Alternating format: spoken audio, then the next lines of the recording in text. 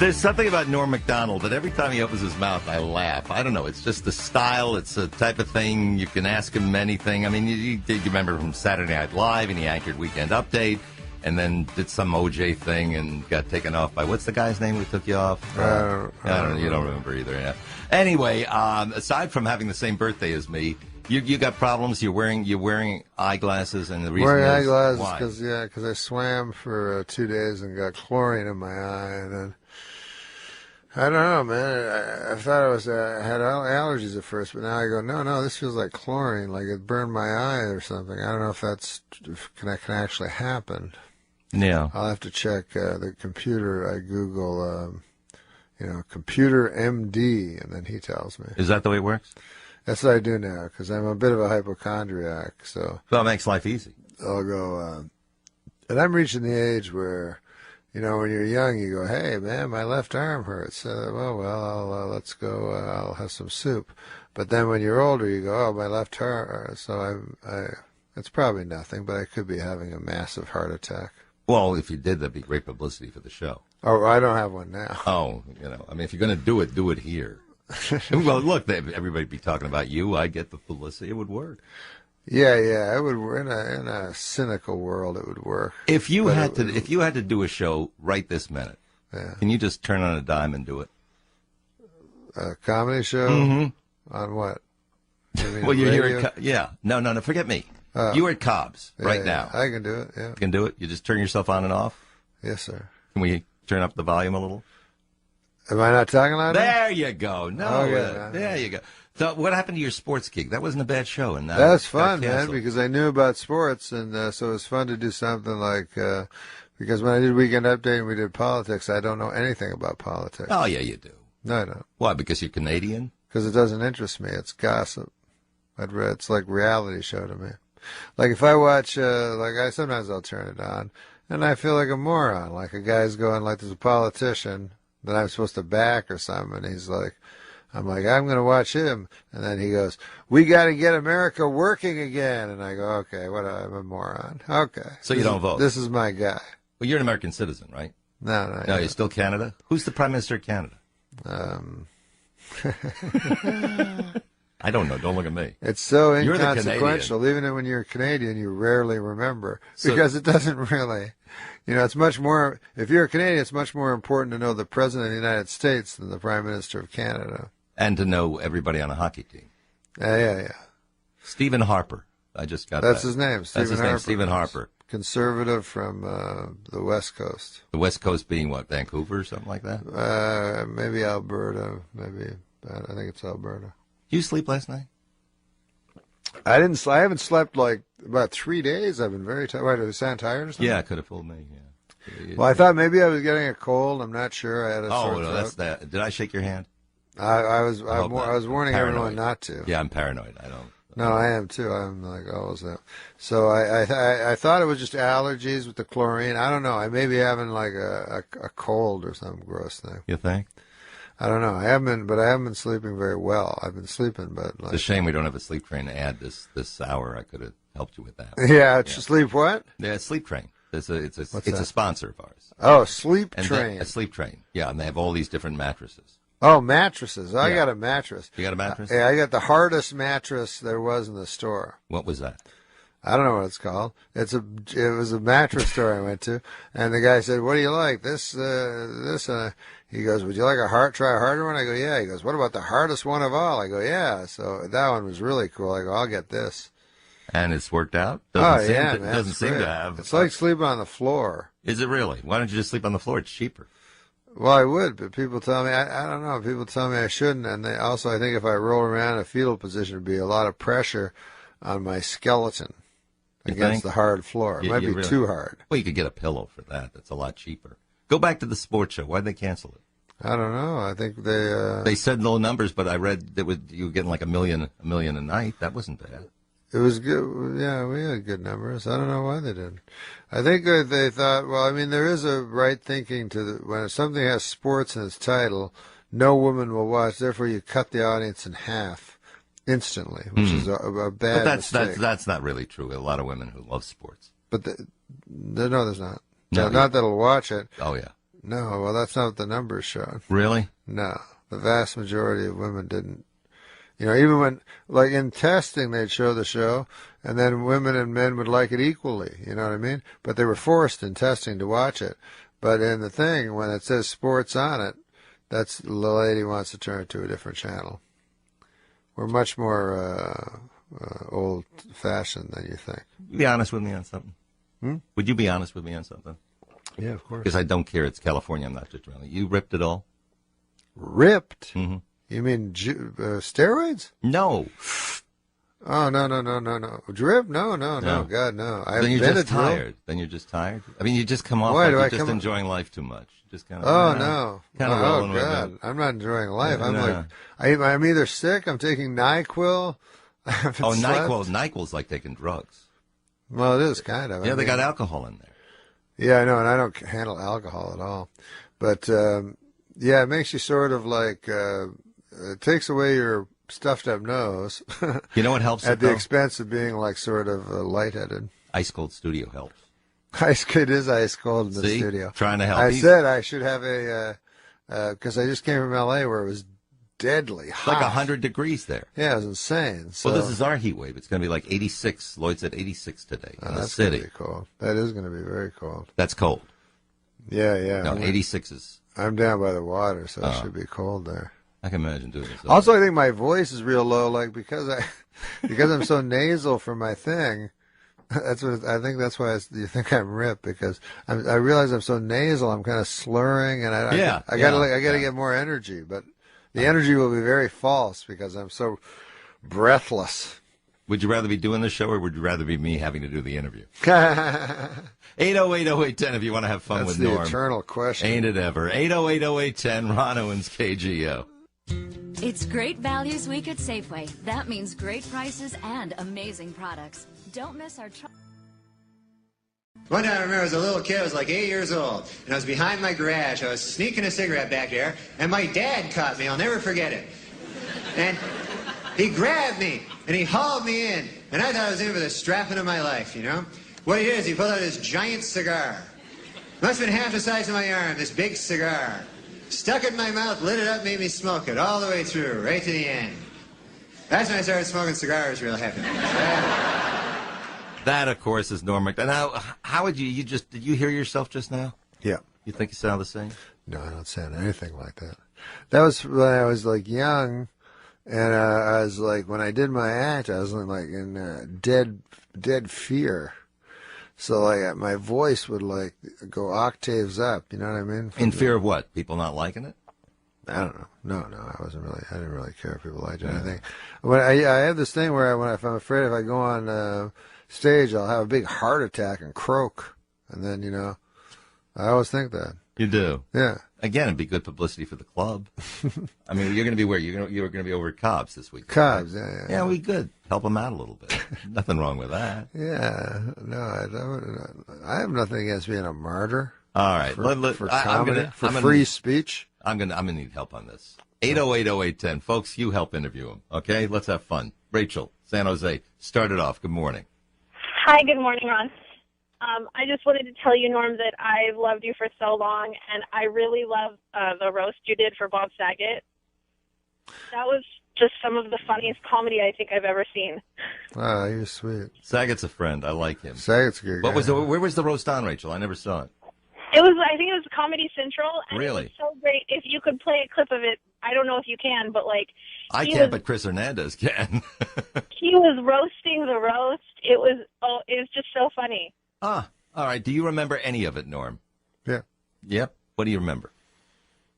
I did a roast of Bob Saget, and why? Do you have a clip of it?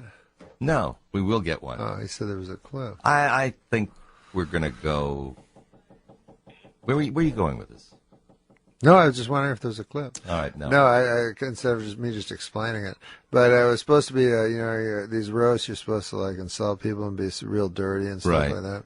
So instead of doing that, I got a book that my dad gave me when I was a little boy. It was called like 101 Insults to Tell People at a Retirement Party. So I got all my jokes out of that book. You did, huh?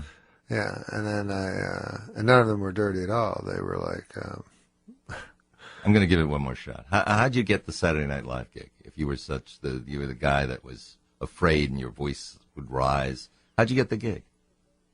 I don't know. I just went to Lauren. They like my stand-up, and then they said, come in and do 2 characters and 2 impressions. And I said, I don't got nothing. And that was it? Yeah, that was it. I said, I'll go on as a writer, because I said, I'm not going to the audition because I don't know how to do characters or impressions. Here's what we're going to do.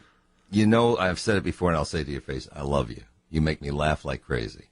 I will plug where you're going. You're going to be at Cobb's tonight, 8 and 10:15, Saturday, 8 and 10:15, Sunday, 8 o'clock. Don't be upset with me. We're done, okay? Yeah. Okay, thanks, Norm. I love you. Cool. I like you. Next time. We'll catch you next time. Okay, baby. That was 500 fun. new business cards. That's 500 first impressions. At Staples, we know you.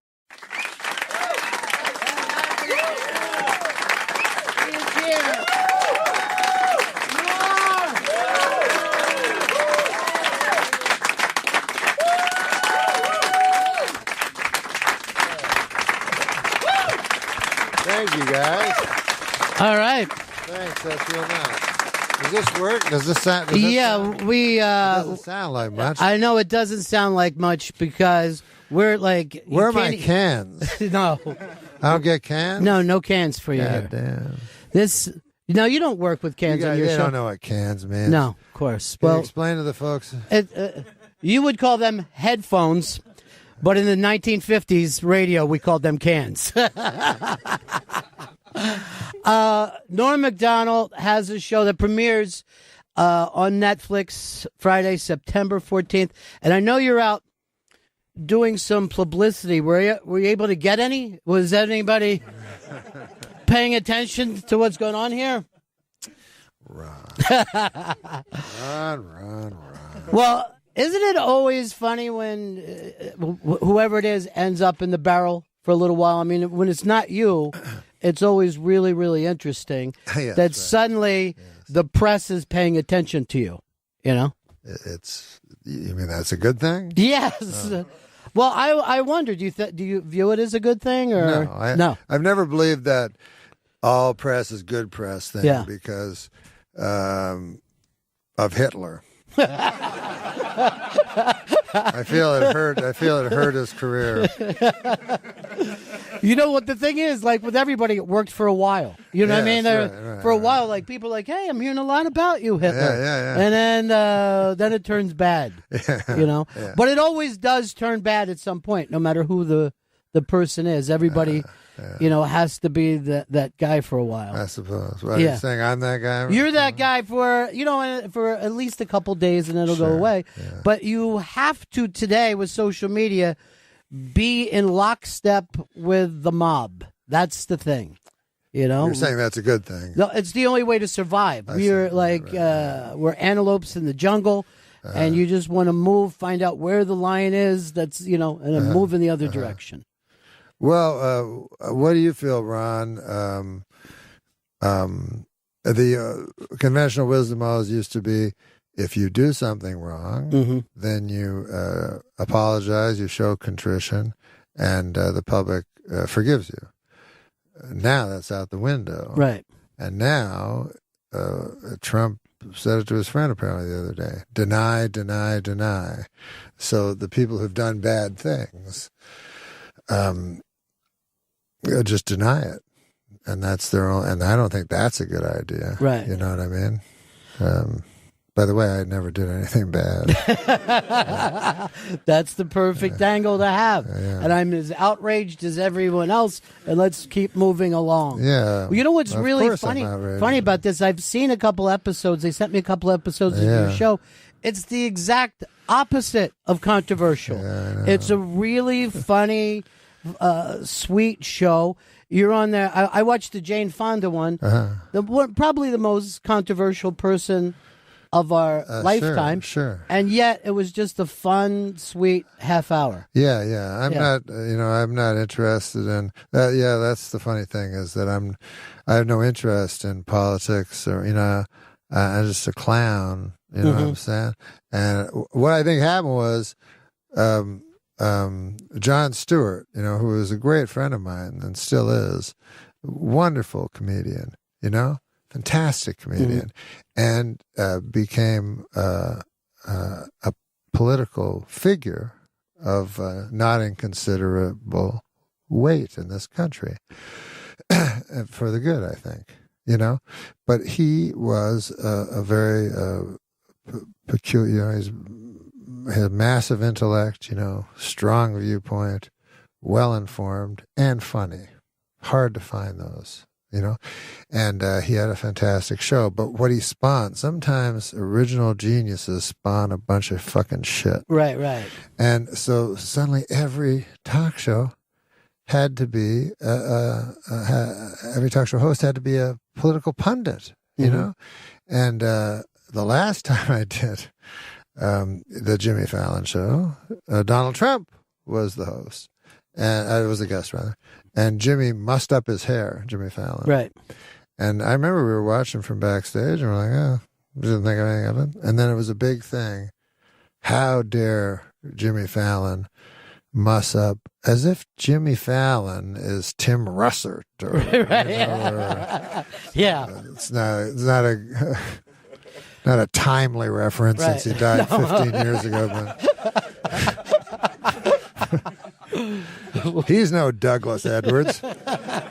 So I said, well, that's Jimmy. It's absurd, Yeah. And I didn't watch Johnny Carson. I was too young. But I don't think Johnny Carson addressed Vietnam or Watergate, you know, things way bigger than nowadays. But that's the way comedy is turned. So, and it's fine, but I'm no good at it because I don't know anything about politics. And so, yeah, it is a little ironic. I don't like using the word ironic because it turns out I always use it wrong. Sure, yeah. But Ted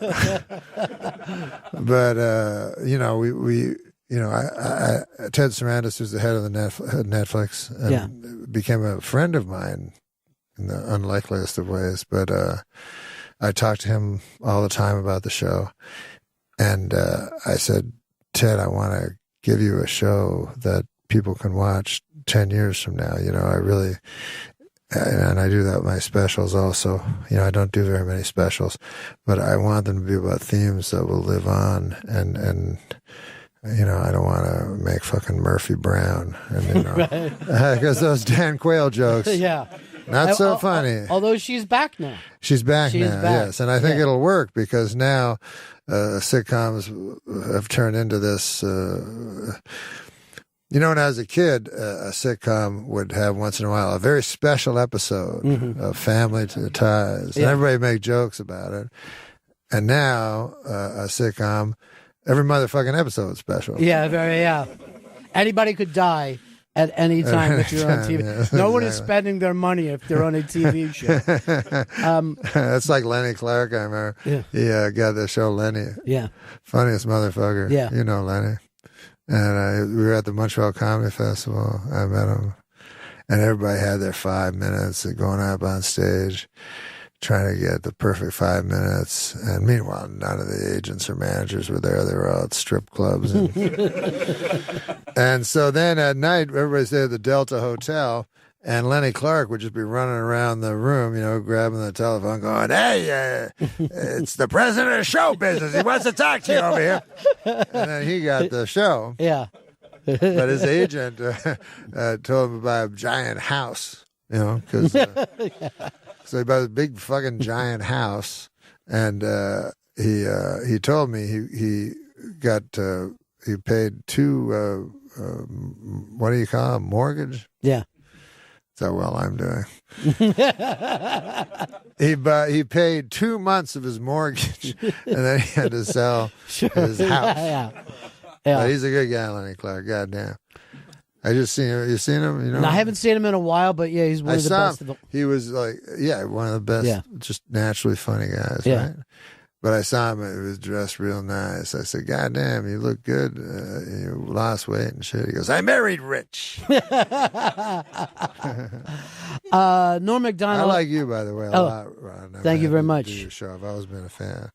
Norm Macdonald has I don't know if you a remember show. meeting me or not, but go ahead. No, I don't remember meeting you. Okay. Where? It was at the Boston Catch a Rising Star. Yeah.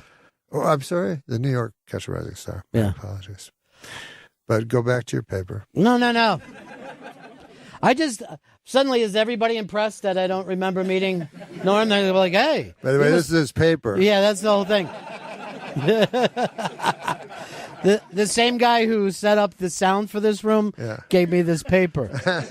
I'm going to bring this up, though, because, now we're ball busting a little bit. Yeah. When you had Jane Fonda on and you have your little blue cards, you had a little shake going. You were a little nervous. I get nervous as a Do you really? Oh, fuck yeah. I was really, really surprised to see that. Yeah. So you're a giant fan of hers. Yeah. You know how it is like anybody that was a celebrity before I got in show business. Exactly right. I can't believe it. Yeah. And then anybody since, they could be the biggest star in the world. I go, what the fuck do I care? Yeah.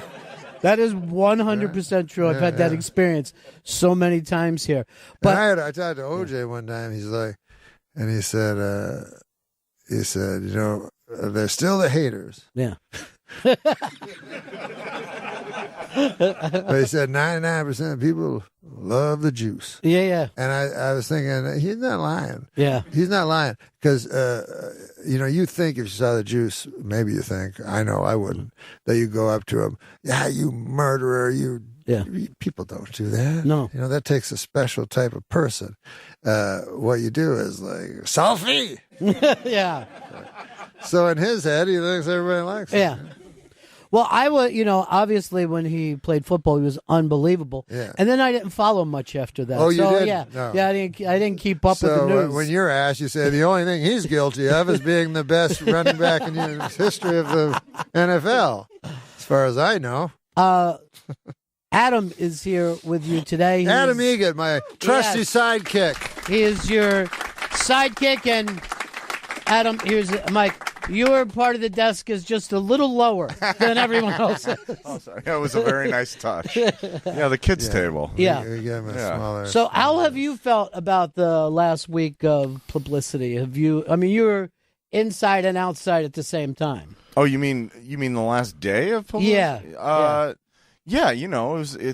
I think that Norm just did Stern, and I think he said everything he needed to say, and that he truly believes and feels, and all the people that are close to him know, that he just doesn't have the capacity to feel certain ways that I'm hearing conveyed on Twitter and some other places, and I think that Norm really did a great job. You did a great job clearing the air today. I never got into comedy to hurt anyone's feelings. Yeah. And sometimes people go at a show, they'll go, please attack my brother, make him feel like a piece of shit, because it's his wedding day. Yeah. And I go, I don't really like to do that. And then one time I did this roast of Bob Saget, and it became a sort of a thing because I didn't do roast jokes because I don't like insulting people, and I certainly never got into show businesses to ever hurt anybody, and it just made me really, really sad when this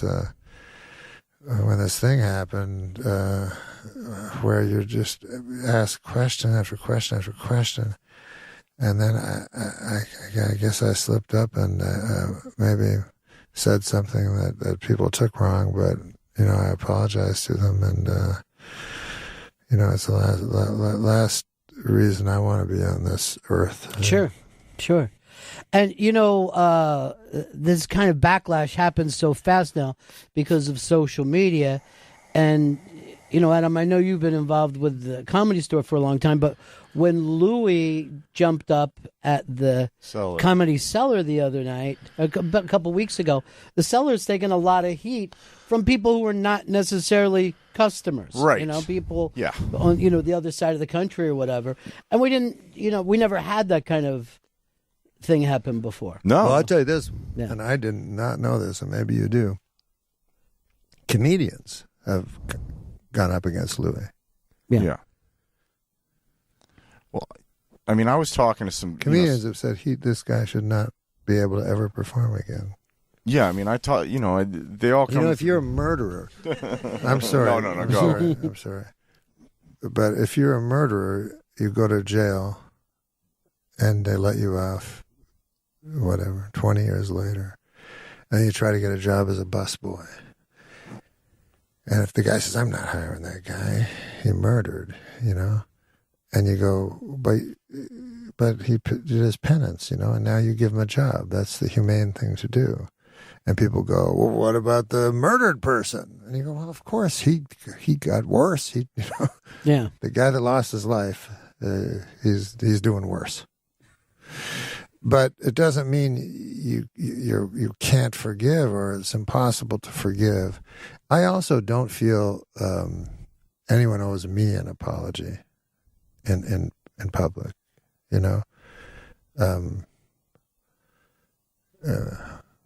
I think personally that you owe an apology to anybody that you did ill to.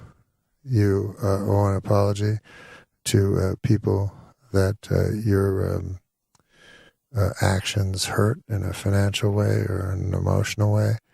But nobody owes me an apology, So that's where your shock about comedians comes from. Yeah, because I don't understand why they're so.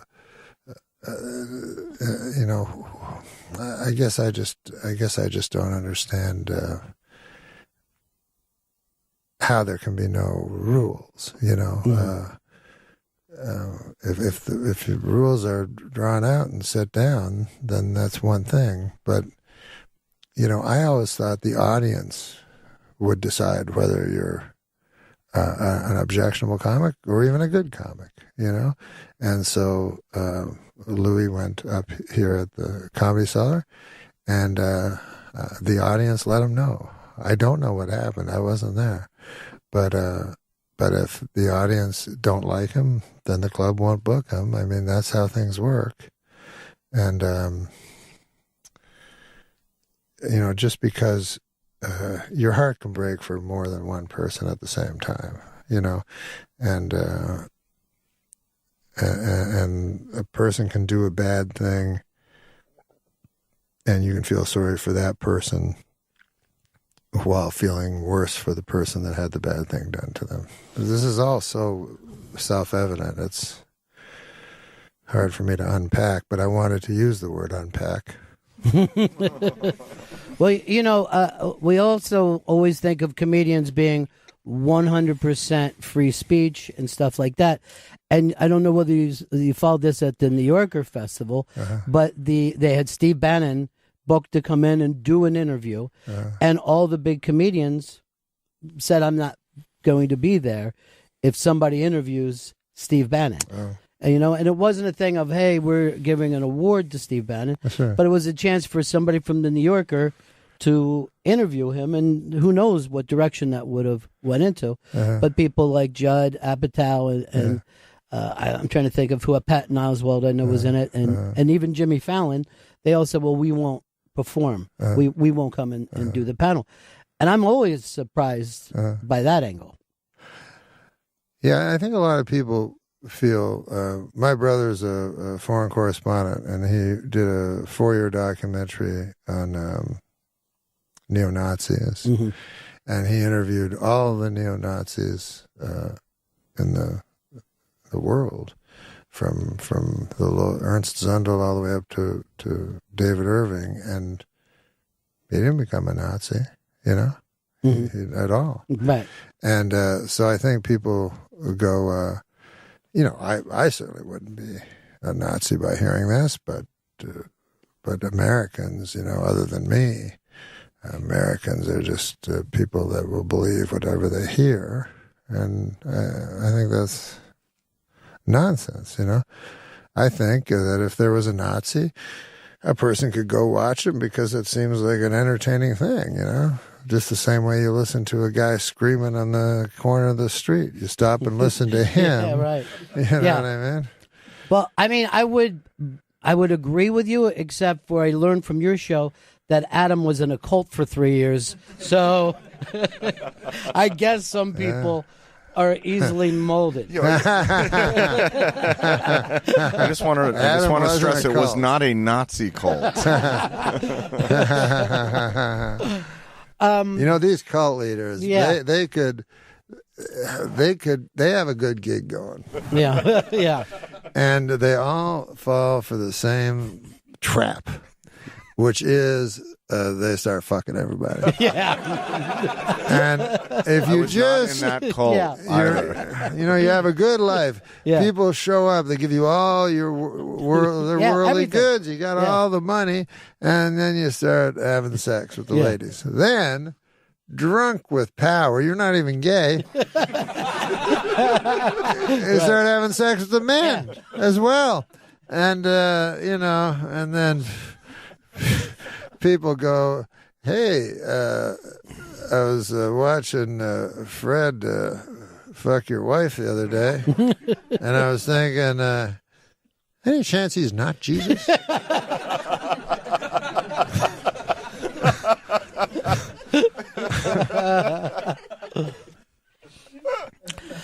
So, are you still with the store? Oh yeah, definitely. So, when you, by the way, I'm sorry, but I love stand-up comedy so much.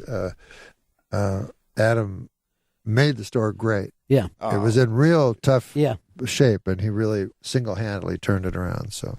It was a group effort, but thank you, Norm. Well, yeah, I would have thought the room would have applauded. But No, they don't. We're on the East. I was just going to say, we're in New York. Well, I think the cellar is the closest. Yeah. And God, I love the guys at the stand. They do great work. Like I think that New York and L.A., I mean, it's always been New York and L.A. for them. Right. They're different, though, yeah, they're as you always say. But would you be in a position if somebody controversial said that was a big name, I want to go on? Well, Roseanne was scheduled to come in last week, and she didn't show up. I know she's going through. You're not helping.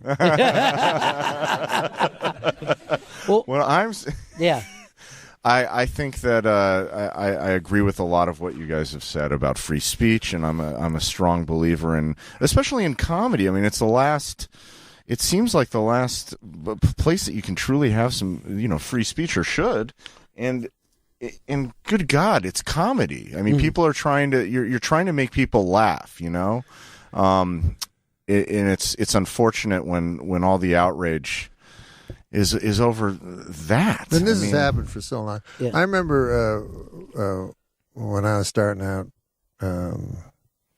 Andrew Dice Clay was a big thing. And I remember talking to Kinnison because he didn't like being compared to Andrew. You know what I mean? And I thought he had the perfect line. He called Andrew a stag act. That was like the perfect description. But people would be women. Oh my God, I can't believe what he said. I said, and I go, well, he just said he fucked Mother Goose. Right, yeah. So there's no one, Adam, you wouldn't put, would you put Cosby up?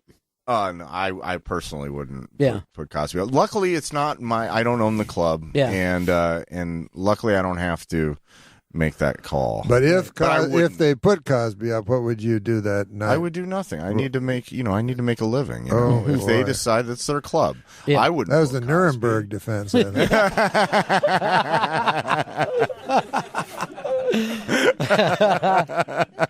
By the way, doesn't Adam have one of the best speaking voices that you've ever? Just literally, it's like Welsh. Yes, it's amazing. Richard Burton, Dylan Thomas. Yeah, you should be doing poetry on stage.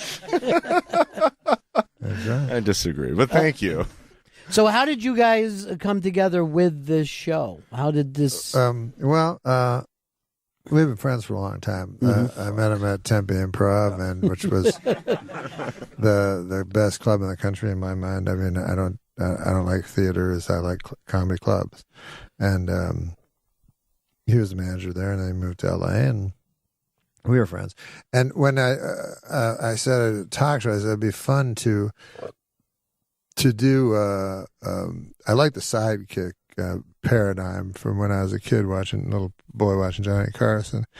And it's funny, that you got this guy, and then the sidekick sort of avers to the host and is a little scared of him. But it's all playful. And I said, but what if you just got a guy and amplified that and just fucking abused him mercilessly? And so that's why I didn't want to get a comedian. I didn't want anybody that would blow back at me. And but an interesting thing happens because it's me, Adam, and the guest, and it's some sort of sociology experiment because within 10 minutes, Judge Judy is fucking calling him an idiot. You know what I mean? Like people, you got a bully and a bullied, and a third person goes, "I'll go with the bully." Well, that we learned in school, right? In like first grade, like even if you weren't a bully, it's better to be like, "Hey, that kid is fucking weird looking." That's true. That's the way that you get comfortable in life. So well done, Adam. Just well done. How do you get comfortable? Say that part again. Well, I'm saying, like, even if you're not the bully, it's great to know someone else is being bullied because that gives you your own safety net. Oh yeah, right. You know, right. so there's a trick stand-up comedians do. I was thinking of writing a book, How to Be a Stand-Up Comedian. No comedy necessary. Because I would go around at clubs, you know, and I go, that guy looks familiar. Yeah, he was the bouncer last week, you know. Yeah. And they just watch and they learn the tricks. But one is this mob control. You know, I don't know a lot of the tricks. I wish I did, but like you'll take a guy in the front row, like this guy with the hat, you know, the fucking hat, and so everybody else in the fucking crowd goes, "Oh my god, I got a hat here too." So I don't want to be pointed out, so I'll fucking also jump on this guy, and it's just these little mob control techniques that these alleged stand-up comedians use. Well, there are. I mean, occasionally you will meet the comedian who wasn't the funny guy in his neighborhood. You know what I mean? He's a guy who works real hard and probably would have made it in any business because he works real hard, but he just happened to have picked comedy. Yes. But you don't want to be stuck in this situation with that guy. You know what I mean? Because it's always about his prepared stuff. That's different from being a funny person, right? Is that what you're saying? Yes. That you learn it. Yeah. This is what I always thought about the Harvard Lampoon or the National Lampoon. When I was a boy, Mad Magazine we would read. I'm sure you did. Yes. Cracked and Sick and all those Mad Magazine types, and then move on to National Lampoon. And it's kind of sad to me that kids don't have that anymore. They have The Onion, but that's just the headline. But anyways, it was sort of the way you grew up, and I'm sorry, what were we talking about? It's about being funny, naturally funny. When I went to Saturday Night Live, I got to meet some of these geniuses from my youth reading comedy.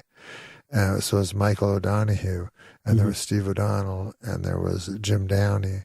And God damn, these guys were fucking geniuses. So, and it's because they went to Harvard, like Jim Downey, a very good friend of mine. He went to Harvard, and he took Russian literature.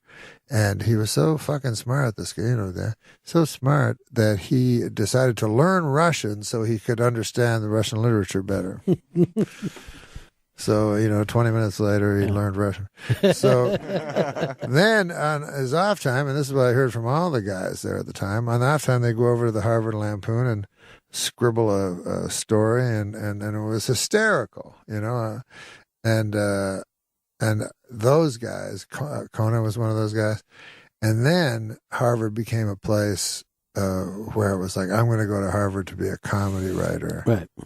And that's where... Yeah. That's where everything went off the tracks. Because when I first got to L.A., everybody in every writing room was a Harvard guy, and I remember telling my agent, I go, I can't talk to a fucking Harvard guy. Yeah, you know what I mean? I got 8th grade education. What the fuck am I going to say? I thought they'd be so funny I wouldn't be able to understand their jokes, and then I met them, and they're just rich. I didn't know that's the way it worked. Yeah. But they became professional, and they weren't funny, but they they studied it. Right, they have the humor math down. The humor math down, yeah. But I remember Tommy Lasorda telling me, he said, we can teach anything in baseball. We can teach, but one thing we can't teach is speed.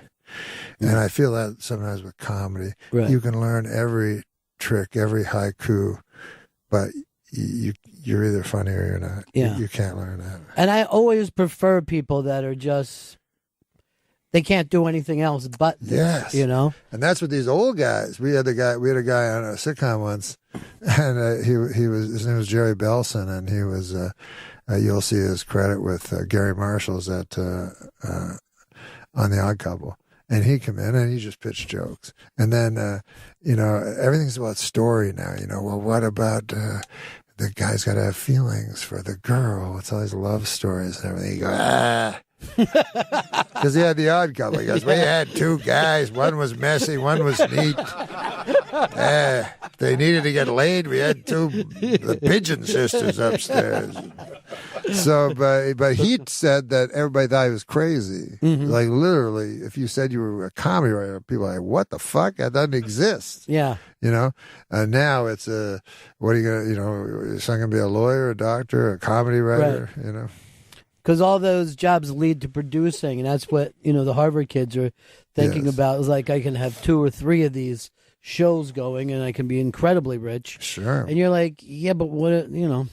And I'm sure you've been in comedy rooms many times.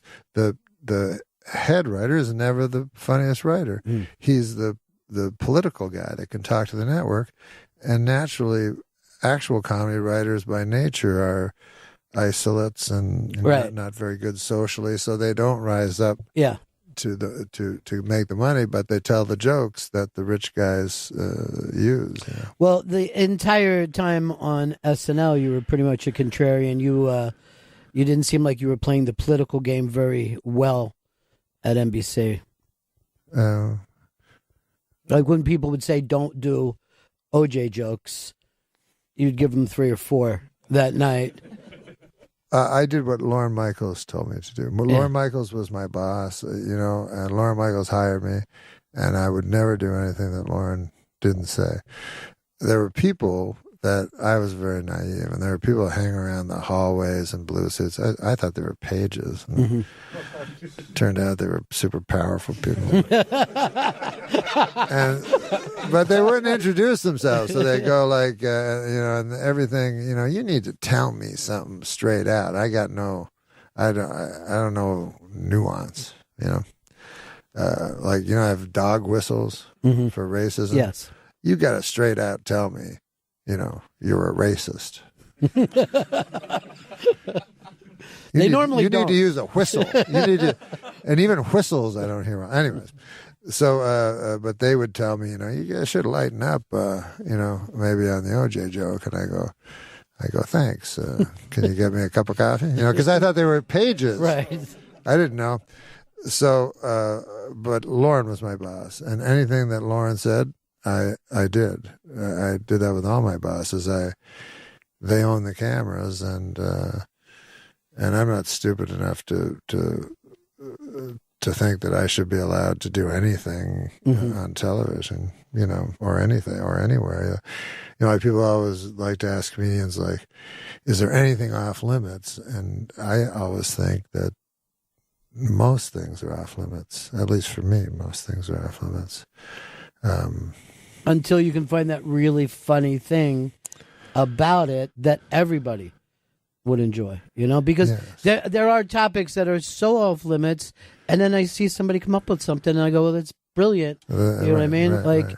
You say, oh, there could be a cancer joke, but then sometimes you see somebody pulls off a cancer joke that a guy with cancer is going, that's amazing. You know what I mean? Yes. Thank you. Right. You nailed it. Right. But it has to be that joke. You have to be that good at it. And it's often not a joke about cancer. It's often a joke about the experience of anything. It could be anything. It could be a joke about pride, or it could be a joke about shame. It just happens to have cancer in it, But that's what's so hard is people ask you to defend these offensive jokes, and usually the offensive jokes are fucking the worst joke you've ever heard. Right? Yeah. They missed. Yeah. You don't really want to. Well, you brought that up after the first guy does it. Everybody thinks, let's go there. That happened, I think, with Kinnison, where he was doing, religious material, but people didn't realize his background was amazingly, religious. And he found spots that everybody could go, oh, that's really, really funny, because he knew what the hell he was talking about. That's really true. Yeah. And I remember, and the agenda of the joke was being funny, which I think has to be the first thing. Yeah. And yeah, I mean, his religious stuff is the funniest stuff because it's not about, making fun of evangelists. Right. But it was also, I always thought his stuff was like Jesus having to put up with us. Yes, you know what I mean? that was always the funniest part of that joke, that he would be screaming at us. And I could fucking totally get that. Yeah, of course. I can't imagine how frustrating it must have been. And the lepers, or the blind coming in to be healed, and he's like... Can I have a moment to myself? Everybody was bothering him wherever he went. How did you get the guests for this Netflix show that you have? Because it's a pretty amazing group of people that you're able to pull together. Yeah. Strangely, I became friends with Ted Sarandos. There's only, I don't have that many friends. And Ted was real nice to me, and we shared a lot of interests and stuff. And he wanted me to do something. And I wrote a book, and he read the book. What guy reads any book? But anyways, he liked it, and I was so blown away by that he took the time. And then he said I was his favorite comic. And I said, how about you give me $20 million? We know you got it. Exactly. We read the papers. But turns out he's also a businessman. But so he wanted me to do something, maybe make that book into a movie. And we were trying to figure out what I could do, because I can't do much. And then Letterman came in for his own show and said Norm should do a talk show, And then I said, well, Letterman knows everything. I should go with him. And but it's a talk show. Letterman's been of such help to me because he knows what I can do and what I can't, And so he gave me so much great advice for the show. And he even said, like he said, I'm not giving you advice on how to be a great interviewer because you'll never be able to do that. But so he goes, a lot of this advice is going to be completely counter to what a broadcaster or an interview such as yourself should do. And he said, just make it a conversation. And it's the most casual thing I've ever seen on TV. You guys come walking out together. Yeah. You offer a beverage. You kind of start the show halfway through. So it really is. It seems like it's everything that I see on TV, especially with talk shows, is so overly rehearsed and done. It's very, very tight. Right. But yours has enough breathing room that something could happen. Doesn't always happen, but it could happen. Right, it could. Yeah. Laura Jo, I don't know where Laura Jo is, but she was kind of the brains behind the idea of the show. And I've been working with her for 20 years or so, and she was saying, like, every time you do a talk show, the people always ask the same thing. They go, except for my father. No, something just occurred to me. The first time I ever did Letterman, the other guy, it was me and a guy that made potato chips that looked like presidents. Like one looked like Richard Nixon, sort of. Not that much. Looked more like a potato chip. But anyways, my mother was like, oh, how proud she was of me. And she goes, oh, your dad wants that. And my dad's like, did you get to meet that guy with the chips? But anyways, what I was going to say was, what was I going to say? Lori Jo. Oh, no, that Lori Jo said, you know what everybody asks you all the time, and I'm sure you've heard this, is what goes on in the commercials. What does Letterman talk to you about? And so she said, we should have that show, but also the show behind the show. So we don't have commercials, so but people need to have breathing room, so we say we'll take a break, and then we just tape that, and then it's so. And I almost got Spade because Spade is the guy I really wanted to get, and so he told me a story during the break, and then I said, "Okay, we're back. Tell that story." And then he almost did, but there's something inside him that's canny enough to have not fallen for it. You know what? One of my favorite moments was too is you were talking about Letterman. You know, do you ever hop up? And he said he couldn't because of nerves, and you brought up nerves, and then you told an amusing thing about Jay, how comfortable Jay Leno is, and you saw such joy in Dave's eyes laughing about Jay that there's still something between those two guys, because that's been the big strange divorce of our whole lives. It sure has. And I wanted to get Dave and Jay together for the show, and almost did it, but didn't turn out that way.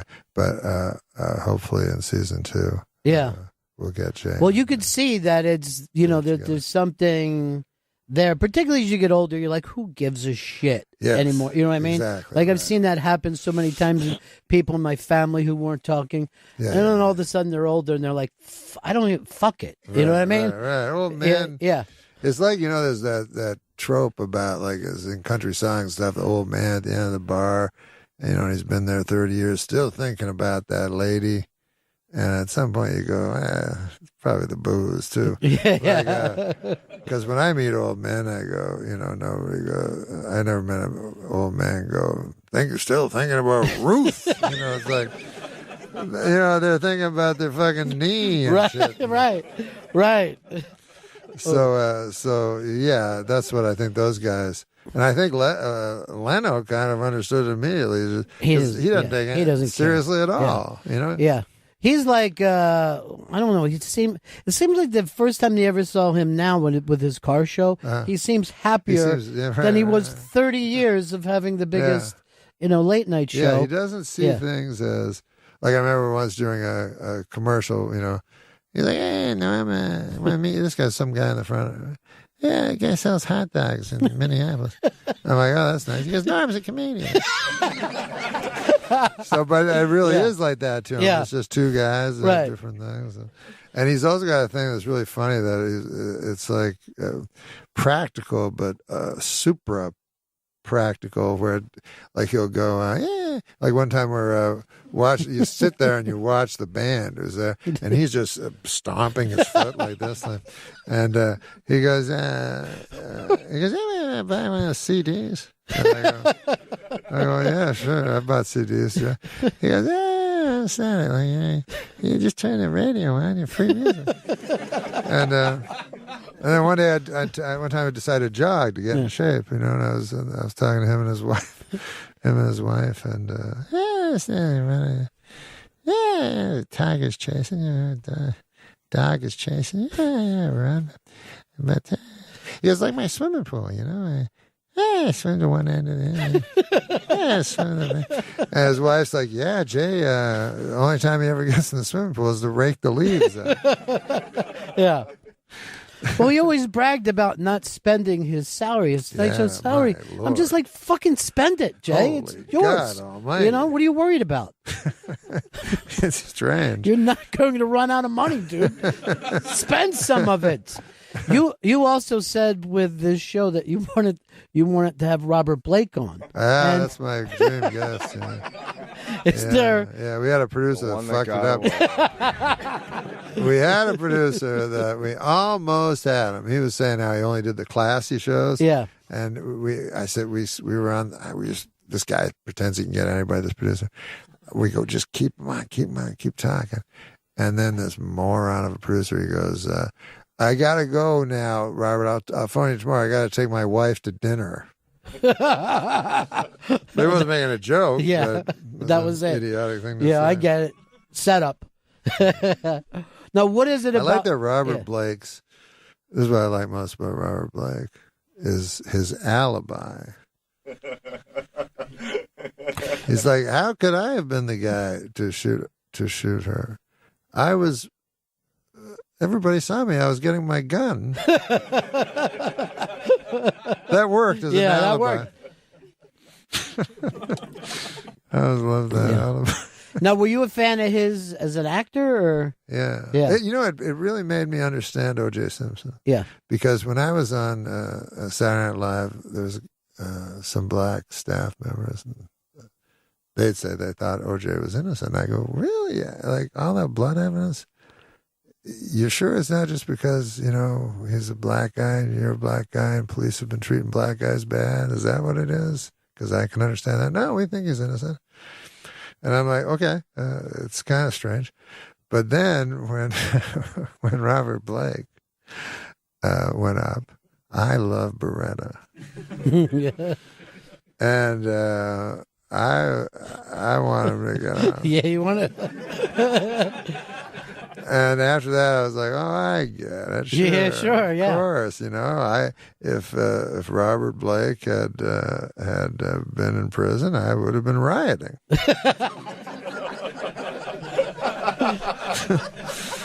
And people forget Mickey. When he was on the Little Rascals, Mickey was the greatest. Yeah. Yeah. Watch In Cold Blood. Yeah. After, Yeah. So is that now? Who is like somebody that you're dying to get on the show? Somebody... We try to get OJ, and he's I guess he's represented by his lawyer in Arizona. Yeah, and so the guy phones him, and the lawyer is like, "Oh yeah, he'll do it, sure, absolutely." And I'm like, "Wow, that's super great." And then he phones back. He goes, "Yes, are you the Norm Macdonald?" And I was like, yeah. And then he said, OJ said that you were particularly rough on him. There's a moment of OJ is one of the funniest things. They got him on. I wish I could remember the Chris Myers. I think it was Chris Myers on ESPN, and he had the first interview with OJ that was an hour long, and he asked him about the entire timeline.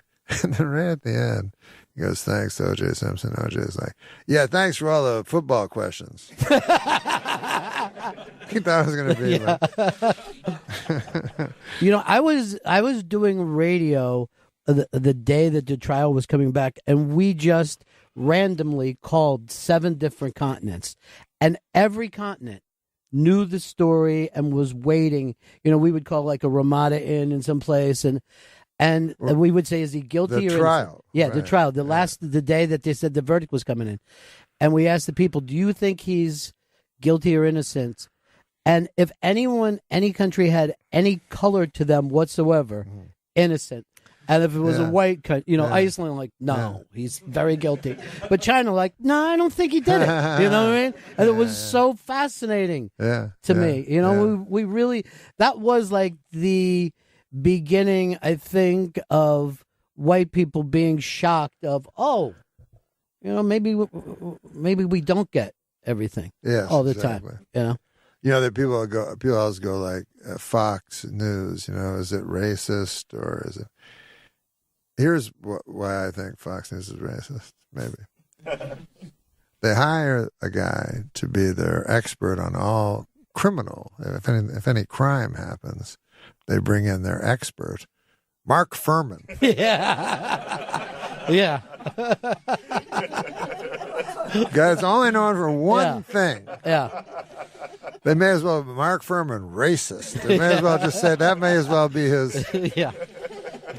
When they describe people, I saw Bill Maher one time, and it was Richard Belzer.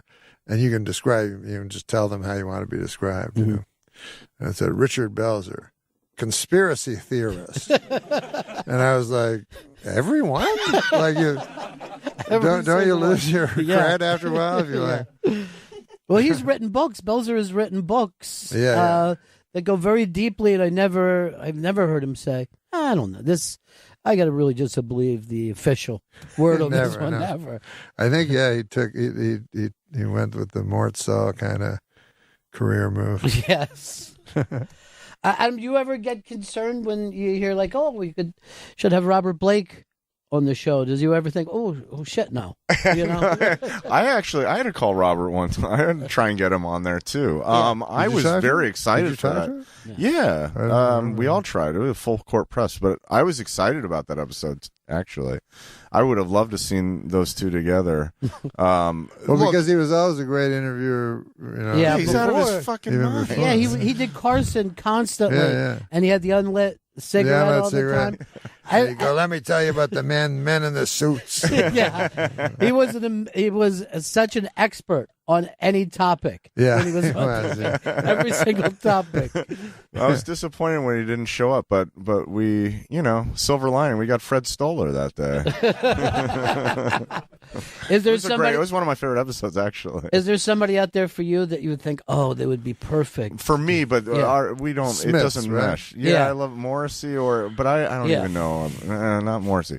Noel Gallagher. I think he's the funniest guy. He's just so charismatic. Oh, is he not a musician? Yeah, he's a musician. Yes. Oh, and Iggy Pop. I think you would love Iggy Pop. Oh, is that right? Yeah, I think that would be. I'll tell you this Spade episode was incredibly. Oh, that's good. Funny. Thank you. Incredibly funny. What I liked about the Spade episode is it kind of got. He captured what we were trying to get in the show, which was the show and the show behind the show at the same time.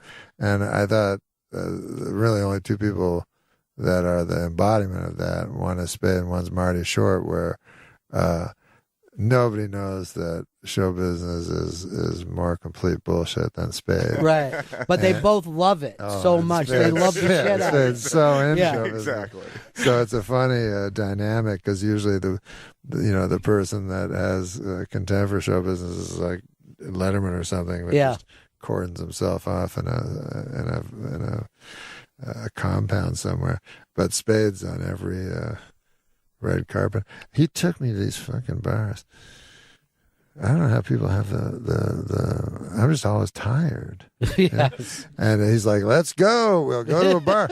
I just did this one night with him. We go to a bar, and then he's like, come with me. And you butt in to the bar. Yeah. And everyone's like, and people go, get out of the way. These guys were on the TV. And you're like, So then you're in this bar, you're fucking all close. There's a guy half a foot from you. Yeah. And then Spade goes, let's go. And you're like, what? And then you go to another place, and then 8 places later, nothing has been accomplished. And I'm so tired. But he said it's all about being seen, all about that stuff, It's funny because I was trying to do the math, because I've been to 6 Hollywood parties in my life, and I got 2 jobs. So that's pretty good. Yeah. So then part of me said, what if I'd done 6,000? Because this is what happens. People don't know you're fucking alive and shit, right? And so I did this one time after I did a show. I said, I'm going to take a year off. I take a year off. No one assumes you took a year off show business. They assume that you got kicked out of show business. Right. And you have to start all over again. And so I said, God damn, I'm going to start going to parties and, get a third of the time, because people next day, they go, hey, man, who we should get? That fucking guy that fell into the swimming pool. Or whatever. But I wouldn't be able to write, and I write a lot. That's why I'm not very good, as you can tell, socially. I stutter, and I'm not too good. But so most you literally time I'm alone writing. But do you can't go into that party and kind of turn on the Norm stage act? You can't suddenly be that guy. Yeah, I can do it, but it's exhausting. It's like it's like doing a 4-hour set. It's like when Jesus was touched by the lepers. He'd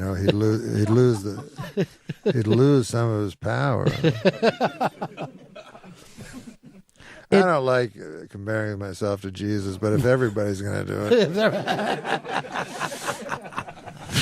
it. Is there a goal that you had that you never got a chance to reach? Is there something that you said, I really... In show business? In show business, something that you'd hope that you have gotten a chance to do? I mean, I would love to start now, in show business, because when I began, I was always like, I never wanted to do anything but stand-up comedy. And I said, I want to do stand-up comedy and then become a big stand-up comedy star and only do that.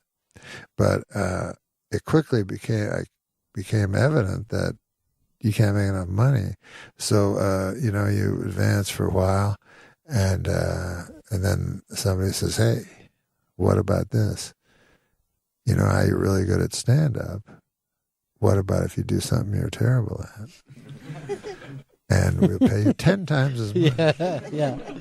And you'll act and you'll fall in love with the girl. And then I'm like, I'll take it. Yeah, I'll do it. And then so what I told Ted Sarandis this. I said, you've really done something good by giving $20 million to these comedians, Chappelle and a couple others.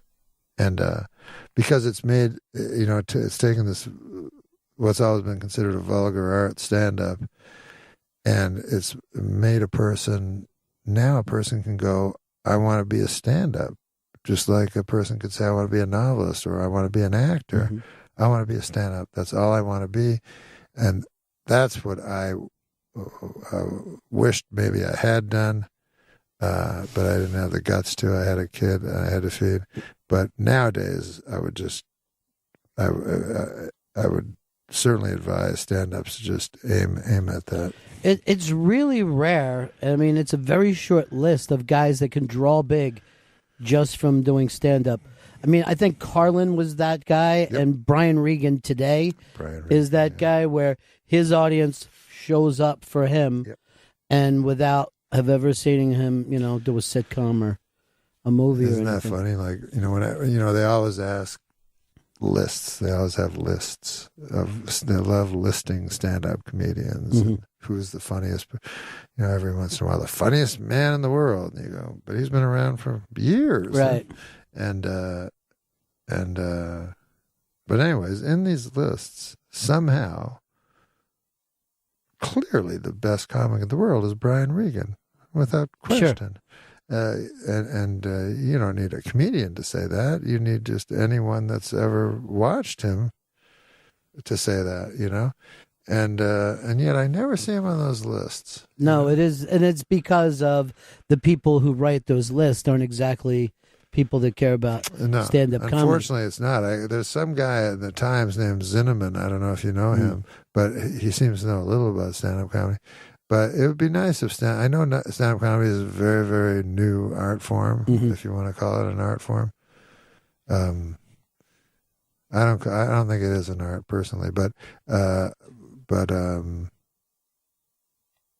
it's great. I think what Ted Sarandis did specifically in getting a whole bunch of money to Chappelle. If you don't think it's art, what do you think it is?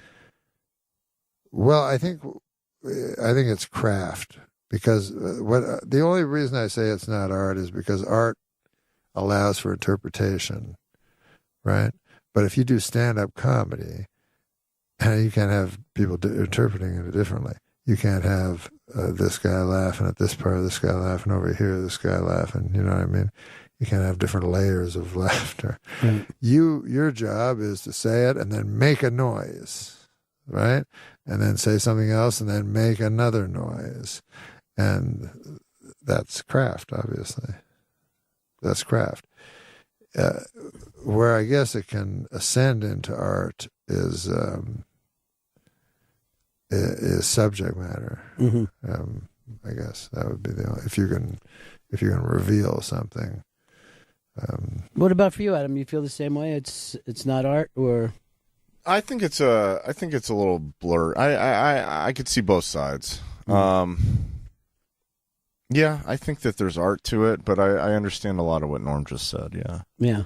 I mean, to me, art. To me, I guess,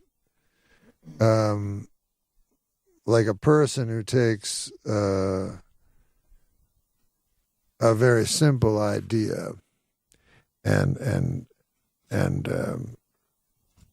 explores that idea to its which I feel the best stand-ups do. That's an intellectual exercise. Take something simple and make it incredibly complicated and look at all the minutiae. Art, I feel, is to take something incredibly complicated and reduce it to a line, and I think that's how I would define art. And so that's pretty hard to do in stand-up. People have done it. Not for their whole acts, but people... Yeah, just every once in a while catch that thing that is just... Catch that truth. Yeah, that truth that everybody immediately changes.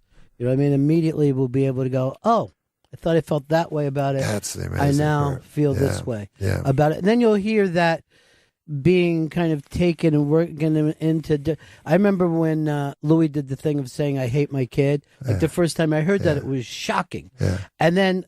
I heard like... You hear it a lot now, you right? hear newscasters saying it. My kid's a dick. And everyone laughs. Kinnison would give him a sandwich. Yes. That thing started to just move. Not even other comics stealing it, but politicians. And then you would go, okay, so everyone's moved over. So it's cool that person, even though they got stolen. It's like that with impressions sometimes. Like, people would all, Dana did the impression of Carson. I did not know that. Yeah. And then people would go, I did not know that. You go, well, you're really stealing that from Dana. Like, that's when you have a great impressionist. He cracks that thing, but then everybody else starts at that point. Yes. So they're like, when I was a kid, nobody could do Bob Hope. Yes. Yeah. Right? No, now everybody can do it. But with I remember with Dana, you just have people starting with not can that. And you're like, he doesn't even talk that way. That's Dana finding a funny place to go with that. I was so shocked because I remember because Reagan was the president, and I was like, the vice president is nobody's going to be able to do him. He has nothing. And so Dana just made it up from scratch. It's so funny. You're really enjoying doing this show, though. This is, you think, something you want to do for a while, right? I would love to do it forever, because Lori, who I work with, I don't know where she is, but she and I have always worked together, and she said, let's, because I was real good friends with Ted Sarandis, which was strange, and Dave, and they said, this is a chance to work with people that are friends. And then she said, let's just hire, everybody we hire will be our friends. Because as everybody knows, whenever you work together, if there's one bad person, that person becomes the person that everyone else talks about. I don't know what it is about human nature. You're like, motherfucking Marcy. Well, I think Lori is trying to make sure all your other interviews don't get canceled. So well, thank you, Ron. We'll get you on The View. This is so awesome. You're such a great interviewer. I always love watching you. Thank you. And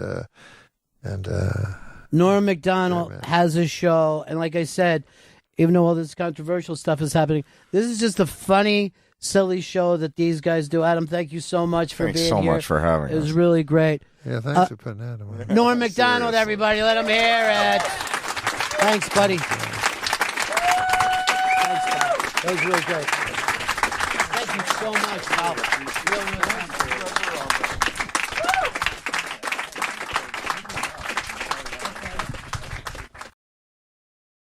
I am doing well. So the question on everyone's mind is: are you going to host this show?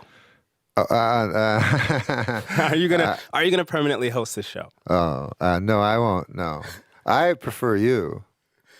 Thank you. Yeah.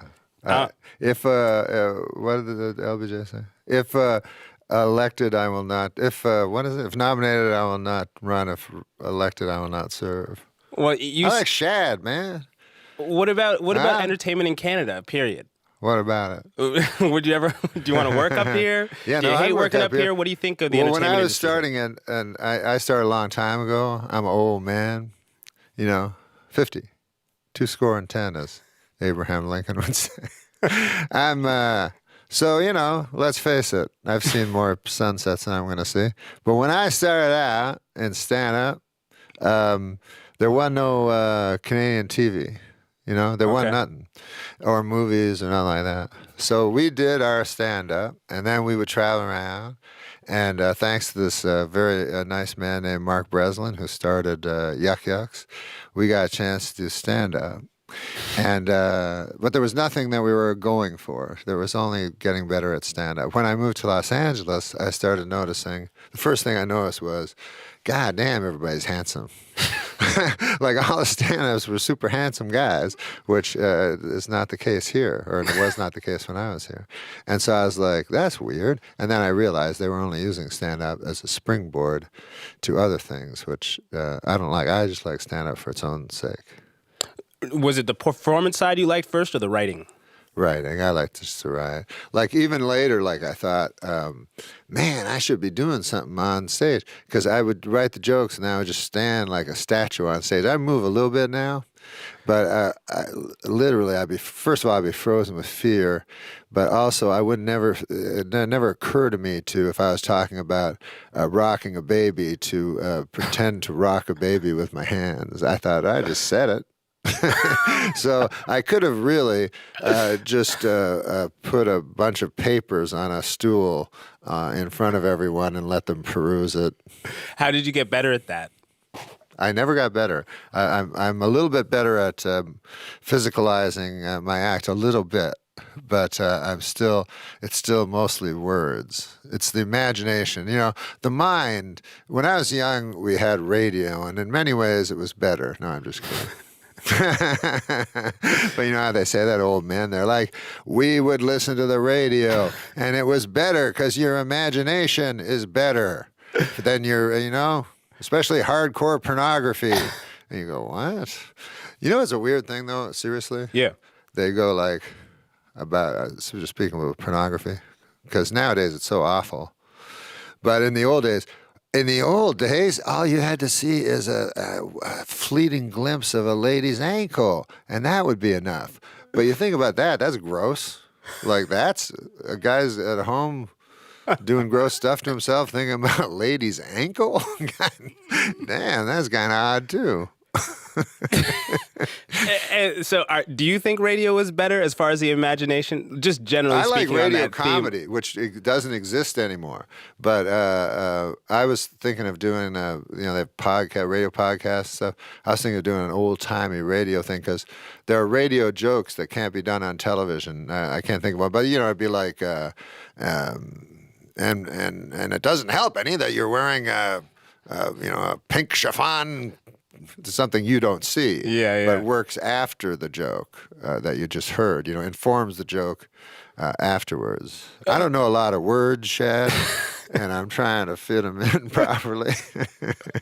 Okay, I want to stick on the topic of Canada for a second, since we have you here on our public broadcaster. Yeah. You've said that as a young man, going on the train across Canada was one of your favorite things. I love that, yeah. What was it about that you loved? I'm going to do that again, I think. It was, you see the country. The train is the most beautiful, all through literature, the train has, well, actually it symbolized death. That's not a good one. But when you go on a train across Canada, you start Moncton and you go across. Yeah. The first couple of days, people are normal. After that, people go crazy, start having sex with each other. Not me, but I saw it. And then a guy gave me a cookie.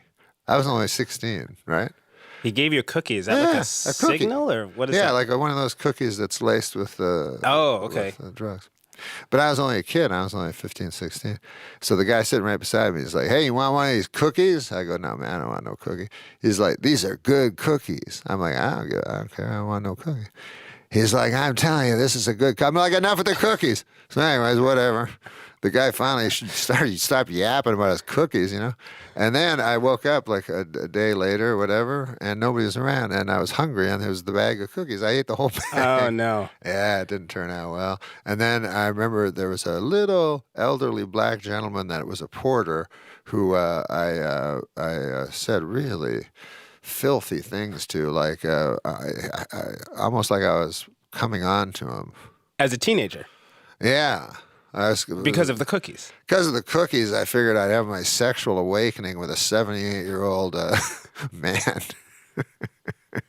But you went back onto the train, though. Yeah, I've been on the train three or four times. So that didn't scare you off? No, the train across Canada, if anybody has a chance to do it, is the most beautiful experience. You go through Kicking Horse Pass and stuff, and you go in the bar car, and you meet strangers, and you look out the window, and there's a lady putting up her her wash on her line with her clothespins. It's very romantic, right? Yeah. You imagine your life in any of these little cities and what it would maybe look like. Right? Yeah, and she, the lady with the clothespins, imagines your life. Yeah. And you brought up Moncton. That's where the train line starts. Yes, sir. And you tweeted a really great story about your friend Phil. Oh, yeah. In Moncton. Could you tell us about that? There was some unpleasantness in Moncton a year ago or so. The shooting. With the shooting, yeah. Which is something that happens in our times. That didn't happen when I was a boy. But, I knew an old man there who my friend Shaggy, that wasn't his real name, but he sounded like the dude from Scooby-Doo. And so we all laughed about that because we'd eat Count Chocula and smoke marijuana. And so he said, I was going to Moncton. I just started taking the train. And I said, I get some work. He said, oh, yeah, my old man's there, Phil. And so anyways, when this unpleasantness happened in Moncton, it was the Kings were in the finals, Yeah. Los Angeles, and I was there, and I had a ticket. And instead of going to the game, I phoned Phil, talked to him, and he was like barricaded in his basement. And it was kind of cool. Like I was talking to him, and then he was halfway through. He's like, screw this, man. I'm going to go upstairs. He kept talking about his 50. He had a big 50-inch TV. He was going to watch it, and then he reminded me of all this stuff that I was there. And then the coolest one thing was he reminded me that he had taken me to a game where Darryl Sutter had played in the game. Like a junior hockey game in junior Moncton? hockey game, yeah. So it was really, really cool. It was amazing. Yeah, it was amazing. You tweeted that story. You also tweeted a really touching story about Robin Williams. Oh, yeah. What is it with Twitter and the short stories? You seem to like that form. You express yourself well in it. People like it. What is it about Twitter and short stories for you? Well, because I didn't know what Twitter was for really much. People told me, you got to get Twitter. And I was like, no, people just say that, I'm eating a hamburger, stuff like that. That's what I thought it was. Yeah, which it kind of is. A lot of it is, yeah. And so then I went on and I told some jokes, and then my fans would go, that one sucks. They're supposed to be your fans, They just abuse you constantly. So, but then I would sometimes have memories of people. It was, people pass or something, and I'd have a memory and no one to tell it to, and so it would just be late at night, and sort of it's not really meant as anything that would ever be published or anything. It was just a way of me telling the people that followed me on Twitter that I knew Robin Williams, and I met Robin Williams once, and he was very sweet to me, and so I just. Yeah. Do you think people are getting a different side of you through those sorts of tweets and short stories? Yeah, maybe. Like people are always thinking, that you're that there's only one side to you. When the performing side of a person obviously is the smallest side of their facets. But. Yeah, maybe they get a little bit of, but that's not really why I do it. I just do it because it's late at night and I'm alone and I don't drink or smoke or do drugs or be promiscuous or anything. So I just kind of reflect a lot. Well, another thing people got a sense of you from Twitter is when you defended Alice Munro. Yeah. A little attack from Bret Easton Ellis. Yes. Well, there's Twitter. this guy, Bret Easton Ellis. So I don't really follow modern. I don't think you call that literature, graffiti, whatever it is he does. So he had written something against Alice Munro, and then I gave him the benefit of the doubt. I read one of his quote unquote books, and which one? American Psycho. American Psycho. Yeah, that was the famous one, and people had told me it was good, but whatever. So then I was like, how dare this guy, to say something about something he doesn't understand? I mean it's one thing you can be a bad writer, but God, at least read. At least you can learn to read if you're going to be a writer, for God's sakes. Well, people probably didn't know about your interest in literature, in your analysis, people don't know that. I like writing a great deal. Yeah. It doesn't matter to me the source, but the greatest writers are novelists. Yeah. But then I would put I don't know, maybe singer-songwriters I put way up there. Ahead of comedians. Oh yeah. Why? Well, because I don't think of comedy really as an art. Like I think of other things. I think of comedy as more of a craft. You know, it can reach certain levels, but only certain levels, because comedy requires laughter, and as soon as you require something of an audience, you're in trouble. You know. That's interesting, because to me, comedy is the highest art. Really? Because it's the most kind of simple and precise, and it holds the most things together. Like in one joke or one sort of comedic phrase or story, you can represent so many things, and laughter is kind of the thing that brings the most people together. I think even more than music, people like laughter. Uh-huh. So I think it's kind of the What highest. did you just say, though, that it holds what? It holds so many things together. You know, somebody can tell a joke that is true, that is funny, that is sad, kind of all at the same time, and it can be as short as one line. So to me, it's actually kind of the highest art. No, I mean, as far as writing goes, like, to me, the shorter the better. Like if you take comedy writing, like a movie would be the worst to me, and then a TV show, and then a sketch. I mean, in terms of hardness, and then a joke would be the hardest. And this shortest joke, you know, like there's a famous joke by Henny Youngman, "Take my wife, please." So that's 4-word joke, you know, 3-word setup and 1-word punchlines. That's incredibly difficult. But no, the reason I was saying is because you have to produce laughter. So you can have a layered joke, but you can't have something that can be interpreted by different people in different ways, because you have to create a noise at a certain time, and that noise has to be consistent. So every single person in that audience has to understand. So therefore, it's a little bit of a blunt force instrument. Yeah. You know, but there is a way to bring art, you know, into comedy. But it's more difficult. I have to say, my favorite. I'm not usually serious about stuff, so yeah, I'm not good at it. No, that's great. I have to say, probably my favorite thing about you, and I told you I saw your show in Vancouver. Uh-huh. I pretty much paid the ticket, however much it was, to hear you say the phrase "on account of." That is, like, to me, the funniest thing. On account of? On account of. Well, it's a kind of Canadian phrase, I think. Did that just strike you as funny, or did you ever analyze that? There's something about that that's just hilarious. I paid $50 to hear you say that live. On account of? Yeah. Well, I grew up, Shad. My father was old when he had me. Yeah. And he was 50, a little older than 50. And then I grew up in rural Canada, very barren soil, and everybody was old except me and my brothers. So everybody was like 50. All my dad's friends were 50.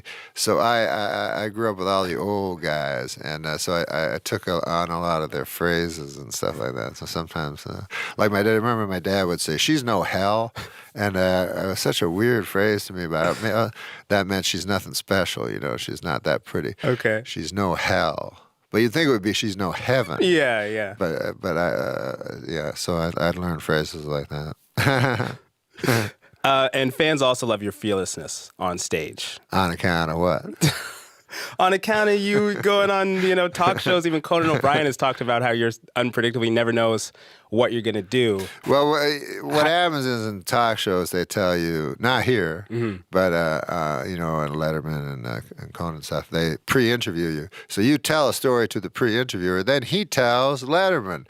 Then you go on and tell Letterman, he already knows the story. Yeah. So when I first started, I was like, I just made up a whole bunch of stories that I didn't tell. So I'd tell the pre-interviewer a bunch of stories. Then I'd get on Letterman, he'd ask me, and I'd tell him all different stories to surprise him, So he wouldn't know the story, because that sucks if a guy's already heard the story. And so then finally they decided, what's the use, But do Letterman and Conan and these guys like when you throw something new at them, or are they like, no, they like it. Yeah, they like it. They're cool with it. Because, Letterman's the funniest guy I've ever met. So he's like you got to keep up with him. He's very, very difficult to stay with. Because he's just so funny and so fast and so super sharp. And I remember one of my first things I ever did. It was this joke that it was in my act. It had been in my act for a year or whatever. And I did it on panel with him, talking. Panel is when you just talk to the guy. And then he did a line right after it that was funnier than all the thing. I was like, damn, I worked for a year on that joke, and you just thought of it out of your crazy big mind. Did you first meet him doing stand-up, or did you first meet him on that show? No, on that show. He did stand-up for a very short time when I was a young boy, but he was not a stand-up. But he was nice to me. He's taken me to dinner and stuff and talked. He's kind of an odd duck, but super smart and really, really funny. But you can be having dinner with Letterman. It'd be like 6. He always brings 5 or 6 guys, so he's protected. And then he'll be like, "I gotta go to the bathroom," and then he leaves. And then people, you go, "I guess he's not coming back." Does it ever scare you, the chaos? The chaos of being unpredictable, of sharing some story that hasn't been vetted by everyone else. Sometimes I do get scared. I get scared on the Howard Stern show because it's so long form, and he does this thing where he's super honest, and then he makes you be super honest, and then afterwards you're like, "What did I say? What did I say? What did I say?" And then I remember one time I was in a limo, like right after Stern. I was talking to the limo driver. This Greek guy, and I was like, I was talking to Stern. I don't even know what I said. He's like, yeah. He's like a hypnotist. He go, I bring my wife to. I don't know if this is very good Greek. He goes, I bring my wife to Las Vegas one year. Hypnotist bring me up. I talk to him. I don't know what's going on. All of a sudden, I'm in my underwear. So it's like that's what it's like. He like looks you right in your eye, talks to you, and now. All of a sudden, you're in your underwear. Sidebar, do you think that actually works, that hypnotist stuff? I tell you, man, I saw Ravine the Impossibilist once, and that was the guy's name. Yeah. It was at the NAC in Ottawa, where I live. I was 13 years old. And he had guys up there, and he was talking to them, and he said, "You do." And then so everybody running around, one guy talked like he was from the moon. He said, "You from the moon, you got moon language." And this other guy, he does this other thing, and you're a chicken and stuff, right? So all chaos going around, and the guy pecking. I remember the chicken guy went right by me. He was pecking, trying to get some food. There's no food. And anyways, after the show, I was out in the parking lot with my brothers, right? And I see the guy. I go, "There's that chicken guy. I'm going to talk to him." So I went up to him. I said, "What was that like, man? You thought you were chicken?" And then he's like, "It was cool." And I was like, "Wait a second, hold on. Like, if you thought you were a chicken for 15 minutes, if you had that psychic break, you go like, oh my God, I got to go lie down and seek counseling." And so the guy was just going along, just lying. He's like, "It's cool." How's that cool? Thinking you're not even a human. So no, I don't believe it. Yeah. They wanted me to stop smoking. Say, go to a hypnotist, and they'll, he said, it worked for me. I'm like, I feel I want to quit myself on account of, I don't want to be that weak that a hypnotist, I go, "Hey man, I quit smoking. That's the good news. Bad news, I got no will of my own." It's an old man on Bloor Street. He makes my decisions for me. Okay, just going back to the chaos for a second, and sorry, I have to catch my breath. Going back to the chaos for a second. Is there anything in those moments that comes to mind that you've regretted, like, "Oh, I shouldn't have taken that turn"? That really stands out for you. I shouldn't have said that, or I shouldn't have made that joke. No, not usually, because I've bombed many times, and when I do, I have sort of outer body experience. Because there's a thing with stand-ups, when you see another guy bomb, you're like, you like it. I don't know what it is, but you're used to seeing people do good. And if, people have stories, even in life, usually the stories, something bad happened to you. If all your stories, you're the hero, that's not a good story. No. And then I did good again, So usually the stories are you're embarrassed, something bad happened like that. So I get a kind of an outer body experience while I'm bombing. Because I think it's kind of funny. Like, guys went there to laugh, and then nothing worked out. And then also it's funny, they hate your guts. Like, you're doing your best. It's not like you're intentionally, trying to make them not laugh. Yeah. But you're just failing. And then they're like, we hate you. Like, and so I find that kind of funny. Then I smirk, and then they really, really hate me. But that doesn't exist in other forms of performance. Like, if I go up and I play a song and people don't think it's great, there's like this instinct to clap. Yeah, right. People just clap or cheer. Yeah. They're just this instinctual thing that happens because the song's done. Yeah. But with comedy, it's almost the opposite. It is.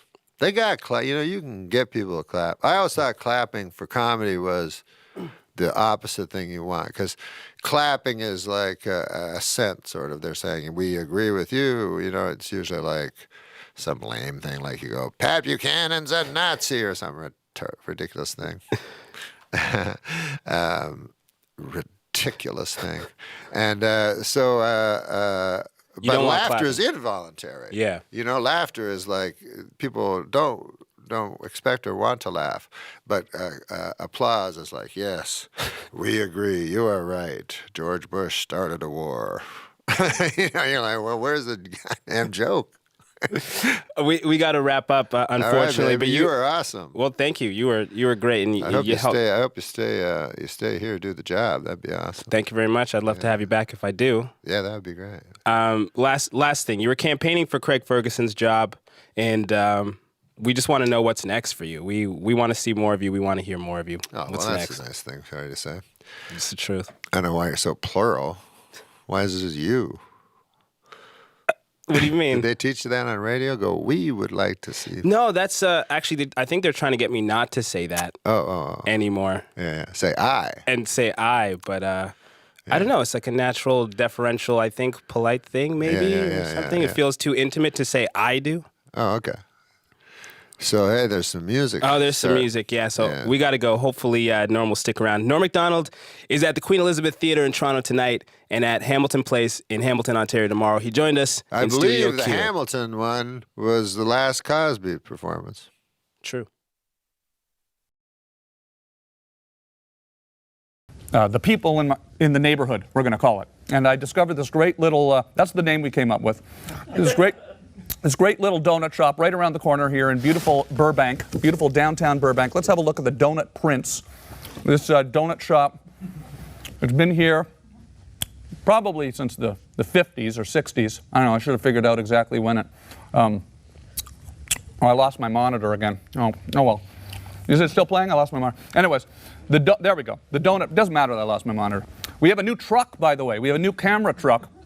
It's working really well. We're really excited about it. And we have all sorts of new technology. That's why the show, you may notice, looks a little better this week. The lighting is a little better. I'm actually not more well rested. We have better lighting. This is our truck. This is a new space-aged, literally a space-aged piece of equipment that we're using here. This is this camera truck was used by NASA for the last 8 years. For 8 years, they filmed the space shuttle launches with this truck. We actually have footage. This is actual footage. This footage was shot by the truck that we're using tonight to broadcast this show. This actual footage that you're looking at right now of the space shuttle taking off was shot with the exact same equipment that we're using here tonight to film this show. And so we're proud of that. I'm proud of that. It's essentially a metaphor for what we're trying to do here. We're trying to take television into places, new places. We're trying to discover new adventures in space we're going to have here this season. I want to have fun this season on the show, so that's why I'm talking louder than I talked last season. You may notice my voice is louder than it was last season. That's because I'm trying to have more fun on the show. I'm getting a new car. Can we show a picture of the car that I'm thinking about purchasing for $750? This is a 1974 Pontiac Firebird, and the idea is that we're going to get this car. I'm going to get this car, and I'm going to be driving around Los Angeles over the next year, and making some videos around Los Angeles, stopping into places like the Donut Prince and other Los Angeles landmarks, and it's going to be a lot of fun. So that's what we're doing on the show this year. Thank you for being here tonight. Thank you to all our loyal viewers. We're going to have a great season. Norm Macdonald is here tonight for the hour. We'll be taking your calls. This is very exciting. You can call on Skype. If you want to call and talk to people on the show, just go to my Twitter at Tom Green Live. All the information will be on there on how you could be part of the show. Stick around. We'll be right back with Norm Macdonald for the hour. You're watching Tom Green Live.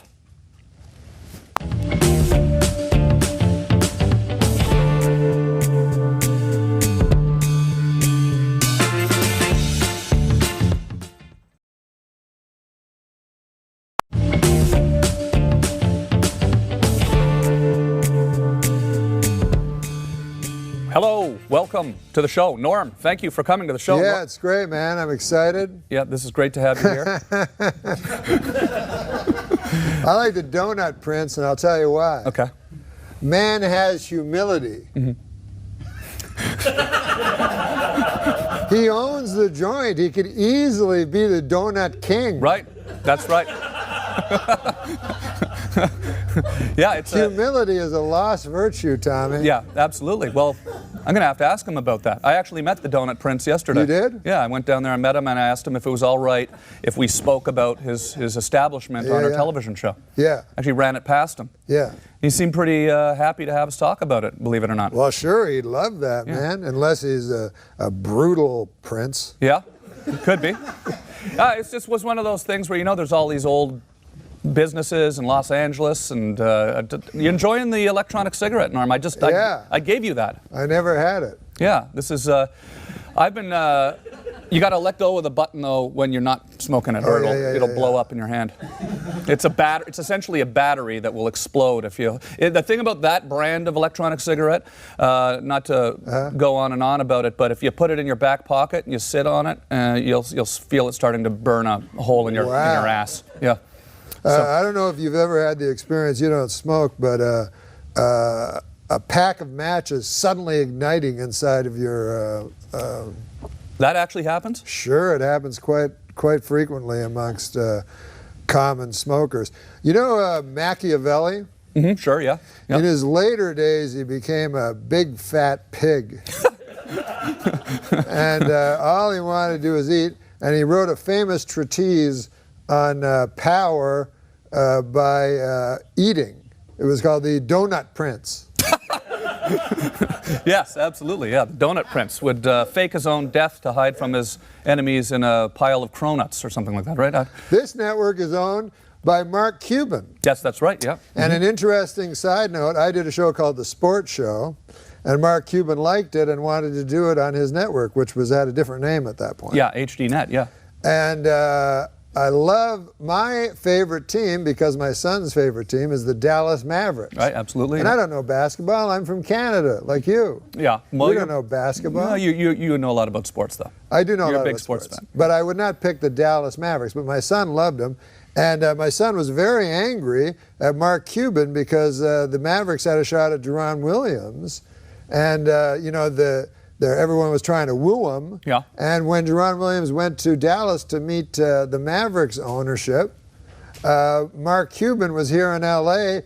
getting makeup done for their Shark Tank. Okay, all right. So you're trying to get me fired right now is what you're saying. Is that what it No, God bless Mark Cuban. Yeah. I love him. Well, I love a guy that's with his team. He's in the stands. He's cheering on his, he's a fan, that guy. Absolutely. He's a fan. He treats his players like no other owners treat their, he's like the like Jerry Jones. He's been very supportive of this little show here. Oh, he has? Sent me many encouraging emails. Oh, that's wonderful. So now you are doing a great new television show now, a podcast, a video podcast. Yes. Norm Macdonald Live. I did it for a while, Tommy. Mm-hmm. You were on it. You were kind enough to be a guest. Yeah.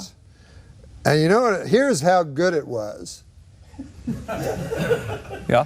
It wasn't even a TV show. Right. And Entertainment Weekly ranked it as the third best TV show. That's amazing. Isn't that incredible? But it is a TV show. Yes, I do it as a TV show. I do it like you're doing this. This is on a TV network. But I do it as a TV show that goes to the internet. So it's a video podcast, but it's not one of these where you get two comedians talking about some shit nobody knows anything about. Right, like this. No. I think we're pretty accessible. Yeah, absolutely. Yeah. But I think some of these comedy podcasts are so, they're like, and now we're doing the full hour with a guy that's been on Parks and Rec for 3 months. There's a lot of podcasts. This one is you've got great guests. We do comedy.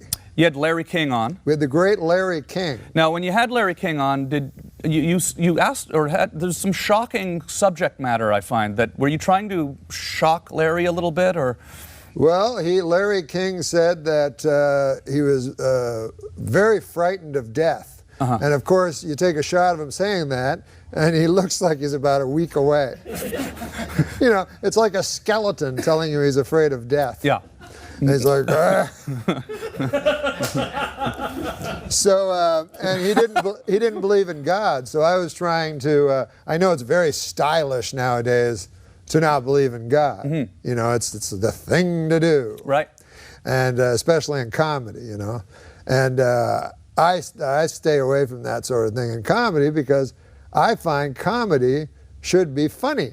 Right. Absolutely.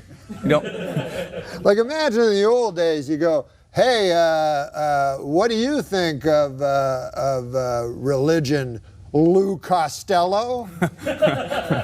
But death is something that is a big theme in your comedy, though. Death itself. Death is, yes, because you want me to tell you why, Tommy? Yes. Because I did stand-up, as you know, in Ottawa, and I was talking about stuff, and Sammy Kinison came, to Canada, and he wasn't famous or nothing. And he took a liking to me, and he took me across the country. And it was the greatest time I ever had. And I was talking about, I had a good act. And Sam said to me one time, he goes, you got good jokes, man. He goes, but I noticed you talk about dogs and shit. And he's like, are you really interested in dogs? And I had, at the time, about a 25-minute bit on dogs. Mm-hmm. And I was like, no, I don't give a fuck about dogs. Right. And he said, well, why don't you just talk about what you're interested in? Mm-hmm. So from then on, it became death. Right. Death was the... Do you think about death more than your average person? I don't know what the average person thinks. I think, it's always on their mind. Mm-hmm. You know what I mean? But I will ruminate about it, for long, long periods. Of course, to no purpose or to no avail. Mm-hmm. You know what I mean? It's worthless. Mm-hmm. But I got some material about it. But anyways, I did it in my stand-up special, and now that's gone, so I can move on. Yeah. That's what I'm like. I just think about stuff for stand-up. Mm-hmm. And then I get caught on one subject for a long period of time. And then once I've exhausted that subject, I'm free now in my life not to think about death. Cool. Well, we'll talk more about. I want to talk more about the podcast. Oh, yeah. We'll take our first commercial break here. Awesome, Tommy. Of the show, and we'll be taking calls on Skype. So give us a call here on the internet using Skype, and we'll be back with Norm Macdonald. Stick around.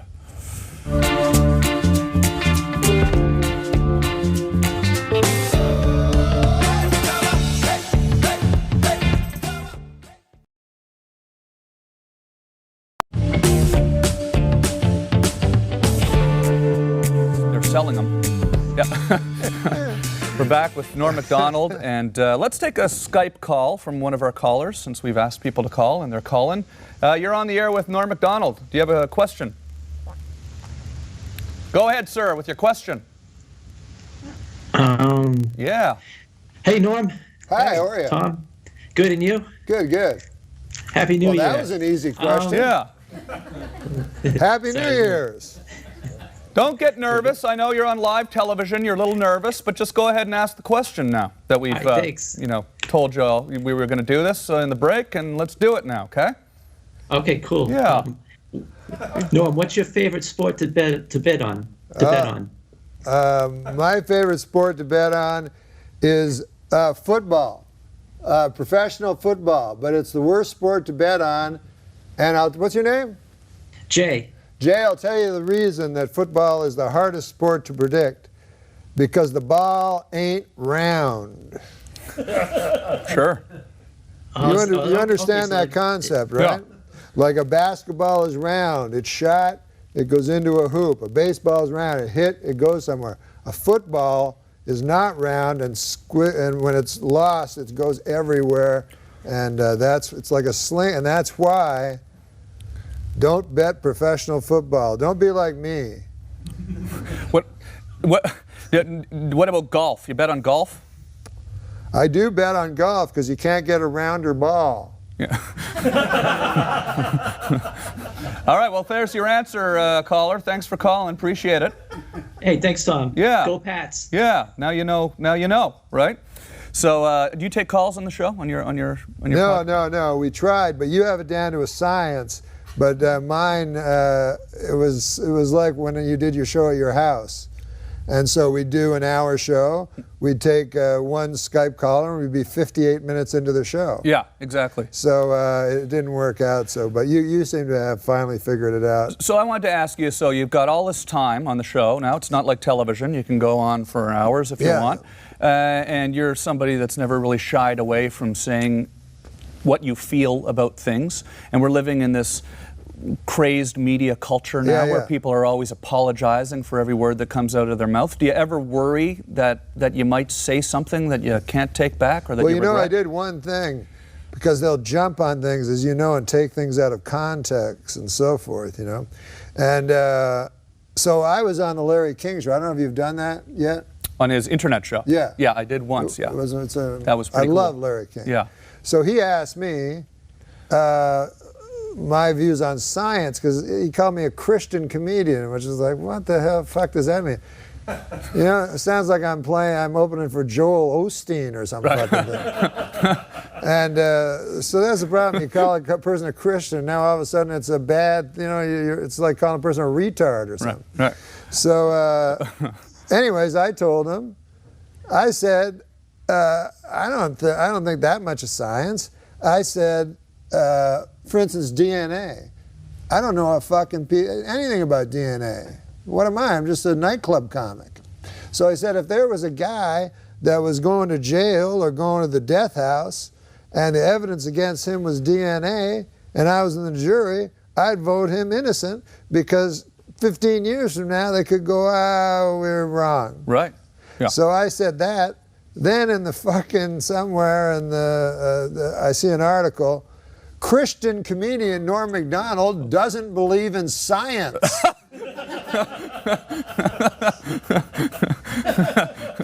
Well, it's sort of what happened, though, I guess, right? Yeah. OJ was the one that really was the reason that DNA really became the big, I don't know. I'll tell you something about OJ. Yeah. And how on Twitter you can get not in trouble, because who the fuck cares what these retards say? But I'm saying on Twitter, I said yesterday, I put a post up, I said, my heart goes out to OJ and his family for his health issues. Mm-hmm. And God bless. And people got very angry at me, and they're like, fuck OJ, And like, there's another virtue that's gone, Tommy. Pity. Whatever happened to pity? Yeah. Do we have to hate everybody? People, probably your fans especially, were maybe surprised to hear it coming from you, considering some of the things you used to say about OJ on Weekend Update. Well, yeah, because I was against OJ for committing double murder. Yeah. One of the great lines in the history. Yeah. But I am not against OJ for getting brain cancer. Yeah, no. Right? No, it's perfectly... No, I feel sorry for the man. Yeah. My God. And that's true, he does have brain cancer. Is that true? Or I saw that on the cover of the Inquirer. I don't know. Then I heard that he may have made it up. Yeah. But of course, if a man has brain cancer and he's going to die in prison, how could you feel anything but pity for him? That was one of the great lines in the history of Saturday Night Live, your line, when after O.J. was found innocent. Murder is now legal in the state of California. Yes, that's right, yeah. What was there was quite a bit of a backlash to that at the time, was there? Or I got fired. yeah. You know what I found interesting? You know, you look back at your career and you go, what the fuck did I do wrong? I'm, sitting here with Tom Green on a show owned by a basketball owner. No, sometimes you go, what did I do? Yeah. You know? I hear you. Why can't I get one? I ask myself that question all the time. Sure, right? We do, when you do outrageous comedy and you're trying to get a reaction, and sometimes you push the envelope maybe further than when you get older. You think, oh, should I have said that? Yeah. Should I have done that? Do you actually think that those type of thoughts? I came out because I was like, this is weird. I'm not getting jobs, And I thought after I got fired from Weekend Update, everyone supported me. Yeah. Everyone was very supportive of me. But then I thought afterwards, like if you were a network president, you go, hey, do I really want to hire that guy Norm, who if all of a sudden I fire him, he fucking ruins my life? Uh-huh. Because Don Ohlmeyer fired me and lost his job and never worked again like a year later. Right. It had nothing to do with me. It sort of had become a personal thing in the press, at least. It had. The press, you know what? The press has a narrative.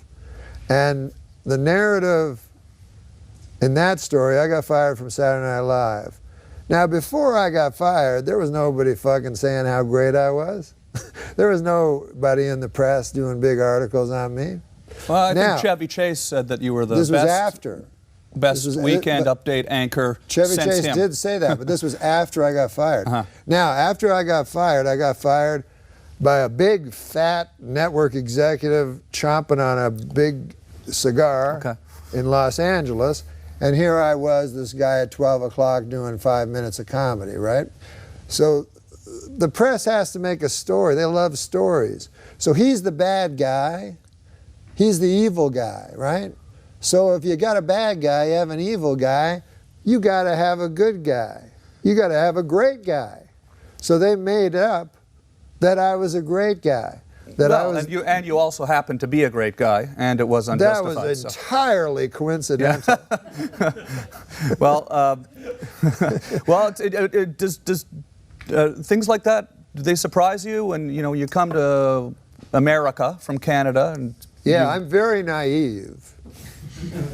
Yeah, did you really? No, about show business. Yeah, or at least I was. Well, I felt that way when I went on MTV. I had no clue what the hell was going on. Right. And then I did a bunch of goofy stuff like getting drunk on the Tonight Show, and the next day you sort of wake up and everyone's saying, "Why'd you get drunk on the Tonight Show?" And I was like, "Well, I was just trying to be crazy." Right. Yeah, so the worst thing that ever happened to me, I never told anybody this, but a week after I left Saturday Night Live, I got a call from Rob Burnett. You know who he is? Sure, yeah. David Letterman's producer. Yeah, he was the producer of David Letterman. He said, I got some bad news for you.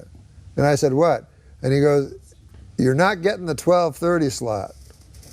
And I didn't know I was up for the 12:30 slot. Okay. And he goes, we're giving it to Craig Kilborn. Wow. And I was like, huh? Like, nobody told me I was up for it. Wow, okay. And then I said, why'd you have to tell me? Like, if you'd never told me, I wouldn't have fucking known. Yeah. And then he says, Dave fought for you, but Les Moonves said, no, he wants Kilborn. And I was like, God damn, you don't have to tell anybody ever, fuck it. Sure. You can keep some shit to yourself. Yeah. Well. Then I'm trying to sleep that night. Yeah. Well. On my pillow. Yeah. Well, now you're doing the show now, though, and it's all come full. Yeah, that's great. That's true. Now that I've never looked at it that way.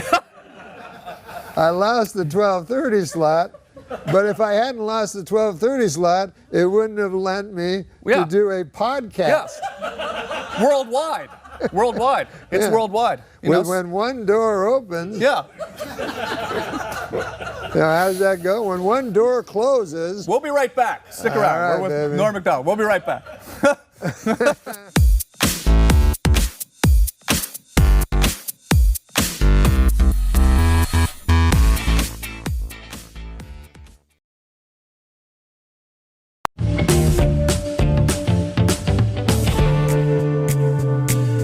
And we're back with Norm Macdonald, and Rob Ford.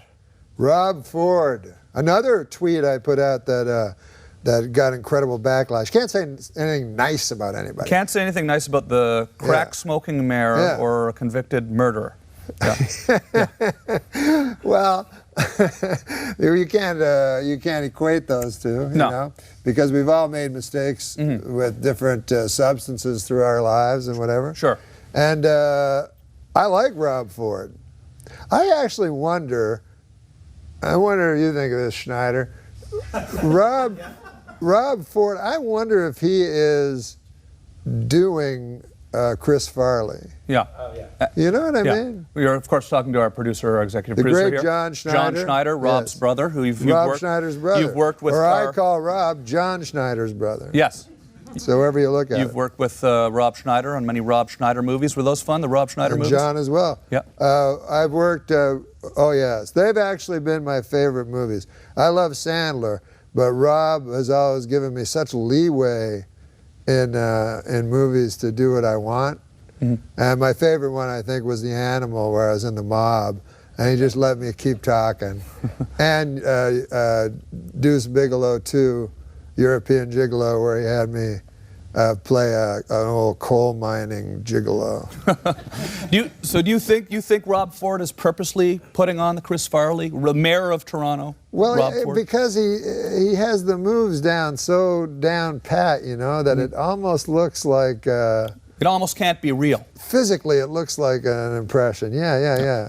But no, listen, I don't know anything about local Toronto politics anymore. You know, I used to know about him. No. Now, I find that surprising because I've heard you say that you don't follow politics, and people are often surprised that you don't follow politics, given that you were the host of Weekend Update. Yes, they are, yeah. But I feel like politics are just gossip, really, and, you know, it's pretty easy to tell who to vote for, usually. And also, I think because we come from Canada. You know, I don't know if people know the parliamentary system, but here, everything's so important. Like if you vote for the wrong guy, a war might happen. Yeah. You're in Canada, it's like, what's the big, the cost issue? Of maple syrup might go up. Cost of maple syrup might go up, yeah.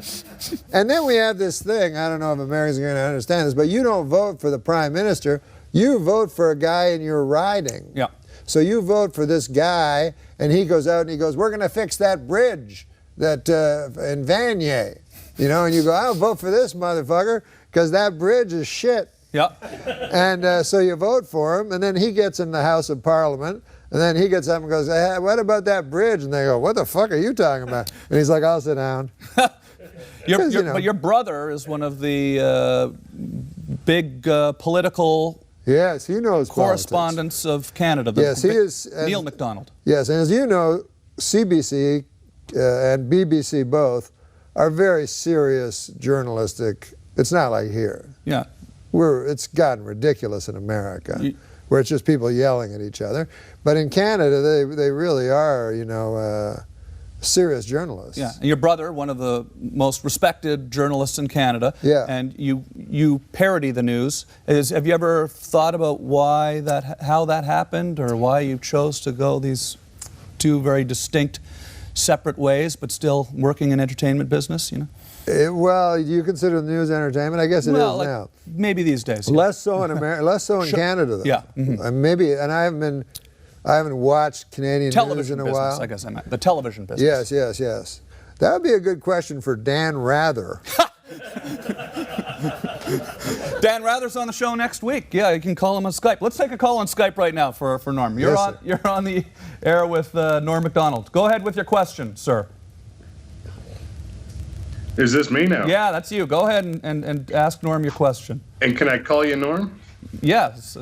Right? Sounds Canadian. Yeah. All right. Well, tell you what. I'm just wondering, Norm, and I'm not trying to, you know, whatever, but what are you most proud of in your career, man?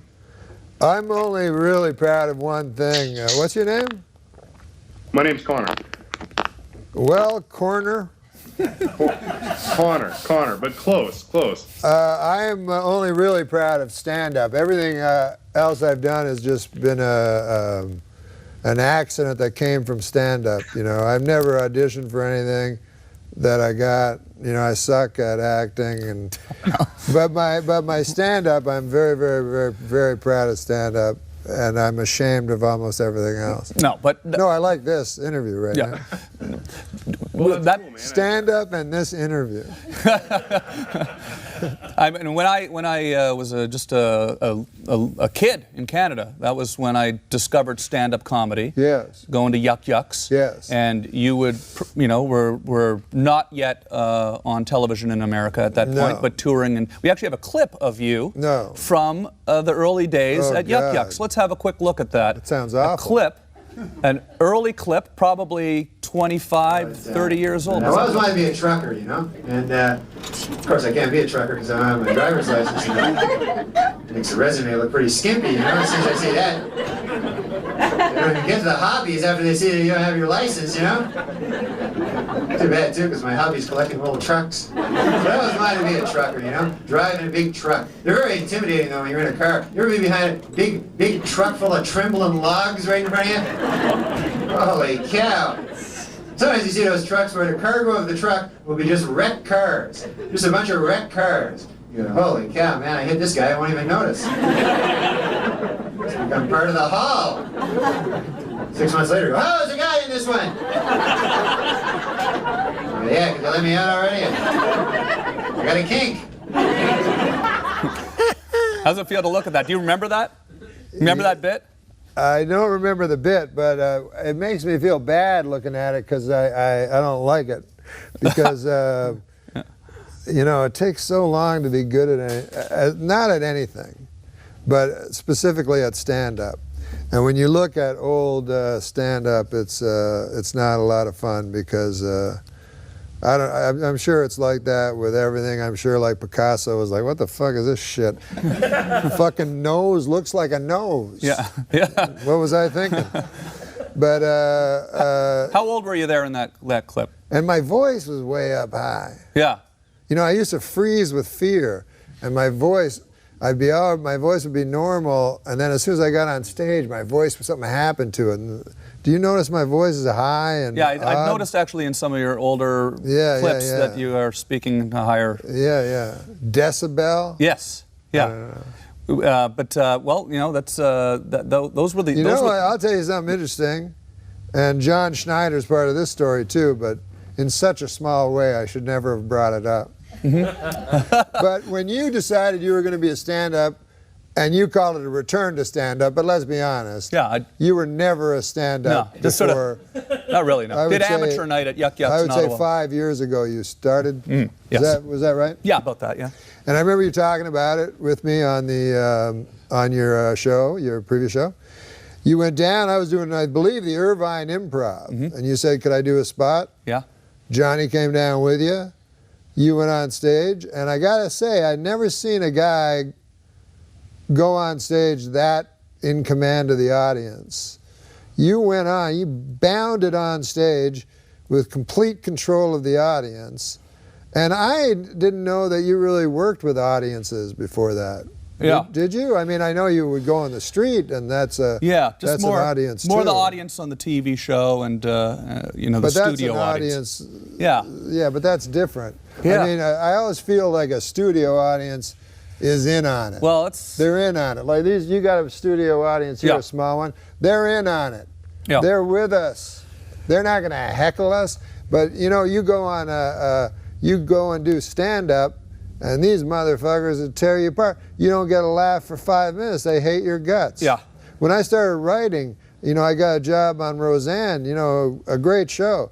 And I'd look at the script, I go, well, every fucking joke's gonna bomb. That's what I tell people. Yeah. I go, nothing's gonna work, because I was comparing it to stand-up. Sure. Whereas if I went up with these jokes in stand-up, I'd have no chance. Right. And so that's what I love about stand-up so much. The quality of the material has to be so high. Or if it's not the quality of the material, it's the showmanship, you know, which I think you excel at. Well, and I remember when you very nice of you to say. When you first started, you were going, oh, let's do crazy shit. Like I get a call from Tempe, And I go, is Tom's there this week? Go, that crazy motherfucker's out on Main Street wearing an aluminum suit and shit and getting people to march. For some reason, I thought when I started touring that maybe if I asked my audience to show up and wrap tinfoil around their head before the show, that might help with ticket sales. Yeah. It's sort and of I think I saw on YouTube, because I always follow you, you know? Yeah. You know I always follow you. Yes. And I think I saw you and a bunch of motherfuckers jumping into a swimming pool in a Holiday Inn. Right, yeah, in St. Louis. Yeah, no, I've been loving it on the road. Okay, we're going to talk more about life on the road, stand-up comedy with Norm Macdonald. Taking your calls. We'll be right back after the break. Stick around.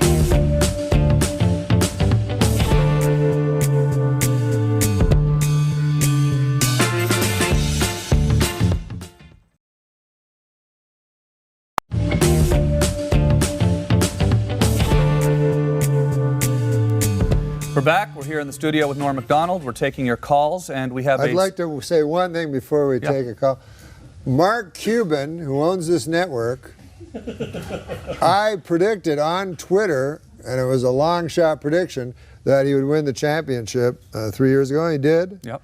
And I took my son, we're the biggest fans ever, to Dallas and watched, and he's a great man. And I thought at the time I should have put him on the sports show so I could go and be backstage and all that stuff. Yeah. Well, you should But maybe because I'm on this show. Maybe you should do a sports show here on this network. He offered me that. Yeah, you should do it. Yeah. But, yeah. Okay, well, we have a... maybe just a Dallas Mavericks sports show. Yeah. We have a surprise call here from Epic Mealtime. I love Epic Mealtime. Harley Morenstein and Adam Sand are on the these guys are phone. awesome. Hey, Harley, how are you, man? Hi, how are you? Good. Long time no see, buddy. Yeah, are you in Los Angeles right now? No, I'm in Canada. Okay, where I belong. It looks like Canada, actually. Looks like what very Canadian basement. It's what an American would say. I'm in Canada. What fucking city are you in? We're Montreal. Oh, beautiful city. Goddamn. So I was born in Quebec City. I know. You know that? I know all about you, Norm. Goddamn. So have I've you read guys your met Wikipedia before? page. Have you met Norm before? Do you guys know each other? No, but Norm said my name once. I heard him say it on the computer. I love Epic Mealtime. Yeah. Oh, cool. Yeah. Epic Mealtime loves you. You guys should come on Epic Mealtime together or alone, however you want. No, that'd Either be way, fun. both of you. So are you shooting new I episodes? only work with Tom now. Yeah, we're gonna do a new like the comedy. Smothers Brothers. Yeah. I like that. We should do a nice Canadian edition. Yeah. So Harley, do you have a question for Norm or anything? Yeah. Well, I actually thought that I would pass my question along to my buddy Adam over here because he's been dying to ask this question. Yeah, I've been dying to ask this all night. All right, go ahead. He advised me to ask this specific question. That's not true. I don't even know what he's going to ask.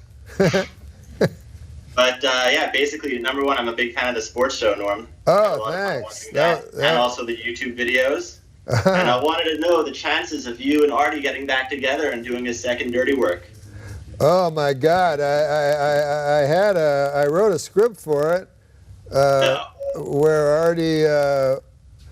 Artie needs a heart. Mm-hmm. Is this a real project that is in the works? Well, I want to do it, and Artie wants to do it, and Chevy Chase wants to do it, and Chris Farley's dead. Yeah. Yes. Well, Artie was here recently. We had a great time on the show. I saw him. Yeah. I've watched every one of your shows, Tommy. Yeah, I know. I appreciate that. That's. I read Artie's book. Oh my God, it was punishingly good. Yeah. Now, when you're friends with Artie, did you know the extent of what was going on? That was. It wasn't going on when I knew him. Yeah. But later I got in trouble because I said, well, I think he should be off the show, Stern, because what I was worried about was he was becoming like a joke, because Artie's really, really funny. And I was like, you can't be the butt of the joke, you know? And you can't be famous as a substance abuser, because then everybody in the country is enabling you. You know what I mean? And I went to the Canyon Club and saw him perform in the midst of his problems, and it's just crazy audiences yelling, Stern Show audiences, you know. they're not built for listening to stand-up comedy. Yeah. Well, it's great that he's doing good now, though. So this is. He's doing fantastic. Yeah, he got a real good show there on. I don't know if it's maybe on DirecTV. Yeah, I don't know if it's a competition. Yeah. Yeah. It is competition? No, I don't think so. No. I don't think so. I don't think we think of it like that. Yeah. Yeah, we're just. Yeah, not at all. No, you can say it. It's on DirecTV. Can I say it, Michelle? Okay. I love how we're plugging a fucking guy that's not even here. Yeah, exactly. I'm plugging someone else's show. Yeah. No. Well, anyways, we're gonna let's take a quick commercial break. We're gonna be back with one more block. The hour went by too fast. Too fast, man. But you'll have to have me back next season. Absolutely. We have a little time left. When Norm is Macdonald. next season? Stick 3 around. weeks from now? Yes, absolutely. But it's the first show of the second season right now. Absolutely. We'll be back.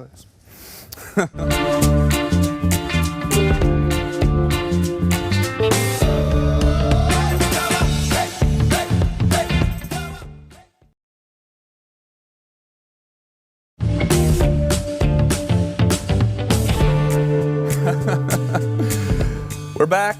This has been a lot of fun as always. It went so fast. We know it's by not over yet. We still How have. many times have you interviewed me?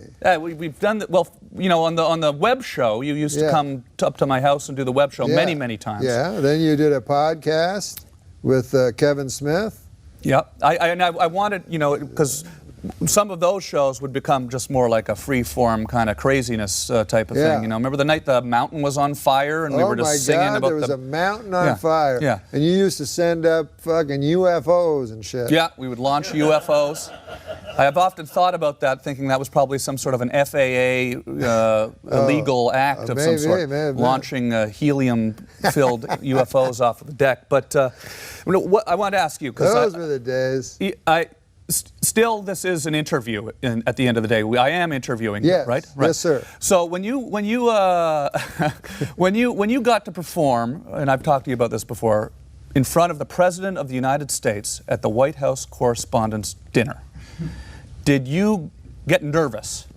I didn't get nervous about the president or any of that shit. What I got nervous about is before we went, and he was showing us all the motherfucking shit, and the podium where you stand is bulletproof. Okay. And there's men everywhere with guns and shit. And it made me realize that the presidency, like if I was elected president, the first thing I'd say is, I quit. Yeah. Or I'm going to do all my speeches from here in this compound underneath the earth. Sure. From now on. So you feel the security on presence. account of some motherfucker shoot me. Right. And these guys aren't shot by, anybody, Listen, if you're willing to lay down your life, like it says in Line of Fire, starring Rene Russo, you catch my drift. That's the only thing that I was afraid of. We have a clip from this. From the presidency? From the White House Correspondents' Dinner. It's very inspiring to see President Clinton up here on crutches making a speech. I mean, I thought that was just amazing, it's been difficult for the president. He can't jog now, and he needs help getting around, and he still occasionally suffers great pain, On the upside, you got your medical marijuana, so that's,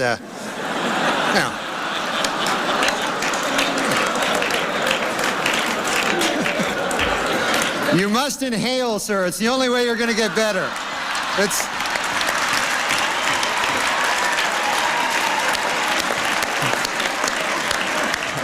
I hope I have time to tell this quick story. Yes, how much time we got? We've got a lot of time. So after you go in a big room and the president comes in, be 200 people in the room, right? And he's going through with his wife. Now he looks like a big fucking stoner, big red face, happy as hell, and you want to meet him. His wife, the most sour looking bitch you ever laid eyes on. So anyways, he's walking, he's talking to every guy, and I'm like, this is fucking weird. I wonder what he's talking to everybody about. I wouldn't know how to do that. Talk to every single person as he moves. And so at the time I had a sandwich and a pickle and everything. So he's walking by me, and Lori Joe, who's here, was with me, and walks by and he shakes my hand. You're kind of in shock meeting someone that famous, and he said to me, I see you're eating a pickle. and he moved on. Right. And I was like, that's the coolest motherfucker I ever met. And then late at night, I woke up like in the movies, in a cold sweat, and I was like, that fucker just asked me about a pickle. Yeah.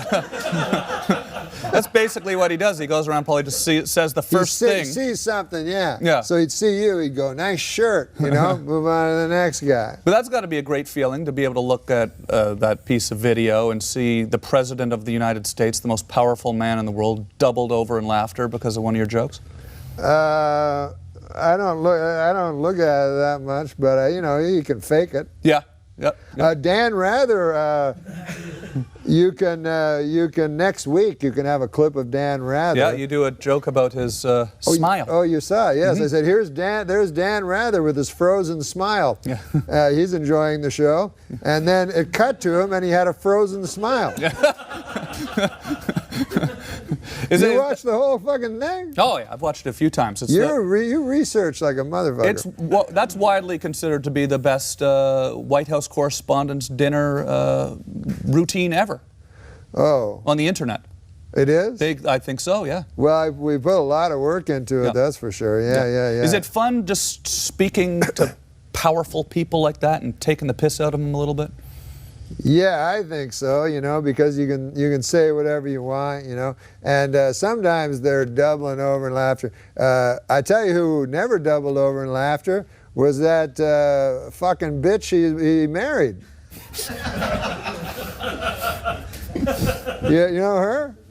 Yeah. Salary Rodham. Yeah, So you're not a fan, I take it, of the next president of the United States? I just go by personality. Sure, okay. Since unless the guy's going, I'm going to bomb, I'm going to go to war. When I was young, Reagan was around. I don't know if he's a good president or not, but he was funny as hell. I remember the funniest thing I heard Reagan say. He got shot, right? Attempted murder. Tried to kill him. Yeah. Got out, I don't know what it was. 3 weeks later, he gets out, and he does a press conference at the very site where he was shot.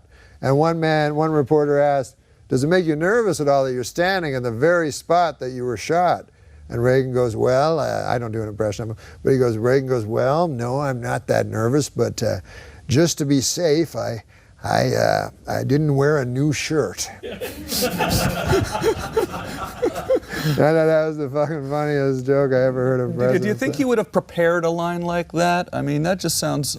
or was he just that funny? I think he was like a naturally funny guy, and one of those guys that was an Irish wit. I grew up with Irish and Scottish people, and they had that wit, that quick, bleak kind of gallows humor wit that he had. Yeah. Well, Norm, I appreciate you coming on the show again today. Oh, it was fantastic, man. I hope you have me back. Absolutely. Now, your third season starts next week. Next week is the third season.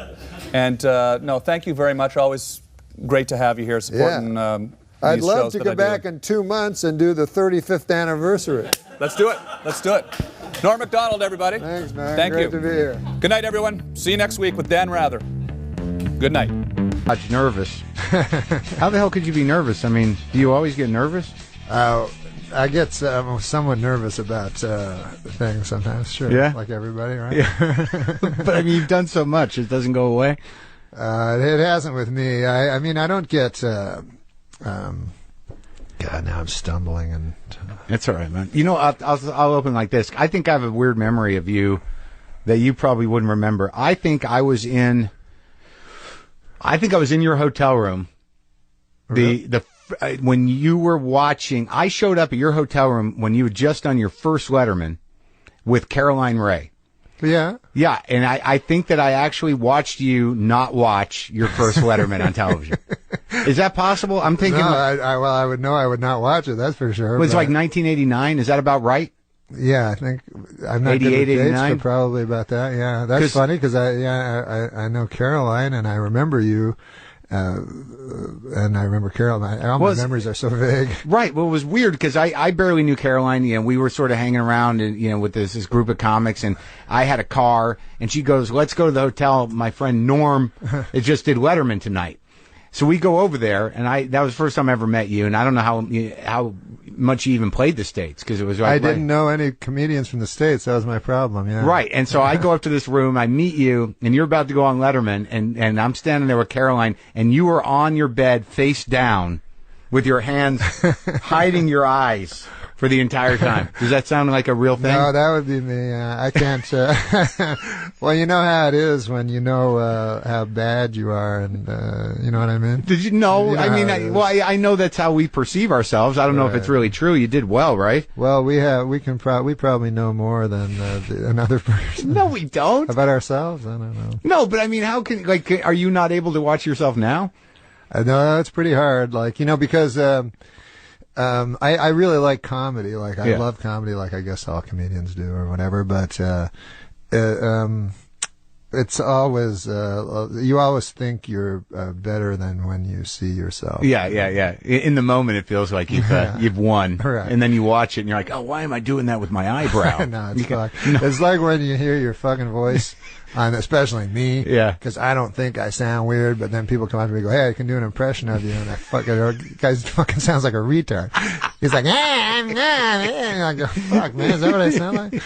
So it's funny when you have a weird voice, because a lot of times I don't give a fuck why people laugh. I don't give but I've always been very material dependent in my stand-up. Mm-hmm. I got to work like a motherfucker to get laughs. But people go like, "Oh, you can just talk with your weird voice." I'm like, "No, I can't. Maybe you think that and shit." But I remember when I do, because when I first came to LA and I do auditions, and then I would have the best material of the 10 guys. Yeah. I would get the most laughs. Yeah. But I would never get hired. Yeah. And then I realized why. It's because they want the fuckers that can get laughs without material. I can't do that. That's what you need for a sitcom. Right. If you're have a sitcom going and a guy has some good jokes, well, you can hire him as the writer. Yeah. You want the big fucking guy. The charismatic guy. Yeah, with no material at all. That seems to have an emotional range. Exactly. When I did my first comedy festival thing, that Montreal thing. What year was that? Fuck, I don't know. Like 87? Yeah, I don't know dates. Yeah. But it was around there. And how long had you been doing comedy at that point? 6 months. Oh, really? Yeah, but it was Canada, so we got a home so that was like court thing. In American years, that's 4 years. No, I'm saying because the Montreal Comedy Festival was in Canada, we had a quota to fill. I would never have gotten on it if I was in the States. But so I got my 5 minutes just at rote. That's the way I used to do comedy. I'd memorize every fucking word. And so I had it all figured out and shit, right? And so then I go there, I meet Sinbad, right? So I didn't know who Sinbad was. And he goes, he's completely relaxed. I'm all thinking about some sort of one-piece outfit. He did. His hair matched his shirt. Yeah. And they were both orange. Yeah. So then he said, he was just so relaxed, and he said, hey, let's go. I got to get some socks. So we go to this fucking store, right? When we first go into the store, there's no one there. It's a small store. So there's no one there. The lady's in the back. Yeah. So the lady takes a minute to come out. Yeah. And he's like, "Where's that lady? There's nobody here, And I'm like, "Yeah." And so he comes out, he gets his fucking socks. Nothing happens, right? So then that night at the gala, I do my carefully constructed material. Yeah. Sinbad comes out. He goes, "What the fuck is going on?" And he doesn't swear. He goes, "What's going on with these stores with socks?" I'm like, "Holy shit." And then he's like, "You go in the store and there's no one there." And then people are agreeing with him. I'm like, "What?" It doesn't make none of it made any sense, except that he destroyed and I didn't. That's when I realized that I was missing a whole bunch of stuff, because I guess at first you think you're good and stuff like that. No, you are good, and I think that the fact is, really, if you were to look at it in another way, that if people are able to do an impersonation of you, that means you have a defined style. Whereas, I guarantee you there's not a lot of people that can do Sinbad, though you did just do a pretty good one. I was trying to do it as unracist as possible. But no, I think I don't know that much stuff, but I think that with stand-ups, a lot of people, it's hard for a person that creates material. Yeah. Is usually a kind of a sensitive, shy kind of person, at least in my experience. Yeah, of the with people you? that I've known. in your experience with yourself? Oh, yeah, I was always crazy shy and stuff like that. And also very self-conscious of looking like an idiot. Yeah. So I couldn't go on stage and run around and dance. So when I see guys that can do it, like when I see John Cleese, like this brilliant mind, and then he can act like an idiot. Yeah, that's amazing. And also, of course, Pryor, you know? Yeah, I'm the same. It's so weird because I'm the exact same way, and I don't think I've talked to anybody on this show that has that same thing where I am envious of a lot of comics that people would dismiss, only because it's sort of like, well, how do they not feel like be afraid they're going to look like a dick? Like, like as soon as I've ever done anything physical, if I even think about it for a second, I'm like, I'm an asshole, and they don't laugh. I know, yeah. Like just recently, I was on Fallon and somehow did an impulsive. I saw you. The Dane Cook was very funny. Never done that. Yeah, it came out of nowhere. I didn't second guess it, and it fucking worked. But if I would have said like for the 5 minutes I was sitting there, like I'm going to do this Dane Cook thing. Maybe it's because you were embodying Dane Cook, right? That I actually had the confidence of Dane Cook. Right. Maybe that's why, right? Yeah. I was always astonished by, and I'm also like you. I'm envious of people that, because I used to be frozen on stage. Where I still don't take the mic out of the stand. When you did comedy 6 months and you were at the Montreal, what is it? The Canadian scene is so different because I talked to Russell Peters recently, and there's this weird work ethic that if you're one of the guys up there, you're going to work, and you're going to work for one guy, but you're going to work. Yeah, it was a great place to start because, first of all, there's no industry in Canada. There's no movies or television. Isn't there a little? And I think there might be now, but when I was doing it, there was none. Because it seems like horrible. If you stay there long enough and you don't leave, that you will be given a television show of some kind for a certain amount of time. It's awful. They're awful. Canadian, everything about Canada sucks. Really? In terms of entertainment? Yeah. Like all the entertainers leave, and most of them don't want to go. Most of them are mad because they weren't recognized in Canada, They had to come to the States. But so we didn't have movies or TV to do. Yeah. And so we just did stand up, and we thought that's all there was just going, which was fun, like just being stand ups and going around the country doing stand up. And then when I got to LA, I was like, "Holy fuck! Is everybody's handsome?" Like I didn't, because we weren't handsome. We were just comics weren't supposed to be handsome. No. Louis C.K. once said that to me, like furious at some point when Jay Moore first started doing comedy, like right when Jay Moore showed up on the scene. And this is not meant to piss off Jay Moore in any way. Louis was aggravated because he's like, it wasn't for them. He's good looking. I just want to do Letterman before I'm fat and bald. No, it is very true. Handsome. I used to really have problems with handsome people, like Friends, would bother me so much. I watched Friends and then I said, fuck, these are the funniest, super handsome people ever. I'll give that to them, you know what I mean? Who are your guys? It's probably harder if you're so fucking handsome. Well, yeah, because people expect you to have your shit together. So I think that's the hardest sell for handsome people. It's like, my life is fucked up. It's like, look at you. How is that possible, you fuck? Really? Is your life bad? You've got all your hair, asshole. Hard to be a sympathetic character when you're really attractive. Yes, it is. Yeah. When you started out, though, who were your guys? Like, who were the guys you hung out with? Are they still around? Do you still keep in touch with them? In Canada, they're like the guys that were big. Most people, Canada's like, it's the same with every fucking goddamn city I go to. Everybody's like, this is the fucking best comedy city and all that horse shit. Yeah. And I remember I'd be on the road, wherever the fuck you were, you'd be in Dallas or something, go, oh man, these are the funniest guys ever. Wait till and there was always, I remember. The one mythic guy? Yes. Yeah. Go fucking Kenny, that guy, the funniest guy ever, but he's a heroin addict. Yeah, if he wakes up, he's hilarious. And then he would shamble in on Saturday night. Say something about AIDS or something. You go, what the fuck? He doesn't seem that funny. I guess he's funny if you know him. Oh, that's hilarious. The local hero that could never get out. Exactly. And then, like, whenever they're past that prime of whatever made them popular in that small scene, then they finally go, I think I'm going to do it. I'm going to go to L.A. And these broken men. It's like, no, he used to be the guy. But he wasn't really the guy. I met Rodney Dangerfield because do you remember the book? I think it was The Last Laugh or something about Lenny. Yeah. There was a secondary. I wish I could remember his name. Joe something. There was a character. Yeah. Oh, wait. Ansis.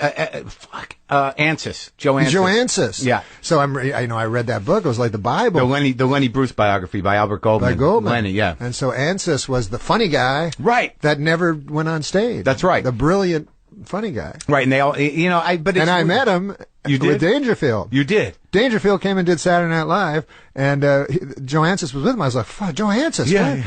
And then I waited about 2 hours for him to say anything funny. And I was like, I don't know, maybe he just fucking got drugs for them or something. Or maybe it just took longer back then. Maybe it wasn't so about laugh efficiency. Well, yeah. And maybe also he was stuck in that time. Maybe Lenny Bruce, like, if he were right here now, would not be very funny. But I think that book, Goldman probably exploited that because, like, in my mind, behind every genius, there's some dude going, that fucker stole my shit. Yes. And usually there's a reason, well, then why didn't you get on stage? It's like, I don't do that. Then shut up. And also the authors don't know shit. Yeah. Like, every time they do a fucking article, they come to you. I'm sure they've done articles on you, and then you try to tell them, like, what's the real story. Yeah. And they still fucking write what they want, like what they had already seen it. They take it out of context. They frame it the way they want it. Have you had a lot of experience with that? A little bit. Like, people, there was a time, when I was on Saturday Night Live, everyone hated it, When you were doing Update? Yeah, they hated Sandler and Farley. You mean critics? Critics, yeah. So, it was everybody was, it's dead, Saturday Night dead, and all that shit. And so, they came, and the guy had an agenda, obviously. And, but he was very unfair. Like, Sandler was very, very funny, and nobody's was funnier than Farley. And, then he presented it as if these guys were always doing shtick, and everyone was looking away embarrassed and everything like that. And I remember him laughing. Yeah. So it was very frustrating. Did you fucking? And they made Farley. I never forget. It was on cover of New York Magazine, and they had Farley do a photo shoot where he had a television on his head. Yeah. And it was kind of funny, but Farley's doing a big, crazy physical thing with this big TV on his head, and then they put it on the cover and they said, "Is comedy dead?" And how did he respond to that? He wanted to go beat up the guy, and Lawrence said, "Oh, really? You can't beat up people. You can't beat up the reporter." Yeah. But he was really that angry. He was more angry because they not for him, but because they attacked Sandler. Actually, he was very protective. Well, that whole crew, you were part of that crew. They seem tighter than most SNL crews, like Farley, Sandler, Spade. You guys seem like a real kind of Rat Pack of comedic.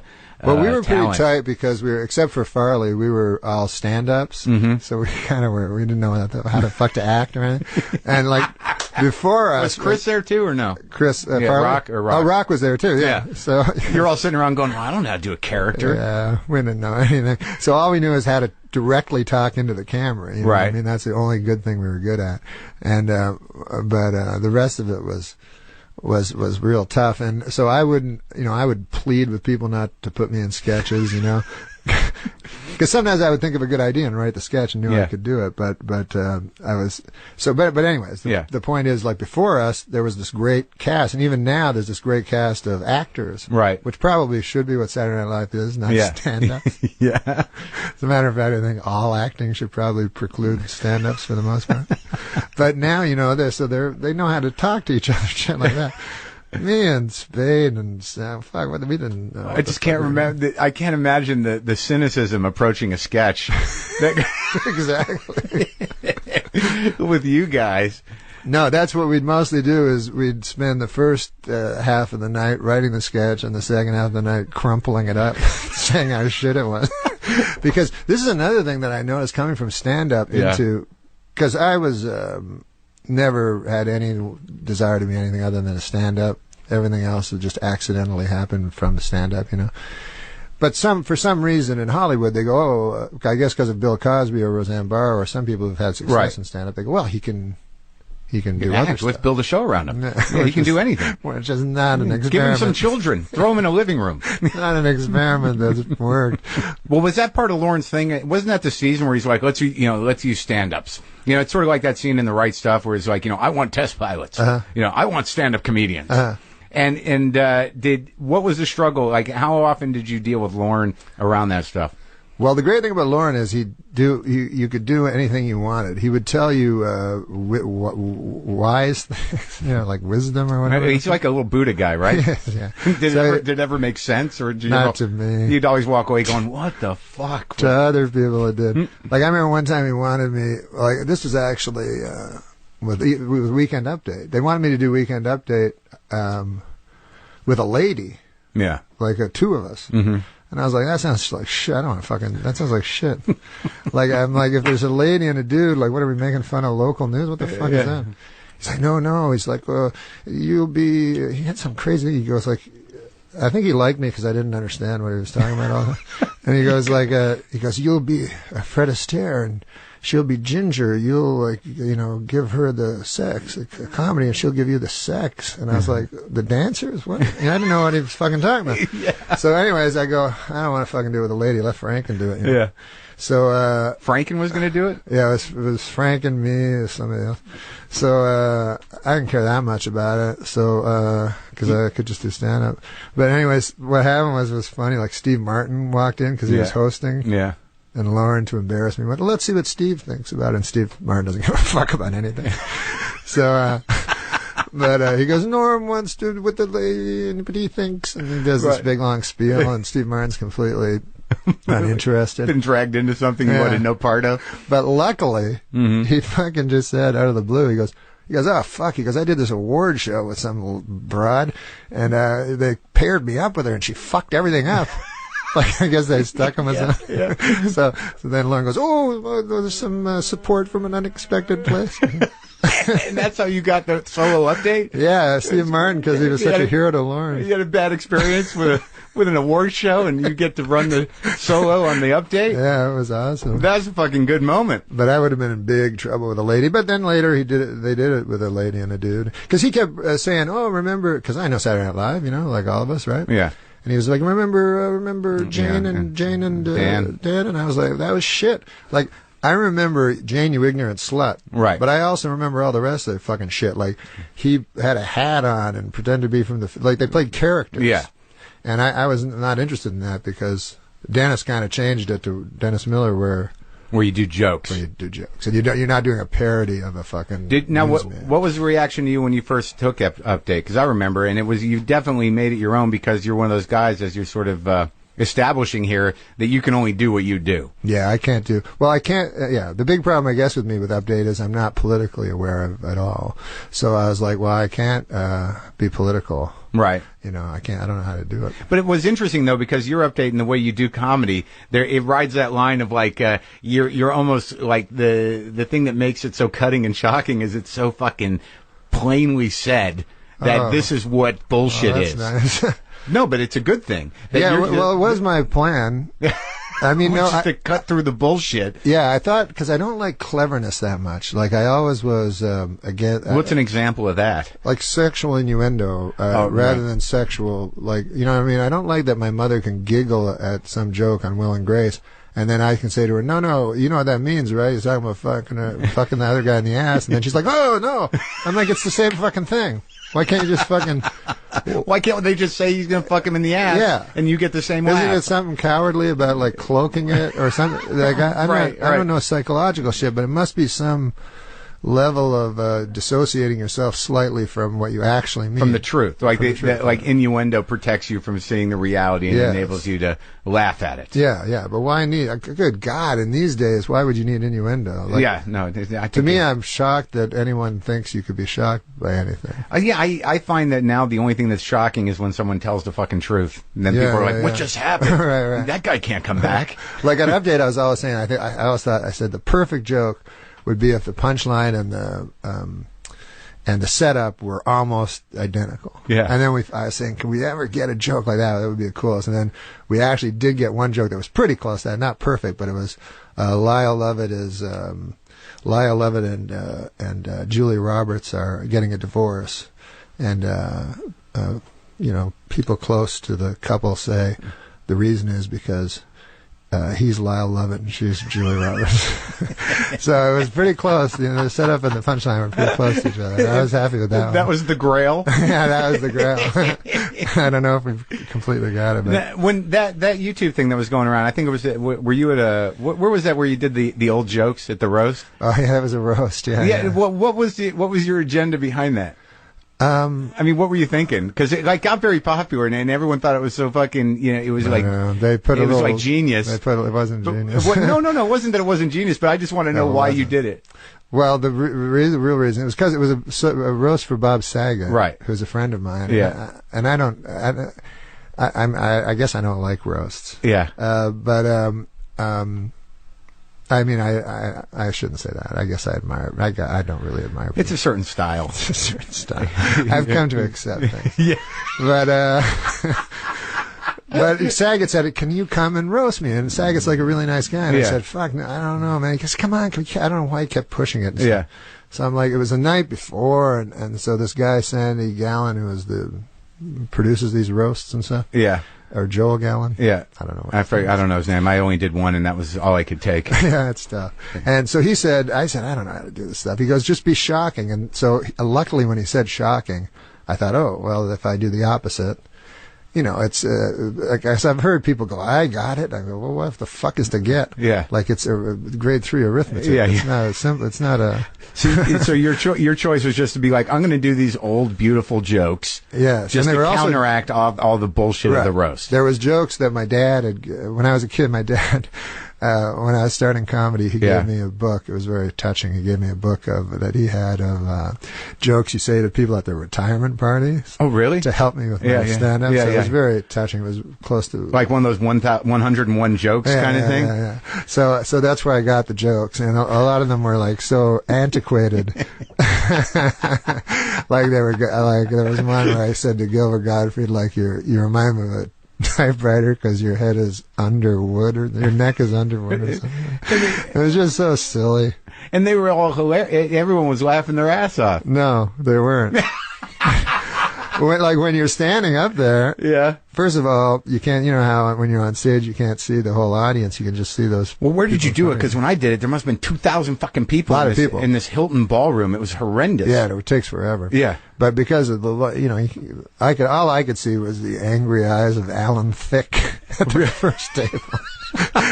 Just like being angry. It was kind of shocking to me because I was like, what was weird about that? Is that people fucking literally thought I was crazy. I was like, I understand if you didn't like it. I might not even like it. I don't know if I would even like that kind of shit. I could go, that's self-indulgent bullshit.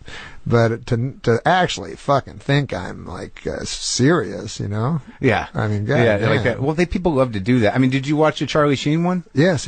And I tell you what sorry. Well, what do you like? I mean, because like a lot of people were saying that was just there's no line whatsoever, and that it is something other than just being funny, and that it's gotten kind of just brutal and painful to watch.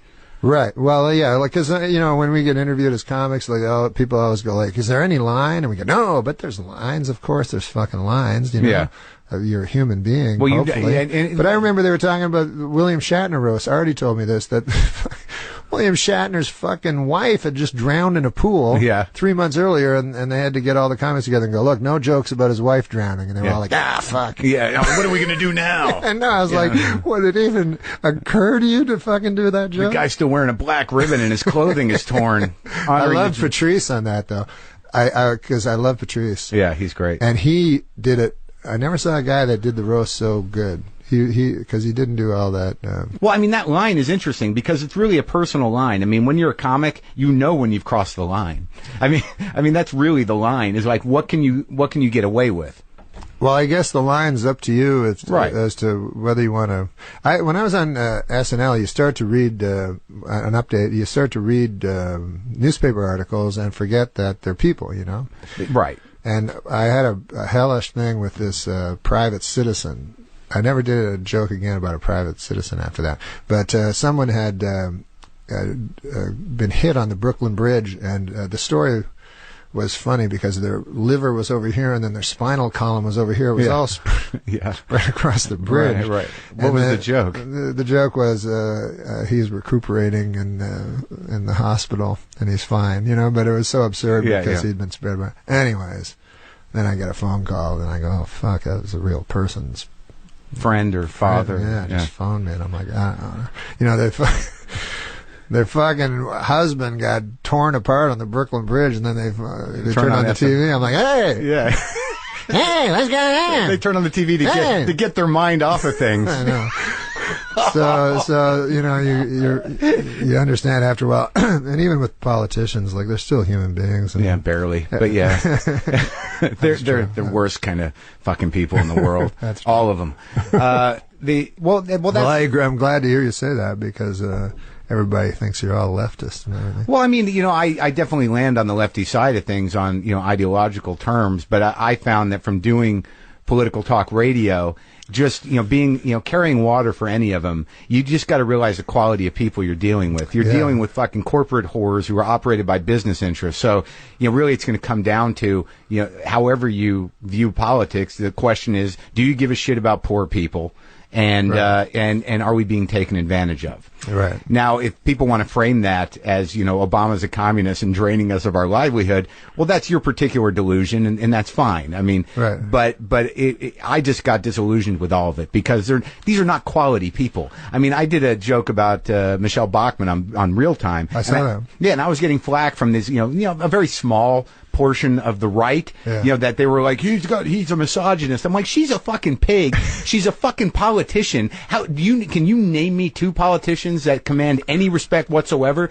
Why do we respect these people? These people are car salesmen. They're idiots. They're more disingenuous than anybody as performers, and they basically figured out a way to bait and placate morons into voting against their self-interest. That's an amazing skill, but is it respectable? I don't know. Do you respect a guy that sells you horse shit in the guise of a health supplement?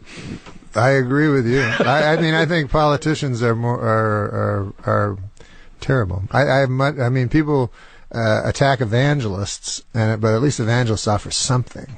Right. Well, they after the immediate relief of someone's pain and aggravation with another line of bullshit. But nonetheless, I mean, they're pretty evil too. Well, I mean, with politics, it's like. Yeah, I don't like to get into it that much anymore. Yeah, let's not get into this shit, man. Okay, buddy. Because it's getting. I can see people not laughing now. No, I mean, but laughter. But I know that you've gotten into a little bit of flack around it. But you're flack around what? Around politics. What do you mean? Well, just that you've said things that people have reacted to, but you're not like a political comic. I'm not political. I've only said things on purpose to provoke people. Right. Once in a while. You like doing that though. Once in a while. Yeah. But I've never. But I've never. Because I don't know enough. And because I don't respect political humor when it's nothing but gossip. Yeah, and mostly comics and people like us, people who are obviously First Amendment warriors to a certain degree. We like living the way we want to live. So it's really just going to come down to money. It's like, how do I keep my money? I mean, that's the biggest political question that most righties ask themselves. It's like, I'd like to keep as much of my money as possible. And if that's in a minority opinion, how do we get this majority of poor people to get me to keep my money and believe that they're doing the right thing? Yeah, it's a tough fucking thing because apparently I read this, if all the money in the world was equally divided among everybody would be dead fucking poor. Yeah. There's these moments where I don't talk about as much as I used to, but then there's moments where you're like, there's a moment that I was on a fucking radio show the other day. And this was an interesting thing because it's about professionalism. I don't do political talk radio. I've got my political views and they're fairly general. I'm not trying to support, any politician, but, I have the way I think about things. Right, but there are politicians that represent the opposite of what I think. So I'm on this talk show with a guy, it's a Fox affiliate, but, I'm there to plug my comedy and talk about my podcast and be funny with this dude who's a talk show host. He's a radio professional. He runs an entertainment show for the most part, but he's been dying to talk to Rand Paul about the bridge situation because I'm in Louisville, Kentucky. He's the fucking senator. Right. They got bridges falling down, and he's been trying to get this guy on the show. And the guy he calls in when I'm there. So now I've got, if I was doing political talk radio, I mean, it would have been what the fuck are you thinking? You and your libertarian bullshit, and how are we going to pay for this? I would have jumped in and done that. But there was this moment where it's I'd just done a segment with this radio professional. He was like, God, it's great to talk to a guy who knows how to be on radio. We're having a good time. Hold on, the senator's on the phone. I got to sit there and go, oh, do I do this? Would it be worth it to sabotage this for some lefty, credibility? Yeah, and then I realized, dude, dude, he's a radio guy. You're a comedian. You're having a good conversation. He's trying to talk to this guy about a local problem. Just shut the fuck up and let him do his job. And then when you come back, get back to what you were talking about. And I chose to do that. But I did walk out saying, like, you pussy. Why the fuck you had such an opportunity there. I was on Politically Incorrect a couple of times. Yeah. And, fuck, man. You have to have an opinion about every goddamn thing on that show. So, or you can just do a little homework and write some jokes. Yeah. But sometimes, I remember at the break, like, Scott Carter go, enough with the jokes. But, I'll never forget it. Like, I'm very unlearned, and so before the show, Scott came in, who was the producer. Yeah, he's been on the show. Yeah. So he said, "What do you think about China and Taiwan?" And seriously, I only know those as words, So I was like, I don't know anything. Like, can't I have another subject? So, anyways, then we get out because he goes, because Bill believes this. Anyways, when we get out, we're introducing the guy beside me. The smart guy, right? Mm-hmm. He wrote a book on China and Taiwan. Right. So fucking Bill Maher, he starts with me. He goes like, what was it, China and Taiwan? I go, I don't know. Fucking ask this guy. What do I know? I'm a nightclub comic. What? Like, that's what made me laugh with that show. Everyone's opinion's equal. Right. Right. Like a nightclub comic and an expert. And then another thing I always found funny about that show is, the comedians try to be very serious, and then the serious guys are trying to get jokes. Yeah. So it's like, it's not always our shining moment. I do like Bill though. No, Bill's great at what he does. Yeah. Like he started out a straight up joke dude, and he knows his shit. And it's pretty amazing. You know what's funny about him? I don't know if I should say this or not, but he's probably aware of it. When he does his monologue, have you noticed when he does his monologue, he does Johnny Carson? No, definitely. He definitely models himself. I think that's been his style for a long time. He definitely takes the posture. But I find it very funny because, he's got the posture and the timing and everything, and he's like, and then she came in his face, but it's like crazy words come out. Carson would have loved to have done that. Yeah, he probably would have. So when you grew up, what was the story in terms of, you say your dad gave you a joke book, but were you got along with your folks and everything? Oh, yeah. When I was very young, I was very, very, very shy and very afraid of everything. People say they're shy when they're kids, but I was like, it was a pathology. Aren't you still afraid of everything? I am. I try to hide it and deal with it, but on a day-to-day basis, I get mustered. No, I'm not afraid of everything. I'm afraid of very few things. Like what? Illness, death. Yeah. How'd you get peace of mind out of the other shit? Well, when I was this is a weird thing that happened to me when I was young. Yeah. I don't know if this means anything. Let's try it. I remember it, but it was a moment I had that was, it wasn't religious or epinephic or anything, but it transformed me to some degree, is that I was fucking so afraid of everything. And if I went to a store, I'd have to walk around forever before I could even face a person in the store to buy a pack of gum. I don't know why the fuck I was like this. Yeah. But anyways, when I was 9, there was we lived in rural Ontario, and there was a blind friend of my dad's that I had to, he said, take him to the store. And I was like, what the fuck? Like, I have to take this blind fucker? And I'm already shy and shit. So I'm taking him to the store, and then the fucker wants me to explain everything, describe everything to him. Yeah. So I'm like, there's some grass over here, and now there's a lamppost, and this guy's all happy. Wow, what about the lamppost? It's just a lamppost. Yeah. So it goes on and on, but something happened to me it sounds bizarre, but something happened to me where I was actually, instead of always looking inward, which I think I'd always done before that one time, I was looking outward. Anyways, while I was talking to him, I suddenly had a sort of a hysteria, like I was laughing. I started laughing and stuff. And I don't even know why I'm remembering this, but I started laughing about everything. And everything seemed like very, very funny to me.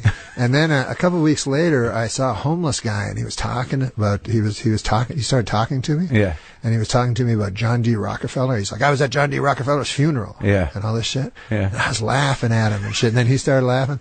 And I was like, it's all fucking crazy shit. Like, something came to me. Yeah. Where I started, and So now I find everything funny except like fucking real serious. Like I'm no fear of going on stage and about death and shit. Right. And so, but the other thing but the problem with laughing is I will get, it will build to a hysteria sometimes that I have to, crank a couple of benzos to prevent a panic attack. Really? Yeah, I can get You panic can laugh attacks. yourself into an anxiety attack? Absolutely, yeah. I start laughing and then it gets out of control, like hysterical. It's and I still have extreme sensitivity to things. Like I can not to life things, but to like literature or art or something like that. I have incredible sensitivity. I kind of have to stay away from it. Like what's an example? Like a painting or a... Yeah, fucking paintings. Like I don't know anything about art, nothing at all. Really? But I have had fucking experiences that have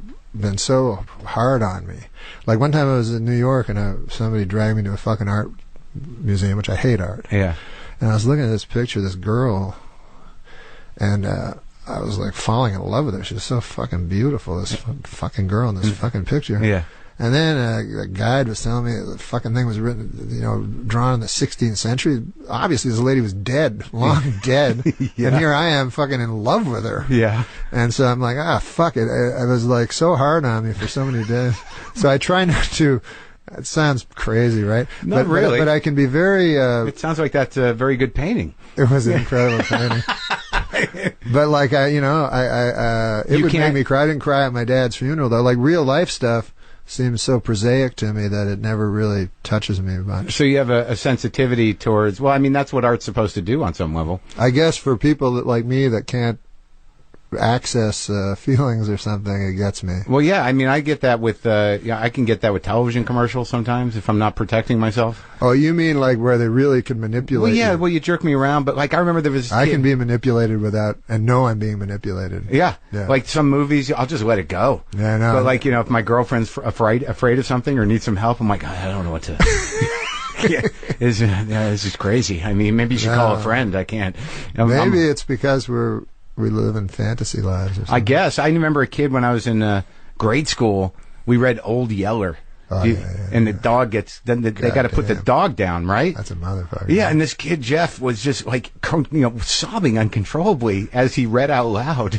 And they had to take him to the nurse because he couldn't pull it together. Oh, my God. So that's... they call it Stendhal syndrome. So there's a name for it? Well, there was this guy, I guess named Stendhal or something, some 16th century guy, but he had an art museum that was so beautiful. I don't know if it's anecdotal, but he was at an art museum where people would come in and have nervous breakdowns from the beauty of the art. But that can go either way with you. It can be laughter or sadness.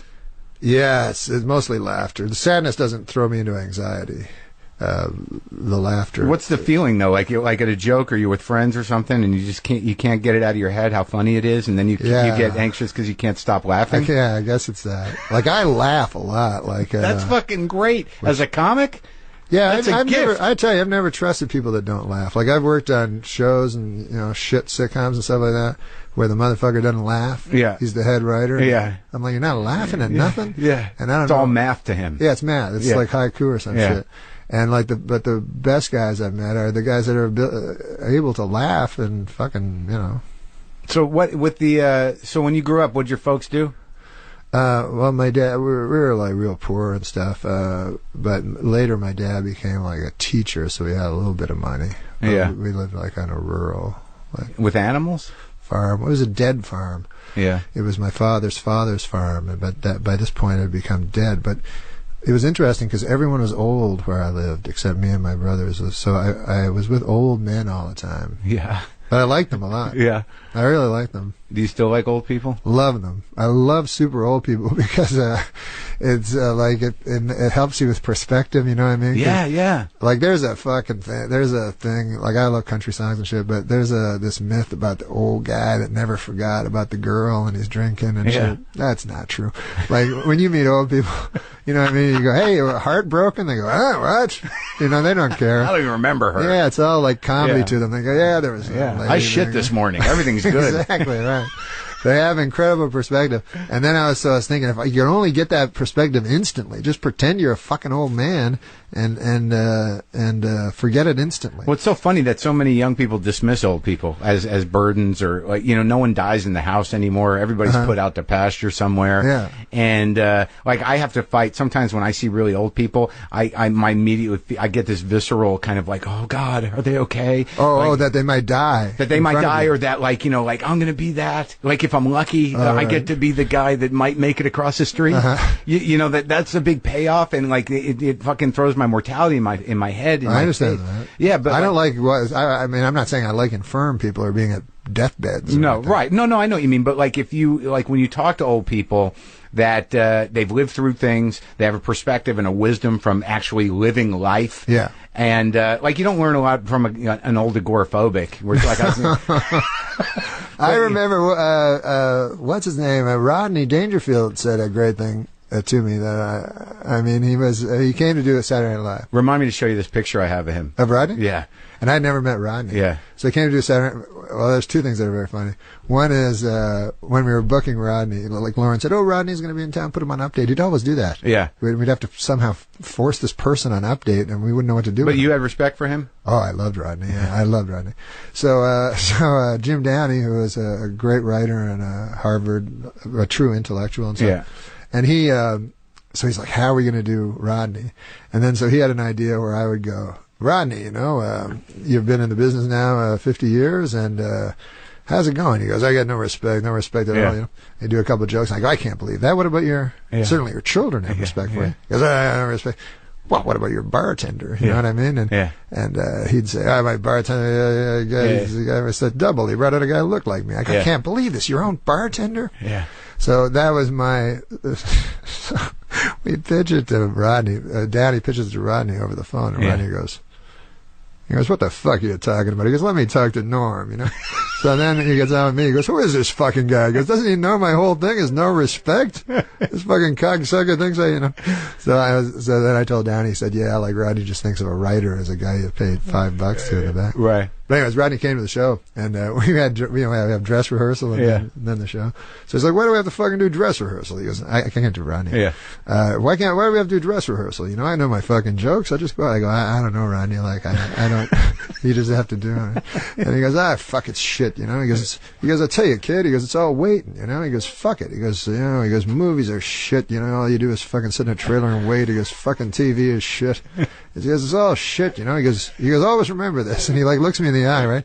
He goes, stand up, man. Stand up's the only thing. Yeah. Then there's like a 2-minute pause. He goes, stand up's fucking shit.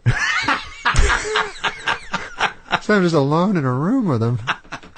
So I shake his hand. He negated the entire world. Oh, the funniest thing was Josh. Josh was with us. Yeah. Was an intern at Saturday Night Live. So I guess I have a bit of cruelty sometimes in me.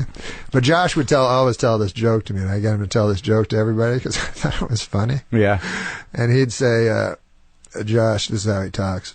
He's right here. But, he would go, there's two gay guys, and one of the gay guys goes to the other gay guy, I have a new game for you, hide and seek. I'll hide, you try to find me. And if you find me, you get to fuck my ass. I'll be behind the couch. So was this retarded joke and shit? So I'd make him tell everyone? Yeah. So that do you remember I made you tell Rodney? Yeah. So it was the greatest moment. Fucking Rodney were stuck in this real narrow hallways of SNL. Rodney, is standing there all curmudgeonly. And he's like twitching, moving around, exactly. kind of rocking. It's like, you got to hear this joke. And so then Josh stumbles through the joke, and at the end, Rodney looks at him and he goes, I tell you, kid, I'm not much for jokes.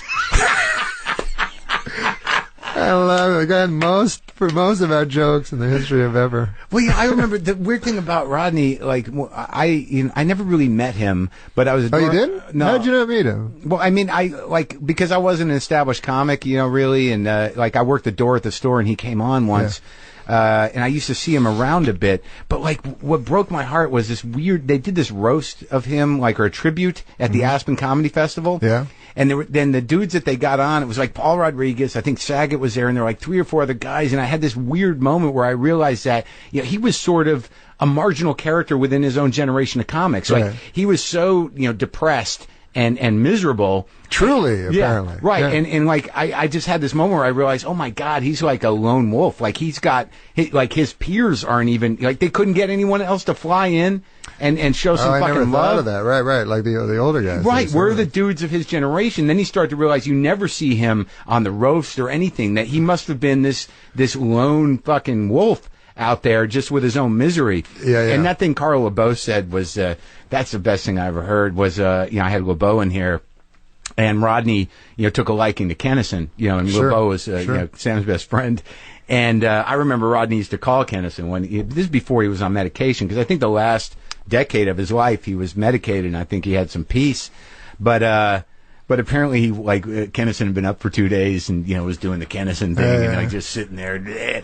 And Rodney walked in and said, "Oh, look at little Nero." Yeah, Ron is. He's fucking. He just sharp, seen it dude. all. He just seen it all.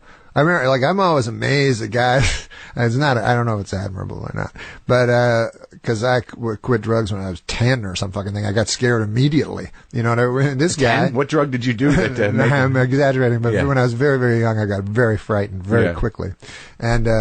But I'm always like, holy, with those old guys, I go, Jesus Christ. Yeah. Like, how many, you went through all those, coke, where you think you're going to die and shit, and you're still doing it? Yeah. Like, it was always amazing. With him, he had a hell of a constitution to put himself through that. I remember Saget told me one time, remember when he had a heart attack and a brain fucking aneurysm at the same time or something? He was in the hospital. Yeah. And he just left, Pulled the thing out. Yeah, he fuck just fucking went to the comedy club. So Saget said he walked in. This was 2 days earlier. He had been in this major operation, and he said he saw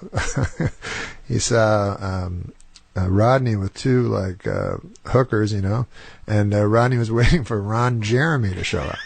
This was 2 days after the. And he's 70. And he's 70. So then Saget said to him, he said, Rodney, he goes, how are you doing? And he said, Rodney said to him, "How am I doing?" He goes, I'm with 2 whores. I'm waiting for a guy who can suck his own dick. How you doing?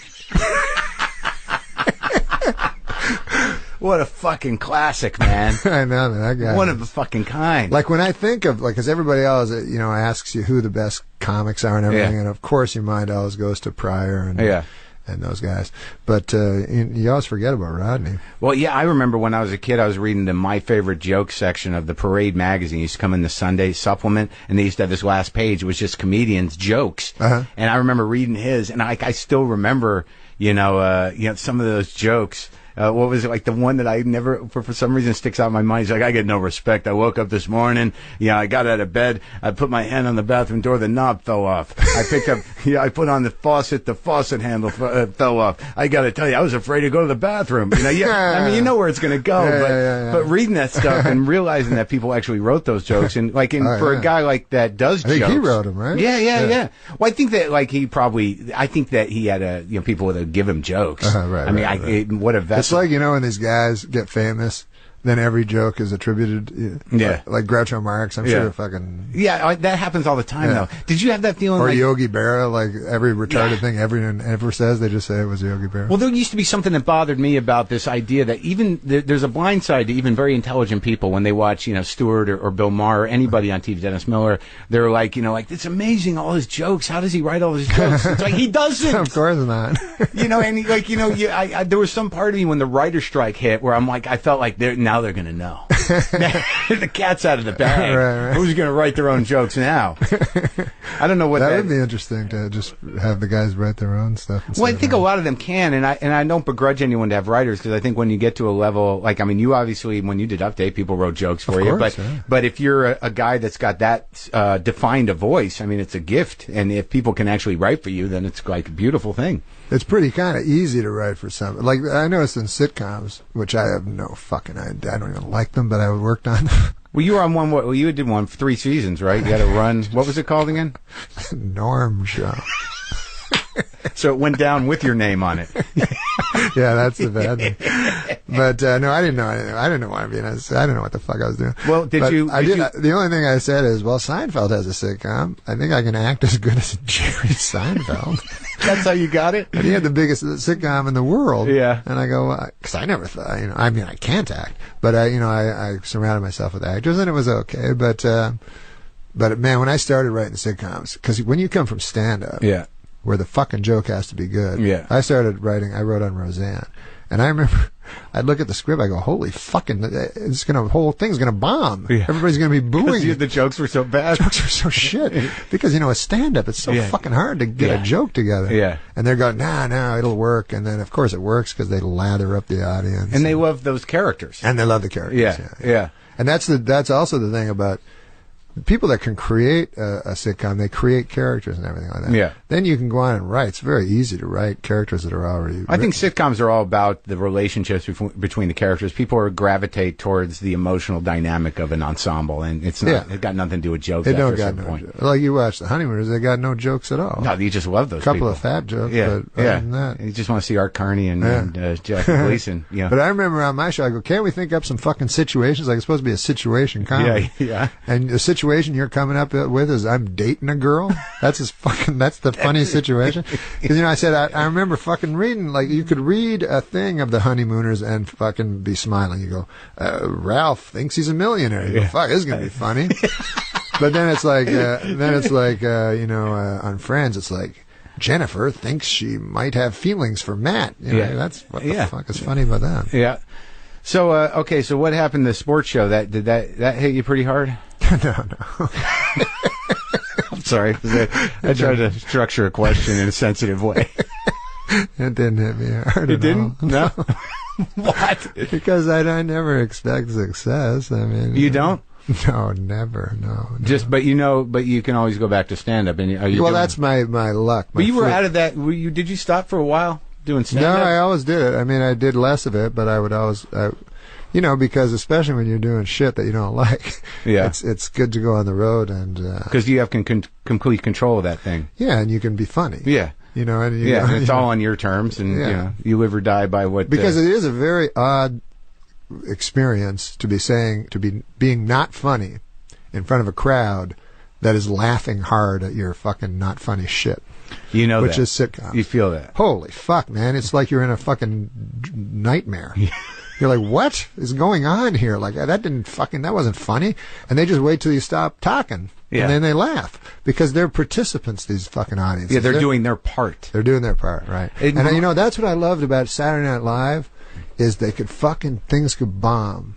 Like, really, only Saturday Night Live and the early Letterman, you could see people fucking bomb. Oh yeah, no laughs. And there's no other place on TV. Every other place, every joke works. It's an amazing moment. Even when you watch old Dick Cavett shows, and that was a popular show, and if you watch him now, the audience almost does nothing. Yeah, he'll get a joke off, and he's like. Nothing. And you're like, oh my God. Right. Because people didn't have the same expectations that they do now. These fucking people who run TV made it like this. Right. That, there's something about, you can be funny without there being a ridiculous moronic joke every fucking 30 seconds. People can accept people just being people for a minute. Sure. There's that horrible fear. I wish talk shows would, maybe you can do it or something, but Carson, you'd never see the audience. No, you never see the audience. Now and he listened to now people. The audiences. They're out touching the audience. Yeah. I mean, that was the first thing that I noticed about Jay, and I've never done a show, and I got no beef with him. I just don't watch the show. But all of a sudden, he's out there touching people, and I'm like, what's he doing? It's bizarre. Is this a zoo?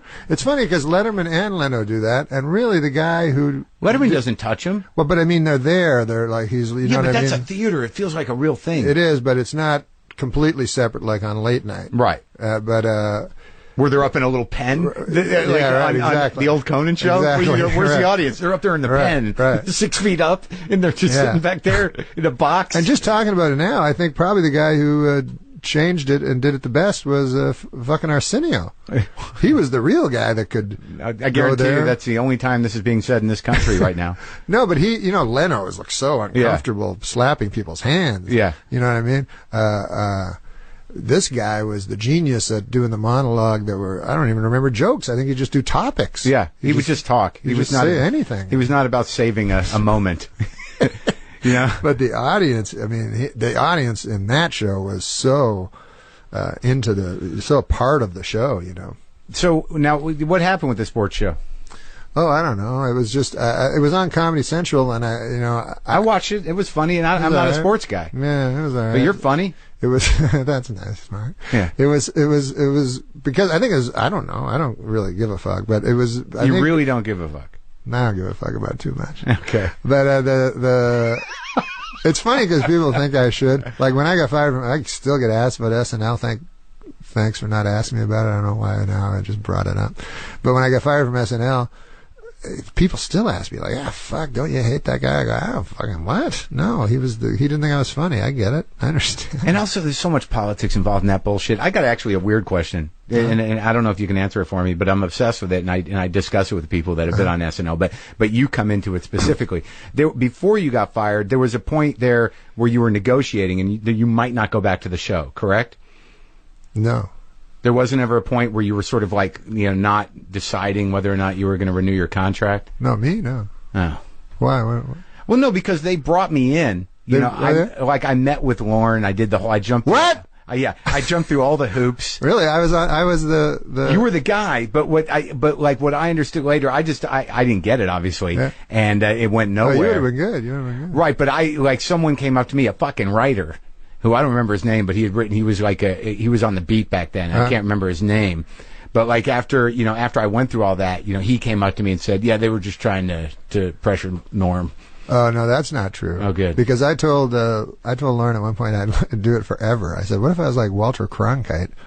I won't ask for much money. I'll just I'll do it till I'm 65. And he's like, what? Yeah. But no, that couldn't have been it. But it could have been. It was probably they were getting ready to get rid of me because they always pretended it was Don Ohlmeyer.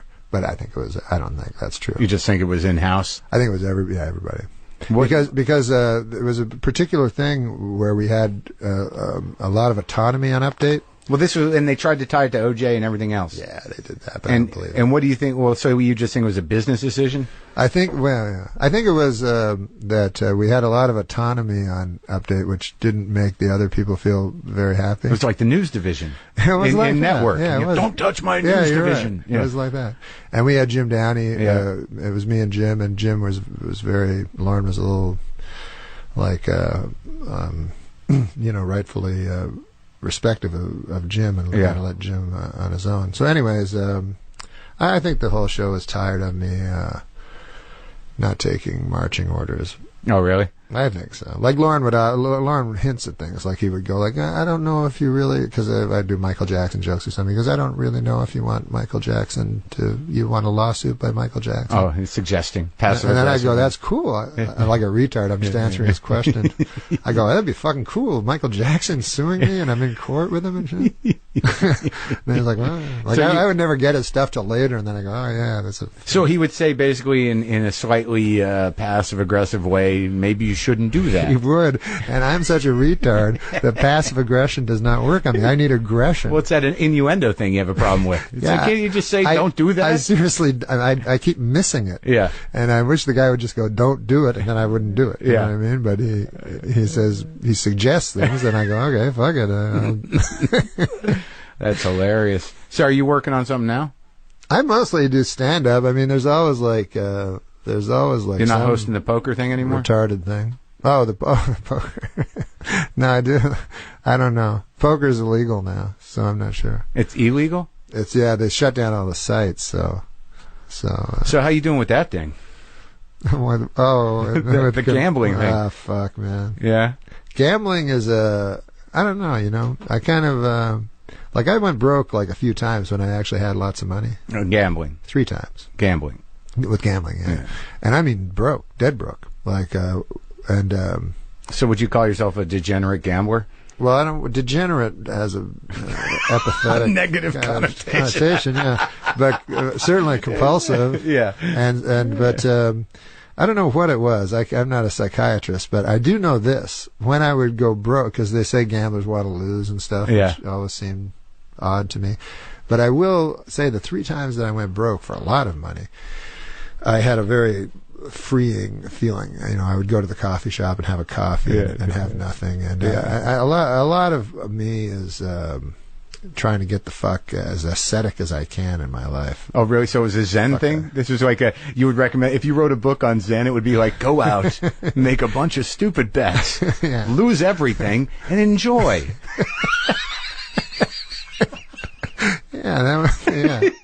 Zen and the art of being a retard.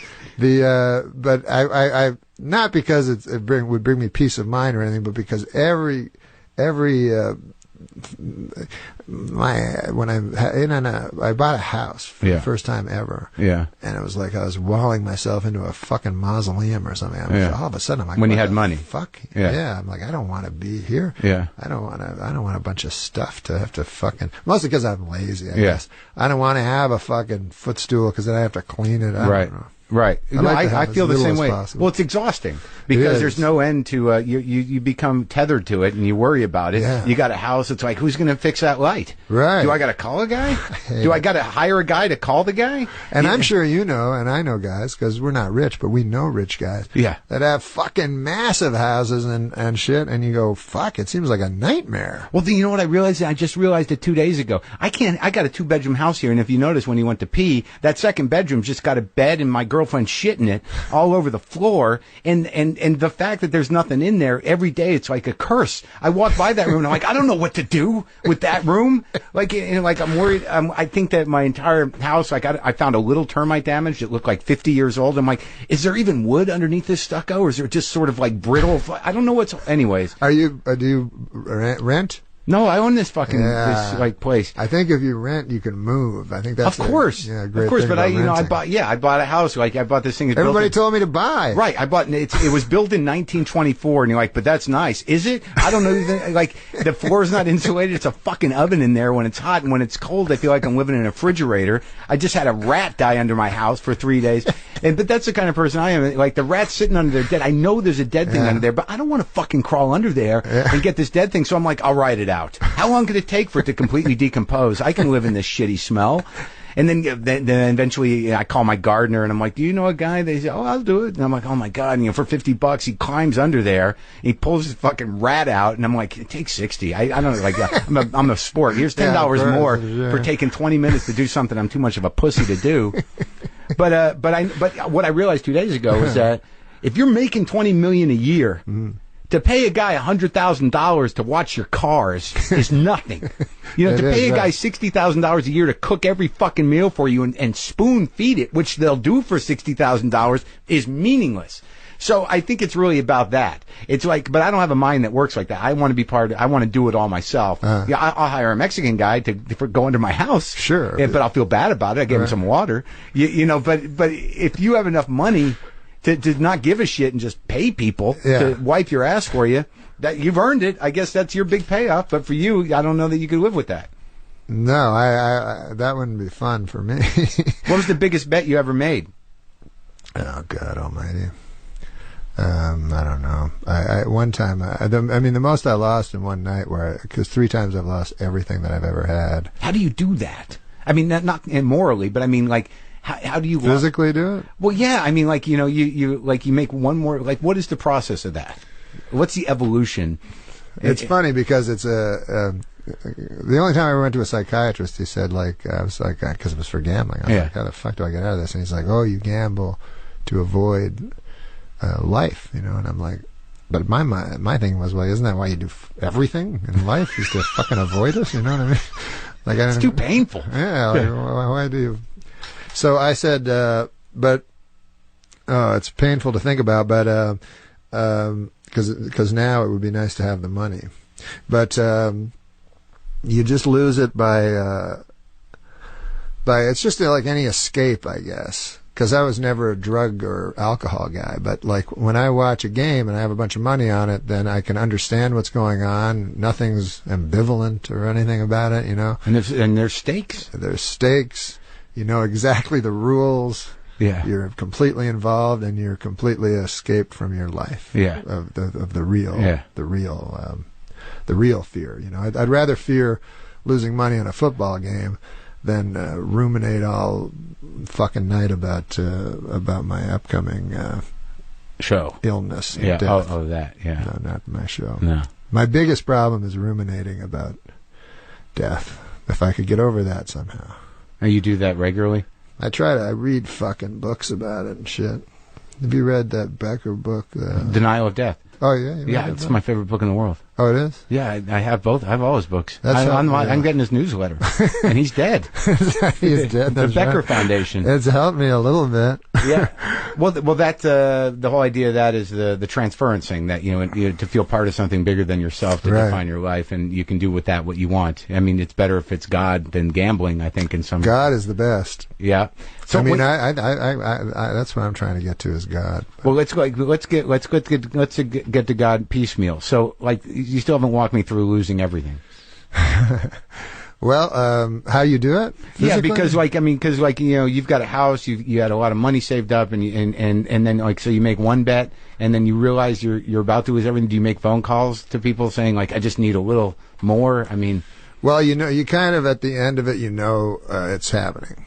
I guess it's like I've never had substance abuse problems, but I guess it's like people that know they're going to hit bottom, Mm-hmm.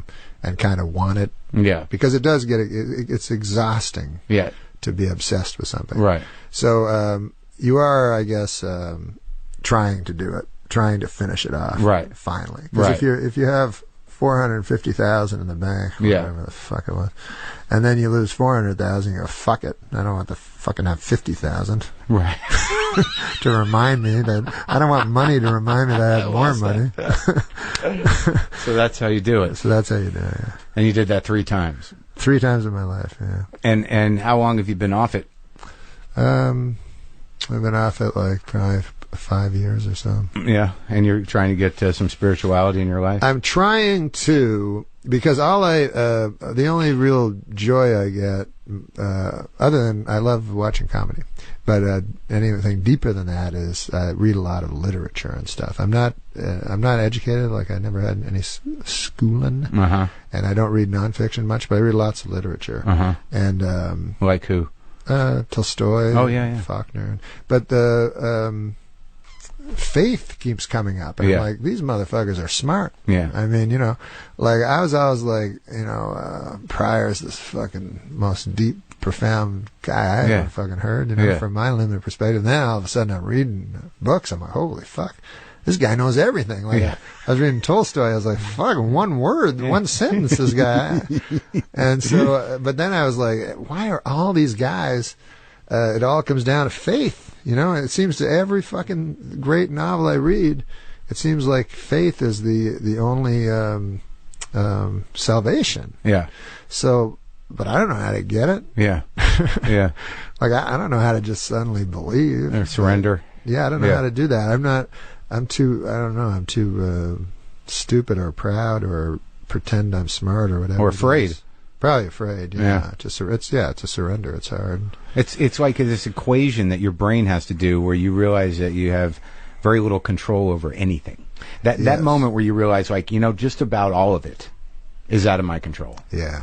And there's only 2 things you can do in that moment, which is either I'm fucked or it's okay. And how you support it's okay is with some kind of faith. I guess, yeah. I because I've come to it a long time ago that I have no control over anything, but I've been struggling with faith. I'll just throw myself into religion sometimes, but the problems with that is then you get into churches and stuff, and then you get into men and stuff like that, you know what I mean? And then you go, oh, it's very easy to fall into the trap of going like, religion's bad. I mean, God's bad because this fucking priest fucked a kid, which is retarded. You know what I mean? Why does that make God bad? Doesn't make any fucking sense. It just means the people that represent him are questionable. So so then if you go into any church, obviously it's led by fallible men, and you can't believe in them. So you got to kind of come to it yourself somehow. But I don't have the answer of how you do that or anything. Where are you at with it now? I don't know. The only thing I've ever explored is Christianity. And that kind of... I liked it. Yeah. But it's just extremely hard to keep believing. It's really fucking hard. Yeah. Because it's the hardest thing to believe, and I think I'm not deep enough. I don't know if that's true. I think that, just by nature of the fact that you're a comedian, and that part of the way you understand things is by cutting through bullshit, with jokes. I mean, especially you. I mean, you cut through bullshit. I mean, you call bullshit on just about anything, very concisely and in a very funny way, that when you're sitting here trying to sort of like you stay in a place of faith into the sort of the Jesus thing and and whatever you're choosing to hang that faith on, there's going to be part of you that thinks like, that's just bullshit. There is, yeah. Especially when it's specific like that. Yeah. But then I don't want to be a fucking idiot that goes like, sometimes you meet people, they're like, I'm spiritual. You're like, what? Yeah. They're like, I have my own thing. Yeah. I'm like, you work at Burger King. You figured out a fucking whole thing by yourself? Yeah, well, they've got their own thing that enables them to work at Burger King without hanging themselves. That's a pretty powerful guy. I don't want to... I'm not going to, certainly, if I'm not going to accept Christianity, I'm not going to accept some fucking 17-year-old girl's fucking idea. Well, maybe you should just get a job at Burger King. Maybe the humility of that will shed a little light. It's like, because it's exactly the same feeling I think you probably had when you had to deal with the blind guy.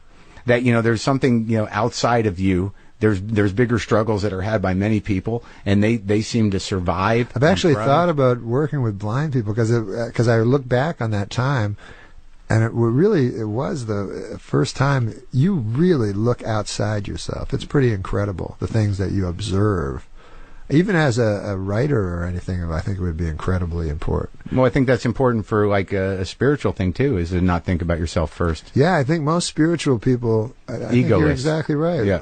But I think a lot of people go, that's the way to find it, is to look inside yourself. But I think you're right. I think it's not. It's to look outside. It's to try to get past your ego. Yeah. To get that thing hammered down to almost nothing, to where you actually think about the better of somebody else over yourself. Yeah. And that's holy fuck, I would never be able to do that. Right. Well, that's very contrary to, like, there's this other whole movement now, the positive thinking people. Oh, yeah. All you gotta do is throw that switch, man. Everything's okay. Hey, don't be negative. I fucking can't deal with that shit. But you can see in acting or in comedy that works. I know. Like the person that goes, hey man, I'm cool, everything's gonna be good, and it is. Yeah. Yeah, that's like, it's horrendous. But is it really? I mean, just because you're denying your flaws and everything else, I mean, you can sort of fake it till you make it, or there's a lot of slogans, act as if, whatever it is, but still, it's like, they say that eventually this will just kick in earnest. Yeah, until one day you're like, it's not kicking in, and this is fucked up, and you guys misled me, and fuck all of you. Right. The truth is, it's dark and horrible, and we die alone. Fuck you guys. The what is it called? Act as if. Act as if. I guess I understand what that would mean. Yeah. Sure. But act as if. Yeah. But all these books and all these things. The bowel cancer hasn't read the book. Yeah, you know what I mean? They don't read anything. They're fucking cancers. No. Yeah, I whenever someone, like, when people start talking about organs, I fucking check out. No, I mean, I can handle a lot of dark shit. I can fill my head with stuff. But when people start saying, like, I had kidney failure, I'm like, oh, God. Oh, no. Nothing. Yeah. That's why those fucking, the scariest movies always to me were the Cronenberg movies, because it was always the inside. I was thinking about The Fly recently. Yeah. Or that moment where it's like when he's climbing up the wall and he's like, pretty weird, huh? Yeah. You're like, oh, God. No, and then when he breaks apart and there's a giant fly inside him. Can we turn this around somehow to end this thing? It's like my act. When I do my act, yeah. I never think of a fucking ending. Yeah, just trickle off. Just fucking. Me too. Just unravel. I guess this is. We good? You done? It's terrible. You guys feel okay with what happened here? Every week I go, why didn't I think of something? Do you do that thing where you look? It's like, okay, I've done an hour and 15. And I don't know that how it's structured really matters. I'm done. That's what I'm like. And then I know people are kind of silent. They're like, "Where's the big matter with him?" Well, I'm glad you're doing okay, man. I really. Oh yeah. Well, I'm glad you are, man. This is awesome. This is so. Sorry, it's so hot. It's so cool. It is hot, but it's cool. You got this thing that's your own, and you don't have to listen to. Yeah, no one can really tell me what to do except Bad Mark. I talked to Bob Costas, and.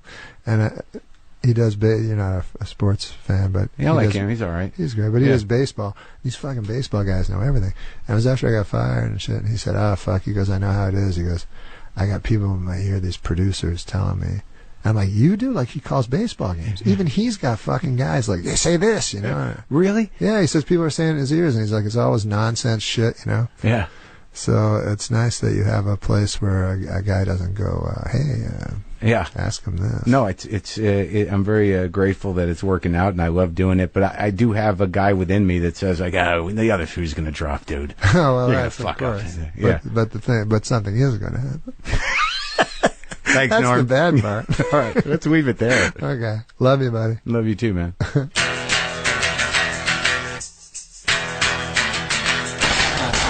Oh, my God, what a great conversation. Completely surprised. You guys, Norm Macdonald. Sweet, thoughtful, reflective. I had no idea. I loved that conversation. I really did. Oh, man, that was fun. Great guy. Anyways, that's our show. I am Marc Maron. Why am I doing that now? I already do that at the beginning. Look, go to WTFpod.com. Please get on the mailing list. If you want to kick in a donation, we got shirts. You know, if you do the $10 a month thing, you get a shirt, you get some stickers, you get my unconditional love. If you do the $250, one-time donation, you'll get 3 CDs, a couple of shirts, some stickers, my double unconditional love. But you can also just go to WTFpod.com. We got new videos. You got links to the YouTube page that we got now. You can see the entire episode catalog. You can get the app.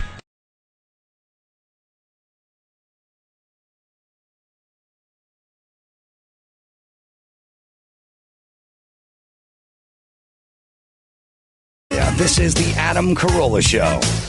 Adam's guest today, Norm Macdonald. And now, a guy who doesn't drive being interviewed by a guy who just spent $4.4 million on a Porsche. Adam Corolla. Yeah, get it on. Got to get it on. No choice but to get on mandate. Get it on. Porsche. By the way, I've been corrected by snobs in the past. Norm Macdonald in studio. Rossi.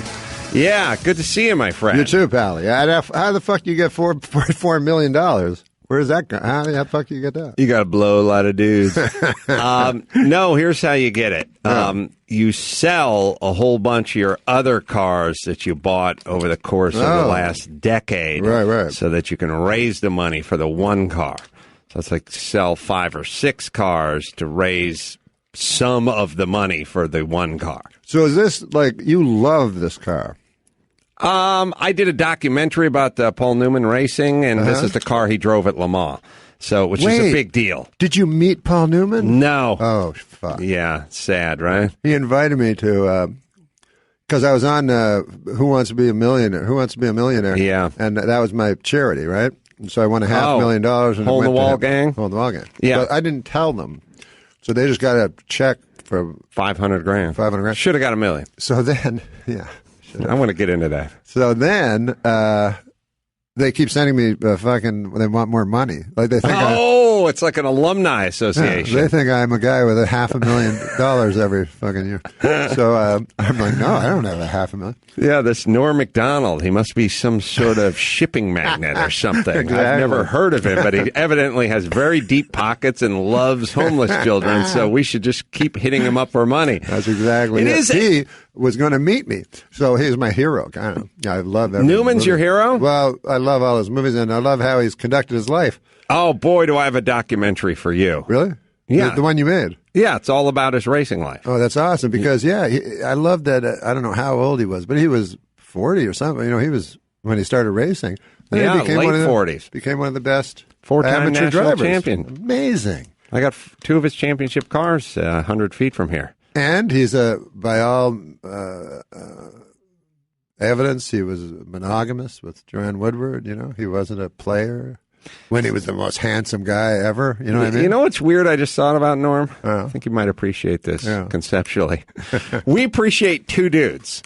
We appreciate the guy who's been faithful to his wife for 47 years and never looked the other way with all the trappings of Hollywood. Yeah. And we then thus also worship at the altar of the guy who fucked everything that wasn't nailed down. Like, boy, that guy was serious cocksman. I mean, boy, he fucked everyone.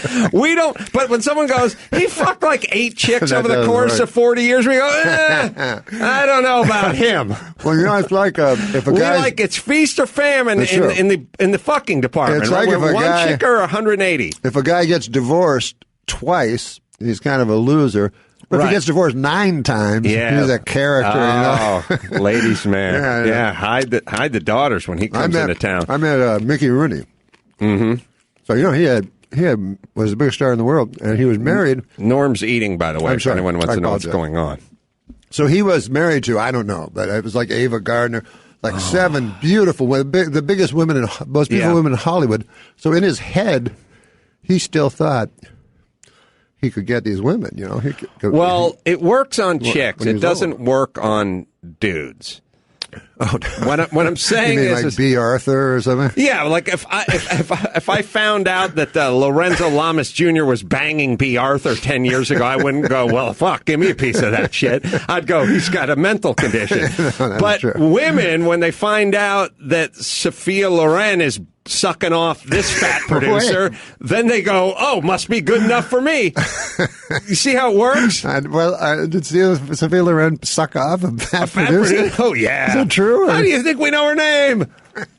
My Lord God. I don't know for sure. But you're allowed on this show to just slander we can say everybody. what we want. Well, no, I'm not. Look, she's a dear friend. Sophie's a dear friend. God. No, I don't know her background. All I can say for sure is this, that it works this way with women. If there's one dude who beds a Kardashian and a Paris Hilton, he'll then get to, and a Lindsay Lohan, he'll get to mow through other Hollywood hot chicks. Like David Spade is that guy. Yeah, David Spade is that guy. And I would say he's more, because Warren Beatty was always the gold standard, but Spade doesn't have the looks of Warren Beatty. He's the aw shucks rapist. Rapist? Well, I don't know why you brought up rapist. My Lord. No, what God. I'm saying is Spade has quietly mowed through the entire bevy of blondes in this town, but he does it in a sort of unassuming way. Yeah, Spade is an interesting character because he's outside of Hollywood. He makes fun of it, and yet he's deeply inside of Hollywood. Balls deep, a lot. Yeah, many would argue. No, but you know he'll be on red carpets, and I went out with him one time. He's like, "Let's go to a bar." We go to a fucking bar, and then people let us in, which is horrible. Like past everybody, right? They let those guys in. Yeah, there goes Spade and his bodyguards. His haggard bodyguard. He's haggard, is right. So I've never seen a picture of George Harrison not haggard. He's somewhere. He's be-haggard. He's like beleaguered and haggard. Like he's haggard with a beleagured haggard. Yeah. How about the fact that George Harrison? Hold on, we got to get back to this. Yeah. How about the fact that he just got done beating cancer and a mad person broke into his estate and stabbed him repeatedly? I forgot about that. Jesus Christ, that's bad luck. Did anyone think that maybe hanging with the Dalai Lama isn't what it's cracked up to be, like in terms of karma? How do you get into those? Like, remember that guy was going to jump over and to rape Steven Spielberg. Right? Duct tape his mouth. I don't know why you're so fixated on rape. But continue. That's what I'm saying. I'm just playing off you, baby. It seems easier. It is that kind of thing where it's like, what happened? Well, George Clooney was in Toronto shooting for 3 weeks, and a woman moved into his house. It's like... It seems a little casual considering there's walls and security cameras and alarm systems. But Letterman would come home and there'd be a lady that thought he was his wife. Waiting in bed. Yeah. and he only fucked her twice. Oh, my Lord. I have a stalker. Get this. My stalker. Oh, you have a stalker? Yeah. Well, hold on a second. 68-year-old lady. I want to plug, and I want to get back. All right. I'll eat an almond. Eat an almond. Eat a almond. Based on a true story, a memoir. It's Norm's book. It's available now on Amazon. You can bookmark it at adamkroll.com and put a little wind in the sails of the pirate ship. And I see nominated for Pulitzer Prize. Is that for this book? For the book. Yeah. Wow. Good on you, man. Yeah, man. God bless I tried you. to write a good book. The book was really good. It was interesting. Wait, you read it? Yeah. And I don't even know how to read. That's great. I went home last night and I read it and it started off with a very interesting statement, which is, this is based on true events, but if you really try to dissect what a true event is, it's only as you remember it anyway.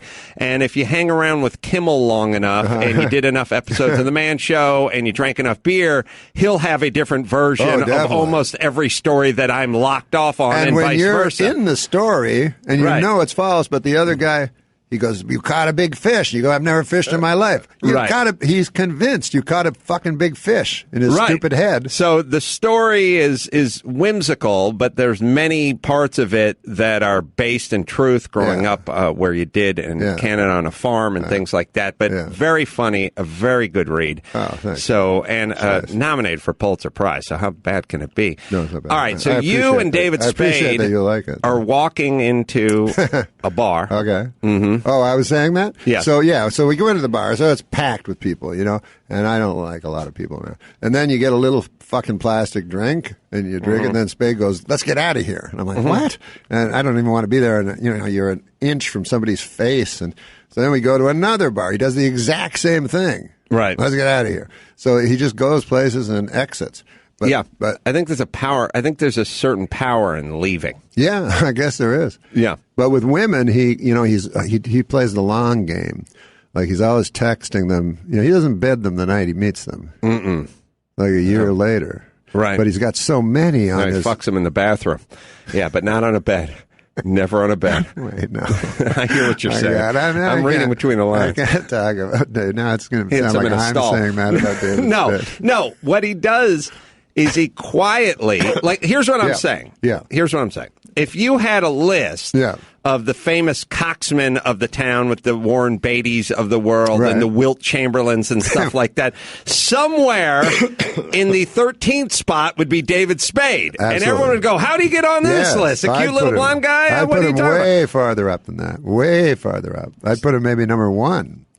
Well, that's what I'm saying. In terms of sheer numbers. Quietly goes about his business. Yes, he does. And until we start talking about it. I know we shouldn't. But he's very self-deprecating about it. But he also, you know, he knows everything that a young girl knows. Like that beautiful 20-year-old. He can talk to them about keeping up with the Kardashians and you know, whatever the hell. Right. And then, you know, if I try to talk to a young girl, I go, you ever watch Matlock? You know, it wouldn't work. But he has the same exact interest that they do. Yeah. So it really works, you know. Yeah, my problem is I'm too technical. I like cars and building. Oh, yeah. So it's always trouble. Like, it's always, well, Newman's, he ran in the Trans Am series, but it was really a 300ZX with a turbo and a V6 on it. So it wasn't, yes, it was the Trans Am series, but it was not a Pontiac Trans Am, and I can see her and the girl's stabbing still herself. No, she's attempting to kill herself by falling on her mascara pen. Oh, God. Stabbing yourself is a certain type of suicide. Yeah, it is. I know a person that did it, and Charles Rocket did it. Well, hold on a second. We talking about Artie Lang? Oh, I forgot about Artie Lang. Yeah. No, a friend of mine, when I started in Canada, he killed himself. Much like Charles Rocket, he went outside and stabbed himself naked. And Charles Rocket did that in the snow. It's a very Who's Charles Rocket? He was the update host that got fired for saying "fuck" on the air. What year was that? You don't remember that?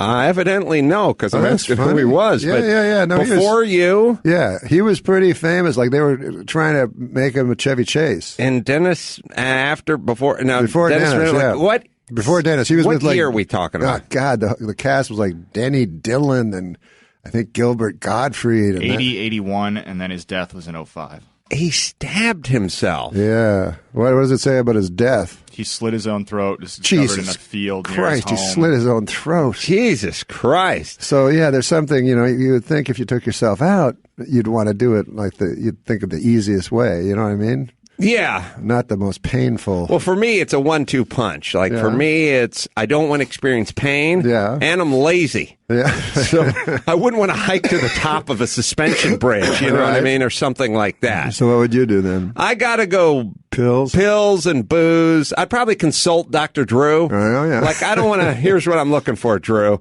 I don't want to go all Terry Schiavo. Right. You know what I mean? You don't want to fail, yeah. I don't want to spend the next 20 years with a load in my pants hooked up to a respirator. Jesus Christ. There was a guy that was on Seinfeld. Somebody will look this up, I'm sure. But there's an audio of him phoning 911. He tried to kill himself. He shot himself in the head, and he lived. And he phones 911, and he's like, "Yeah, I'm here. I was going to get my foot amputated tomorrow because he had diabetes." Mm-hmm. So he says, "I decided to kill myself, but I'm alive, and I shit my pants."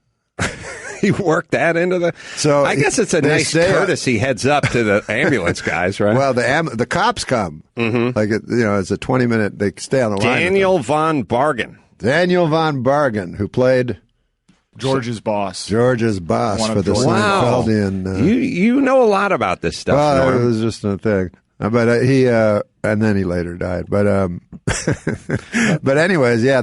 And then the cops come and they're going in. They're going, "Oh, where's the gun? Where's the gun?" He's like, "Oh, it's over there." Like, yeah, I'm no threat. No. So Norm, I was watching you and Regis. Regis, wasn't it? Oh, the millionaire thing. Yeah, and I've had this happen on a much smaller scale where you've done the stupid thing. For me, it was like Jeff Foxworthy. I was trying to be smarter than a zygote. And you give your answer, and they go, "Are you sure?" And you go, why? And they go, because, and then, it's a celebrity thing, so they may be helping you out because once you lock it in, it's final, and you go, oh, well, hold on. Maybe it's Cape Horn? Is it Cape Horn that I'm talking about? Maybe it's not the Marianas Trench. And then you go, okay, if you're sure. And you go, well, I was, but now I'm not. Regis, God, he fucking gaslit you. No, he didn't. What happened was I thought he knew the answers. Or I thought, even if he doesn't know the answers, he's real smart. But it turns out he doesn't know any of he doesn't know anything. No. So, but what happened was during the break. But this is for the $1 million. Yeah, I know. But right before the $1 million question, Regis said, we got to take some time off because Notre Dame's playing. That's his team. Mm-hmm. And so he wanted to watch it, and I had all this money on it. So he's like, how much money do you have on it? So I told him, he's like, what? So he's like, are you just, because I had guessed. How much money did he have on it? I had money on it. He was a How fan. much did you have on it? A lot. How much do you think? Ballpark. So he was worried. What? Ballpark. I don't know, 50,000. Yeah. Okay. So I was pretty, into it. And you wanted to know. I wanted to know. So then when he came, and I had just guessed on an answer for 500,000. Mm-hmm. It was a question about, here was the question. Who wrote "O Calcutta" with John Lennon? Mm-hmm. So I didn't know anything about musicals. There was 4 answers. One of them was Beckett. Mm-hmm. So I thought, well, "O Calcutta," it sounds like a depressing, fucking bleak thing. Mm-hmm. Anything I ever heard about Calcutta, right? Sure. But just shit in the street. Right. Like human shit. Human shit, yeah. So I say, well, Beckett used to write about human shit a lot. Mm-hmm. So I guessed. So he knew I guessed. Mm-hmm. And I said it fast, like final answer, because I didn't want him to stop. Right. And so then we go on the break, and he realizes I'm a compulsive gambler. So then when we get back, he wants to protect me. Mm-hmm. That's all he was trying to do. And actually, if I had answered the $1 million, it would have been better for the show because they have an insurance policy that if someone wins the $1 million, the insurance company pays. So the $500,000 is the worst thing that could happen to them. Right, because it's the maximum amount they have to pay. Yeah, exactly. It's interesting. Yeah, what people don't realize is if you want to do some sort of contest, like you put the piece of plywood in front of the hockey goal and it's got the little cutout that's as big as a mousetrap, and the guy's going to hit it from the blue line if it goes through, and you win $1 million, that's insured. Yes, it is. Right. So the hockey, whoever owns the team doesn't pay. They pay some underwriter $15,000 who does a bunch of calculations, and they'll pay the $1 million if on the off chance the puck goes through and hits the net. Yeah, they know those guys, those underwriters or whatever they're called, are fascinating. It's like the character that Edward G. Robinson played in Double Indemnity, where he does a great speech where he goes, "Death by." I can't do Edward G. Robinson, but he's like. Listen, because the guy died from jumping off a train. He goes, listen, death by Jumping off a bridge, 14%. Death by, and he had all the deaths, what the percentage was. He goes, death by jumping off a train, 0%. Anchoring SNL's news and slitting your throat, way less than 0%. So you go on Letterman, you knock it out of the ballpark, you break down in tears. Yeah. Then you on SNL as well and hit a home run. Is there a same year? I think. Yes. Is there a thing with you? So Norm, I'm always trying to figure this out with you. On one hand, you're a little reclusive. You got a little Howard Hughes in you. Well, a mad genius kind of a thing. Yeah, but you got the Howard Hughes where you're buying the $4 million Porsche. On the other hand, the better side of Howard Hughes. You also have the part where you clean up, you pull it together. Take a shave. And you go out there and hit a home run. Yeah, that's true. Sometimes I can do that. So why not do that all the time? I don't know. Because you have that gear. It's a gear you can go into. Yeah. I don't think Jan Michael Vincent can find that gear on his transmission. Damn. Sorry for the car metaphor, but I'm saying you find that gear. Why did you say Jan Michael Vincent? Well, I'm thinking of a guy who really can't clean up, straighten up, get a shave, put on a suit, and get out there and hit a home run and do something that you do, like a stand-up set with the skill that it takes, or go on Saturday Night Live and hit a home run. And that department, I don't think that's within his grasp. But he was the most handsome guy in the world. Yes. And then booze, it shows you what booze can do. It took away his looks. Right. But it's strange you said that, because I follow him on Twitter, and then I DM'd him, and then this other guy goes, "It's not him," because on that he's real belligerent on his. He's like, fuck you cocksuckers! I got no, Yeah, he was a big star in the early '70s, and he was really just kind of known for. He was Patrick Swayze before Patrick Swayze was Patrick Swayze. It's like if you were looking for a guy to take his shirt off in a movie, it would have been Jan Michael Vincent. And I don't mean all roided up and puffed up. I just mean a natural, great athletic physique and great looks. Nobody more handsome. Airwolf. That's mechanic. Right. World's greatest athlete. Oh, the world's greatest athlete? What? No, that was Kurt Russell. I think it was him. We got to figure out whether it was him or not. And then I believe it was Kurt Russell. But maybe that was funny. You said that was one of the first movies I ever saw. I was so excited. Hooper. He was in Hooper? I think he was in Hooper, and I think he was in Big Wednesday too. Maybe I don't even know what that is. All I know is movie. He was in The Mechanic with Charles Bronson. Well, he was in Hooper with Burt Reynolds. No, he wasn't. What would it have sounded like if Jan Michael Vincent was asking Burt Reynolds about a stunt?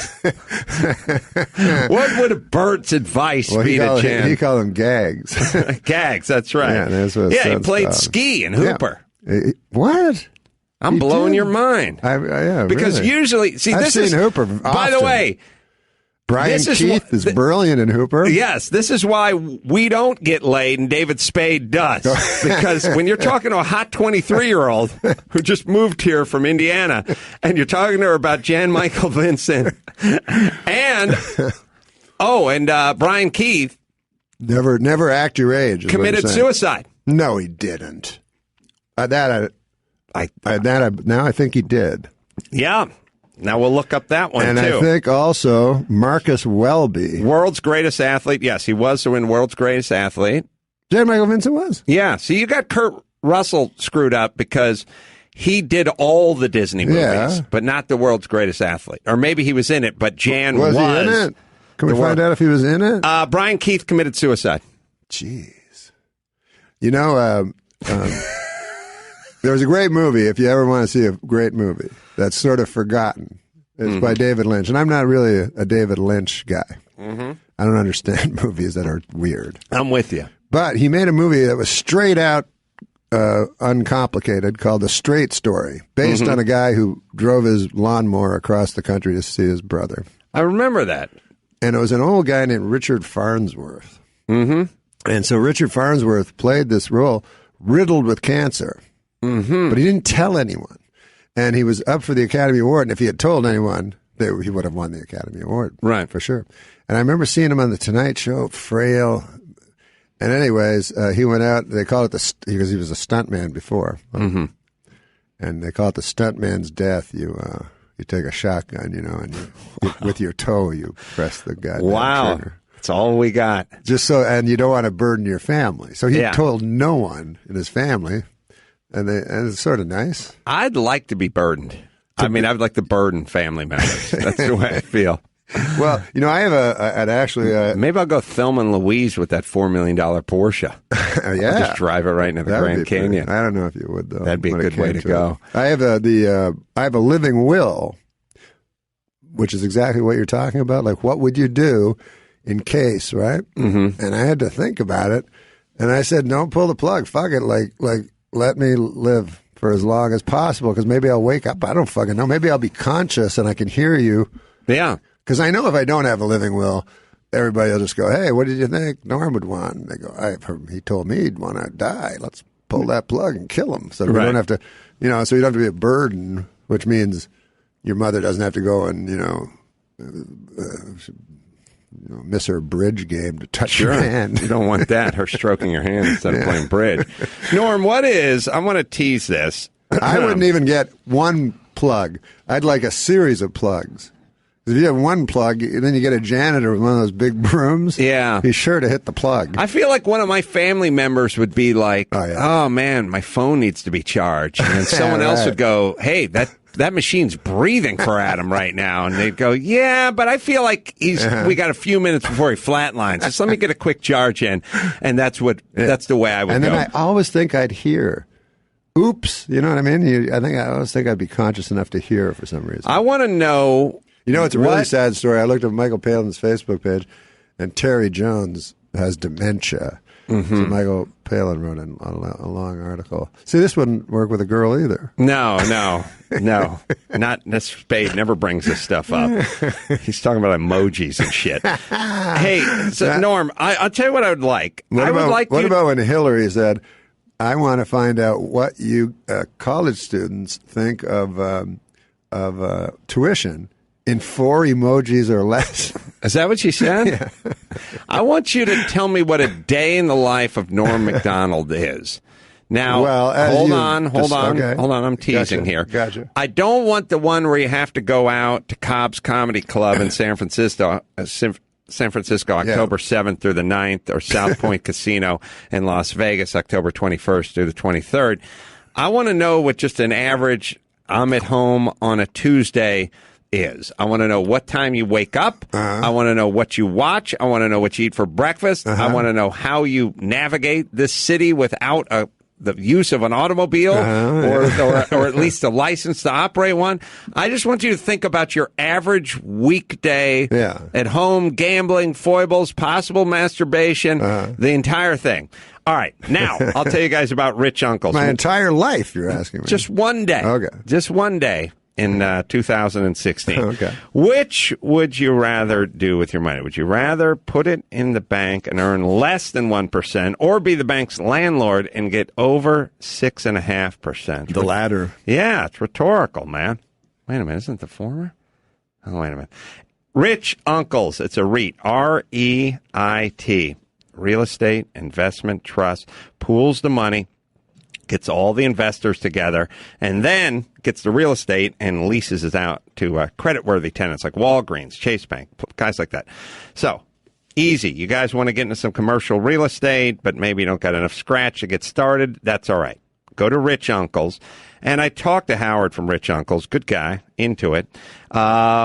Says people try it out, they get started, and then they always get hooked, and they always come back because it's an earner, and whatever you're getting at the bank is way less than 1%. It's not even worth it. So go to their website. It's Rich Uncles REIT, Rich Uncles, REIT, a Reggae Tier 2 offering for yourself. Go to richuncles.com. That's richuncles.com, or give them a call, 855-RICH-UNCLES. Rich Uncles REIT is seeking indications of interest concerning its Reg A Tier 2 securities offering. Any indication of interest involves no obligation or commitment of any kind. No money or other consideration is being solicited, and if sent in response will not be accepted. No sales will be made or commitments to purchase accepted until the offering statement is qualified. This media outlet is being paid under $15,000 by Rich Uncles for this single message.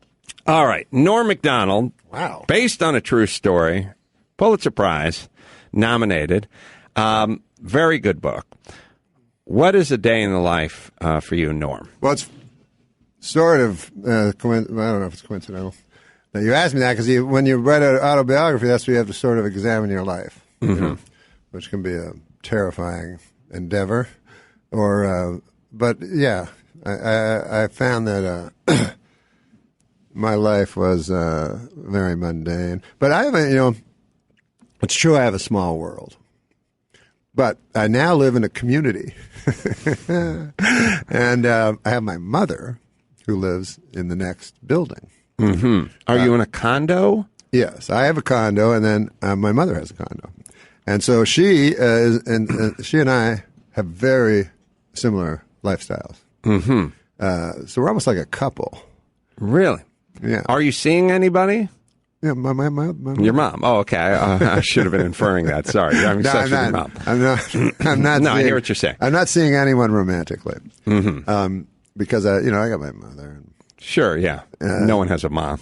I mean, is your mother alive? Yeah, sadly. Oh, yes. good. Oh my God! Come on. I'm a dick. No, you she love doesn't your mother. deserve me. You love your mother. Oh, I've heard you talk about She's your mother. all right. I've heard you talk about your mother. Mm-hmm. Yeah. But my mother is amazing. Mm-hmm. And people say their mother's a saint, but my mother actually is. She judges no one, which is incredible. She's happy. Do you ever meet people that are super happy? Like, she will, without a trace of irony, come back. She never has any irony in her. Her eyes shine love. But she will come back and she'll go, Norm, I have the most amazing story. The funniest thing happened at the grocery store. I'm like, what happened? She's like, there was a woman in there. She bought a pineapple. And it was $1.49, but last week it was $1.19. I'm like, that's not a fucking story, you old bag. Yeah. Like, there's no point. But it made her all happy. I'm like, well, I'd trade places with you, even though... I'm jealous of the happy people, and I'm jealous of these simple people who literally just sort of describe what's happening and then laugh. Like, they'll go, look at that dog. And you'll go, yeah. And they'll go, it's up on its hind legs. And you go, and you think... I know I'm standing here and I'm watching what it's doing. It's walking on its hind legs. And you go, yes, that's what's happening. My mother reads things while we're driving in a car. She'll go like, Ed's Auto Shop. Oh, like a sign. That's angering. Yeah. I go, what? What is it? Are you, and I don't, please take this, and it's not even a put down. Are you too smart to be happy? Do you know too much? You know what I'm saying? Well, like, there's yes. a part of you that just knows too much. You've seen too much. You've been around too many people. And it's just not to be happy, but I mean to be easily amused. Well, I don't want to do a joke for my act, but... do it. No, I do a joke like about retards or Down syndrome or whatever. Yeah. The R word. Mm-hmm. About how... everybody would feel sorry for them, but yet they're the happiest people in the world, So people are like, oh, look at those poor people. They don't understand the horror of life. That's the problem. You know what I mean? Yeah. Like, they'll probably die happy. There's no cure. Yeah. So, that's what I think. When I see people with Down syndrome, there's a certain amount of envy that you have. I have it with my dog. Well, dogs, yeah. I mean, my dog's Lord. whole body wags when I come walking through the house, It's and incredible. it just couldn't be happier. Or a dog also can throw up and then just be happy again. You know what I mean? Like, if you throw up, you go, oh, I got to lie in bed, like something might happen to me. It's a good point. Or you see a dog with 3 legs, he's not mourning his leg. He's just going on his also, life. dogs they're dogged, pardon the pun, because it's like, I eat soft-shell crab, I get food poisoning, and then I decide I'm never eating soft-shell crab again. My dog eats a flip-flop, throws up, and then decides he's got room for another flip-flop. Or he eats the digest. Oh, he'll eat that, and then he'll eat he'll eat the next flip-flop. What is a flip-flop? Oh, you mean a shoe? A shoe, sorry. You thought I was making fun of a nationality? You got a big dog. That's 115-pound Jesus. black lab. What is it, a Newfoundland? Oh, black lab. No, it's a black lab. Oh, He's a ton I of, love that. He's a sweet ton of dog. God, all right, so I love you a wake. lab. What time do you? What time do you go to bed at? No, what time do you wake up in the morning? It depends on when I go to bed, but I go to bed pretty late. I'm guessing. Yeah, because you know what I So you're done cuddling with your mom, and it's lights out about what time? My mom goes to bed early. So it's back to the unit. But Mom, remember, I got to stay up and gamble. remember, I live in a different place than my mother. That's not what I hear. Sleep in a different bed. That's not the way I heard it. but I may be wrong. Is there gambling? Is there daily gambling going on? You have me like Norman Bates. No, the gambling is done. The gambling's done. Yeah, I'm done with gambling. How long's it been? 6 weeks. 6 weeks. Yeah. So no more gambling. Well, I don't know. Not for a while. Were you able to quit cold turkey, or did you have to go to a program? No. I just quit. But here's my big problem. Very good at selecting certain games. Like, for instance, I picked Rory McIlroy to win when he was in golf. Right. Probably 150 to 1. Right. I don't know what the odds were. But anyways, I have very good picks. So then I'll get a online account. Now, I think this is illegal. I'm not sure.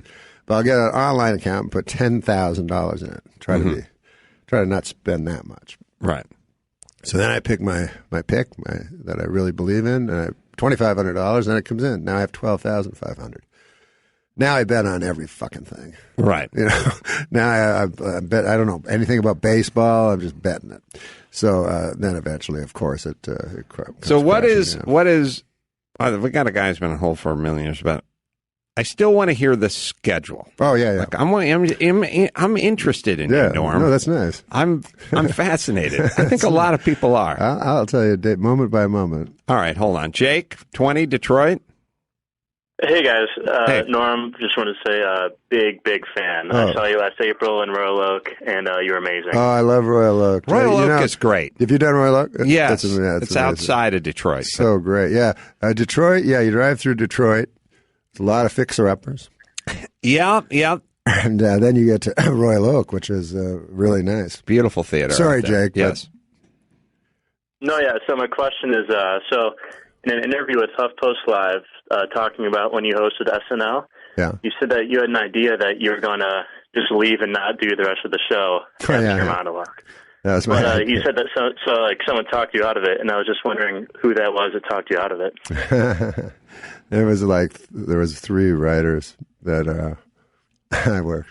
I didn't use any of the writers from Saturday Night Live. Instead, I picked these 3 genius writers that used to write on Saturday Night Live. So we wrote the whole show, and so the writers really hated us anyway. But that was my idea. I was like, I'll just do the monologue and leave. And It's a great idea. And then I thought it would be really good for the show. It would get a ton of press, make huge news, and also they would have to, on the fly change sketches and stuff. It would be very exciting. Completely. Will Ferrell would have to jump in and take my role. Yeah, and Sherry O'Terry would have to be Burt Reynolds or something. And then I thought, and then one writer said, I explained that to him, and he said, well, you're saying like you're going to do something that's going to be good for SNL, and then it's going to be really bad for you, and you could be just walking out of show business if you do that. I had this thing that's along the same lines, and I think it's groundbreaking. I think it would be interesting, and you're right. It would force. Thanks, Jake. It would make it live. Thanks for not seeing me when I was at Royal Oak out there. Appreciate that. Oh, Adam, you got to come again. Come again. I'll see you. Yeah. That's what you said last time. No, actually, you were probably 16 and a half or 17. You were a little young when I was there last. Yeah. But thanks. No, it would force SNL to kind of do what they claim to do in a certain sense, like a lot of improv sketch groups. Like you'd really have to do it in real time. And that would be very exciting. And I think it would be really exciting. It would be totally groundbreaking. And I bet it would even work. And I bet the audience would even like it once they caught on to it. Yeah, that it was real. I had this idea, Norm, and you tell me what you think of this. I love The Sopranos. Right. At a certain point, when they weren't going to continue anymore, it was Gandolfini. All the other cast members were like, "We'd love to do season 28." Oh, is that right? Oh, yeah. Well, that makes sense. Sure, I remember Big Pussy going. Yeah, like as I prodded around a little and asked some of the guys when I'd interview them, they'd go, "We would kind of like it, but we respect James. We respect James." Yeah. But you could tell, they wanted to do another season. Just like. the guy from Wham wants to get back together. You know, I want to do a man show tour with Jimmy. Like the three guys from Aftermash. Right. Yeah. Harry Potter, Gary Berghoff, and Jamie Klinger. They all killed themselves. Jimmy Farr. But now. Yes. This is your idea. This is my idea. I said Ted McGinley, the guy who would show up, the good-looking guy who would show up to Happy Days, and he'd show up to every show at the end. Yeah, Married with Children, even the reboot of The Love Boat. Yeah, I said I would watch, and I think everyone would watch. We just swap out Gandolfini with McGinley, right?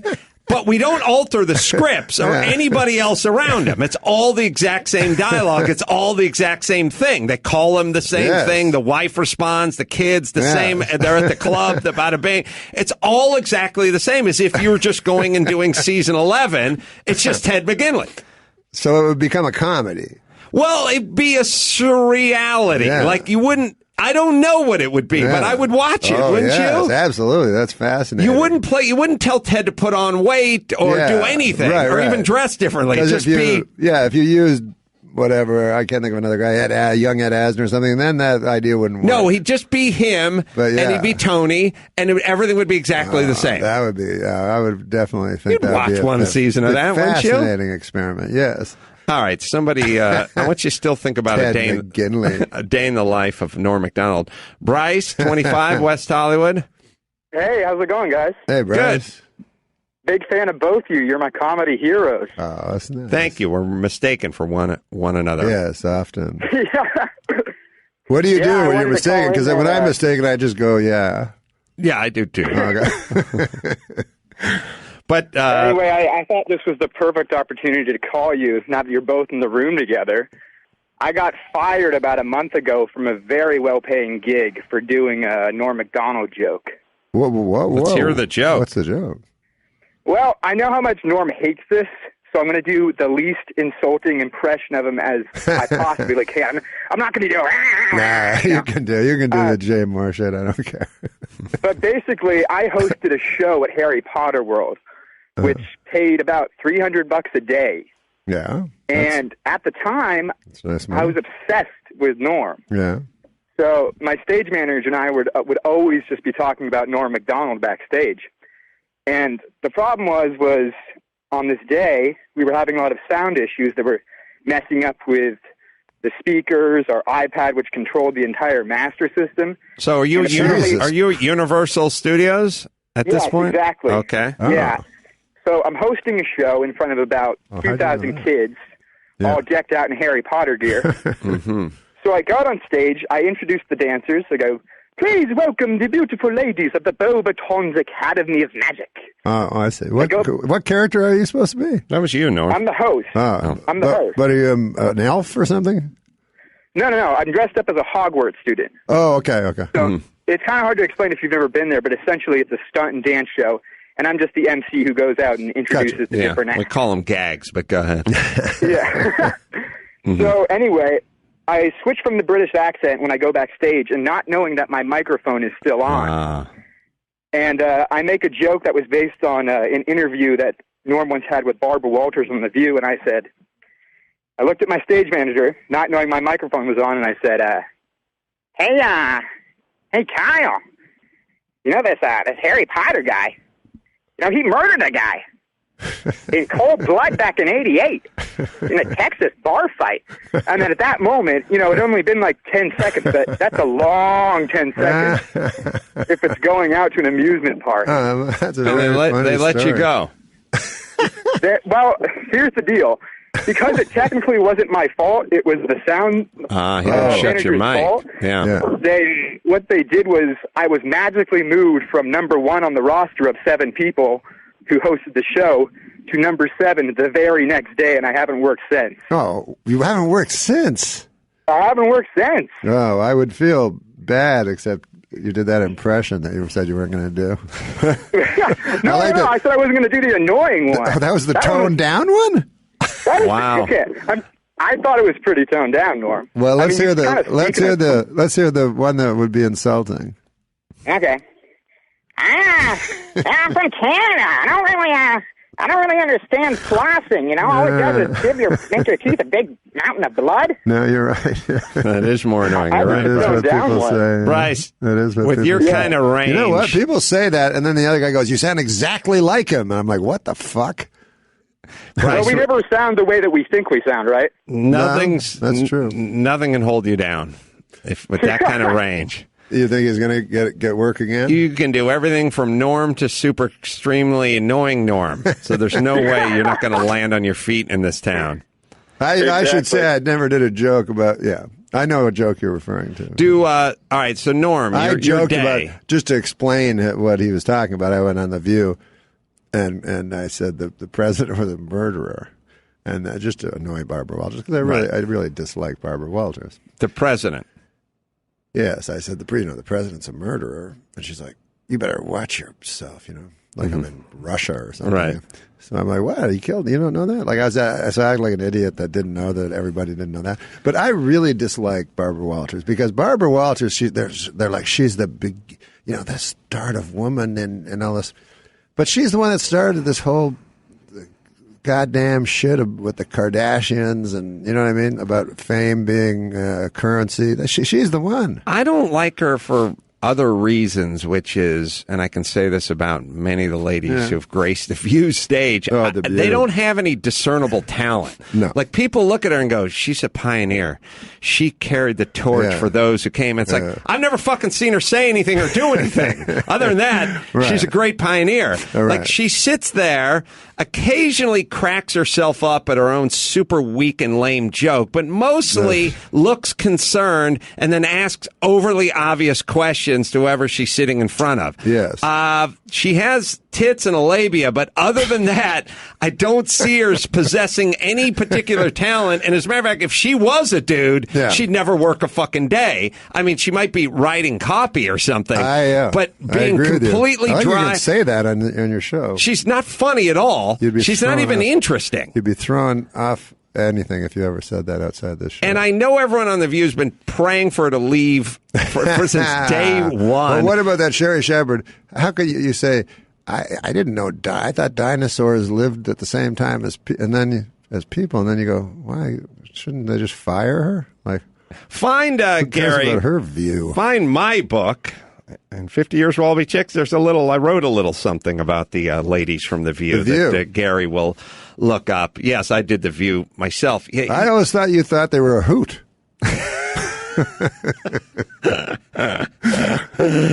Well, I bet your mom loves The View. Joey Behar always reminded me like of my aunt or something. You know what I mean? Like the one who thought she was funny. Yeah. Right. So you, Norm. But when I did Saturday Night Live, she was in New York City and she would come into the club. She was before The View. And for some reason, she was some celebrity that could get a spot and bump people. I don't know what she did. She might have done radio or something. I don't know what she did. Well, as a guy like yourself, and I talk about this all the time. Like I go, who has made the most with the least, and then who's made the least with the most? Oh, that's interesting. Now, I got like Drew Carey on my earners list of a guy who never said anything funny that I'm aware of, and has made cajillions of dollars. And people can go, oh, why are you hating on him? And I'm like, well, wait a minute. Every once in a while, every year they come with a list of celebrities who get paid the most, movie stars who don't earn. And then they go, Julia Roberts commands $27 million a picture, yet her films fail at the box office. And everyone's like, why are they hating on Julia? And it's like, wait a minute, she's the smartest one in the group. Right. What you don't want to be is the one who gets $80 and the movie makes $200 million. You want to be the one who makes $27 million and the movie makes $11 million. Well, so in a weird way, I'm complimenting Drew Carey. Is what I'm saying. He's able to make hundreds of millions of dollars before the TV show. Yes, wouldn't you put Jim Belushi in that category? Just an enormous amount of movies. Yes, and money and TV shows. Yes. Yeah, he did a couple of movies a year. And none of them succeeded, and he kept getting movies. TV shows and everything else. So in terms of, and I think you agree with me, and again, it's not really a put down. It's more like you've made the most, and I don't even know if Drew Carey's not funny. I've just never heard him say anything that was funny while I was around. I remember first seeing Drew Carey in the Improv, and there was another guy named Brian Haley who also he was a Marine. And he also dressed in a gray suit. But, Drew had these big glasses on, and I was like, what kind of costume act is this? And then when he went on stage, I go, this is a guy from the 50s? What is his act? I didn't understand. And then all of a sudden, boom, bang. Right. But Carson is anointing him. Did you laugh? No. But okay. I like Drew as a person. All right, Gary. This is what Drew does. Have you met Drew? No. Oh. He gets really close to your face. Maybe I've met him. He gets very close to your face, and he tells you jokes, like old jokes, and laughs at them. I would assume he's a nice guy. He's very nice. And except when you go to his house, and there's sex dolls that he has fucked, like sitting on chairs. And you're like, good Lord. And he invites you. You're like, no, I don't want to fuck her. I know. I saw David Spade talking one up the other day. Said this one's only 12 months old. Gary, I say hand the phone or hand the book to Dawson, and Dawson will read it so you don't power through it. But did you read your own audiobook? I had to, yes. Yeah. It's hard, huh? I didn't know how to do it. Like, I was like, am I supposed to be an actor? Like, if a girl comes up, am I supposed to do a girl's voice? You should have got that kid who got shit canned from Universal Studios to do your book. No one would know the difference. That would have been funny. All right. Let me tell you first about Simply Safe. Simply Safe. Oh, you ever have that nagging feeling? Why don't they do that impression of you if you and me are so similar? When people do me, they start with a little Norm Macdonald, but then they go into here's my thing. Yeah. I have technical expertise in woodworking. Yes. But the people who do the impersonation of me don't have technical expertise. You know what I mean? Right, and they don't study it to figure out what what they do is they go, plywood, but they never can finish it off because they don't have the actual expertise. Yeah. In now, that field. I don't know if you've ever heard my take on you, and you probably take this as an insult. I don't mean it as an insult. That I loved Andy Rooney. Andy Rooney. And people would put him down. But then they did a show called 60 Minutes 2, and they tried to get hip guys. So they get Charles Grodin and PJ O'Rourke. Right. And they couldn't, these guys couldn't do what Andy Rooney did. They couldn't do what Andy Rooney did. And so then I thought, well, Adam could do it. Like 2 minutes, you have an opinion on every subject. If a subject came up, and you're going to sound, it's going to sound insulting, but your voice is almost like Andy Rooney. I've heard that. And heard that? God bless him, he was a woodworker as well. Oh, was he? Yeah. But he can talk in 2 minutes. That's really hard to do. And you just have to have one strong opinion. Right. And you could do that, and that'd pay a fortune. Yeah. Yeah, here's where the problem would be, Norm. Yeah. We'd be I'd be going into my seventh one. Yeah. And I'd go into the producer's office, and I'd throw down my manuscript that I wrote, my page and a half, and the guy would look up and he'd go, you can't do the blacks again. You did the last 6 on black people. No, you can't do 7, Adam. We're going to start to get letters. You save that for here. Oh, okay. Save it. You save it for here. Yeah. No, I always, here's my lot in life. Yeah. I always thought to myself, because you want to make the most. And I do all the time. I look at Andy Rooney and I'd always go, oh shit, I could do that. Yeah. But then I also pause and go, no one would ever ask me to do that in 200,000 years. You got to bust open the door, buddy. Don't fucking stay at home like a goddamn recluse. Get to Don Hewitt's office. This is coming from the guy who doesn't own a learner's permit. I had a learner's permit, but it fucking ran out Norm, after 365 days. The show that everyone wants to see is Adam teaches Norm how to drive. Oh, yeah. Remember that show? We would crash the internet with that show. Now, I'll do it. Please. Last year I wouldn't have done it. I'm up for it. Last year I wouldn't have done it. But why not last year? Not no fucking car where you press and it shoots up fast. None of that shit. I was in a fucking car, a Tesla, right, with my friend wanted to buy a Tesla. And you do a Burt Reynolds impersonation. I know. How dare you? I know. And you're in a Paul Tesla. Newman, No, but listen, Norm. And the guy that drives the Tesla is an expert driver, so he's shooting through the streets full speed. Not me. You wouldn't. No. But do you do that in real life, though? No. You do that. No, you race cars. I do, and so I get it out of my system. But it does make you sick with fear, like when you... Do you know what I mean? That movement, just the speed? It doesn't, huh? Well, in the race car, you get belted in with a 6-way harness, so you feel like you're strapped in like an astronaut, so you can't go anywhere. Right. It's a weird feeling of security. It is? You're in a cage. Security? You're in a cage and you're strapped in 6 ways. How often do you go? Do you go a lot to the? I do about 5 events a year. Oh, events, but you don't go by yourself just to practice. No, I just go do a vintage race. But vintage race. Wow, that sounds cool. It is cool, but here's what I'm saying. So they give you the car. No, I own the car. Oh, okay, I got you. And now, what if you wrecked the car? The cars can be insured on the way to the track and on the way home from the track, and when it's parked in your garage, but not on the track. Not on the track. No, not on the track. Not on the track. Well, that's so whatever Edward you destroy, G. Robinson would. No. He would not be happy. No. But and so if you crash Paul Newman's $4.5 million car on the track, then you got to fix it. That's what I'm saying. This car belonged to Paul Newman, the $4.5 million car. Well, he raced it and won at Le Mans, and you own it. Well, not yet. I got to pay for it. Holy, it's a long story. I'll tell you what. Hold that thought. But that's got magic in it because Paul Newman. Norm, I got a bunch of cars I can show you with Paul Newman's DNA in it. Really? Yeah. But look, Norm, people say all the time, you and Norm. And I go, yeah, I'd do that. And I go, I'd do the show where I teach Norm how to drive. We put a couple of GoPros in a car. I take it easy. Yeah. I think I said last time no. No, you said yes. But in a very, unbelievable way. But this year you're saying yes. Yeah, I'm saying yes in a more. Why? Why have you come around? Way. Why have I come around? I don't know. Why a year ago Maybe would it's have Paul been Newman. no. Maybe it was our discussion with Paul Newman. Oh, I race his cars and how he became a 4-time national champion at age 47. Yeah. Now, well, you know what? I'll show you the documentary. Then you'll be in. I'm damn near 47. Well, yeah. If you just went back 6 years, you'd be 47.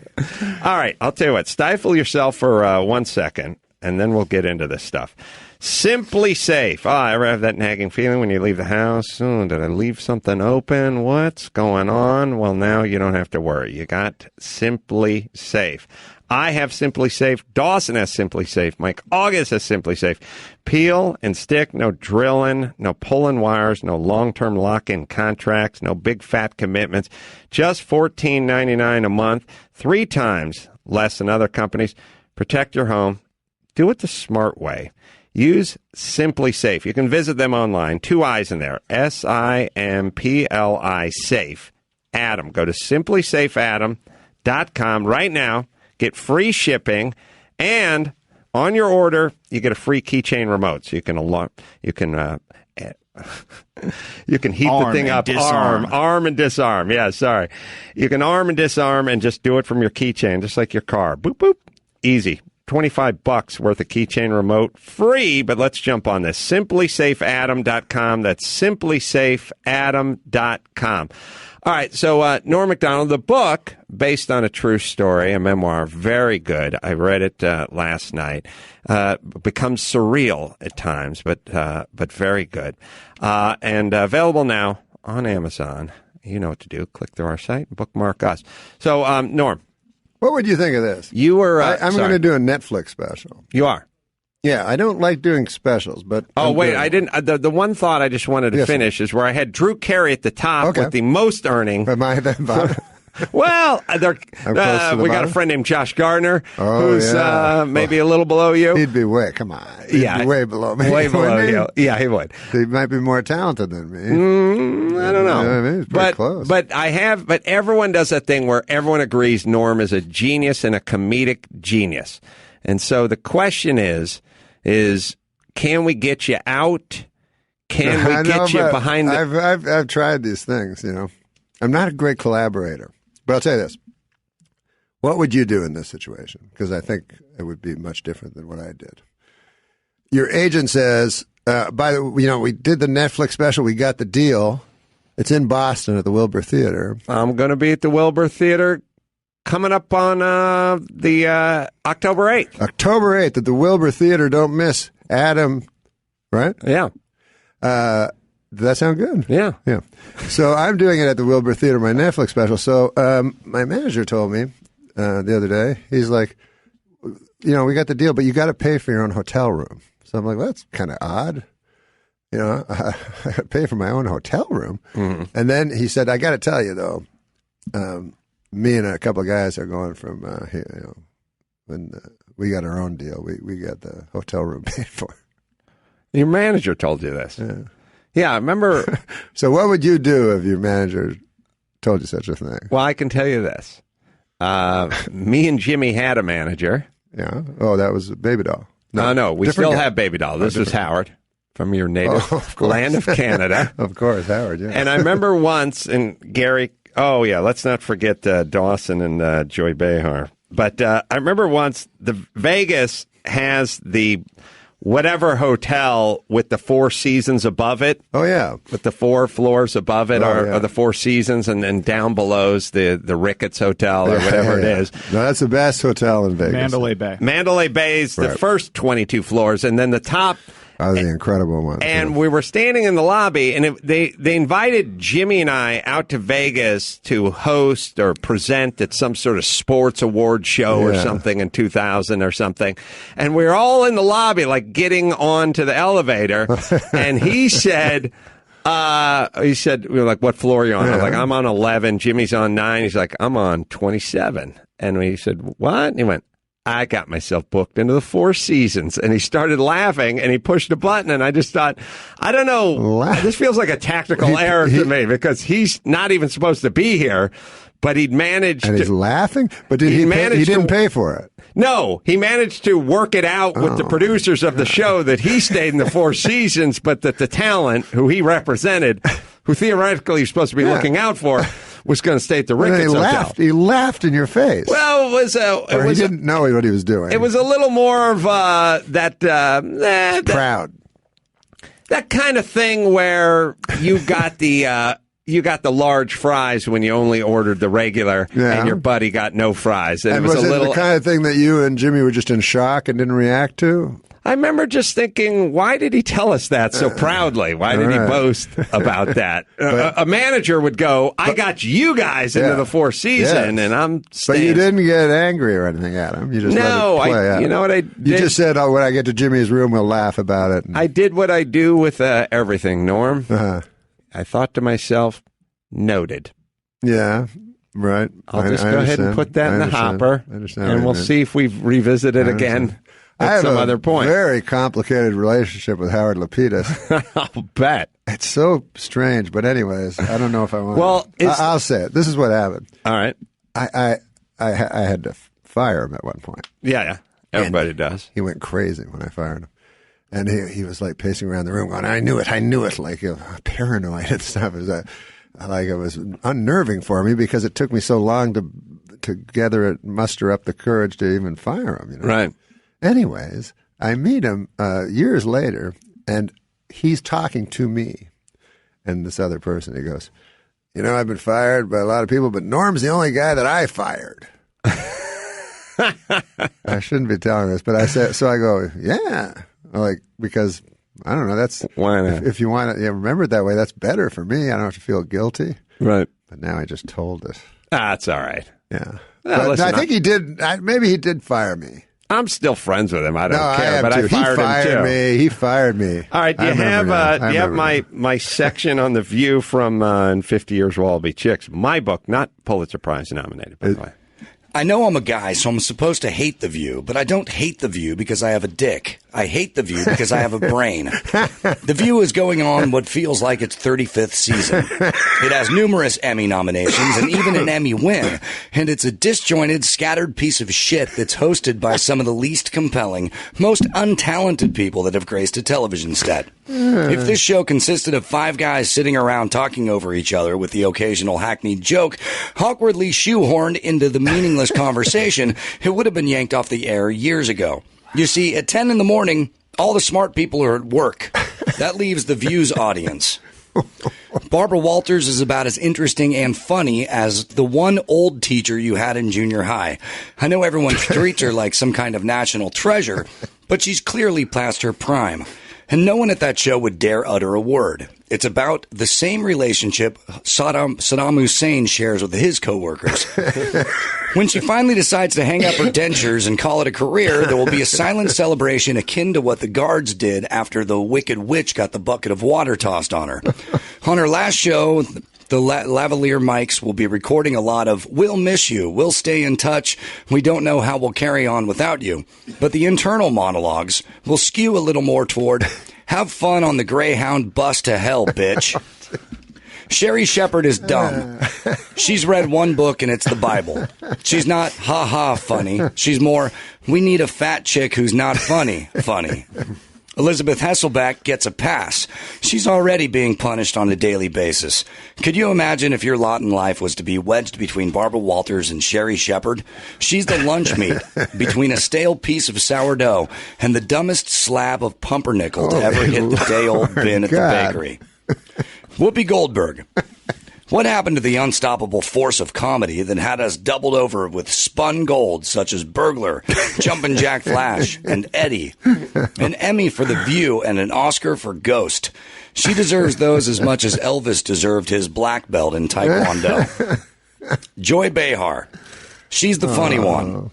That's like saying Marwan al-Sheikhi was the funniest of the 9/11 hijackers. All right. So I made my opinion. Holy Lord. I think I made myself pretty clear on my feeling of the gals from The View. I wonder if they know of that or anyone from The View. Because I always assume no, because I assume they're thick. Usually people like they Google themselves and all that, and or somebody tells them, or good Lord. Yeah. Was any of that inaccurate? No. It was awesome. And it's gotten even worse since because they have that strange girl from The Cosby Show. Well, maybe you should read my book, Raven Simone. I love that. Took the time to read yours. Yeah, damn, that was great. I'll get you a copy before you head out. Wait, you've written 2 books, though. I've written 4 books. 4 books? Yeah. God. I shit them out quick. But you can. So what is your schedule? You can speak well. Give me your schedule. Fast. Because a book should be as if it was spoken. I agree. So that was like perfect. My schedule. Oh yes, my daily schedule. Yes. So I wake up around what time? 10 or 11. Okay. Something like that. And I have to eat. Sure. What do you have? Count Chocula. Why is that funny? It's just cereal. It's one of the most famous cereals in the world. Right, for people under 7. Wait, what? What do you eat? Oh, you eat like granola. Well, what do you eat? Really? Count Chocula? Yeah. Okay, Count Chocula. Keep going. I hate Frankenberry. It was one of the most disappointing. No, it's huge. And Boo Berries. I'm like, Jesus. Worse than New Coke. Is this it's like New Coke. So, do you know the conspiracy theory about New Coke? No. It's fascinating, okay? I'll do it very quickly. So this is the theory that I believe happened. And I don't believe in conspiracy theories, but I believe in this one. So, because I loved Coke. So Coke vanishes. They change it to New Coke, and it tastes horrible. Go, what the fuck is this? It doesn't taste anything like Coke. It tastes like Pepsi. Right. So, and people that love Coke hate Pepsi. So you drink that. So that lasted 6 months, maybe longer. And then they brought back Coke Classic, right? Mm-hmm. So now they have Coke Classic and New Coke. And you drink the Coke Classic, it tastes so much better than the New Coke that you don't remember what the old Coke tasted like because it took 6 months. And what do you think they did in that 6 months? They replaced cane sugar with corn syrup. Brilliant. It was brilliant. And then only when I tasted... Interesting. It's only my theory. Well, that's a pretty good one. When I tasted the Mexican Coke, that's when I came up with the theory. I go, wait, that's the drink. Because you can tell the difference. So, yeah, that's the drink I drank as a kid. As soon as I drank that Mexican Coke, I was like, those motherfuckers. So that's a very interesting theory. I'm down with it. You like that one? Yeah, I'm not a conspiracy says you theorist, can go to Mexico and get the cane sugar run. So, all right, I saw, speaking of conspiracy theorists, I saw the Real Time with Bill Maher. Mm-hmm. Funny, you never been invited on that show? I've done it once, I think. Yes. It must be fun to I've never done it, but when you have to sit there while he does the new rules. He does a bunch of string of jokes. Right, you have to laugh. Right. But anyways, I saw in there, they'll put... So if I'm on the show, maybe they put Norm Macdonald comedian or Norm Macdonald SNL. You can choose what you want the chyron to say. Mm-hmm. So Richard Belzer was on. I was like, Richard Belzer, conspiracy theorist. So I'm like, what? Do you believe in? You don't believe in anything? Like, you think everything's a theory? And he just wrote a book about, as if anybody wants to read about Kennedy anymore. I think him and Ed Asner and other guys like that, it should just read, instead of like activist or conspiracy theories, it should just go, hates the United States. Because that brings it into focus a little more to me. Because it's not the conspiracy part, it's that they just fucking hate the United States. Right. Well, because if you believe 9/11 is an inside job. Yes, and what the hell are you doing? Asner does. What the fuck are you still doing in the United States? I would agree with you. You're in the worst fucking place ever. All the conspiracy theories are never flattering to the United States. That's true. Yeah, you're right. Ever. It's not like we didn't land on the moon. Yeah. It's the conspiracy theory is never like, the My Lai massacre never happened. It's not that. Right. It's, no, they say 138 villagers. There were at least 1,000. Like, that's the... right. There's never a flattering... There's no conspiracy theory of any country, but especially the United States, that ends up being anything close to flattering to the government or the United States. I never thought of that. And also, when you say that, I don't know if it exists in other countries. No, I agree. Like in Thailand. Yeah. Who stole that bamboo? No, I don't know. I don't think they do in like Thailand. But when you start really breaking down the Belzers and the Asners, you just sort of realize the theme is we hate the United States, not that all this stuff happened and we're being naive. Right. But then they always say... God, the United States was so good to them. In your chart. Super rich with marginal talent. Yeah. Richard Belzer? I'd say doing pretty good. I mean, Dennis always told me, oh man, he was the best, Richard Belzer. But, there's videotape I can see from back then, But maybe. A timing thing. Maybe. Yeah, I agree. Maybe. So then now we're eating Count Chocula. Oh, yeah. So I eat some Count Chocula, which I don't know why that's so ridiculous. And then I watch the Well, can I say this TV? about Count Chocula or any cereals of that ilk? I feel like there's a window. Yeah. The window is age 4 to age 11. What? Hold on. And then it opens up again at 81. You see what I'm saying? But the problem is you're kind of in between right now. Because you see an old guy eating Fruit Loops or Count Chocula. It's kind of cute. You know what I'm saying? And a young kid, it's excusable. Well, what do you think most people eat for breakfast? Adults? Yeah, what do you think they eat? Eggs, other forms of hot That's cereal. what you eat when you're a child. You eat eggs when you're a child. Right, but I think some people might have like a protein shake or smoothie or something. I'm talking about adults. You changed it from eggs. Well, no, I'm with you eggs. Pivoted. No, I didn't mean to pivot off the egg thing. So Count Chocula. Whatever I eat, it doesn't matter. Right, it's Count Chocula. Now it's noon. It's something in my belly, yeah. And then it's noon. I rounded it up. Like 5 minutes to eat. Okay. I eat I just eat standing up. Mm-hmm. And then I watch TV. What do you watch? Whatever's on. View. You were talking about who's at home, during these shows. Yeah. I have noticed that more and more the judges on the judge shows are all black. Interesting. And the game show hosts are black during the day. Mm-hmm. Like they have Who Wants to Be a Millionaire? It's hosted by a black guy. Right. The judge is Steve Harvey. Right. Yeah, a lot of black judges. A lot of black judges, yeah. and it didn't used to be that way. So it's interesting, yeah. So if you think there's a high unemployment rate amongst a certain group, that would be a good group to be represented on TV. Yes. And it's nobody's fault. No, you can't judge. You can't blame anyone for being unemployed. But it is interesting. Yeah, so I watch some of that stuff, and then I wait a minute. Hold on 1 second. Mike's from New Orleans. Oh, Mike, yes. Hold on a second. He's from New Orleans, and he's unemployed. So maybe we found the black guys watching the Judge Show. No. Mike? How you doing? Are you black? Both of y'all. No, sir. Well, what are you doing unemployed? Norm wants to know. No. I got you. I never said that. I heard what you said. I used to work in the oil field. That's why. Ah, okay, yeah. So you got a question? Oh, yeah. So you work in the oil fields, you make a whole bunch of money, and then you're off for a while. Right. Yeah. So I'm traveling, Sure. but it's time to go back to work. And so my question is, something that I would want to do is what I have an interest in is writing. Yeah. But I don't live in L.A. or New York or anything.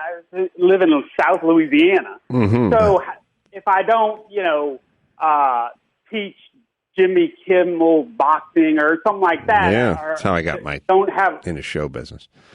Yeah. Well, did you? What do you want to know? Do you have some jokes, Mike? Are they jokes like monologue jokes?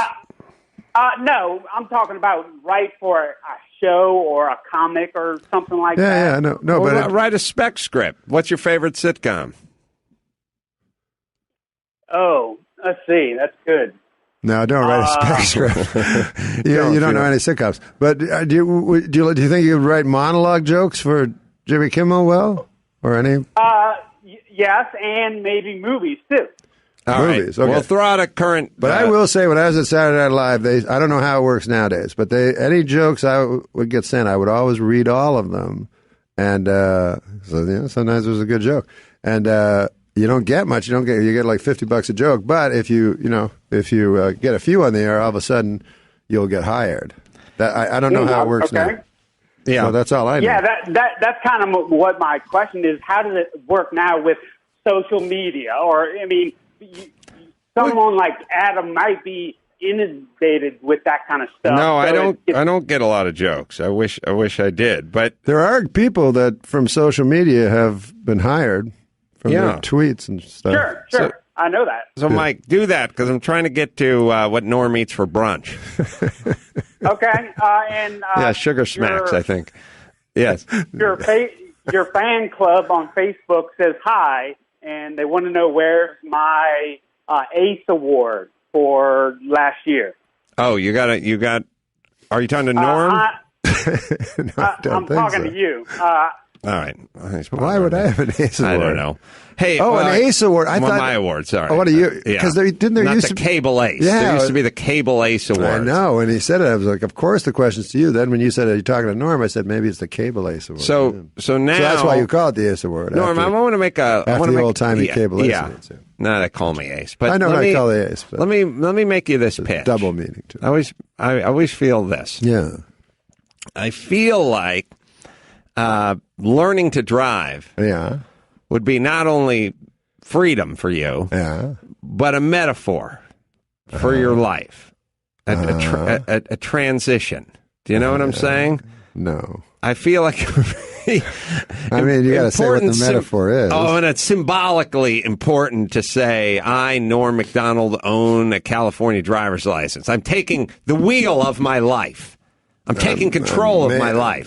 Yes, okay. You know what I'm saying? And I'm enlarging my world. Yeah.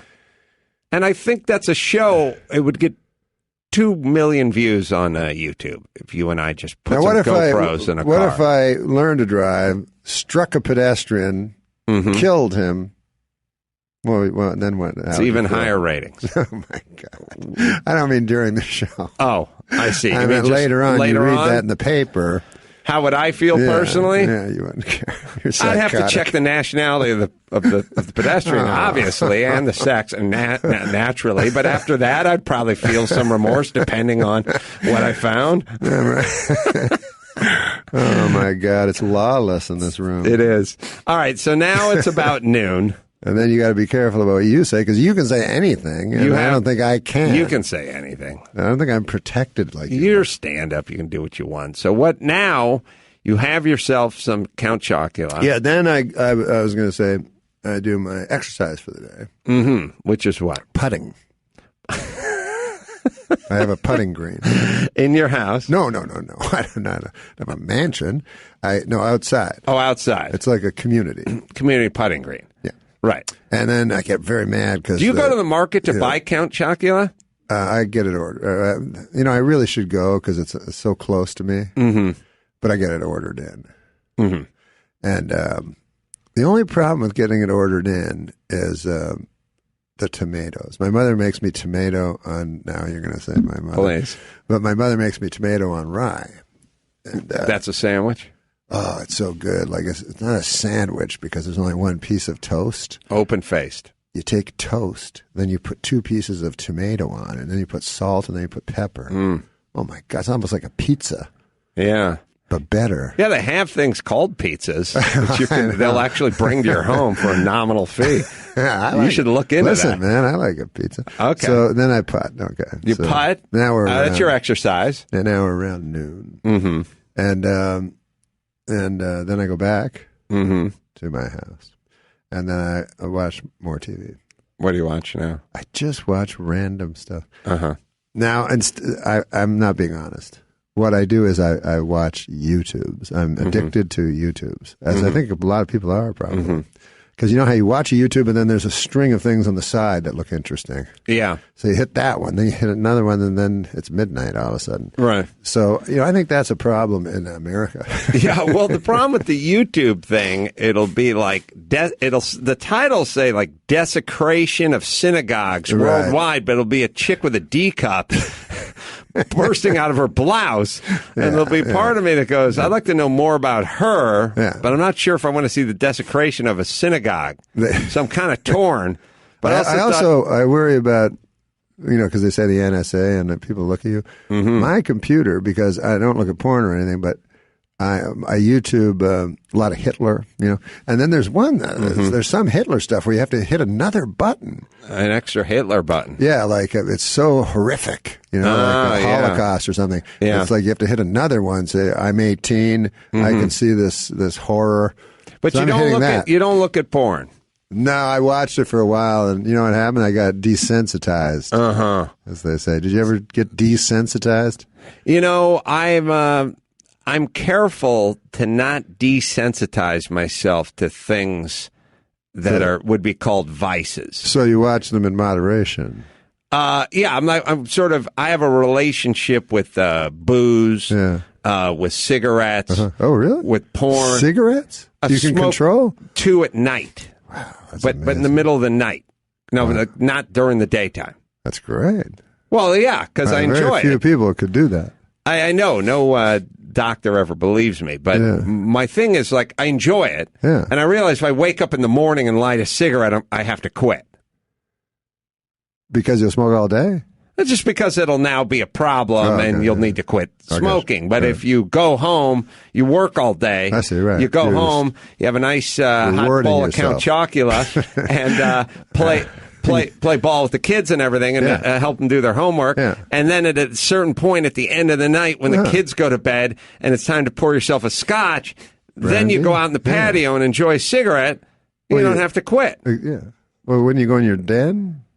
Oh, you don't want the smoke to be around your kids. I was talking about beating off, but yeah. I beat off on the patio is what I'm saying. It was a metaphor, remember? So that's very good that you have moderation and then you never got desensitized, which is excellent because I got insanely desensitized and then I can't watch it anymore. With the porn? Yeah. It's just, also it's so misogynistic, Yeah.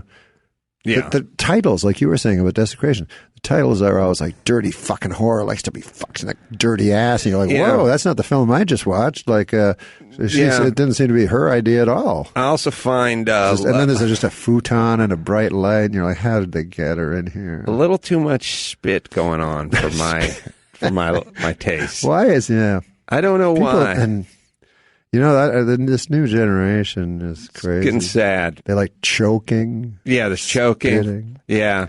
Now, I thought this was supposed to be a feminist, time. Like, why would they want to be humiliated like that by men? Well, whenever things go too far one way, they swing back hard the other way. Yeah. You know what I mean? So now we have safe spaces and cage fighting going on simultaneously. Yeah, you're right. It's my theory about it's grunge. It's all the stupid hair bands with all the mascara and the aqua net sprayed on their head. Yeah. Gave birth to Kurt Cobain in a tattered flannel shirt. Because we swung too far this way, we needed to go back the other way. That's how we are as human beings. Sure. So what's going to follow, for instance, the feminism of comedy? Well, tell me about that. Well, I mean,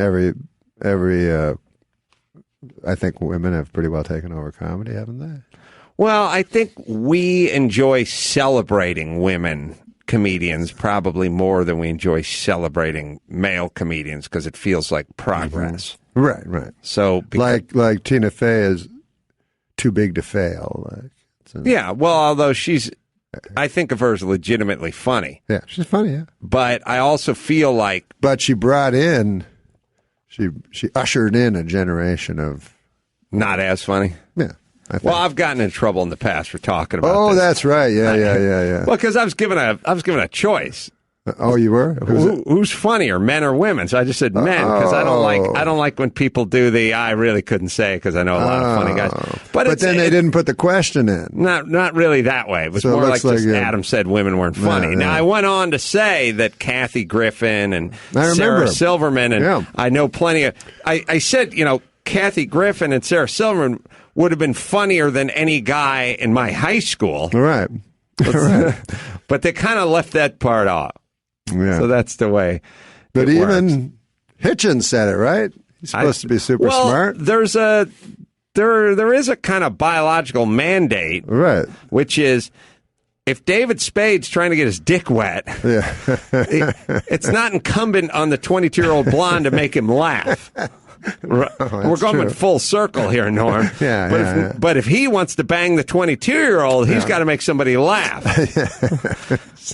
Right? So just biologically, you're saying it helps. Yeah, there's a little bit of a mandate. So why would the women have such a mandate? Yeah, unless it's just a professional. Pardon the pun. I'm going to become a comedian. I really think that's a new thing. I'm going to become a comedian. That's a new thing, I think. Right. That in the old days, it just people go, "What? You want to do what?" They thought you were crazy. Also, kind of in the old days, we would decide if you became a comedian by whether we laughed or not. You didn't get to just decide, Drew Carey.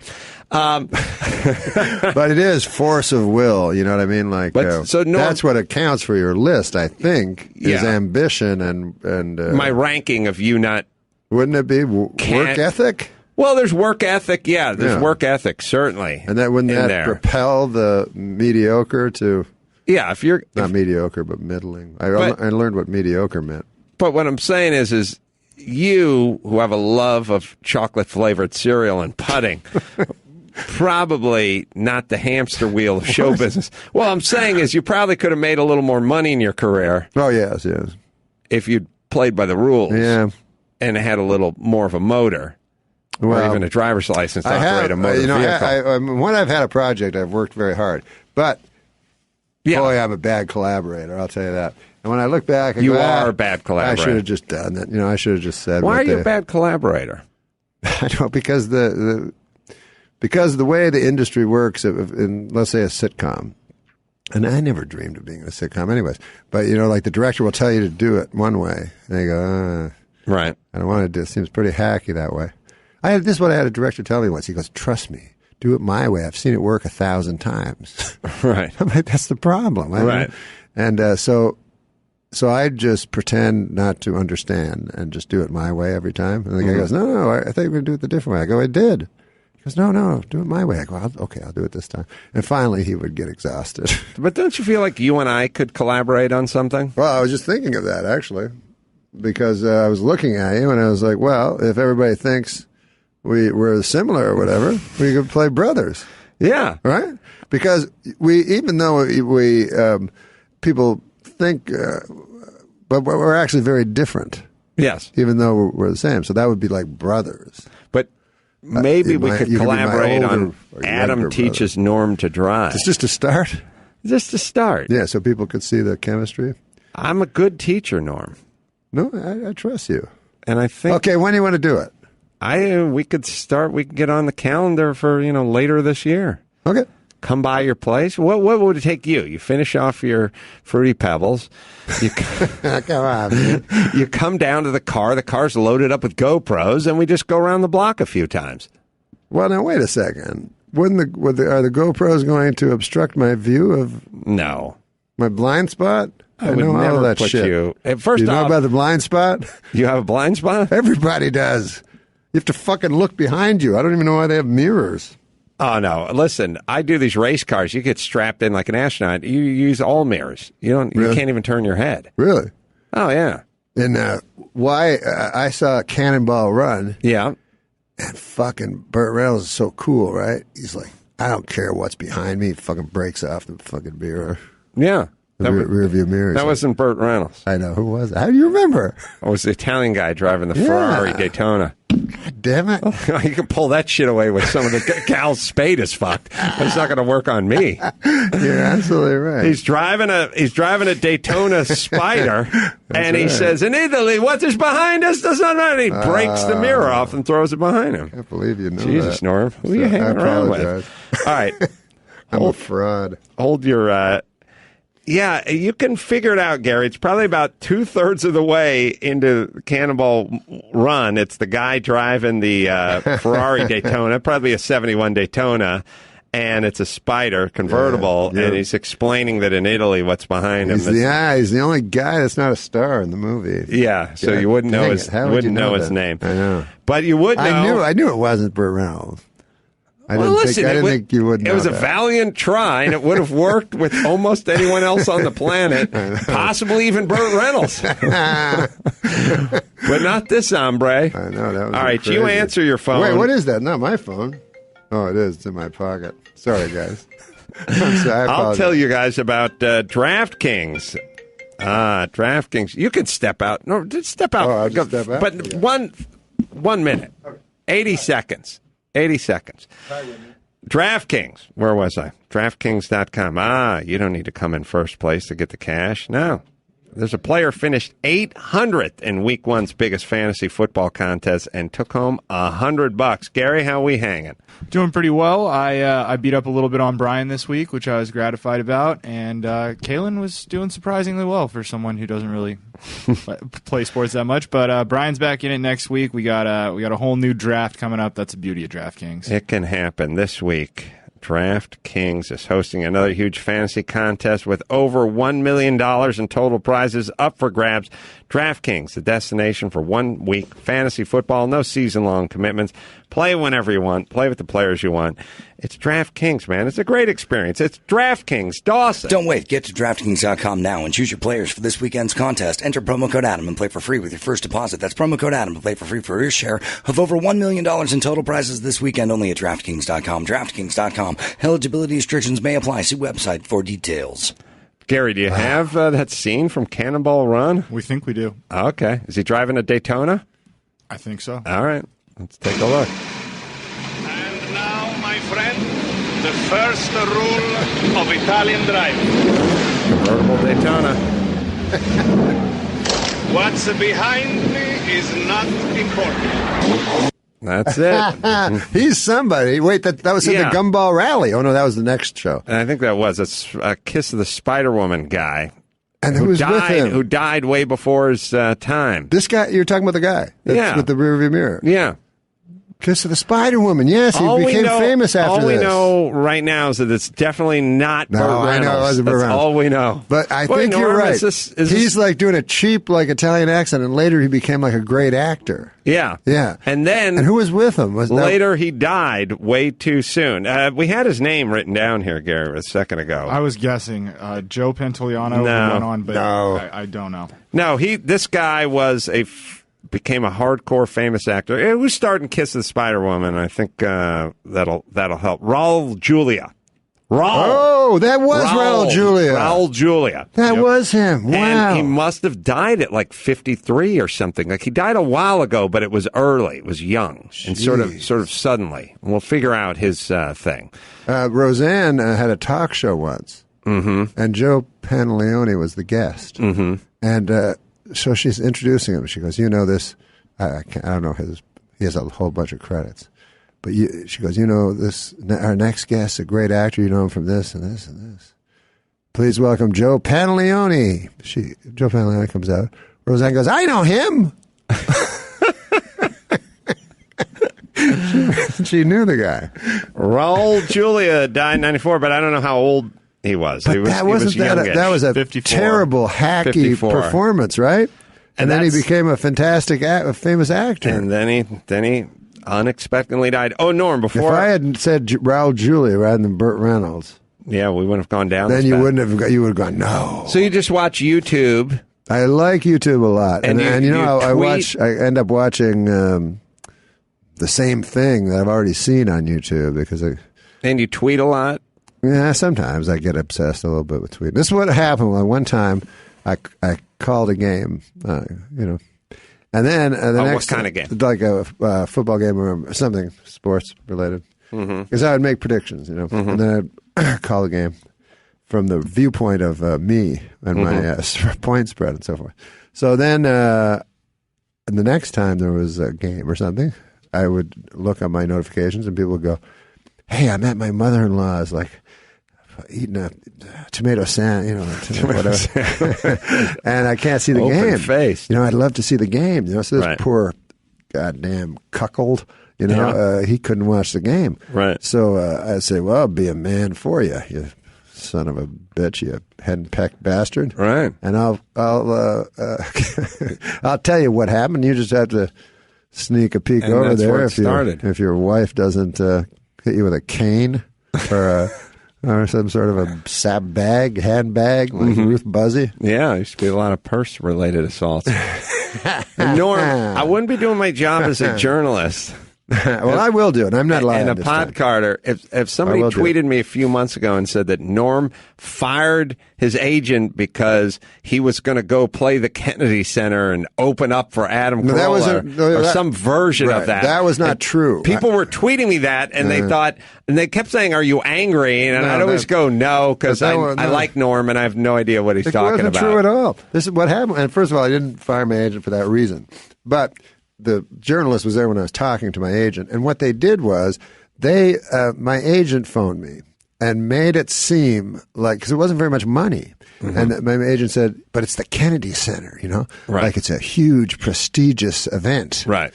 So I was like, "Okay," I took it, you know, people will see me, and then I looked it up on the computer, and there was a whole bunch of comedians. You know, like a whole week of comedians. Right. And I wasn't opening for you. I was going on one show, and then you were going on the next show. Right. So I said, well, this is a comedy festival or something. Right. And I'm not making any money. I don't want to do this. Yeah, I get So it. it wasn't, I wasn't never opening for you. You didn't have an opening act. I don't no. I the same thing happens. They go, "You're playing the prestigious Kennedy Center," and you're picturing up in the crowd. You're picturing like Hillary Clinton, and Maya Angelou toasting you from up on stage. So you'll be able to tell me what actually was.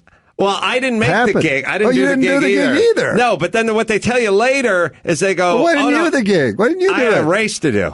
Oh, so you blew off the gig, too. I blew it off. I found out if Norm's not doing it, fuck that. And then I look like I'm, insulting you. That's why I don't listen to anybody. But the point is I literally, yes, you find out it's a comedy bonanza. And probably like a tertiary room in the Kennedy Center, you know. I'm sure it's not the main room where they I would have played give one the of those Mark Twain Award to no Tina Fey. No, it'd be like Harry Belafonte's up there with a ribbon around his neck. Exactly. No, it'd be like I'm playing the pavilion behind the place next to the valet. Like outdoor. That's what I was assuming. Yeah. Right. How many does it hold? I don't know. How many folding chairs do we have? That would be the answer to the capacity. The fire marshal wouldn't care because there was no walls. Isn't that funny? You didn't even do the show. No. And then I look like I'm slandering you. I felt so bad about it when I read it. I'm like, oh well. I didn't. It looks like I'm quitting because the idea of opening for. First of all, I would open for you. I would open for me too if it paid enough. I know what listen, people. I used to go in the South, and I would do. The guy in front of me would go. He'd be a big fat guy. Right. You know? He'd destroy. Right. I'd go on. They would yell at me and hate me. So the second night, every time the owner would go, "How about you and the fat guy switch?" I go, "Same money." You go, "Yeah, fine, switch." It makes a perfect sense. Listen, I don't care at all. I don't think what people. I love opening. People don't really realize, and I think I speak for Norm here.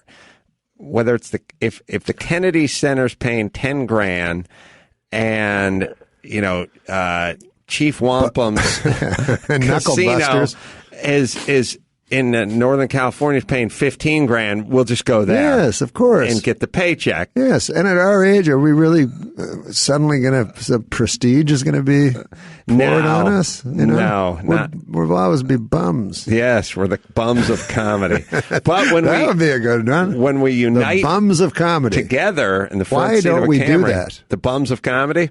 Yeah. I'll do it. Who else could we get? Artie Lang. Yeah. All right. You open for me and Artie? Sure, I'd open, absolutely. I mean, I talked to Dennis Miller. I said, because Dennis, there's a guy with a bulletproof act, and he says he does his old act, which was just a killer joke. Yeah. And he opens for O'Reilly. So I'm like, how on earth does O'Reilly follow you? Right. And he says O'Reilly just goes out and wanders around the stage, talk. Everybody loves him. Yeah. And then if you get like the premium thing, you get to meet them. You get a lot. You pay extra. You get a book, lot more. You get like a book sign. Yeah, so it's $50, but then it's $200 if you want to meet them. It's a huge difference. But then a guy was telling me because I've done things. I'm sure you've done things where you just have to stand there and a whole bunch of people come and you take a picture and then they leave. That's what they do. I thought they'd be have a half hour to talk to them and stuff. No, just picture, get out. I Next. did hurry up. Yeah, no, it's like so I do that for free. I don't get that. Yeah, no, I did a show with Dennis, and it was kind of the same thing. I said, "I'll open for you. I'll do a half hour. You do a half hour, and then we'll both come out together and do like a Q&A." And That's he a said, great idea. You do 28 minutes, and I'll do 28 minutes. And I was like, "All right." I didn't know what the difference between a half hour and 28 minutes was, but I said, "Fine." He said 28 minutes? He literally got it that tight. Yeah. Wow. I don't know if he was just rubbing a little stink on me or he was really keeping it to 28, but either way, I said, screw it. We'll do it. How was your you kind of did I guess you got the idea from O'Reilly and Miller, but you did the Dennis Prager thing, right? Yeah, I did. How did that work? Dennis Prager. Dennis Prager and I just kind of go out together and do sort of an evening with, and I do at the same time. Yeah. Oh. And I do the comedy part. Me and Drew used to do it. I saw Dr. Drew and you all over the country all the time. Yeah. Oh, you did? Yeah. You did live performances, you and Dr. Drew? Every college campus that you've ever even heard of. I didn't know that. Oh, when we were on MTV, so you would take 3,000 questions. people every time, and we just go out there and do it every time. And so Norm, instead of sexual questions, it would be political questions. Or anything. With Dennis Prager. Yeah. Yeah. Real smart Jew. Yeah. So he would answer, and you would just sit there and boom, you'd throw in the jokes. Yeah, but I can get a little philosophy in every once in a while. Sure. Yeah, sure. No, you're smarter than everybody. Not everyone, not than you, Norm. No, believe me, I'm just pretending. No, you are smarter. I live smarter, but you're smarter. I don't think I'm smarter. I listen to you. Okay. I tell people, I go, this guy has an opinion on everything. When I did stand up, I said that was my goal, to have an opinion on every single, or a comedic take, I should say, on every single thing. Then I would go out in the audience, I always thought, and I would just talk to the audience, and everything they said, I would have something to say about it. Right. You know what I mean? So I have quite a bit of, I haven't done like 10 million specials, so I have many, many hours of material. So I have a lot, but I don't think I have as much as you. Like when I heard you were doing stand-up, I saw you at Largo a long time ago. I think you were just starting. Mm-hmm. But you were kind of trying to act like a comedian, you know what I mean? And I'm sure now you're way better. But I always thought, why doesn't he just talk to the audience? And anybody that brings up anything, Adam would be able to riff on I'm trying that. to think what I did at Largo. I did Doug. I know you were just starting because you told me. I did Doug Benson's show. What, the smoking weed thing? No, that's something else. Pretty soon, Doug's next show is going to be, you come over and wash Doug's car. That's going to be his the next funny YouTube thing about show. that Doug Benson show, I didn't realize Benson it. Interruption, I think is He what had it was. the show, he had the movie, Super High Me, right. So and he had the television show the computer show where he smokes weed with the people. So I assumed that he would be very good at holding his weed. And then I see the show, he's like fucking glassy-eyed and like the worst advertisement for weed ever. I thought this guy, yeah, and they're like just ha ha ha, and they're saying unfunny things, and It just, you know. Yeah, you should. He's kind of got a lazy eye too, which doesn't help. Yeah, you'd think. Great guy. Keep nice going. fellow. Yeah, nice fellow. Good people. Nice guy. Right. He's got the guy. He's got the 50-year-old who eats Count Chocula. Robert Smigel told me passing judgment that Regis Philbin. He came up with him or Dana. One of the two came up with the Regis impression, and they said the key to the Regis impression was Regis would be playing to a morning show audience, a bunch of old ladies. So his shtick would be getting angry, you know?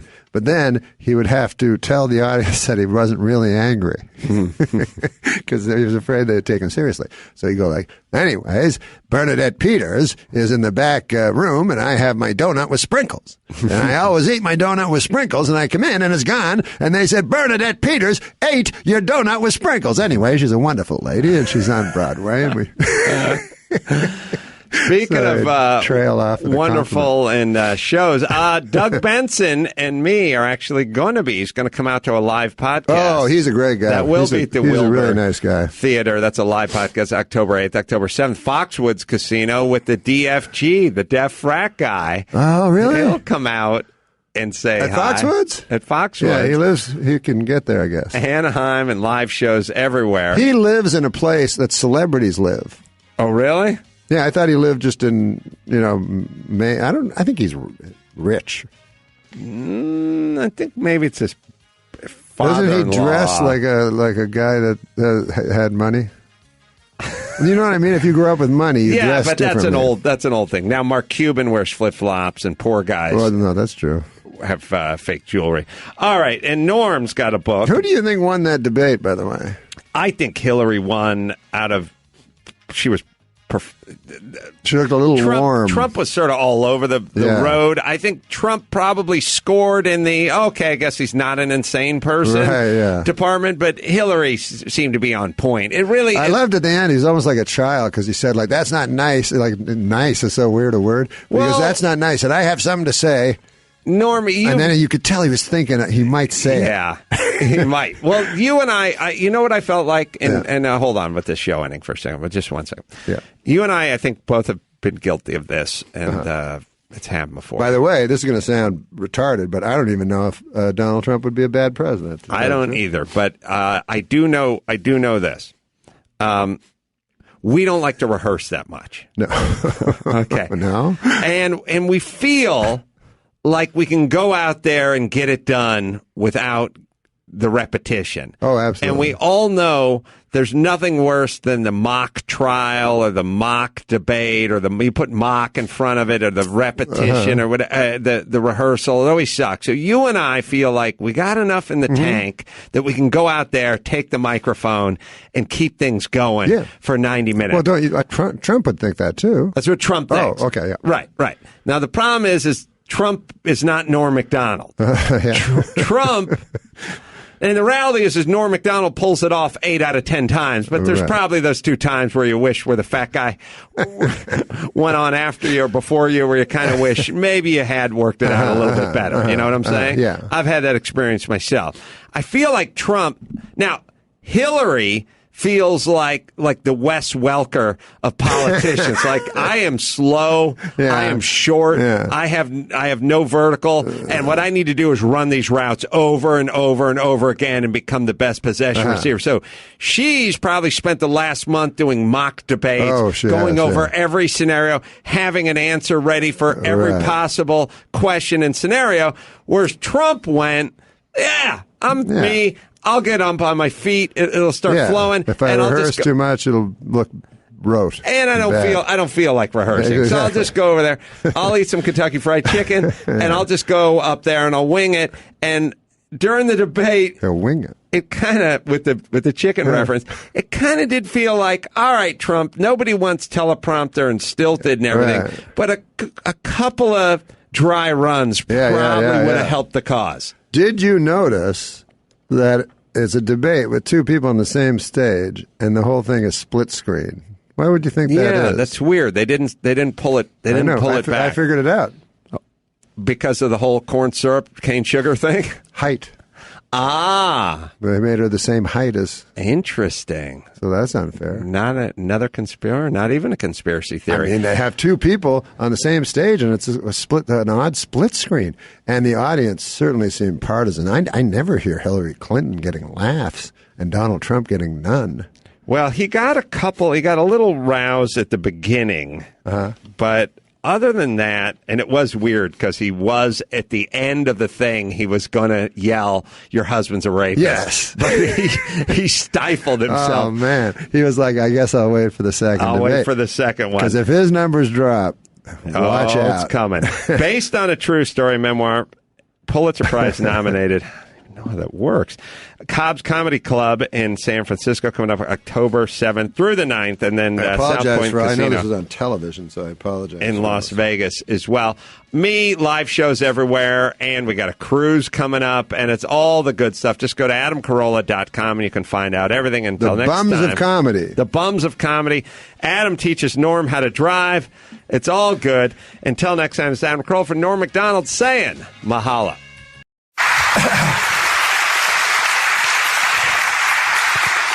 Yeah, it's a very, very sweet introduction. That's almost, I almost feel like we can't match that. Can we? I can't. So thank you for coming here. You actually were scheduled to be in Washington, D.C. earlier in the year, but you were unable to make it, right? Oh, yes, that's correct. Yeah. But so you had to write a book to get here, but we're obviously appreciative.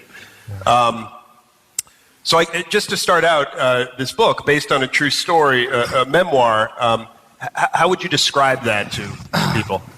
Well, I don't know. It's hard to describe things, but that's what I learned when I tried to write a book. But I would just, I don't know. It's, I decided to skip past facts and go for truth. That's helpful. So, so it's not totally true. That's what you're saying. No. I mean, when you look at your life, which writing an autobiography forces you to do, you start to understand that most of your life is, I found anyway. I wake up in the morning, I eat my Count Chocula. Then I say, I gotta get a ham and cheese sandwich for lunch. I'm thinking all the time, right? I say, I gotta get groceries, and but this Count Chocula has not digested yet.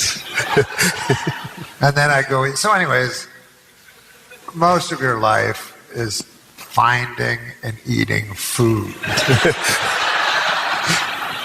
Which doesn't make for a great read. Yeah. You didn't consider a cookbook. No. Well, I guess that's why cookbooks are so. That's why cooking is so. But we would argue, knowing what you've done in your life professionally, the part we know about, it's been very interesting. You've mixed and worked with some of the most fascinating people in entertainment, right? Yeah. No. Well, here's the thing with backstage things. They're not interesting at all. Like on the stage is what's the interesting part, and then backstage it's just guys eating ham sandwiches. It's all eating. Yeah, and they're trying to figure out what to do on stage, you know. And they're saying, "Is there any way we could work some eating of food into this sketch?" No, but you know that's what show business is on stage, and also. Most of the interesting things that have ever happened to me before I had any measure of fame. Because once you have fame, you're in a bit of a cage against which, like one time I think I told you, did I tell you about my fight in New York City? No, I have not heard about your fight in New York City. I used to fight all the time when I was in Canada before I was famous. Like a professional boxer? Or no, just fighting. I was not a prize fighter. I just wanted you to say prize fighter. Just in bars and so forth. And anyways, I was in a bar in New York City, and I hit a guy, and he went down. There was some broken glass and stuff. And so I was like, oh, my God, I'm on the TV. I forgot. Because I was on the TV. Yeah. So I ran out of the bar, and the guy said, hey, who are you anyway? And I said, Dana Carvey. That's good. I ever tell you that story? No.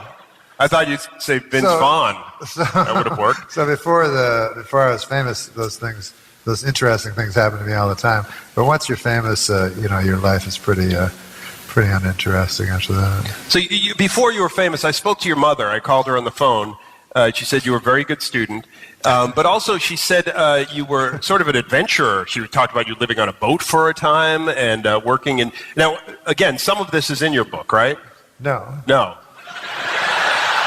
No, because that's interesting. Nothing interesting. Yeah, okay. Should appear in this book. But yeah, I was a bit of a scapegrace. What? I'm sorry. Scapegrace. Scapegrace. A troublemaker. I'd never do well. So I travel from place to place, cause havoc, and move to the next town. Like a traveling sort of salesman who, right? More like a criminal drifter.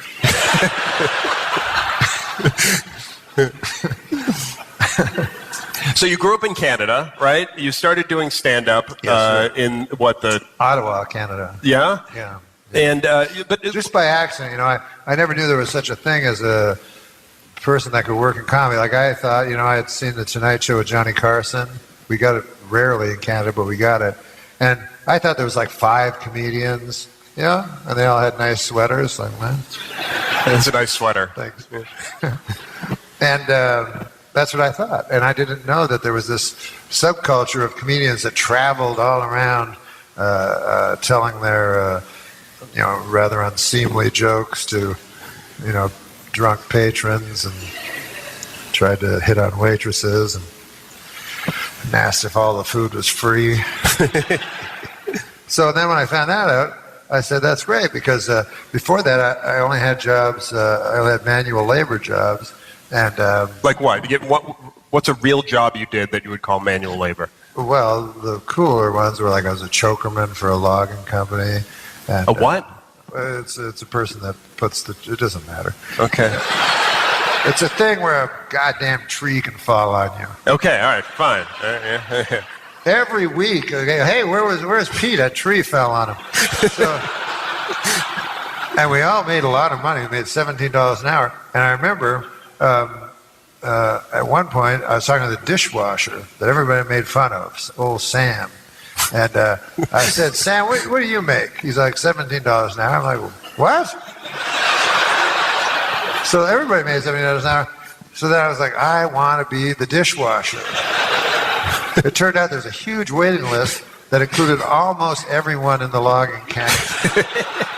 They wanted to be a dishwasher. Yeah. Because when you were washing dishes, the likelihood of a tree falling on you was highly diminished.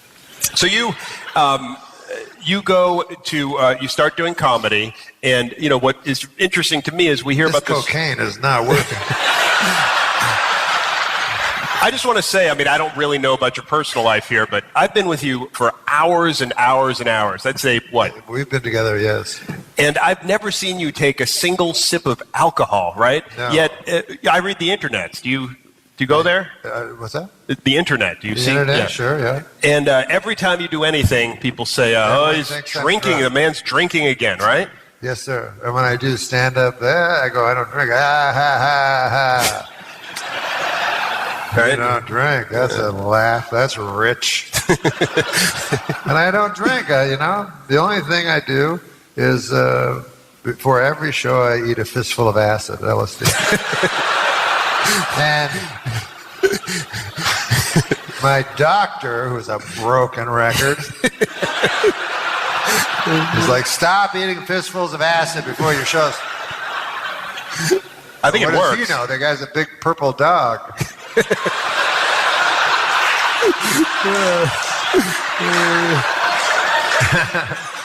Well, lots of steps to that one. That was good, yeah. I didn't know when to cut in, but I think I stayed out long enough. So you talk about it in the book, how the key to how you were able to get yourself onto Saturday Night Live. I hate to jump ahead, but sure. You're talking about comedy, and we have this sense there's this huge audition process, and you have to trot out all these characters. Maybe you could tell us a little bit about how you found yourself on that show. Well, there is an audition process, and which I didn't know about. I thought I had the job. That's what I was told by a fellow that worked there. So I quit the job I had. I worked for the Roseanne program. Yeah, you were a writer on Roseanne first. Yeah. So I was contractually obligated to her. So I went to Roseanne and Tom said, "How you doing, buddy?" And I was like, "Pretty good." He was like, "So what's going on?" A lot of that kind of stuff. So I always thought it'd be good to have him and Tarantino. Like he's like, Tarantino's like, yeah. So, anyways, they were kind enough to allow me to go to Saturday Night Live, which was very sweet of both of them. And so I left. I moved to New York City, and then this girl, Marcy Klein, said, tomorrow you have to meet with Lauren. And I'm like, what's that all about? She goes, well, that's the job interview. And here I'd quit my job. Yeah, and a good one. Yeah, so I got really drunk, forgetting I had to go the next morning to do my job interview. And anyways, I went in, and Lauren and I had a fine talk. He was also from Canada, but he's a cosmopolite. Very cosmopolite, a worldly person. Okay. Are you a fucking writer? No. I don't know these words. I write a lot of stuff. An Oxford English Dictionary up there for Geoff. I write a lot of things online. He's a worldly man. Okay, a man that would be comfortable with the King of England himself. Yeah. I know that's a little sexist, that comment, but here's the thing.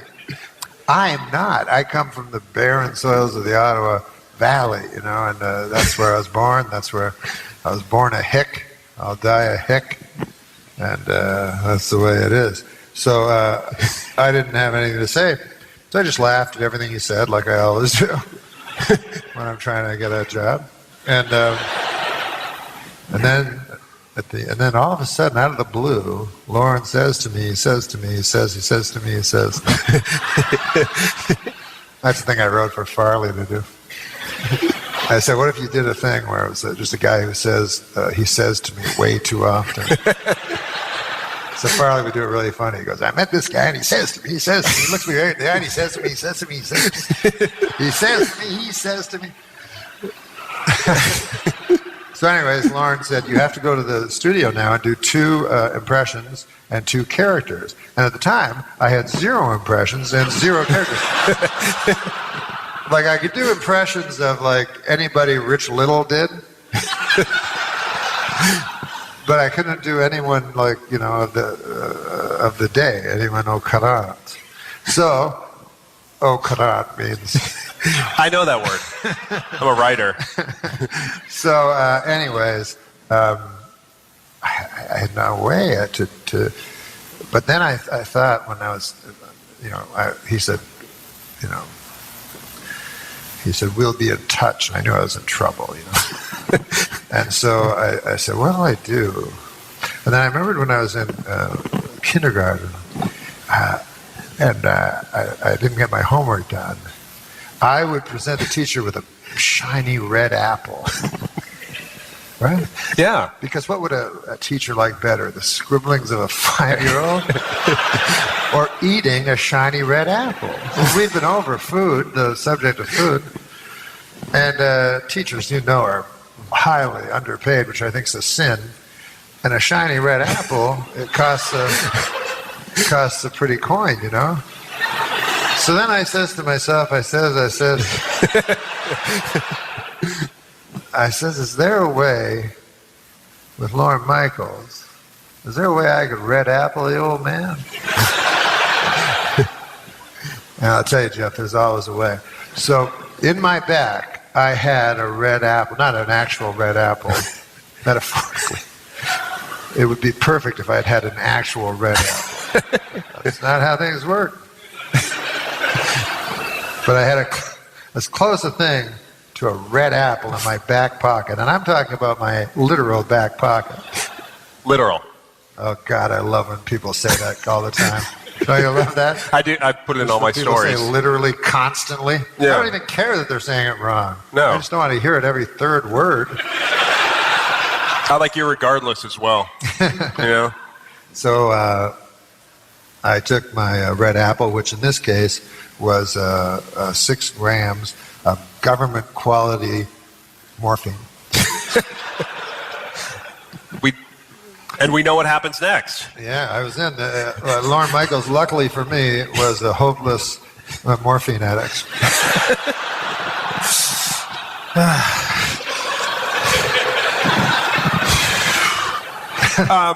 Norm, so I think we're seeing, it's in the book. No, I just thought. When you talk about bombshells, that's an example of what we'll find in this. Oh, yes, I have bombshells. There's, it's a tell-all. Well, it's not all. It's a tell-some. Yeah. So we're seeing it a little bit in process here, but, obviously, we watch you on late-night shows. We hear you. I just heard you on Howard Stern. We watch you on your podcast, and what we find is suddenly we're sucked into the vortex of a nearly 9-minute joke that we have no idea how it emerged or where it will lead and what will happen with it, except that it will be very funny, and we'll be trying to get everybody to listen to it the next day. How do you come saying, "Oh, I have a joke"? You mean like a street joke, like a real street joke? You mean like an actual joke?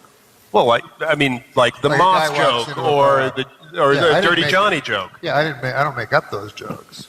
They're just out there? No. Have you ever tried to make up a joke? Like, no comic in the world can make up an actual joke.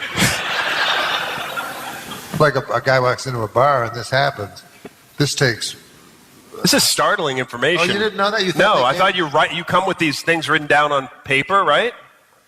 No. They call like a comedian's act jokes, but they haven't been jokes for years.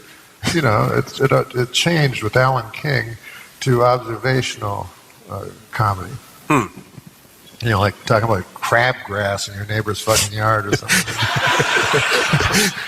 I don't care for Alan King.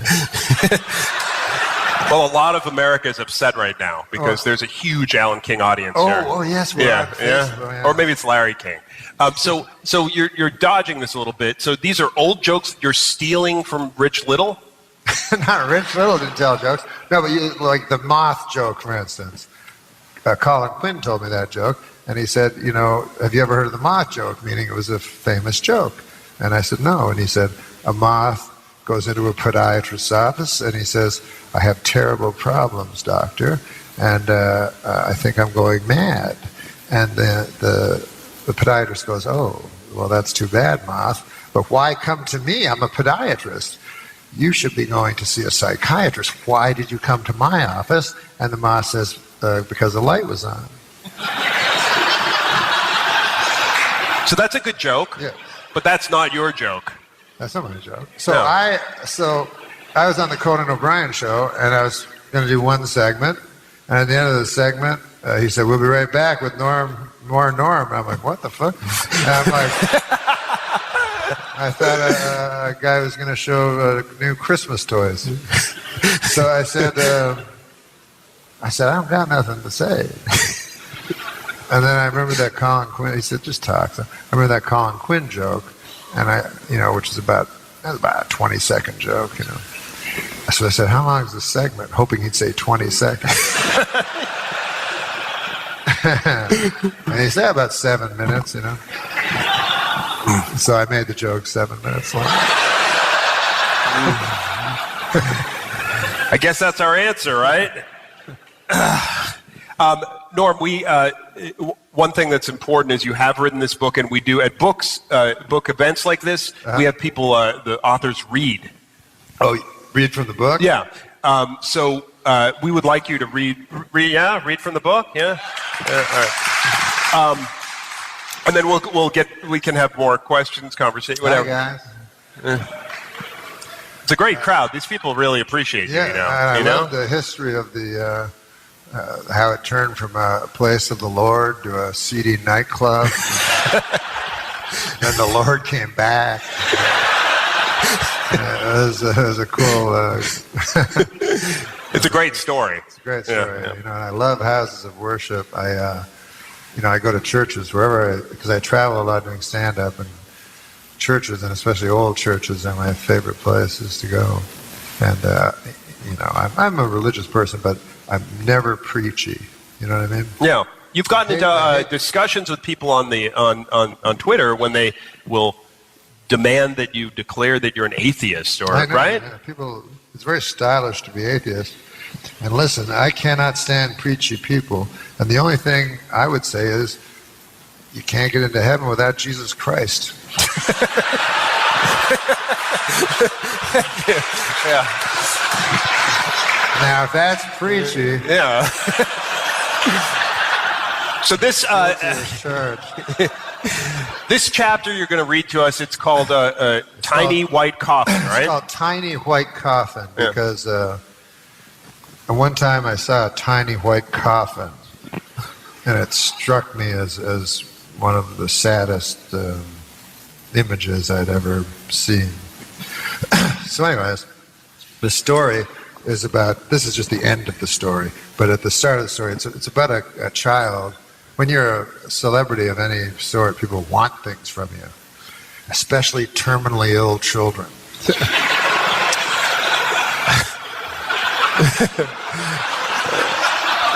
So anyways, there was a Make-A-Wish foundation, and this child wanted to come to SNL. Natural. And watch me throughout the week and see how an idea became a sketch.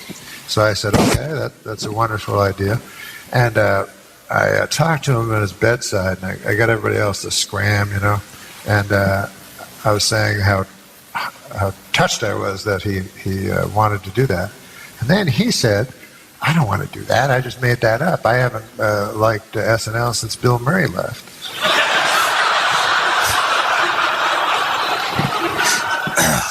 So I said, well, what do you want me for? He said, well, do you have your Canadian citizenship still? And I said, yes, I'm Canadian, And he said, well, that helps my wish.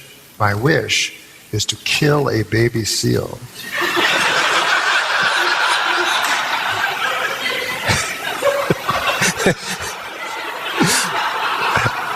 So we took him, me and my buddy.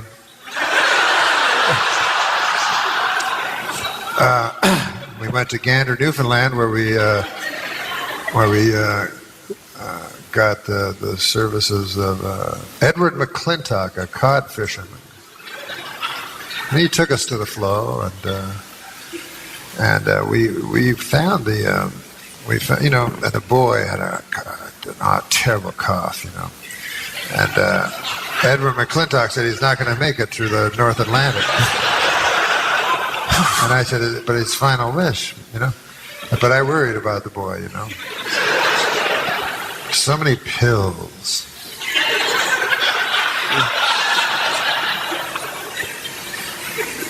But I tried to entertain him. We would sit and we'd look. The sky is so beautiful and limitless when you get to the super northern places.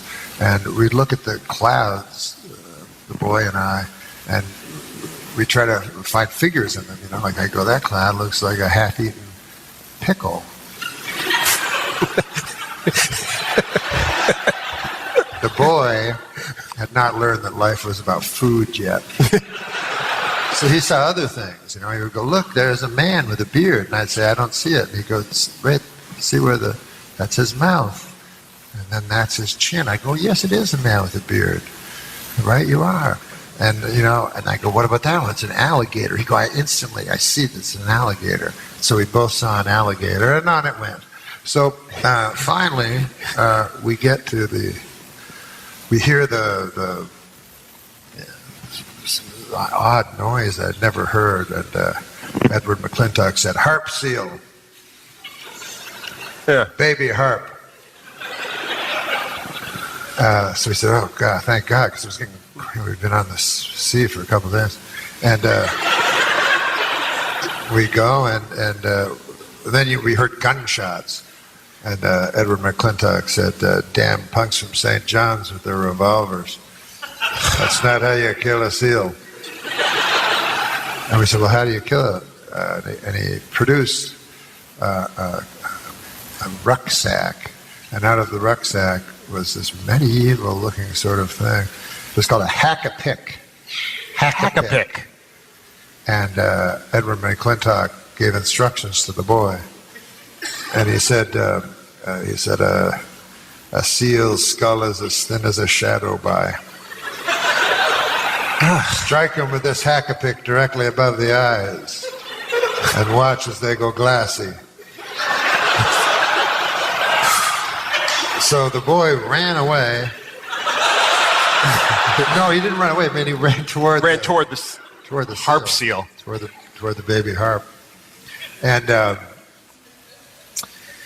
me and Edward McClintock and my buddy stood there, and he had such strength suddenly, this child, and he struck as hard as he could.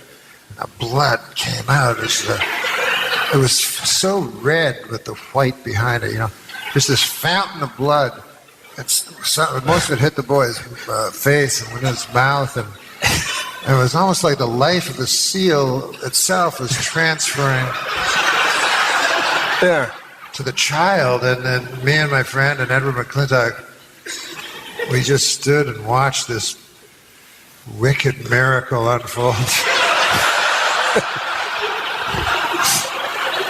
And on our way back, we were all depressed and we couldn't get the image out of our mind, except for the boy who sang gay songs. I gave him his pills. He threw them in the North Atlantic. He didn't want the pills. And we went back, and a miracle had happened. The boy was free of his disease. It was it was in the New York newspapers at the time. This was about 18 years ago. And he got a small measure of fame for it, and he got to go to Gracie Mansion, and he met the mayor, and he was on the Donahue program. Cured. Phil Donahue program. Cured. Yeah, there were other people with him that had been cured and so forth. He didn't. It remained a secret of how he was cured.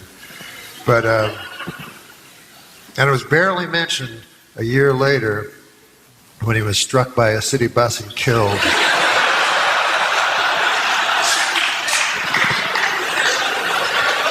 So anyways,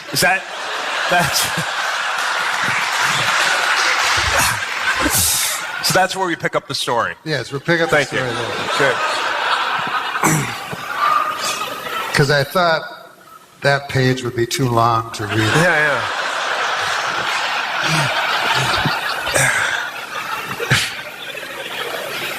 Okay, so this is the story. The boy had turned 10 years old only a few days before the accident, and now he lay in Strickland's funeral home in a tiny white coffin. When all the strangers had finished looking at him and sadly shaking their heads so that all present knew their feelings on the matter, his mother was left alone in the room with the tiny white coffin. Alone but for me. I lingered behind unseen while the funeral director shooed the others into a room with a sad-faced pastor who was preparing to speak. The mother stood and looked down into the tiny white coffin. Her posture, which had been rigid all morning, went slack at the shoulder and neck. Her hands remained clasped tightly in front of her. The boy was wearing a navy blue suit with a white shirt and a tie, but he still did not look like a man. I stayed quiet in the shadows so as not to disturb the moment. After a time had passed, the funeral director opened the door and quietly let the mother know that her time was up. As she turned to leave, she looked one last time into the tiny white coffin, and then she did a strange thing, a thing that I shall never forget. She straightened the knot on the boy's tie and looked to make sure that it was correct. I took in a fast, jagged gulp of air and slunk into the next room before she noticed me. There were cookies and an urn of coffee on a table in the room. The cookies were awful. None of the cookies contained jelly in the middle, which are widely considered to be the best funeral home cookies.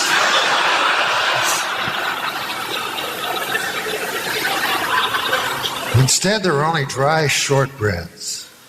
The coffee was black, and there was no cream or milk, just packets of white-yellow powder, When I poured the powder into the styrofoam cup of black, bitter coffee, it just sat in a pile on the top. When I mixed the powder in, using a black plastic stick, the coffee turned gray like dishwater. It got me pretty steamed.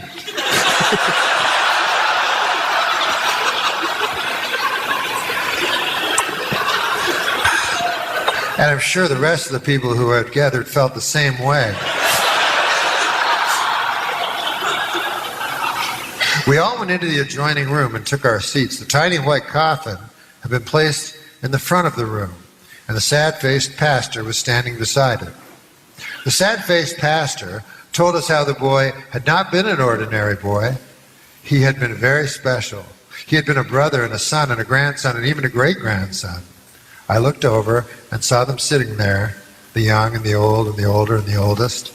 The sad-faced pastor told us that some things were very mysterious, but that there was a meaning behind everything, even something as tragic as this. He then asked if anyone had anything they would like to say about the boy, and people came up, one at a time, to speak about the boy. I decided to go up to speak too, since I had experience in public speaking. Of course, I wasn't about to do my stand-up. That would be ridiculous. I pulled out the piece of paper with the speech I prepared, and then, just when I was about to read it, I suddenly changed my mind. Folks, I said, I have in my hand here a speech I wrote, a speech that's full of big fancy words, but I'm not going to read it. And I crumpled up my speech and threw it to the floor with contempt. You don't want to hear a bunch of fancy words, many of them so fancy you wouldn't even understand them. Instead, I will speak from the heart. I have never done such a thing before, but I hear it can be quite effective. So, ladies and gentlemen, bereaved relatives, youngsters who have lost a brother or a sister or a friend, the guy in the sad-faced pastor costume, the lady sitting beside him, I figure it's his wife or something. And finally, of course, the guy hanging around at the door wearing a Carolina Panthers jacket. He is clearly in the wrong room, but has the grace to hang in there till the end. I thank you all for coming. I was proud to have known this boy, and I was proud that his last wish in life was to see me do a sketch on the Saturday Night Live program. Although I cannot say I was all that surprised. I'm a very good sketch player. But this is not about me. I really shouldn't be making it about me, but this is the first time I've ever spoken from the heart. So I beg your indulgence. I feel this speech will really start to get good very soon. But it didn't. And I realized something during the next 20 minutes. As my speech moved from one inane anecdote to another, none of them having anything to do with the boy. What I realized then was that some guys are very good at speaking from the heart, and some guys just aren't. Doesn't mean one guy's better than the other. Just different. So I was honest with the people. Ladies and gentlemen, I said, I apologize for this speech. For the last 5 or 6 minutes, I've been telling you about Gordie Howe.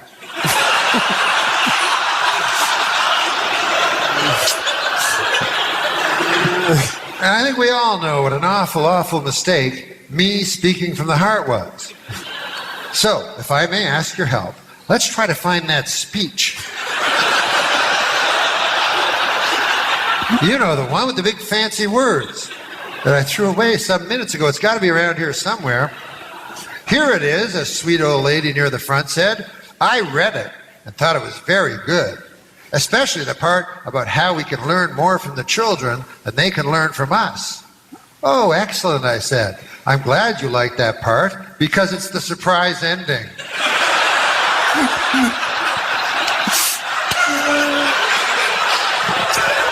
So that's shot. Because I'll just have to read it without the surprise ending. And there appears to be coffee spilled all over it. Oh, yes, the sweet old lady said. I spilled coffee all over the darn thing. Okay, well, I can't make out any of the big fancy words now at all. But it's nobody's fault. I mean, in all fairness, part of it is my fault for crumpling it up and tossing it away so cavalierly. Hey, you know, I think cavalierly might have been one of the big fancy words in my speech. Also, it's partly the sweet old lady's fault for spilling so much coffee on the paper that not a single word can be made out. But we're not here to place blame. I will say this about the young boy in the tiny white coffin. Despite the doctor's dire predictions, the boy was too tough, too resolute, too courageous to let something as small as a deadly disease defeat him. No, the boy was made of stronger stuff than that, and it took much more to defeat him. It took a 3-ton municipal bus, moving at 40 miles per hour, and driven by one Cecil Richard Anderson, to defeat this boy. I heard the deepest of sobs and looked down to see a man wearing some sort of bus driver's uniform and being held up by 2 women. If you cry, sir, I said, then cry with envy and not pity, for the boy is in the clouds, and he is one with the clouds. It is we who are left, who are reminded on this unacceptable day that life is swift, and yet we are blind to its mighty splendor, which can be found in the simplest of things. Things like a walk in the park, a conversation with a good friend, a deep, rich coffee, leavened with half cream and half milk, and served in a sturdy mug, one with some heft, and with it, a delicious cookie that's white and has red jelly in the middle. Thank you for listening, and due to the solemnity of the occasion, I would ask you to hold your applause. From there, we all went to the graveyard. The day was bright and clean, and the cool autumn air filled my lungs and made me feel healthy. A time passed, and then the hearse showed up. The pallbearers were all big men, and they carried the tiny white coffin as if it was very heavy, although it could not have weighed more than 80 or 90 pounds. There was a small hole in the ground and some dirt beside it. We stood in a circle, and a sad-faced pastor said some things in Latin, and then we formed a line.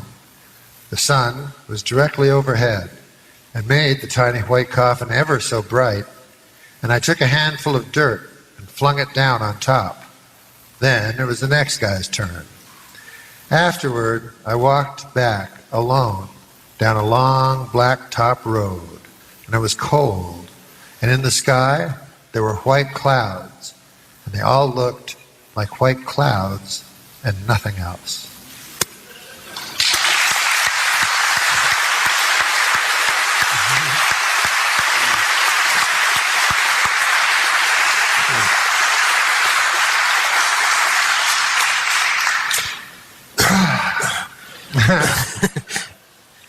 I saw that book for the first time on your coffee table, covered in. It knocked me out, that story. You're upset? Well, no, something like that happened to me. But anyways, on we go.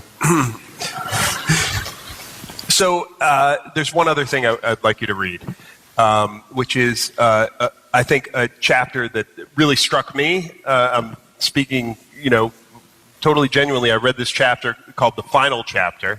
The final chapter. It's called The Final Chapter. It's not the last chapter. Well, but it's called The Final Chapter, and it's not quite as long. It's not I don't think it's funny. But you don't always have to be funny. We're in a house of worship. I know, yeah. But I love that chapter because I feel like... I was Jewish. You were. I am Jewish. Oh, you are? Yeah. Oh, I didn't know that. I was Jewish for what happened? 2 years.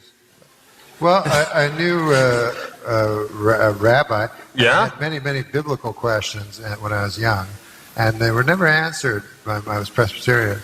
They were never answered by my pastors and stuff. And then I met a fellow that was Jewish, and he introduced me to his rabbi. And so if I had a question, then like one time I had a question about the Lord's Prayer. And I said, there was a line in the Lord's Prayer that said, lead us not into temptation. And so I thought that it was without God's ability to lead us into temptation.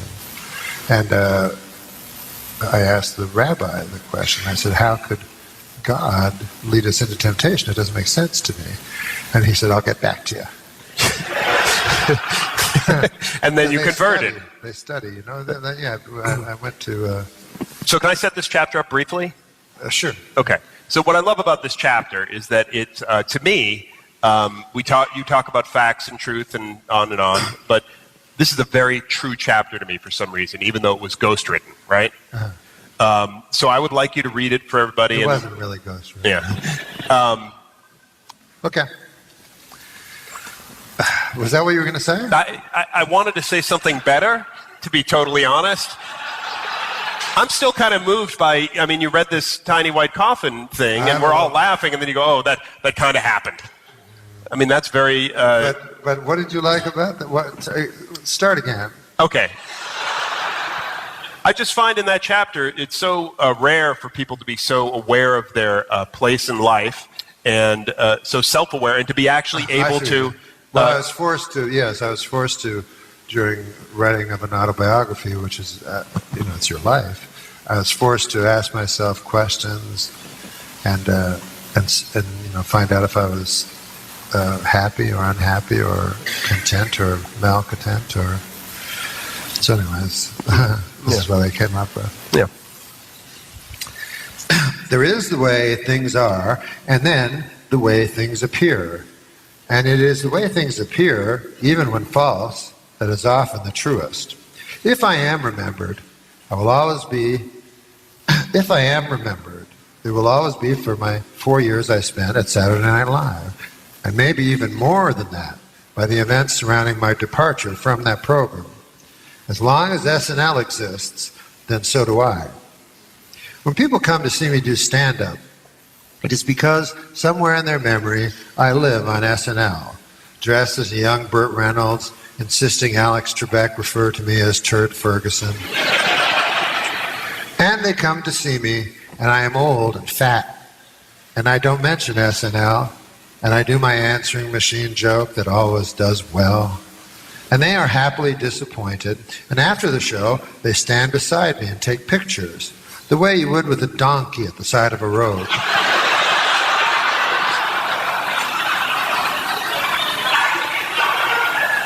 They tell me they are big fans, and they don't care what their girlfriends say.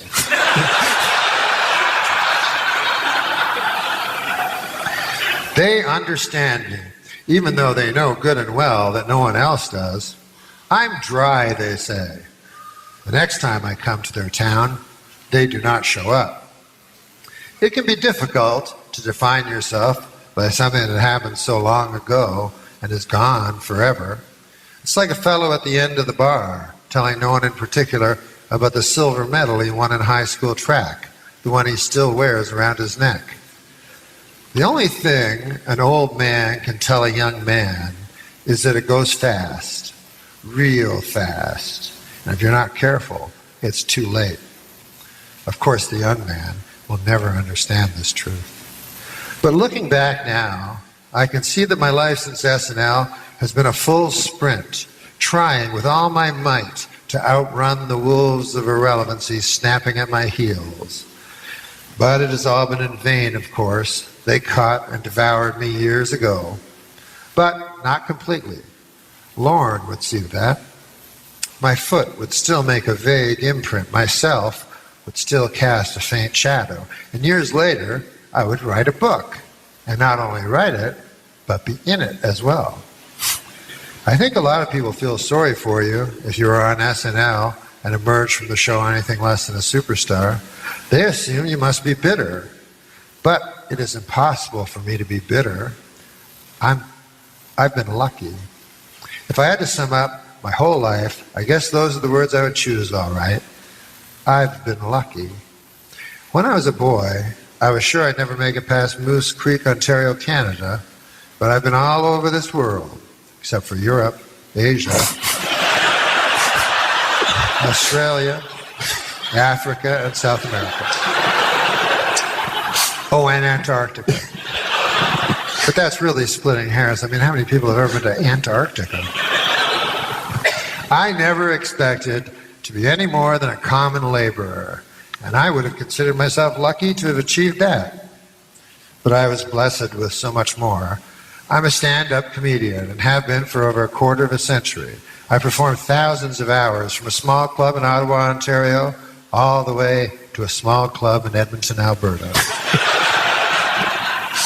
Sometimes I get big laughs and I think I'm the best stand-up in the whole world. And other times I bomb and I think I'm not even in the top 5.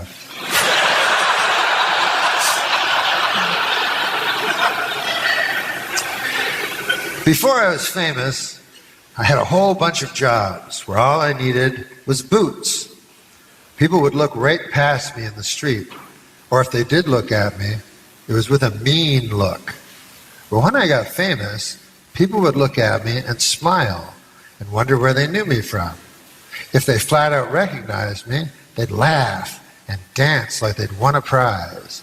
And I'd just stand there and smile and feel warmth from their love. So, the fame made the world, which is a real cold place, a little less cold. And as for my gambling, it is true, I lost it all a few times. But that's because I always took the long shot and I never came in.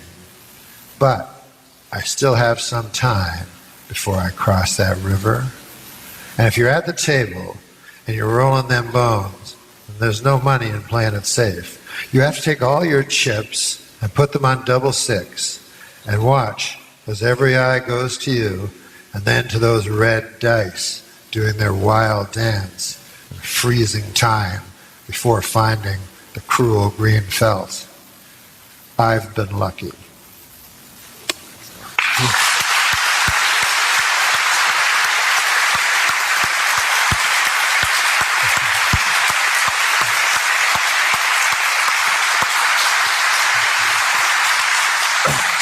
Beautiful chapter. Thank you for clapping. Yeah. It makes me feel nice. Well, I think you can understand how everybody appreciates you here and elsewhere. We actually have time for some questions, and we'd love for you to, you apparently. We have time for his questions, right? You don't want no questions? What? Or not him? No, before the show I said no questions from you. Oh, well, I didn't understand that. I was confused. No, of course, I would love that. Was a beautiful chapter, though. I just thank you for reading that, because I know that you've only, you don't read that publicly, right? No, thank you. All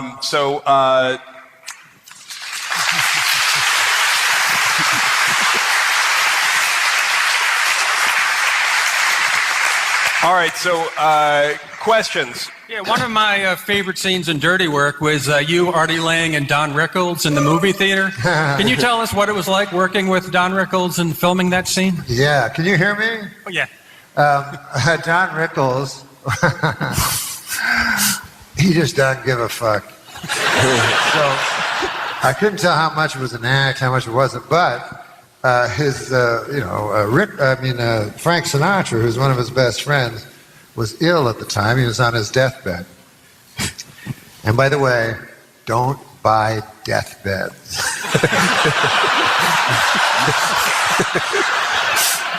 So, they're cheaper, but at some point, some things you don't scrimp on. So anyways, Mr. Sinatra was on his deathbed and, was reportedly days from moving on. And so no one knew if we should ask Don how he was doing or bring it up or anything like that. And then I said, fuck it, I'll ask him, So we were at lunch, and I said, hey, have you seen Frank Sinatra lately? And he said, oh, yeah, it was a lot of fun. We were at a hospital, and he was about, so I was like, good Christ, So I said, well, how's he doing, Don?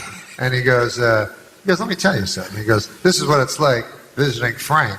I put my head about an inch from his head, and I go, I'm not Barbara. It was his wife. So, I was like, this guy don't fuck around. So yeah, it was a lot of fun working with the great Don Rickles. Thank you for the question. Jeff. Yes, sir. Yeah, about your article in the Washington Post. Yeah. You wrote this guy, Kent Alterman, president of Comedy Central. Yeah. Why did you let him mock Norm in it? Mock him? What do you mean? Yeah, he goes, how is Norm Macdonald not on the air? He's the president. Yeah. Well, that doesn't. I don't have the authority to make him put him on the air. You got to explain to the folks what he's referring to. In the article that we wrote, a profile was. Jeff wrote. It's a team effort. I have a ghostwriter. I thought you wrote. A friend, very talented. So the article I wrote, I called the head of Comedy Central because I know he's a fan of Norm's, and said, what do you think of Norm? And he said the quote that you said. He said it's a crime that he's not on the air. Okay, well, now, technically, he has some room on the air, right? Yeah. President of Comedy Central. Yeah, he's a president. Said, if only I knew some way. Yeah, right.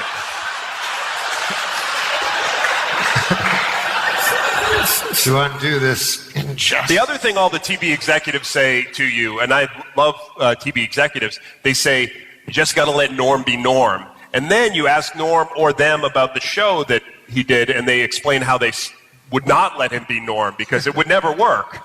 Yeah, but Seth Meyers has a show. Alan King was on TV. I'm saying if Norm Macdonald was a member of the tribe, he'd be on TV. Are you speaking English? Who's Marty? Did he say Marty Keene? I believe it was. I believe it was something about Jews running Hollywood. I'm not sure. I've seen Adam Mead throw his Junas in your face a lot on the podcast. All right. Thank you. Oh my gosh. Yeah, it's like he threw his voice almost. It was almost like it was coming from somewhere else. I'm a big fan of incoherence. Over here? I know that stand-up is very personal for the most part. Stand-up is? Stand-up. Yes. Right. How different is it for you touring, talking about you specifically? I'm sorry, can you say that one more time? How different is it for you going around talking about this book, talking about you specifically versus your take on things? Yeah, no, it's very difficult. It's not fun. It's a little tough because I grew up in a family, not unlike a lot of families of my time, where feelings were not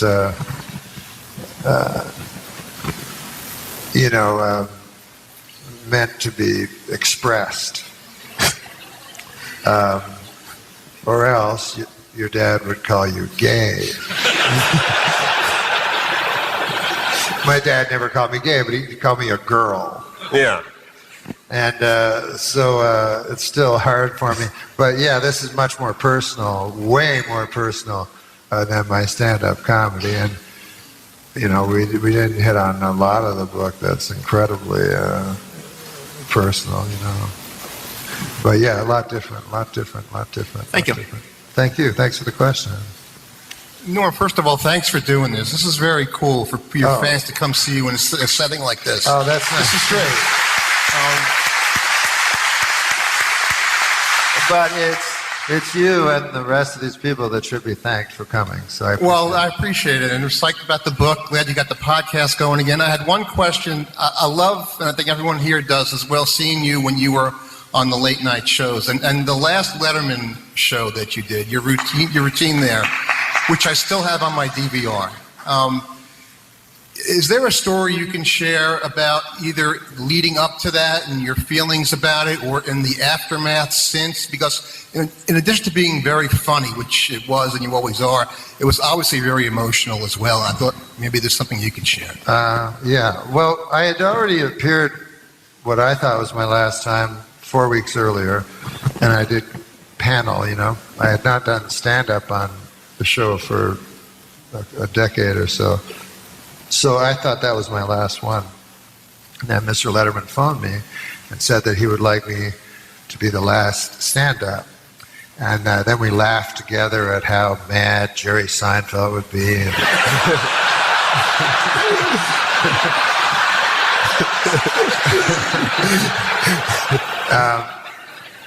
So I worked very, very hard on making it, because everybody was acting so cool about Letterman leaving. And I didn't think it was cool. I was saddened by it, you know, and because he just meant so much to me, not only personally in my career, but I just think he changed the whole culture and the way people speak and so forth. And I think he was a very, very important person in society. So I didn't feel cool or ironic about it at all. And so I wanted to, first of all, do as funny a set as I possibly could. So I worked very, very hard on it. And then I remembered when I first ever saw him ever, which was at a Toronto television show called 90 Minutes Live, hosted by Peter Zosky, where the guests were Ricky Jay and David Letterman. And David Letterman did this joke. And I remembered the joke, and I loved the joke. I told all my friends. So on the show, I did the joke. Then I was overtaken by something.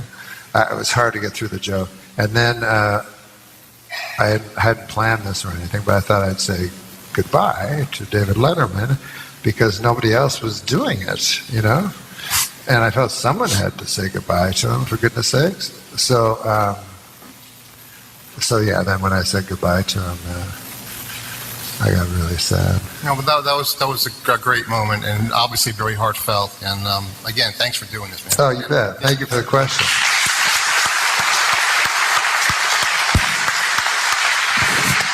I just want to say thank you for all of your work that you've done and all the work that you're hopefully going to do going forward. I love the Just for Laughs thing you did way back, and wow.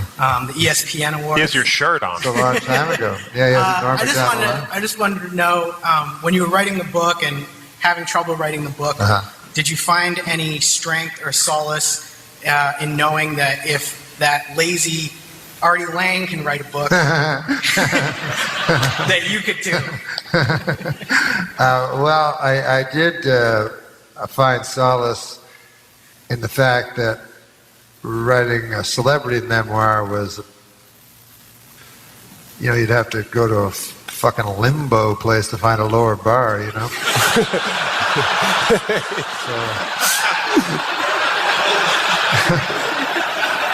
So I didn't think it would be that difficult. Thank you. Thank you for the question, pal. Yeah. And thanks for buying that T-shirt. Yeah. All right, we've got 9 more minutes of questions. I want to keep this right because everybody wants to get their book signed.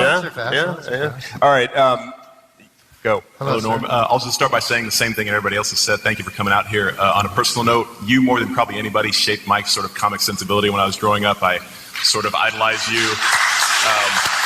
I'm an old man. Yeah, he's 53. A fucking bald guy. Yeah. I don't know what to say. But that's very nice of you. Thank you. My younger brother and I, when we were young, we got a video camera and we recreated the David Letterman sketch from SNL where you said, "You got any gum?" And, and then you got any gum? 2 years ago, when my boss retired, giving you credit, of course, I lifted your Bob Saget roast routine wholesale and applied it to her, removing some of the more questionable things. Did that work? It did. It actually killed. It did really, really well. I asked because it didn't work for me. But my question is, you're one of the most kind of like literate comedians out there. You can, especially with the book, I'm almost pretty much done reading it, and you can turn a phrase more than in ways that are more unique than anybody I've really read. And at the same time, you can have things, where like you talk about dead hookers in the trunk and dirty work. How do you find yourself able to sort of move between those two modes of comedy where you do sort of like hyper-literate, really turns of phrases and then sort of the more stuff that was in like dirty work? I think dirty work was very literate. But where do you learn these fancy words and these interesting ways of turning the phrase? I think that's what he was trying to say. Well, I don't know. Well, you read a lot. I read a lot. Like I'm, as you know, completely uneducated. I dropped out of or self-educated school when I was a boy. But you can't teach yourself. It makes no fucking sense. I've always heard that, like that guy's street smart. He might not know about Newton or Einstein, but he knows about a fella named Bob. But you read a lot. Bill. Yes, I do read a lot. I think, I wish I was educated so I could write a book properly, but I read an enormous amount, and I'm sort of obsessed with reading. So I think that helped a lot, Yep. Thank you. Thank you so much. Hey Norm. Hi. As a sports fan, I was wondering if you caught the ESPN OJ documentary and if that changed any of your opinions. Maybe you thought OJ was now more of a murderer. Because you were a huge supporter of OJ. Did I? When no one else would speak on his behalf, you. Well, that's the only time I ever did jokes, because I try to make comedy with no agenda, and I hate political comedians and political comedy.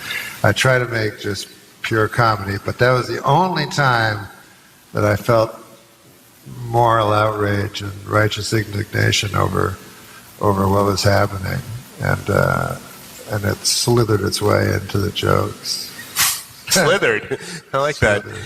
So, did you watch the either of the? Yeah, I watched both, the 30 for 30 and the John Travolta vehicle. That was acclaimed. It was acclaimed. I think so. Yeah, the John Travolta one. Yeah, David Schwimmer. Yeah, David Schwimmer. Yeah.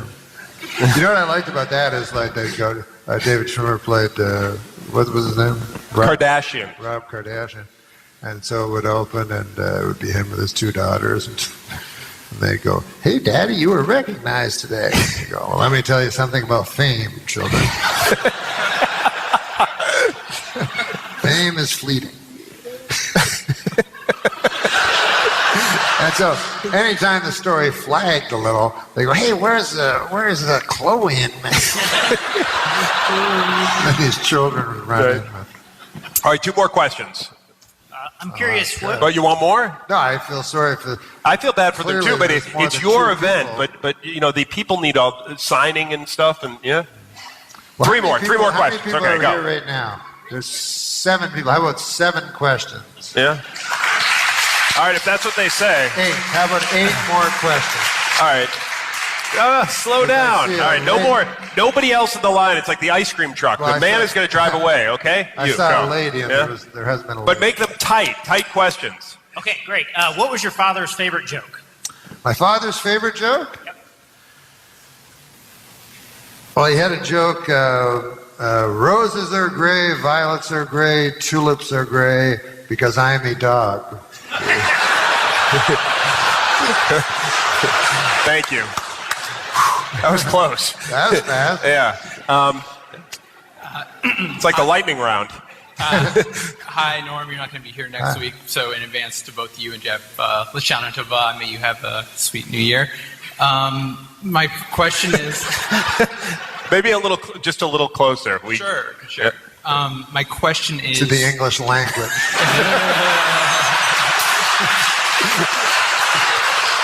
No, I'm sorry. What's wrong with you? He's a nice man. We had trouble understanding. Yeah. Oh, no, for sure. So along the OJ lines, did you ever end up actually meeting anyone related to the trial or anything like that? Did you ever meet anyone related to the trial? Related to the trial, yeah. Or, and if you didn't, then could you answer or could you finish your anecdote that you were unceremoniously interrupted with the leading into temptation? I did, so I don't have to do that anecdote. Oh, fantastic. I did, yes. One time I was doing the program, the Saturday Night Live program, and they said, Arthel Simpson, somebody like that, is in the audience. And we had an OJ joke. You know? And the poor daughter was in the crowd, you know? Seems like a bad place to be. Yeah, you know, it's very tough. So I said, can I really do this joke? I said, sure, why not? Thank you. Good. Okay, yeah. Hopefully that answers your question fully. So on Weekend Update, when you anchored, Frank Stallone was often a punchline. Did he know it was coming, or did you ever talk to him afterwards? But I talked to his brother, Sylvester Stallone, who hosted the show, and he was like, what the fuck with Frank? And so I said, you know, it's a complete non sequitur. It's ridiculous, you know. And so he told me, you know, he says, the thing with Frank is, you know, after Rocky, he decided to become a boxer. So, you know, he'd go in the ring with it. It'd say like the Italian stallion's brother. He goes, every boxer in Philadelphia just beat the shit out of him. He goes, you've never been right since, and I feel guilty about it. He says, if you could just lay off him for a while. And I was like, no, so I never did another job. I know some comedians have described themselves as being not terribly happy people off the stage, but finding doing stand-up to be a pretty therapeutic experience. Do you view it that way, or what's the importance of performing stand-up to you personally? No, I'm not sad at all off stage. Is comedy? Let me rephrase that. Do you find that comedy is a catharsis for your meaningless existence? Is that better? Sorry.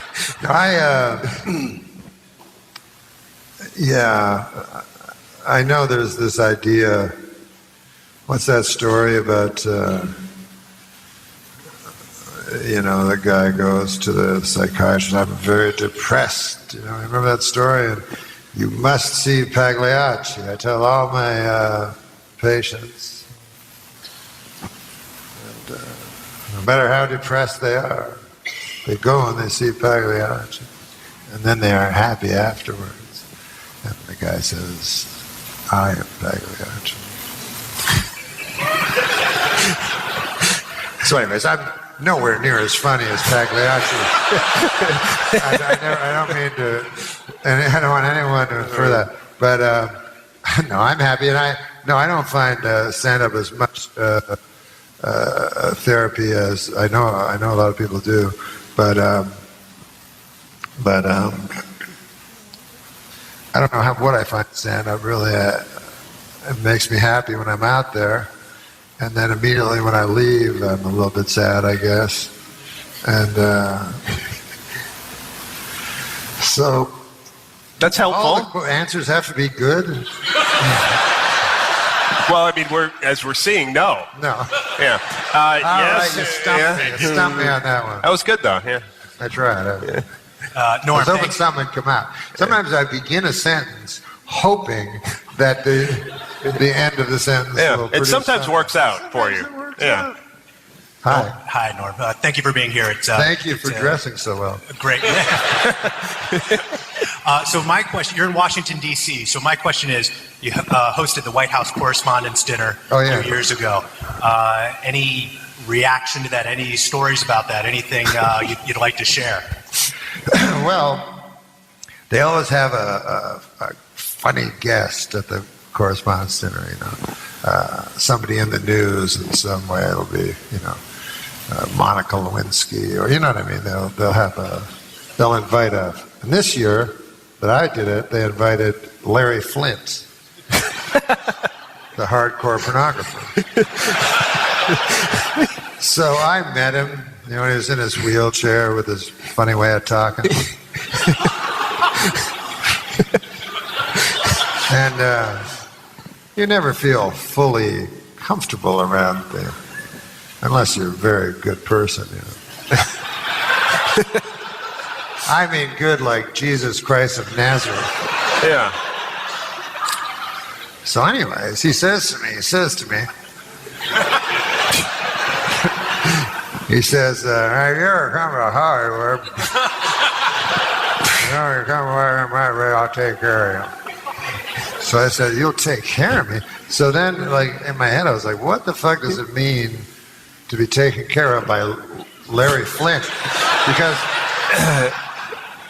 you know, like if my Aunt Ida said, come down to Manitoba and I'll take care of you, that would mean she would make a nice strawberry rhubarb pie and we'd talk, you know.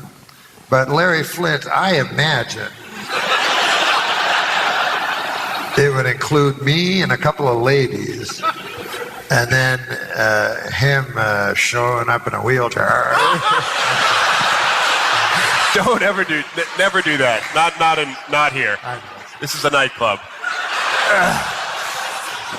All right, that's good. All right, let's shuffle through these. Yes. All right, one of your lesser known, but one of my favorite things you've ever done is a commercial you did for the Man Grate. God, that's an online only thing, don't you think? It's got like 100,000, maybe a couple of million views. And I just want to know, did they ever come around to your interpretation of their ad and their product? No, well, what he's referring to is I had this podcast that, I do this podcast, I don't make any money off it. And then they're like, do this commercial. I'm like, fuck, I don't even make any money. And so there was this goddamn thing called a Man Grate. And it weighed like 100 pounds. It was supposed to be some sort of cooking device for steak. And I had to read all this thing. And I couldn't even lift it. And I was like sweating profusely. And talking about what it was. And then, I don't know. It gets very colorful. Like what? It gets very colorful. It gets very colorful. Yeah, and I'm not going to say what I said here in a house of worship. But no, they never came around to seeing the... that sponsorship ended. That sponsorship ended without amicability. Okay, thank you. Two more. So, about 20 years ago... Yes, sir. You and Courtney Thorne-Smith were on Conan on the same night. Did anyone on stage that night know that you were going to take over her interview? And if any of them did not, what was it like afterwards? It wasn't what it was like. What he was referring to is I was the first guest, and then Courtney Thorne-Smith came on, who was on Melrose Place and had decided to leave Melrose Place to co-star in a movie with Carrot Top. So... Chairman of the board, right? Yeah, it was called Chairman of the board, and so it stunned me. I said, would anyone? And so I was like, wait a minute, you left? Wait, what? And I couldn't figure it out. And as it pertains to what happened afterwards, it's not what happened directly afterwards. It is that when I did it, there were no computers. And so I did not know that it would live on forever. Back then, you would just say things. People in general vicinity would hear them. And then they would forget them. But now, I really have to make that phone call to Carrot Top. Motherfucker's ripped too. Yeah, I know. Thank you. All right, thank you. And last question. And a then lady. I know. That's why I came up here. I was like, it's all guys. It's about time, I say. Seriously. So I opened your book and I saw Slash's name in there, and so I was wondering. Slash. Yeah. So I was wondering, when you write about other famous people, do you have to get their permission first, or is it just like, oh, whatever? Well, you do have to get their permission normally, but my book editor, Joe Veltri, who's right there. Stand up, Joe. Is he standing up? Stand up. That's not standing up. Why would there he is? Yeah, thank you. Joe Veltri had a great strategy, which was that we would not need permission as long as we made something so outlandishly insane that the actual true things, so for instance, if somebody came and said, hey, wait a minute, I never did that, I never would do anything like that, I could say, what are you talking about? The devil's in the book. You know what I mean? Like, it's just a big, crazy book. And then he'd go, but I really did it. And I go, yeah, I know. But he won't stand up in court. Joe Veltri will tell you so himself. Thank you. And they'd be scared because they'd hear the name Joe Veltri, and nobody wants to hear that name in the world of publishing. He's an agent and an attorney. He is. Yeah, he's an agent and an attorney. Thank you. Did that better. You got a joke for that? No, I don't. You don't? No. You see how hard it is? Yeah,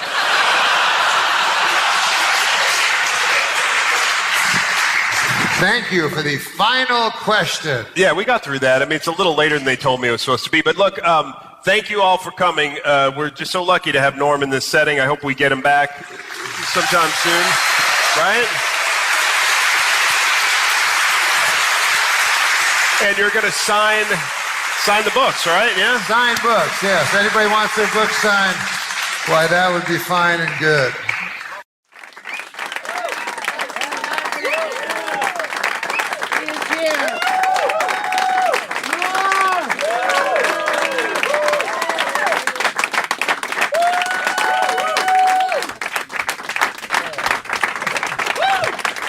Thank you, guys.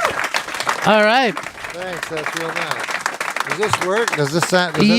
We. It doesn't sound like much. I know it doesn't sound like much because we're like. Where are my cans? No.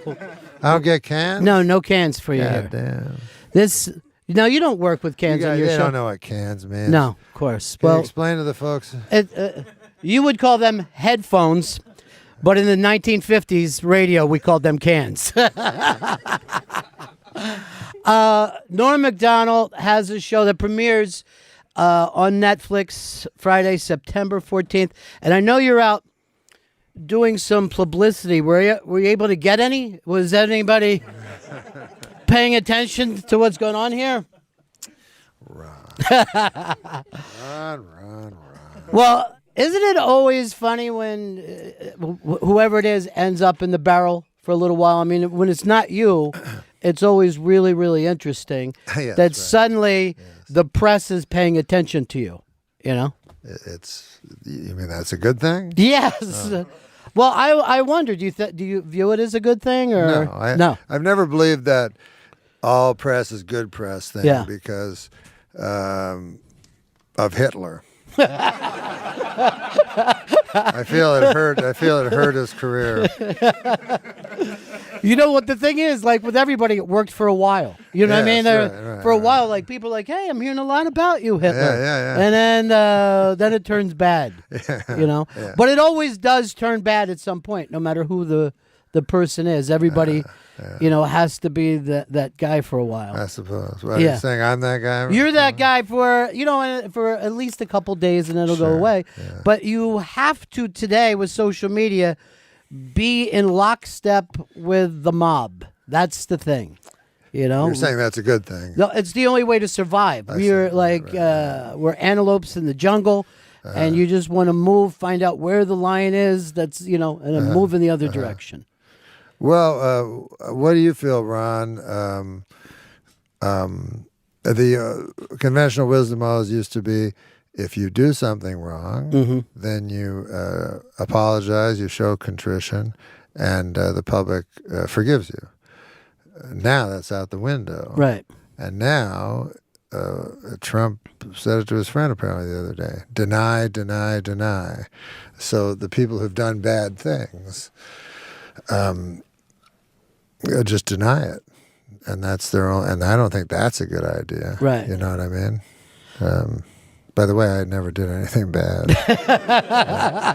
That's the perfect angle to have. And I'm as outraged as everyone else, and let's keep moving along. Yeah. Well, you know what's really funny about this? I've seen a couple episodes. They sent me a couple episodes of your show, it's the exact opposite of controversial. It's a really funny, sweet show. You're on there. I watched the Jane Fonda one. Probably the most controversial person of our lifetime. Sure. And yet it was just a fun, sweet half hour. Yeah. I'm not interested in that. Yeah, that's the funny thing is that I have no interest in politics or, I'm just a clown, you know what I'm saying? And what I think happened was Jon Stewart, who was a great friend of mine and still is, wonderful comedian, fantastic comedian, and became a political figure of not inconsiderable weight in this country for the good, I think. But he was a very peculiar. He had massive intellect, strong viewpoint, well informed, and funny.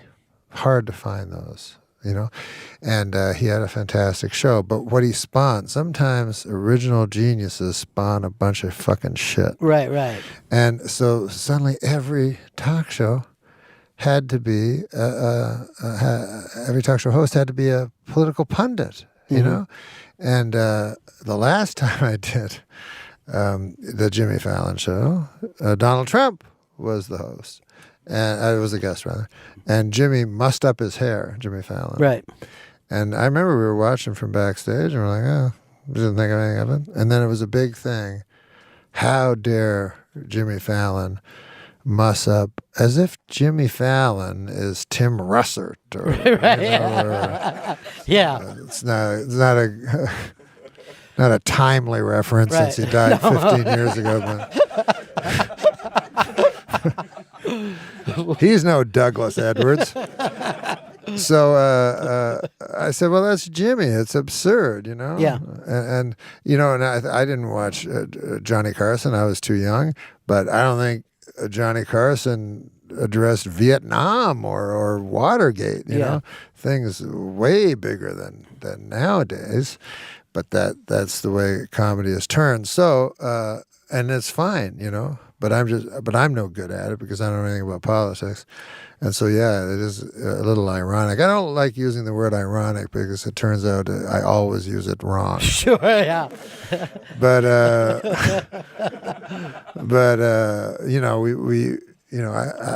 Ted Sarandis, who's the head of the Netflix, and became a friend of mine in the unlikeliest of ways. But I talked to him all the time about the show. And I said, Ted, I want to give you a show that people can watch 10 years from now. I really, and I do that with my specials also. I don't do very many specials, but I want them to be about themes that will live on. And I don't want to make fucking Murphy Brown. Because those Dan Quayle jokes. Not so funny. Although she's back now. She's back now, yes. And I think it'll work because now sitcoms have turned into this. When I was a kid, a sitcom would have once in a while a very special episode of Family Ties. And everybody would make jokes about it. And now a sitcom, every motherfucking episode is special. Yeah. Anybody could die at any time if you're on TV. No one is spending their money if they're on a TV show. That's like Lenny Clark, I remember. Yeah. He got the show Lenny. Yeah. Funniest motherfucker. Yeah. You know Lenny. And we were at the Montreal Comedy Festival. I met him. And everybody had their 5 minutes of going up on stage, trying to get the perfect 5 minutes. And meanwhile, none of the agents or managers were there. They were all at strip clubs. And so then at night, everybody's there at the Delta Hotel, and Lenny Clark would just be running around the room, grabbing the telephone, going, hey, it's the president of show business. He wants to talk to you over here. And then he got the show. Yeah. But his agent told him about a giant house, because so he bought a big fucking giant house, and he told me he paid two what do you call it, mortgage? Yeah. That's how well I'm doing. He paid 2 months of his mortgage, and then he had to sell his house. Yeah. But he's a good guy, Lenny Clark. Goddamn. I just seen him. You seen him? You know? No, I haven't seen him in a while, but yeah, he's one of the best. He was like, one of the best, just naturally funny guys, Yeah. right? But I saw him. He was dressed real nice. I said, "God damn, you look good. You lost weight and shit." He goes, "I married rich." Norm Macdonald. I like you, by the way, a lot, Ron. Thank you very much. Do your show. I've always been a fan. Norm Macdonald has. I don't know if you a remember show. meeting me or not, but go ahead. No, I don't remember meeting you. Okay. Where? It was at the Boston Catch a Rising Star. Yeah. Oh, I'm sorry, the New York Catch a Rising Star. My apologies. But go back to your paper. No. I just suddenly is everybody impressed that I don't remember meeting Norm? They're like, hey. By the way, this is his paper. Yeah, that's the whole thing. the same guy who set up the sound for this room gave me this paper.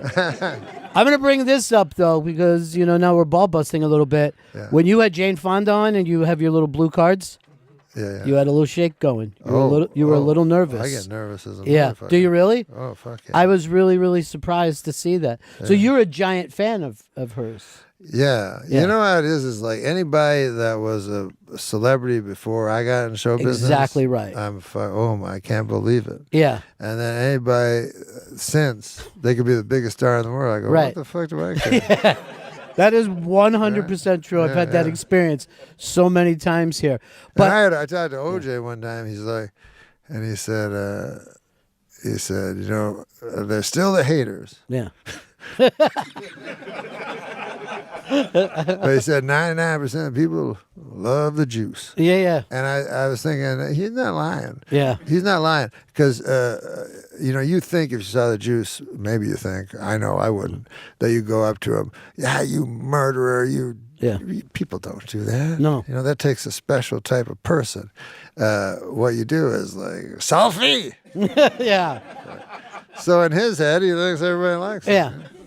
Well, I was, obviously when he played football, he was unbelievable. Yeah. And then I didn't follow much after that. Oh, you didn't? Yeah. No. Yeah, I didn't keep up with the So news. when you're asked, you say the only thing he's guilty of is being the best running back in the history of the NFL, as far as I know. Adam is here with you today. Adam Egan, my trusty sidekick. He is your sidekick, and Adam, here's Mike. Your part of the desk is just a little lower than everyone else's. Oh, sorry. That was a very nice touch. Yeah, the kids' table. Yeah. We gave him a smaller. So how have you felt about the last week of publicity? You were inside and outside at the same time. Oh, you mean the last day of publicity? Yeah. Yeah, I think that Norm just did Stern, and I think he said everything he needed to say, and that he truly believes and feels, and all the people that are close to him know, that he just doesn't have the capacity to feel certain ways that I'm hearing conveyed on Twitter and some other places, and I think that Norm really did a great job. You did a great job clearing the air today. I never got into comedy to hurt anyone's feelings. Yeah. Right. And sometimes people go at a show, they'll go, please attack my brother, make him feel like a piece of shit, because it's his wedding day. Yeah. And I go, I don't really like to do that. And then one time I did this roast of Bob Saget, and it became a sort of a thing because I didn't do roast jokes because I don't like insulting people, and I certainly never got into show businesses to ever hurt anybody, and it just made me really, really sad when this thing happened, where you just ask question after question after question, and then I guess I slipped up and maybe said something that people took wrong, but I apologized to them, and it's the last reason I want to be on this earth. Sure. And this kind of backlash happens so fast now because of social media, and Adam, I know you've been involved with the Comedy Store for a long time, but when Louis jumped up at the Comedy Cellar the other night, a couple weeks ago, the Cellar's taken a lot of heat from people who are not necessarily customers. Right. People on, the other side of the country or whatever. And we didn't, we never had that kind of thing happen before. No. Well, I'll tell you this, and I did not know this, and maybe you do. Comedians have gone up against Louis. Yeah. Well, I mean, I was talking to some comedians have said this guy should not be able to ever perform again. Yeah, I mean, I taught, they all come. If you're a murderer, I'm sorry. No, go. I'm sorry. But if you're a murderer, you go to jail and they let you off, 20 years later. And then you try to get a job as a busboy. And if the guy says, I'm not hiring that guy, he murdered, and you go, but he did his penance, and now you give him a job. That's the humane thing to do. And people go, well, what about the murdered person? And you go, well, of course, he got worse. Yeah. The guy that lost his life, he's doing worse. But it doesn't mean you can't forgive or it's impossible to forgive. I also don't feel anyone owes me an apology in public.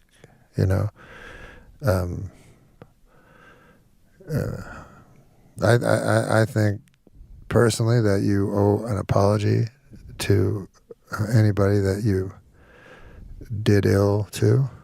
You owe an apology to people that your actions hurt in a financial way or an emotional way. But nobody owes me an apology, So that's where your shock about comedians comes from. Yeah, because I don't understand why they're so. I guess I just don't understand how there can be no rules. Mm-hmm.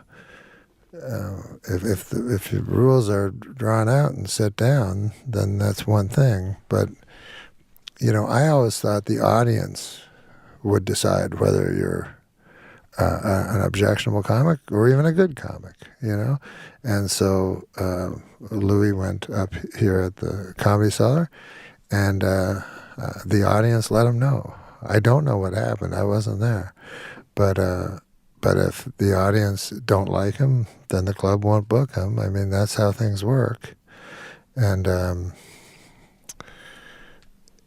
just because your heart can break for more than one person at the same time, and a person can do a bad thing and you can feel sorry for that person while feeling worse for the person that had the bad thing done to them. This is all so self-evident. It's hard for me to unpack, but I wanted to use the word unpack. Well, we also always think of comedians being 100% free speech and stuff like that. And I don't know whether you followed this at the New Yorker Festival, but they had Steve Bannon booked to come in and do an interview, and all the big comedians said, I'm not going to be there if somebody interviews Steve Bannon.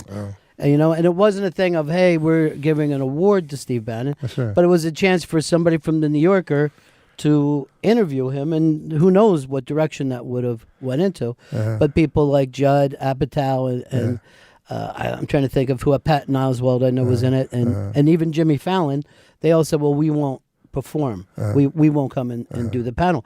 And I'm always surprised by that angle. Yeah, I think a lot of people feel, my brother's a foreign correspondent, and he did a 4-year documentary on neo-Nazis, and he interviewed all the neo-Nazis in the world, from the Ernst Zundel all the way up to David Irving, and he didn't become a Nazi, at all. Right. And so I think people go, I certainly wouldn't be a Nazi by hearing this, but Americans, other than me, Americans are just people that will believe whatever they hear, and I think that's nonsense. I think that if there was a Nazi, a person could go watch him because it seems like an entertaining thing. Just the same way you listen to a guy screaming on the corner of the street. You stop and listen to him. Yeah, right. You know what I mean? Well, I mean, I would agree with you, except for I learned from your show that Adam was in a cult for 3 years. So I guess some people are easily molded. I just want to stress it was not a Nazi cult. These cult leaders, they have a good gig going. Yeah, yeah. And they all fall for the same trap, which is they start fucking everybody. Yeah. And if you just not in that cult either. you have a good life. Yeah. People show up. They give you all your worldly everything. goods. You got all the money, and then you start having sex with the ladies. Then, drunk with power, you're not even gay. You start having sex with the men as well, and and then people go, "Hey, I was watching Fred fuck your wife the other day, and I was thinking, any chance he's not Jesus?"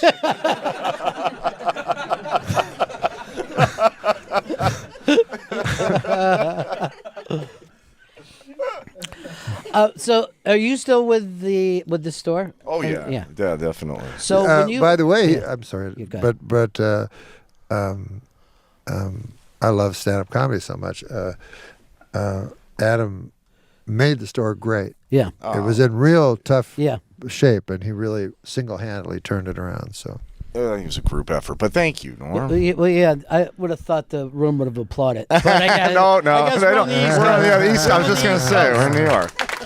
Well, I think the cellar is the closest. Yeah. And God, I love the guys at the stand. They do great work. Like I think that New York and L.A., I mean, it's always been New York and L.A. for them. Right. They're different, though, yeah, they're as you always say. But would you be in a position if somebody controversial said that was a big name, I want to go on? Well, Roseanne was scheduled to come in last week, and she didn't show up. I know she's going through. You're not helping.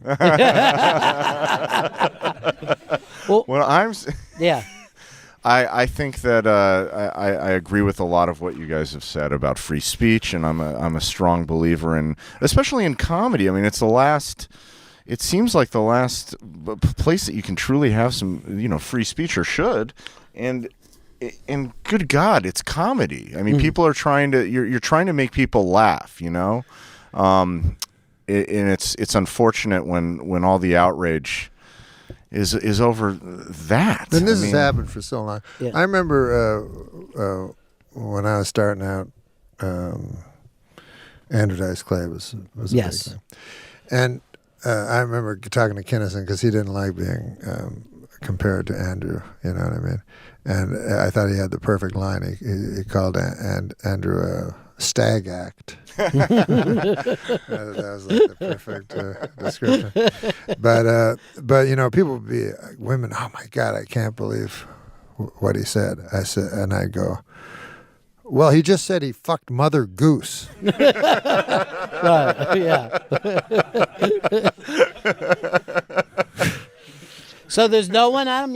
Would you put Cosby up?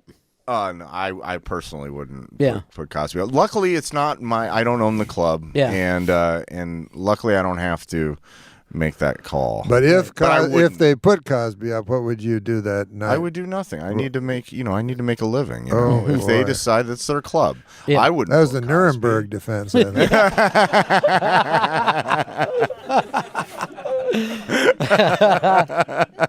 By the way, doesn't Adam have one of the best speaking voices that you've ever? It just literally. It's like Welsh. Yes, it's amazing. Richard Burton. You should be, Dylan Thomas. Yeah, you should be doing poetry on stage. That's right. I disagree, but thank you. So how did you guys come together with this show? How did this? We've been friends for a long time. I met him at Tempe Improv, which was the best club in the country in my mind. I mean, I don't like theaters. I like comedy clubs, and he was the manager there, and then he moved to LA, and we were friends. And when I said at a talk show, I said it'd be fun to do. I like the sidekick paradigm from when I was a kid, little boy watching Johnny Carson. And it's funny, that you got this guy and then the sidekick sort of averse to the host and is a little scared of him. But it's all playful. Yeah. And I said, but what if you just got a guy and amplified that and just fucking abused him mercilessly? And so that's why I didn't want to get a comedian. I didn't want anybody that would blow back at me. And but an interesting thing happens because it's me, Adam, and the guest, and it's some sort of sociology experiment because within 10 minutes, Judge Judy is fucking calling him an idiot. You know what I mean? Like people, you got a bully and a bullied. Yeah. And a third person goes, I'll go with the bully. Well, that we learned in school, right? In like first grade, like even if you weren't a bully, it's better to be like, hey, that kid is fucking weird looking. That's true. Yeah, that's the way that you get comfortable in life. So well done, Adam. Just well done. How do you get comfortable? Say that part again. Well, I'm saying, like, even if you're not the bully, it's great to know someone else is being bullied because that gives you your own safety net. Oh yeah, right. Right. So there's a trick stand-up comedians do. I was thinking of writing a book, How to Be a Stand-Up Comedian. No comedy necessary.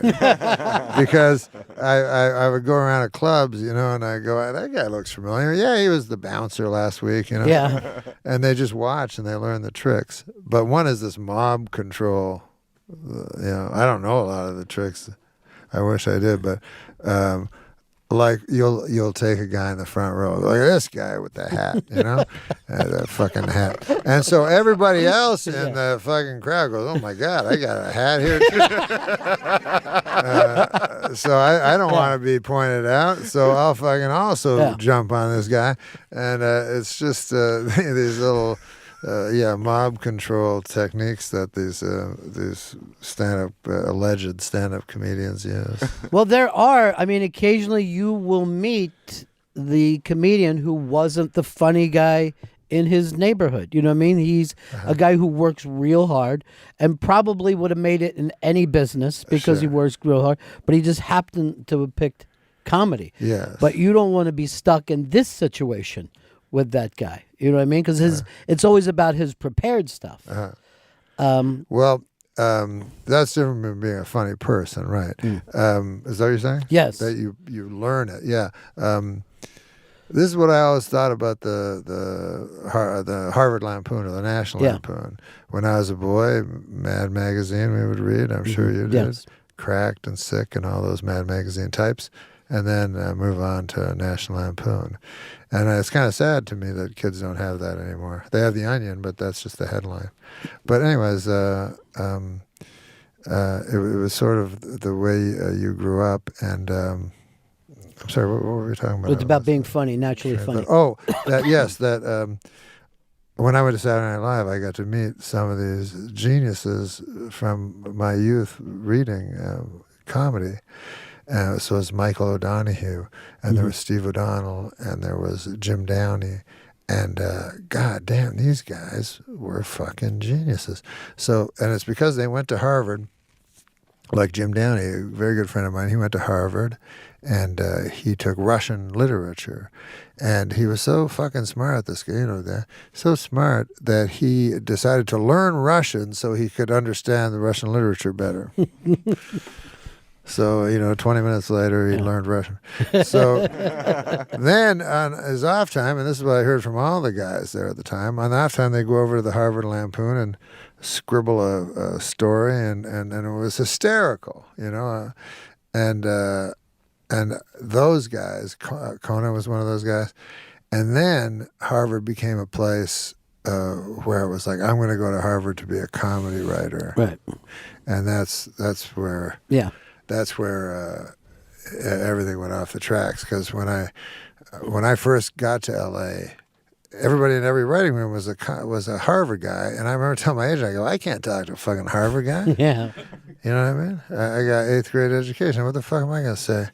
I thought they'd be so funny I wouldn't be able to understand their jokes. And then I met them, and they're just rich. And I didn't know that's the way it worked. Yeah. But they became professional, and they weren't funny, but they studied it. Right, they have the humor math down. The humor math down, yeah.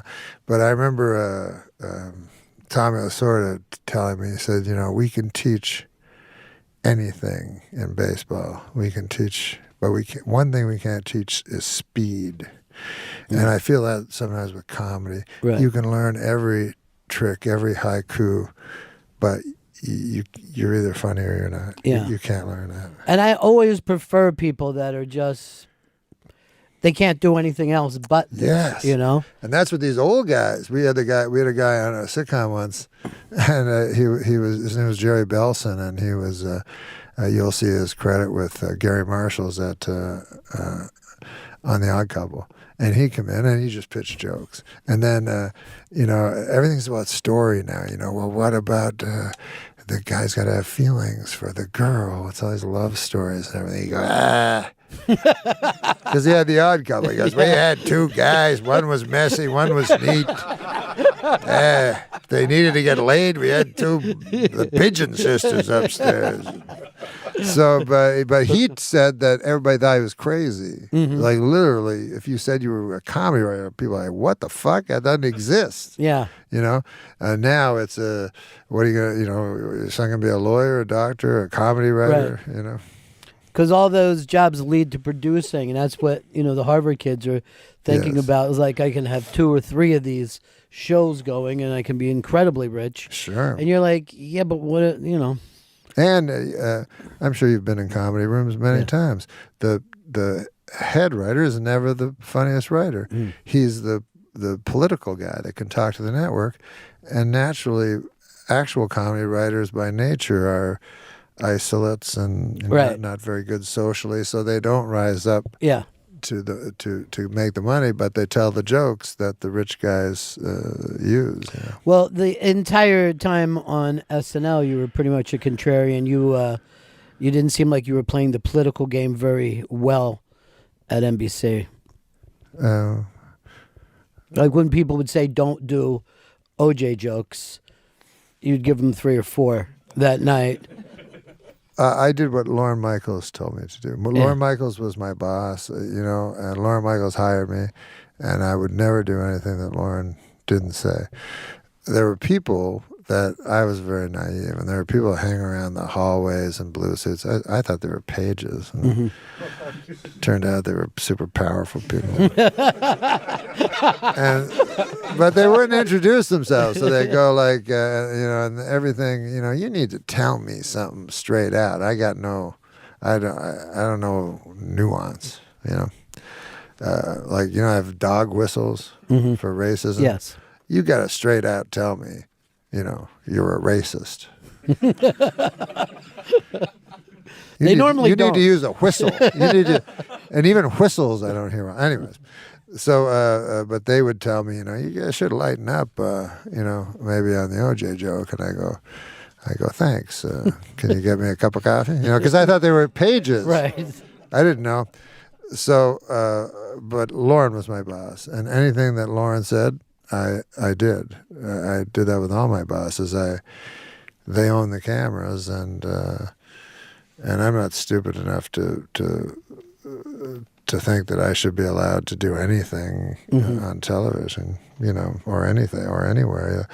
Like people always like to ask comedians, like, is there anything off limits? And I always think that most things are off limits. At least for me, most things are off limits. Until you can find that really funny thing about it that everybody would enjoy, because there are topics that are so off limits, and then I see somebody come up with something, and I go, well, that's brilliant. You know what I mean?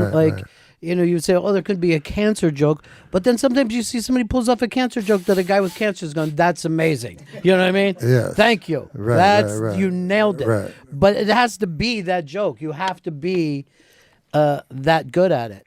And it's often not a joke about cancer. It's often a joke about the experience of anything. It could be anything. It could be a joke about pride, or it could be a joke about shame. It just happens to have cancer in it, But that's what's so hard is people ask you to defend these offensive jokes, and usually the offensive jokes are fucking the worst joke you've ever heard. Right? Yeah. So they missed. Yeah. You don't really want to. Well, you brought that up after the first guy does it. Everybody thinks, let's go there. That happened, I think, with Kinnison, where he was doing, religious material, but people didn't realize his background was amazingly, religious, and he found spots that everybody could go, oh, that's really, really funny, because he knew what the hell he was talking about. That's really true. Yeah. And I remember, and the agenda of the joke was being funny, which. I think has to be the first thing. Yeah. And yeah, I mean, his religious stuff is the funniest stuff because it's not about, making fun of evangelists. Right. Is not but it was also, I always thought his stuff was like Jesus having to put up with us. Yes, you know what I mean? that was always the funniest part of that joke, that he would be screaming at us. And I could fucking totally get that. Yeah, of course. I can't imagine how frustrating it must have been. And the lepers, or the blind coming in to be healed, and he's like... Can I have a moment to myself? Everybody was bothering him wherever he went. How did you get the guests for this Netflix show that you have? Because it's a pretty amazing group of people that you're able to pull together. Yeah. Strangely, I became friends with Ted Sarandos. There's only, I don't have that many friends. And Ted was real nice to me, and we shared a lot of interests and stuff. And he wanted me to do something.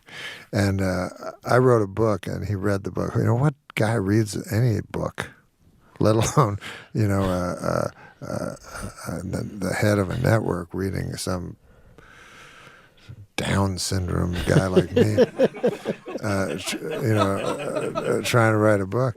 But anyways, he liked it, and I was so blown away by that he took the time.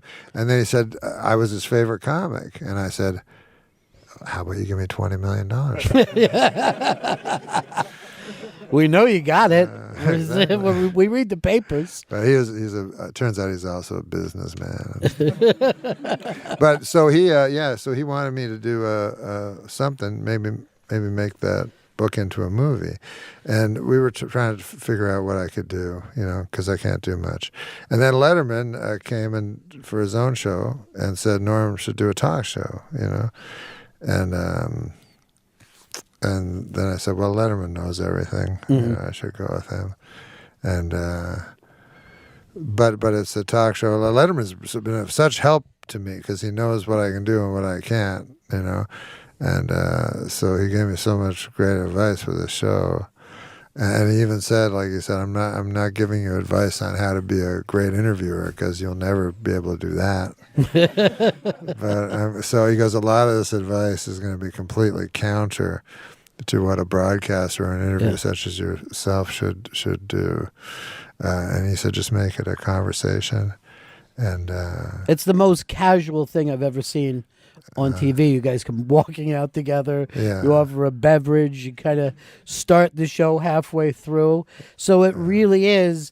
It seems like it's everything that I see on TV, especially with talk shows, is so overly rehearsed and done. It's very, very tight. Right. But yours has enough breathing room that something could happen. Doesn't always happen, but it could happen. Right, it could. Yeah. Laura Jo, I don't know where Laura Jo is, but she was kind of the brains behind the idea of the show, and I've been working with her for 20 years or so, and she was saying, like, every time you do a talk show, people always ask the same thing.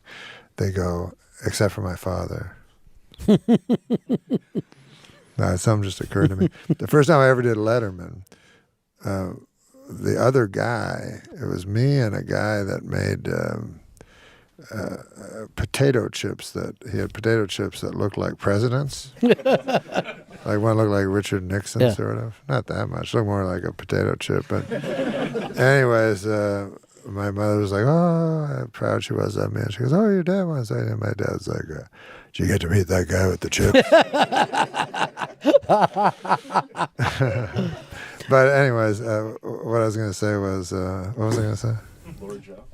Oh, no, that Lori Jo said, you know what, everybody asks you all the time, and I'm sure you've heard this, is what goes on in the commercials. You know, what does Letterman talk to you about?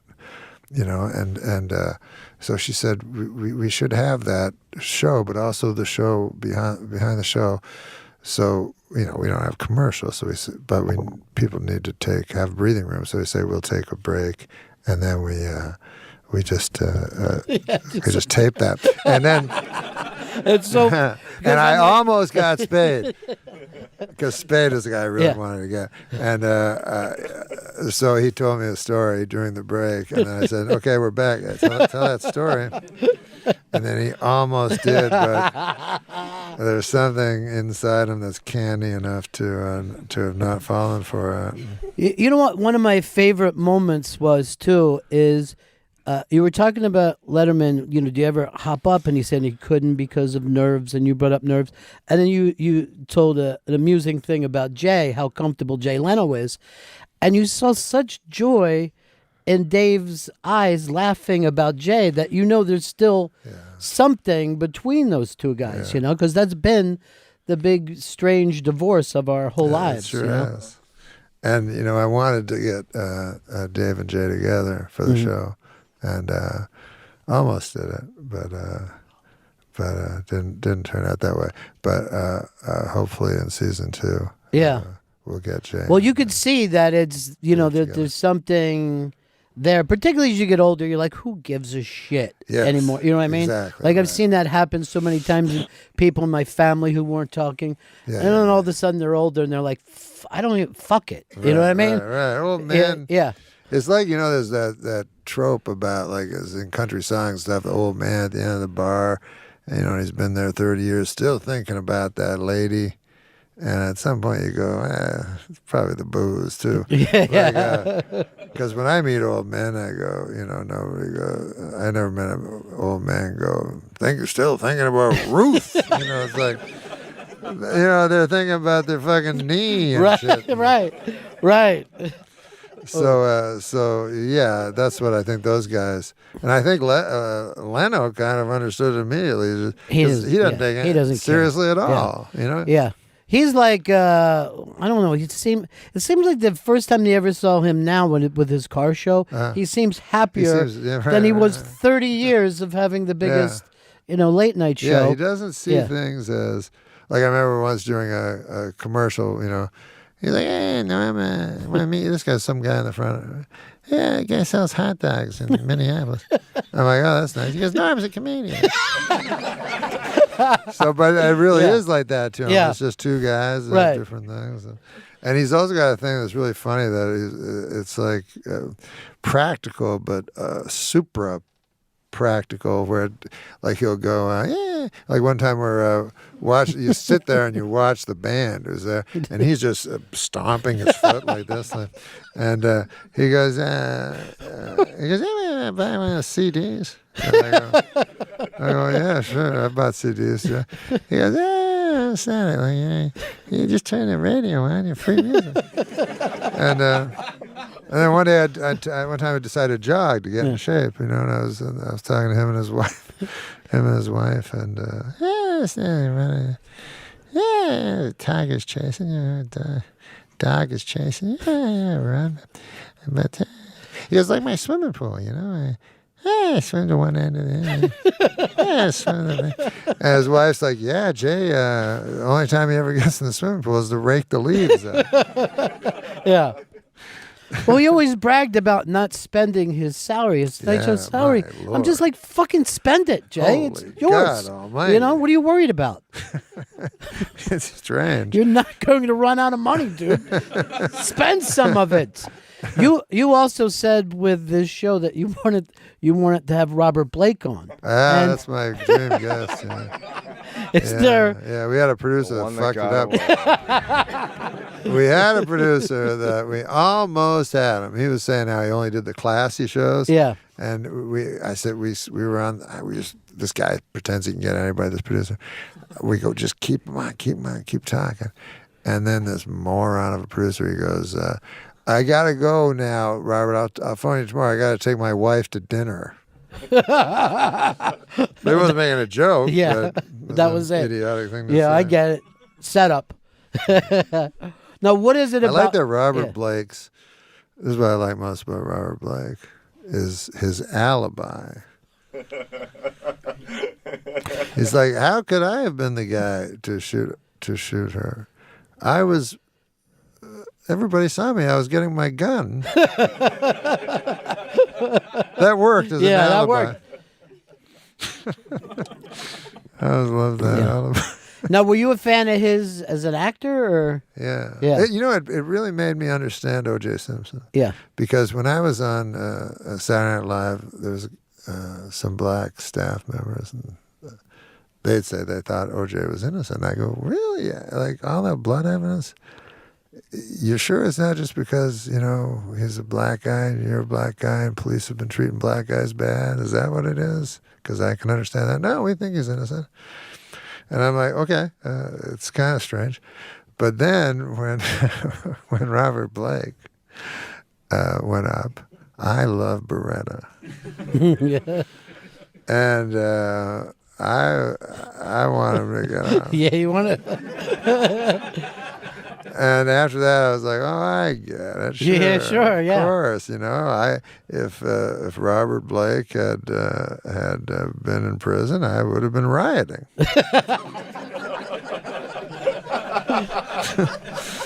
And people forget Mickey. When he was on the Little Rascals, Mickey was the greatest. Yeah. Watch In Cold Blood. Yeah. After, Yeah.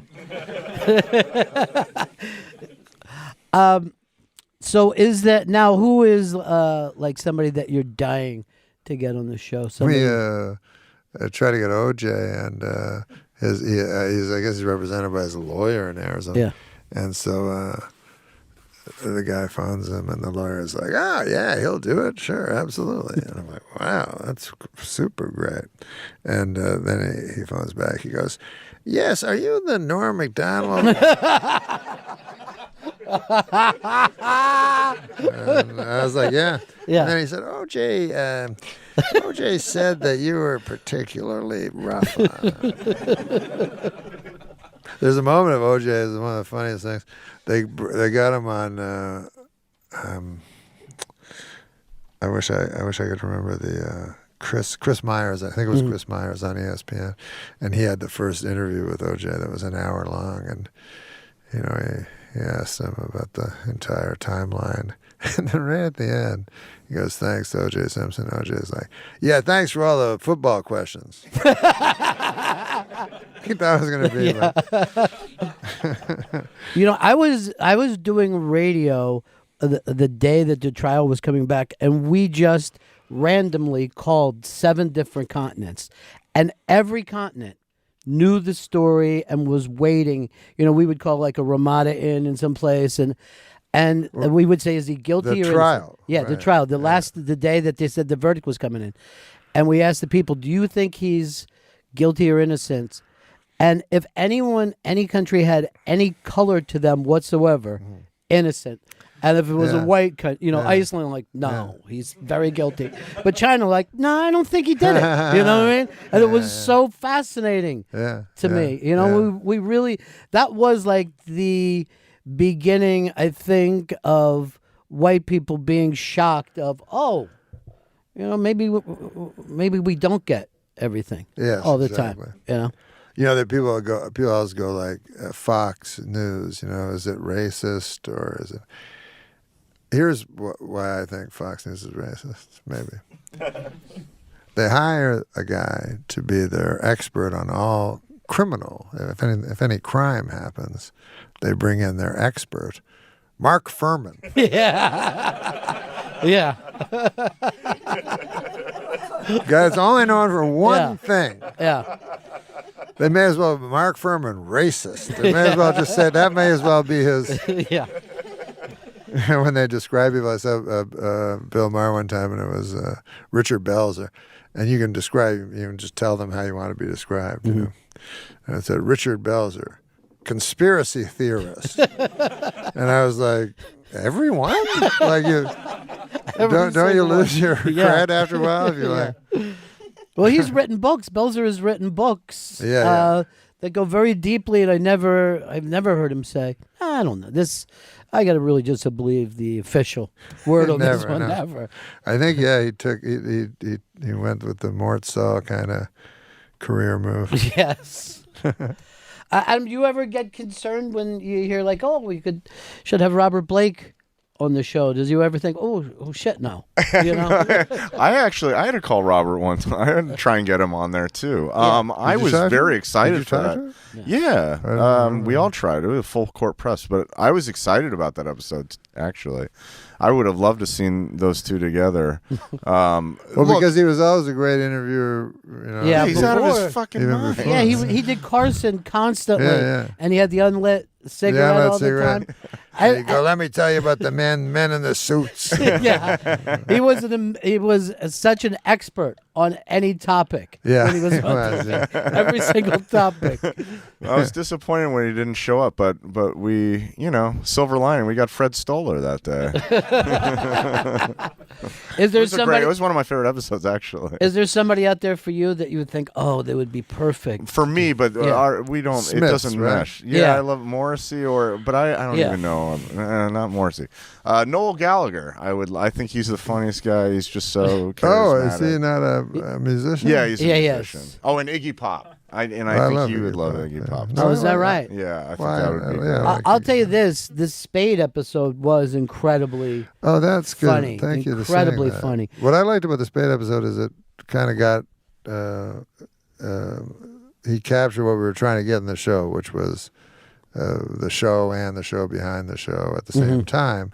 And I thought really only two people that are the embodiment of that. One is Spade and one's Marty Short, where nobody knows that show business is more complete bullshit than Spade. Right. But they both love it so much. They love the shit out of it. It's so in show business. Exactly. So it's a funny dynamic, because usually the person that has contempt for show business is like Letterman or something, which just cordons himself off in a compound somewhere. But Spade's on every red carpet. He took me to these fucking bars. I don't know how people have the I'm just always tired. Yes. And he's like, let's go. We'll go to a bar.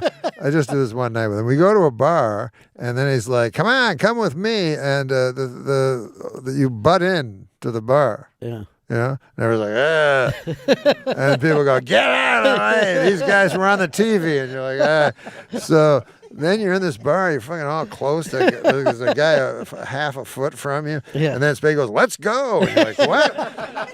And then you go to another place, and then 8 places later, nothing has been accomplished, and I'm so tired. But he said it's all about being seen, all about that stuff, It's funny because I was trying to do the math, because I've been to 6 Hollywood parties in my life, and I got 2 jobs. So that's pretty good. So then part of me said, what if I'd done 6,000? Because this is what happens. People don't know you're fucking alive and shit, right? And so I did this one time after I did a show. I said, I'm going to take a year off. I take a year off. No one assumes you took a year off show business. They assume that you got kicked out of show business. Right. And you have to start all over again. And so I said, God damn, I'm going to start going to parties and, get a third of the time, because people next day, they go, hey, man, you know who we should get? That fucking guy that fell into the swimming pool. Or whatever. But I just I wouldn't be able to write, and I write a lot. That's why I'm not very good, as you can tell, socially. I stutter and I'm not too good. But But So you literally most time I'm yeah. alone writing. But do you can't go into that party and kind of turn on the Norm stage act? You know, you can't suddenly be that guy. Yeah, I can do it, but Yeah. it's exhausting. It's Right. like It's like doing a 4-hour set. It's like when Jesus was touched by the lepers. You know, he'd lose some of his power. I don't like comparing myself to Jesus, but if everybody's going to do it. Is there a goal that you had that you never got a chance to reach? Is there something that you said, "Oh, I really..." In show business? In show business, something that you'd hoped that you would have gotten a chance to Well, do? I mean, I would love to start now, you know, in show business, because when I began, I was always like, I never wanted to do anything but stand-up comedy. And I said, I want to do stand-up comedy and then become a big stand-up comedy star and only do that. But it quickly became evident that you can't make enough money. So, you know, you advance for a while and then somebody says, hey, what about this? You know, are you really good at stand-up? What about if you do something you're terrible at? And we'll pay you 10 times as much. Yeah. And you'll act and you'll fall in love with the girl.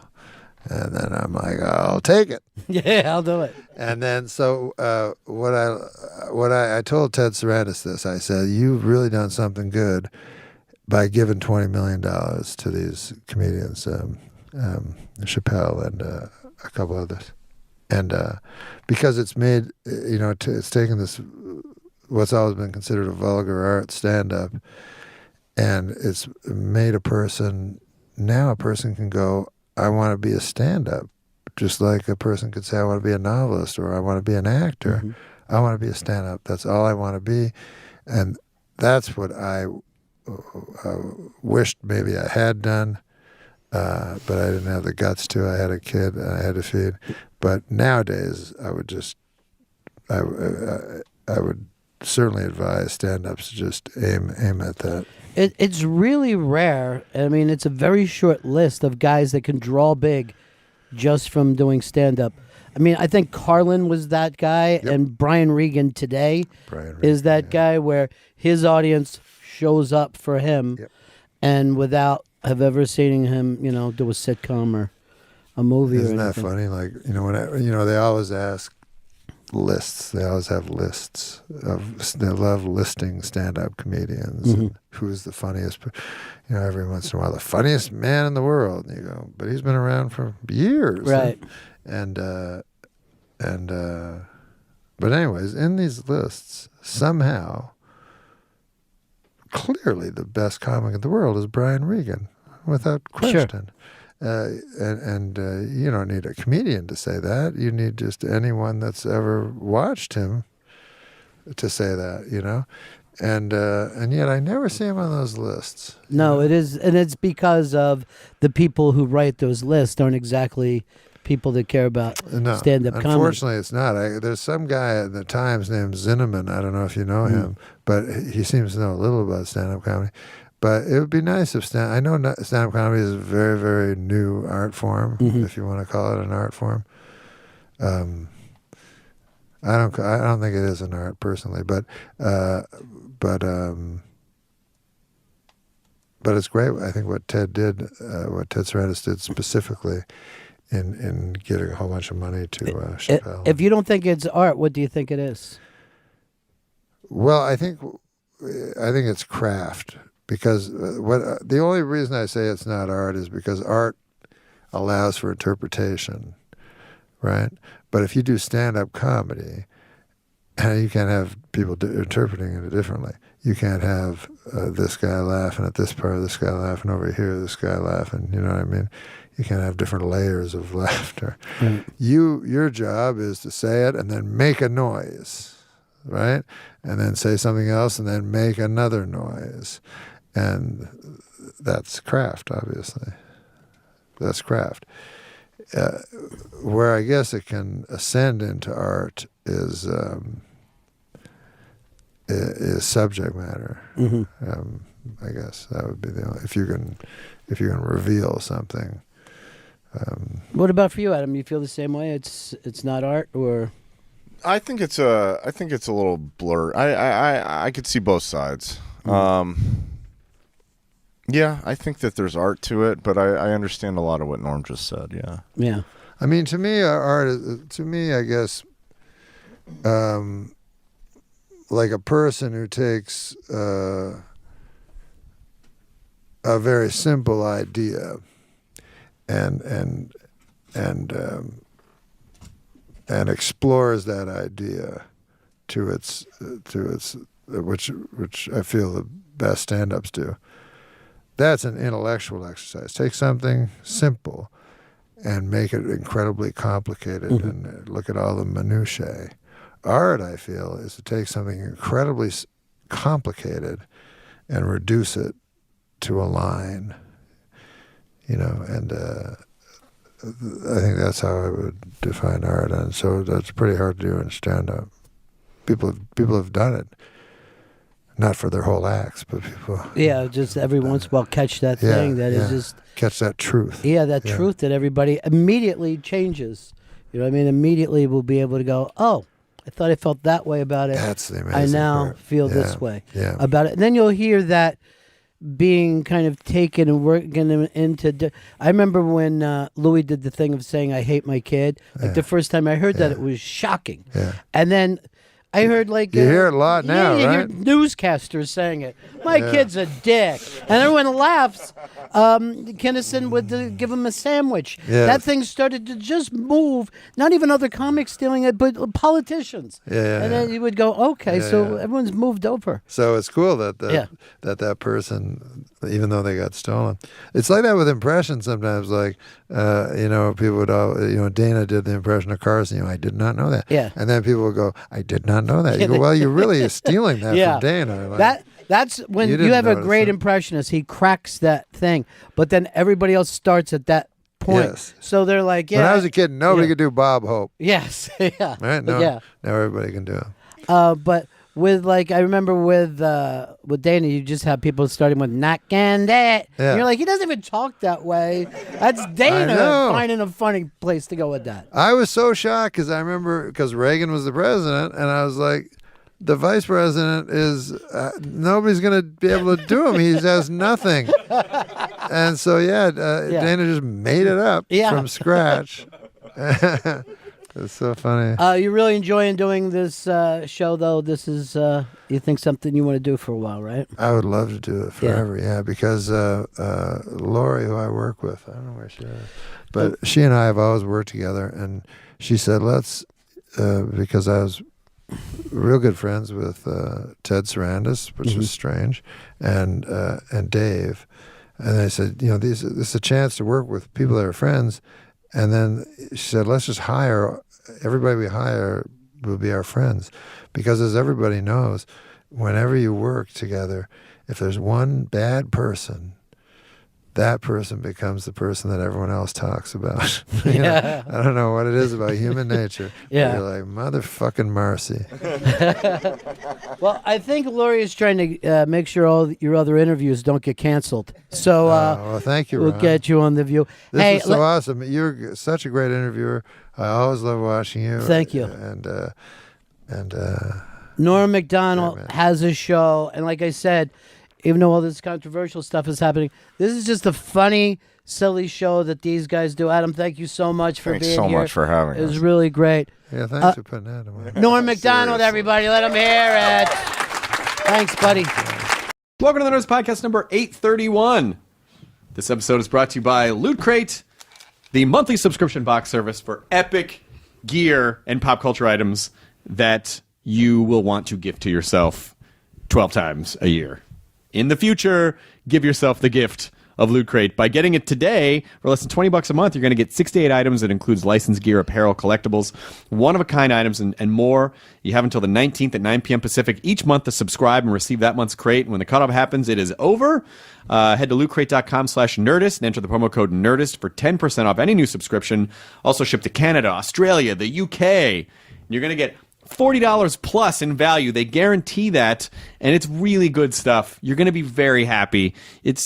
People like toys. It's fun to get stuff. It's fun to get things that are related to the types of items that you enjoy experiencing in pop culture. So enjoy Loot Crate. Thank you for sponsoring this episode of the Nerdist Podcast. Kay Levine, what's on the Nerdist Community Corkboard? Well, first of all, Anderson Cowan, who is from The Late Love Line and the Film Plot Podcast, has an idea for his first feature film, but he needs your help. The film would be called Groupers, and it's a dark comedy that is sort of in the same realm of Human Centipede. The logline is a female grad student captures two homophobic males to be part of a controversial experiment at the bottom of an empty pool, and Anderson calls it an after-school special, but for adults. To watch the video about the project, to find out more info, or to donate to the crowdfunding campaign, you can go to groupersthemovie.com. And also, right now is a super exciting time for sports fans because baseball is in the playoffs. It's the middle of the NFL season. Basketball is in preseason, and hockey is starting this week. Is it over yet? Nope. We have two sports podcasts that people should listen to if they like sports. One is Puck Soup. It's a hockey podcast hosted by Greg Wyszynski and Dave Lozo, and features all the latest hockey news and games, as well as interviews with broadcasters, writers, and more. And the Jonah Carey podcast talks about all sports and features interviews with athletes, commentators, comedians who are sports fans, and more. Puck Soup comes out every Thursday, and Jonah Carey podcast is every Monday and Friday. You can find them on Nerdist.com and iTunes, and subscribe. Listen, they're great. You tricked me because that is related to a Nerdist thing, and Yep. I like... Well, we have sports now, guys. Chris. That's not fair, Get Katie. fucking used to That's it. not... Ooh, Katie, you're hurting me. Let go of my arm. This episode is Norm Macdonald, which... This is a record Nerdist podcast. I don't think we've ever had... I think this is the longest Nerdist podcast we did, and it's not... But it didn't feel like that when we were doing it because Norm is an exceptional storyteller, He has all the stories. He had so many great things to say, and he was the only reason that I even had to stop, it would have gone longer, but the only reason that I had to stop is because Liddy and I had tickets to see Neil Finn at Largo, and so I had to get to the Neil Finn show because he had been on the podcast, Yes. and that's coming up in a bit, in a couple weeks. But so I mean, Norm is endlessly fascinating, and really, I didn't even really know Norm that well. We've met a few times, and he remembered that. He was so nice to me. He was very nice. He was so sweet. So hilarious. Norm is promoting his memoir based on a true story, now available wherever books are sold. Pick it up because it's Norm. It's Norm on Norm. It's going to have so many stories. Sweet Norm on Norm action, and thank you for being generous with your time, Norm. So here you go. Listen to it all at once. Break it up over a couple sessions if you need to. This episode also brought to you by Casper Mattresses, the sleep brand that has created one perfect mattress sold directly to consumers, eliminating commission-driven, inflated prices. They've won awards. They should win an award for how it's delivered, because it comes in a small, how the hell do they do that size box? But there's a mattress in there. In addition to the mattress, they also have an adaptive pillow and soft, breathable sheets.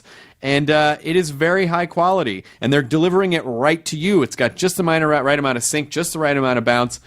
Normally mattresses are like over $1,500, but Casper mattresses cost $500 for a twin size mattress, $750 for a full, $850 for a queen, $950 for a king. That's under $1,000. All right, and try it. Try it for 100 nights. They're going to let you try it. If you don't love it, they will pick it up and refund you everything. That is how much they believe in their product. You want to give your money to people who give a shit about what they do and who care that you care about their product. They're obsessively engineered mattresses at a shockingly fair price. Time magazine named it one of the best inventions of 2015. Free shipping and returns to the U.S. and Canada.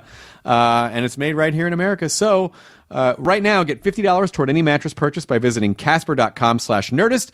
Use the offer code Nerdist. Terms and conditions apply. Thanks to Casper for sponsoring this episode of the Nerdist Podcast, which is Norm Macdonald, episode number 831. Katie, roll up your sleeves and roll the thing. Now entering Nerdist.com. Incredible. Thank you very much. American success story. Thank you. I mean, I think everybody's still puzzled at exactly how podcasts work, but I think most people are catching on that it's basically. I mean, Howard Stern is really the godfather of with that, even though it wasn't a podcast. Yeah. But just that sort of like, I'm just going to talk to people. Right. But no, I'm just talking about the you don't have Coca-Cola, man. We can find one for sure.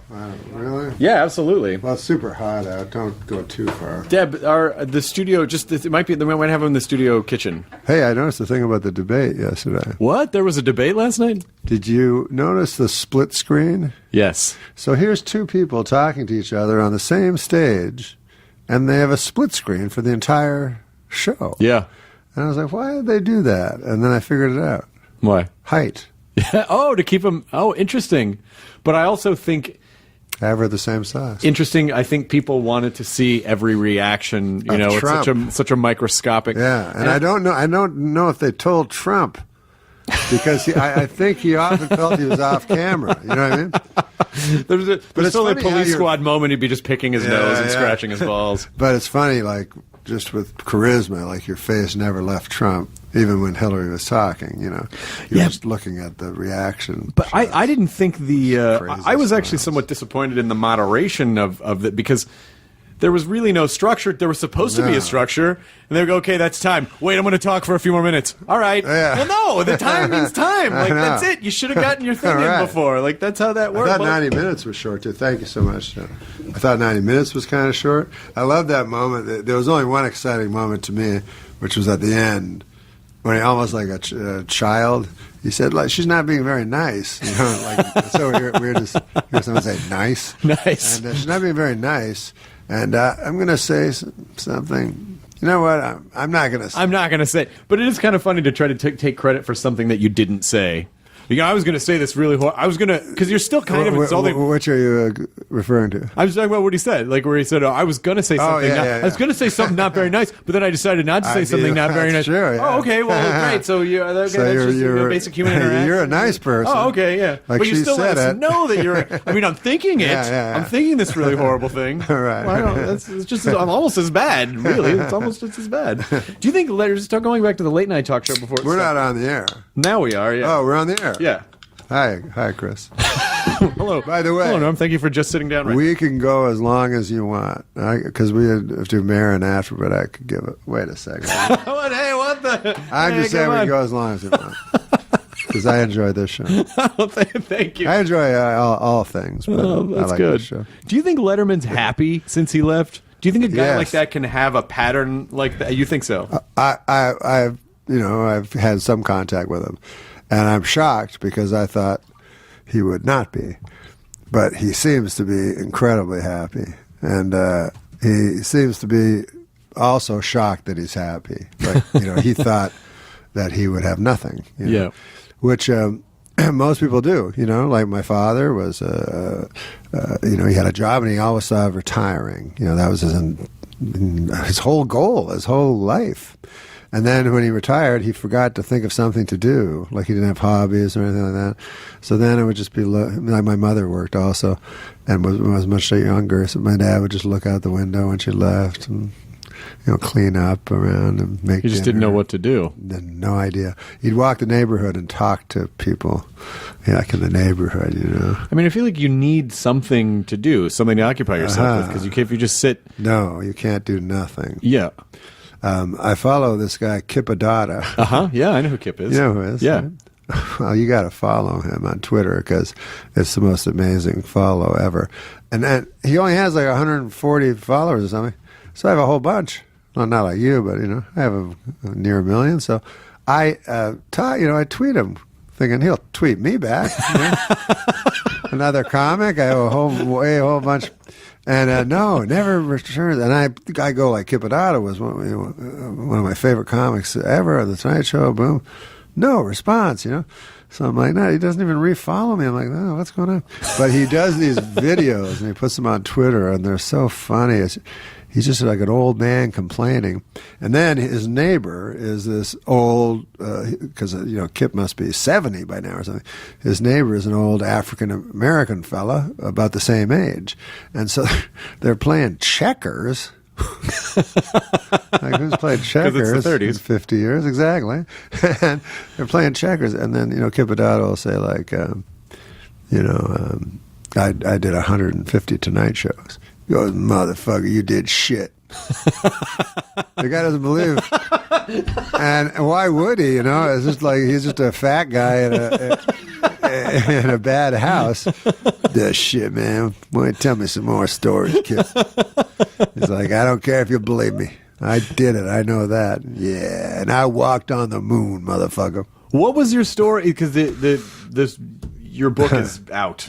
Yes, I wrote a Norm book. Macdonald, based on a true story. A memoir. A memoir. Yeah. And it's essentially just it is a biographical account of the strangeness of your life. Yes. So what was the story about the Tonight Show for you, about ruining a chance to get on the Tonight Show? Because you must have done the Tonight Show a bunch. I mean, I feel like I remember seeing you on the Tonight Show. Well, there was the Tonight Show with Johnny Carson, and then there was afterward, you know. Right. But I was living in Canada. I was kind of at my peak. I'd been doing. I got good at stand-up pretty quick. So I was about 2 years in, and I was really good, you know. And I said, I'll go. Carson had announced he was going to retire in 8 months. So I said, I'm going to go to move to Los Angeles, and be the last comedian on the Tonight Show, and have him anoint me and call me over to the couch, and it'll be a big deal, you know. And so there was this talent booker for the Tonight Show who had a lot of power. And he had, you know, he was the guy you had to get through as a gatekeeper. So, anyways, but he was, you know, very frustrating to him. So I would do a set, you know, and he would come. First time I did the set, and he came up to me after. He goes, "I didn't like you, but I was really drunk." Jesus so I'm Christ. like, "Jeez, man." So I'm all right. Well, can I do it again? He's like, "Oh, yeah, of course. I didn't care for him, but." You're probably funny. Everybody says you're funny. But I tell you, I was really hammered. I'm like, all right. So then the next time, I'm sitting there, and I look over. He's necking with a girl. I'm like, Jesus Christ. Like, what the fuck is this guy? So finally, he looks at the stage and sees me after 7 tries, you know. And so then he goes, you're great, but you're not a Johnny comic. You're a Jay comic. People say these ridiculous things that have no meaning. So I'm like, what? He's like, you're more of a Jay, because Jay was doing Monday night as the guest host at that time, and it had already been revealed that he was going to take over. So he goes, you're a Jay comic. And I go, no, I think I'm a Johnny comic. Like, that's what all my friends tell me. They always say, hey, you're kind of a Johnny comic. He's like, I think you're a Jay comic. I'm like, so I'm in my head. I'm like, there's no fucking, it doesn't mean anything. What are you talking about? I was so angry. And then he says, like, whispers it to me. He goes, and also, Jay is going to take over the show. And I go, that was in the paper. Like, why are you whispering it? Everyone knows this thing. You're telling me in confidence, you know. So, anyways, he says, Johnny will watch the Monday night with Jay, and everybody already knew at that point that Johnny hated Jay also, and even if he didn't, like, Johnny Carson's going to watch the guest host on his day off, at 11:30. So I never got to do the Tonight Show. But then looking back, like, I wasn't really a Carson guy. I just he was like the corny old guy to me. Yeah. You know what I mean? So I took it on faith that he was funny, and I'd see clips and he'd be funny. But I wasn't a guy who grew up with Johnny Carson. I was a guy who grew up with David Letterman. Right. So it probably was better for me to have my first spot on Dave, You got sorted into the right house. Yeah, without knowing it, It turned out I was a Dave comic. You were neither a Leonard comic nor a Johnny comic. I met Johnny Carson after that, and it was, and I told him the story, and he didn't. He just said, whatever he said about the talent booker. But he phoned me. He had an office after he retired, and he would go to the office every day, Johnny Carson.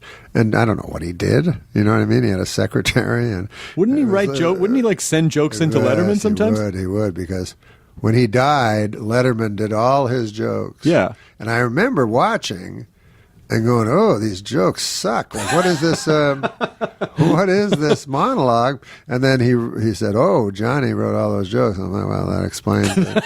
Yeah.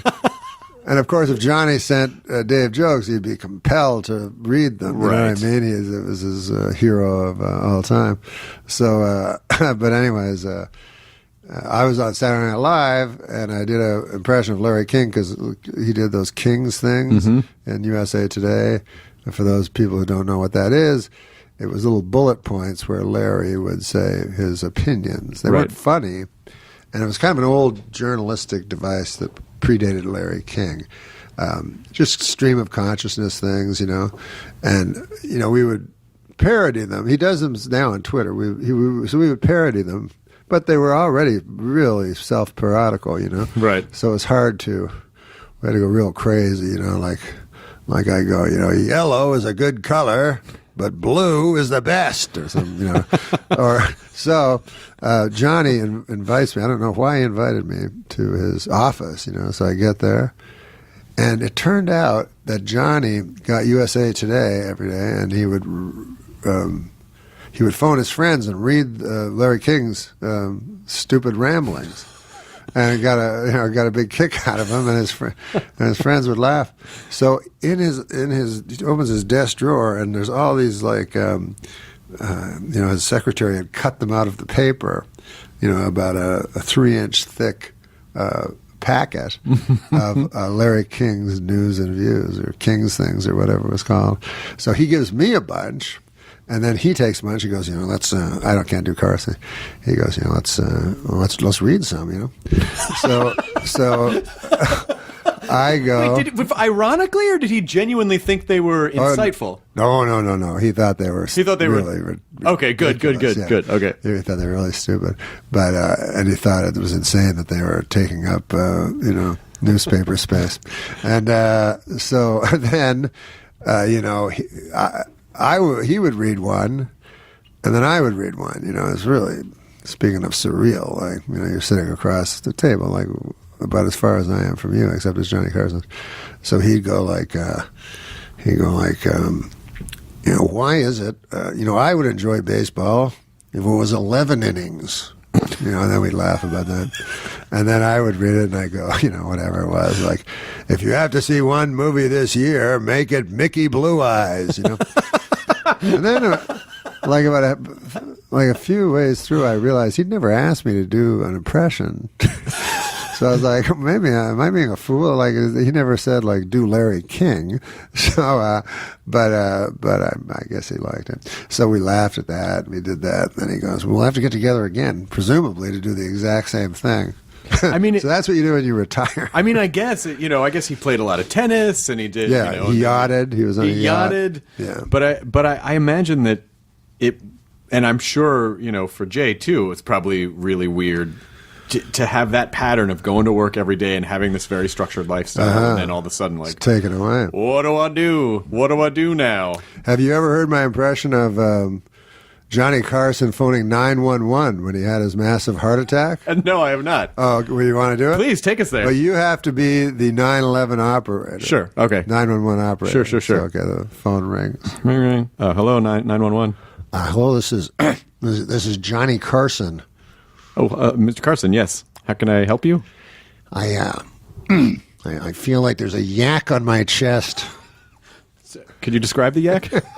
You can't go further.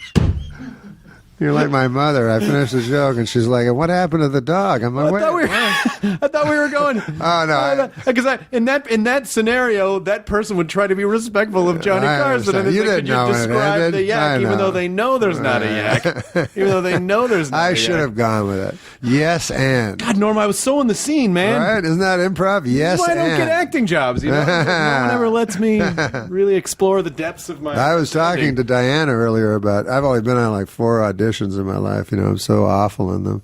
But the first one I ever was, I came. I had very strong stand-up, so I would kill in the club.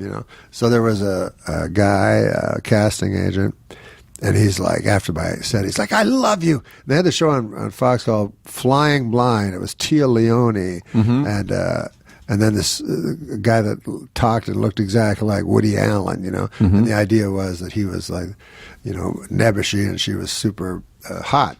So anyways, it was a big show that they were just starting on Fox. So they had a regular role they wanted to do. And so he's like, you're perfect. This is perfect.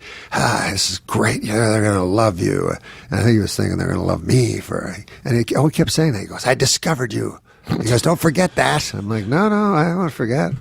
And then I'm all excited. So he gives me the script, and it's a huge amount of lines I have, And so I'm reading it at home. I don't know how to act. I just look in the mirror and make faces. And then, I like underline one word to say louder than the other words. And, like all the actors. Exactly. So I go there the next day to meet the producer. I was supposed to read in front of the producer. I get in, there's 30 people. I'm like, whoa.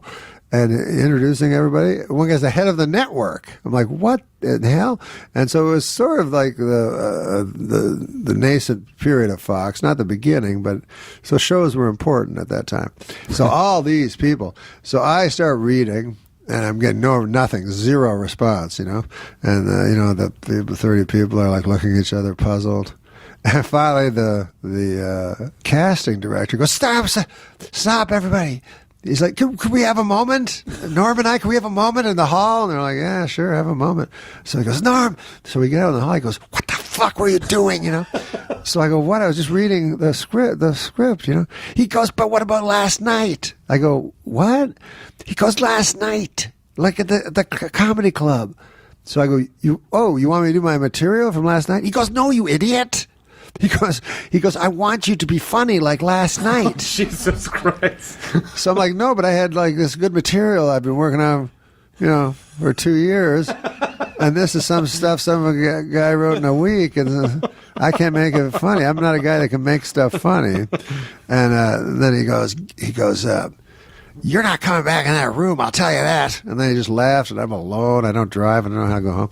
And then my manager goes, that guy's real powerful, He goes, he could make it so you never work in this town again, like they used to say in the 30s. Right. And I was like, even I knew. I was like, I don't think he could do that. But anyways. You should still thank him for discovering. You should have dedicated your... Oh, that would be a good idea. He did discover me.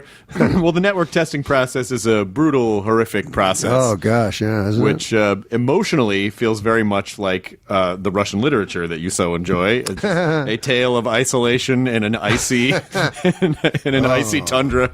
Well, when you go into those big stadiums or whatever they are, and the people that decide are way up. Oh, yeah. In the auditoriums, and I feel so bad. I always felt bad because I would have television shows where anybody that came in, I just laugh insanely. Just to make them comfortable. Yes, of course. And these other motherfuckers just dead silent, Oh, yeah. Like it must have been some power thing or something. I'm like, God. I think it was a power thing, and I think it was also a... a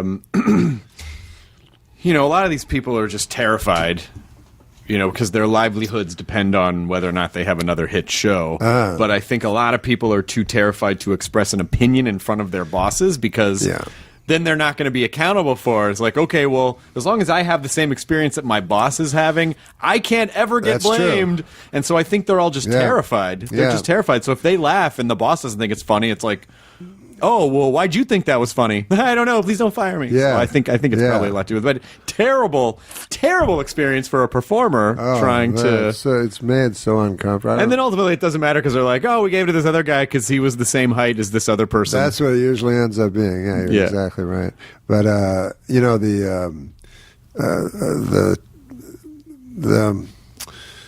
just the terror they make you go through for no reason... I don't know. I know, like, for notes, there are people that's what they do for a living. They give notes, for people at home, they give notes for the studio people, give notes. The network people give notes. They're required to. They're required That's why a lot of them don't make sense. That's their job. And when you think about it, what's a note? It's always going to be negative. Like, if you just go, I liked everything, you know, then you're an idiot, apparently, even though why wouldn't that be the case sometimes? So when Seinfeld came around, Seinfeld came under the aegis of Rick Ludwin and Late Night because they had him signed to a holding deal in case he replaced Johnny Carson. So Seinfeld's sort of a guy that thinks he should earn his money, and has that Protestant work ethic, and he's like, well, I'm being paid $1 million, I'll make a show, And everybody, in the world, I remember, had always thought, what about a show about being a comic? What I mean? That was what everybody wanted to do. And then when you thought about it, you're like, no, that's not a good idea at all. So he did that with Larry David as a summer show in the summer, called the Seinfeld Chronicles. And it didn't do well. And then it became a hit, and then Larry David, and both of them, but especially Larry David, is very hard-headed and was willing to walk, Jerry Seinfeld was willing to walk because he was making so much money as a stand-up comedian. Right. He was probably the biggest comedian at the time. So they wouldn't take notes, especially when the show became a hit. So, I'd hear stories from the writers about how, after the dress or whatever, they'd be in Larry's office, and Larry would be putting, a little putting thing, and Jerry would be sitting on the couch, and then the guy would give a note, like, I was thinking if Elaine, didn't act so surprised at that moment in the third act, and then Larry would go, I don't know. I kind of liked it. What about you, Jerry? You go, I liked it. And the guy go, oh, so, and then I had a show at the same time, and I was like, I would pitch them on, and I go, well, they do that on the Larry's show. On Seinfeld, and they go, well, that's Seinfeld, like some different thing, And I thought, well, now after Seinfeld was such a success.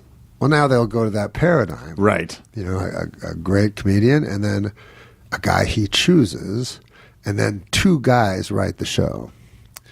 Which was also the interesting thing about Seinfeld, is they had a room full of writers, none of which wrote the show. The idea was you would go to Jerry or Larry and tell them a story from your life. Right, but it had to be a real story. Real story. Yeah. Which I thought was a brilliant idea. And then they would write it, And I remember Spike Fairstein telling me that he wrote the Soup Nazi episode. And the entire story he told them was that there was a guy in New York that was a soup Nazi, and, that was it. That he was a real mean guy. And so he told me, like, years later, he goes, does it ever bother you, like, I won an Emmy for that Soup Nazi episode, even though you wrote the entire thing? And he said, Larry said, oh, yeah. Oh, yeah. Oh, yeah. He hadn't forgot it. Did you like doing your show? Did you like doing a network sitcom? No, I didn't. No. Because of that reason? I would have loved to do it with that idea. And in the old days, that's what they did. You look at the credits, there's two people. Yeah. And so I didn't like this collaboration. The rooms getting bigger and bigger. So you'd have 18 people in a room.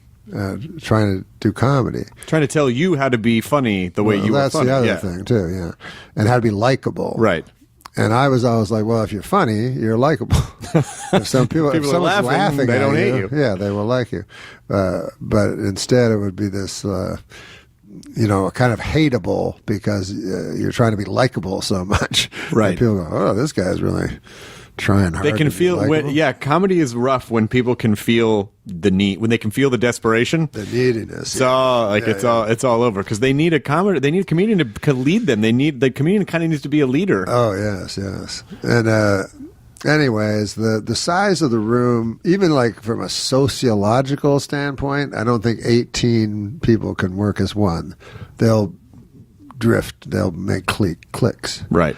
There'll be three groups of six that all,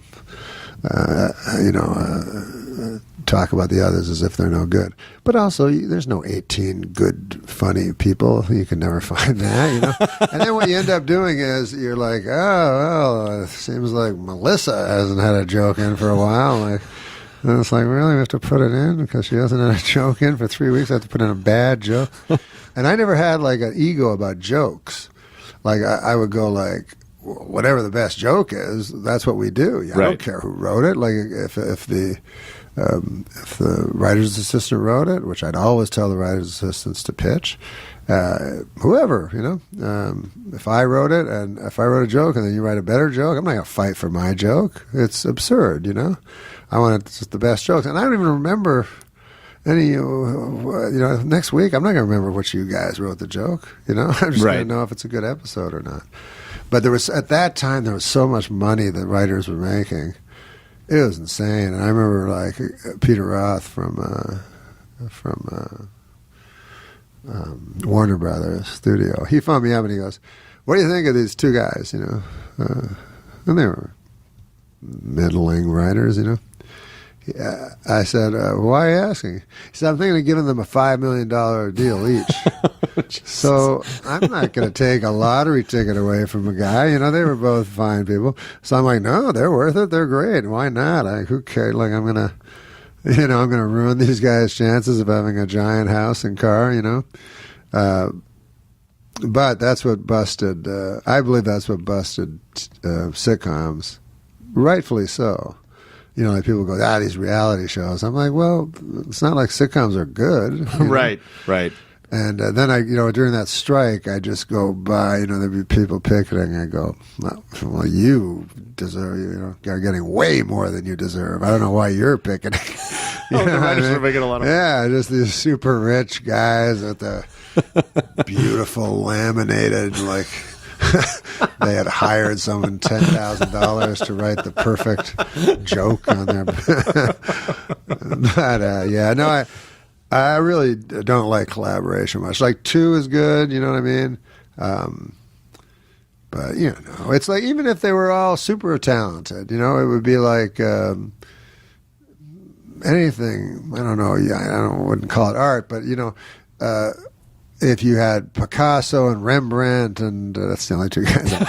And then another Picasso, Rembrandt Jr., Jackson Pollock, you know, and you had them all together. Okay, let's start, you know, and it'd just be a mess. Obviously, it would be a mess. You need a singular vision for that. But I also feel like, and you couldn't be noted because Picasso, they go, hey, what's with the nose? Yeah, you know what I mean? They were right off the top. And it is Cubism interesting that Picasso is the most famous, well-paid painter in the whole world, and you would think that's a niche painter. You know what I mean? Right. It's very strange to me. You'd think it would be Rembrandt, or you'd think it'd be a realist. You know? Yeah, but it was just that style. But he was also amazing at that as well. But he just he was. Oh, I didn't know that. Oh. It's just this style that have developed over time. Oh, I didn't know sort that. Of became that. Yeah. Oh, so he was like an expert, like they always say with any type of art. You got to learn how to do it properly. Exactly. Before you can deconstruct it. But I think. But in your case, just as a comedy fan, I feel like your voice is so specific. I can't imagine someone writing for you because you see, when I think of comics that I adore, that I think, you know, like someone like Maria Bamford, I'm like, you can't write for Maria. She's that's just how, you know, that's just her voice. It's just the kind of the voices in her brain sort of make that happen. I mean, I still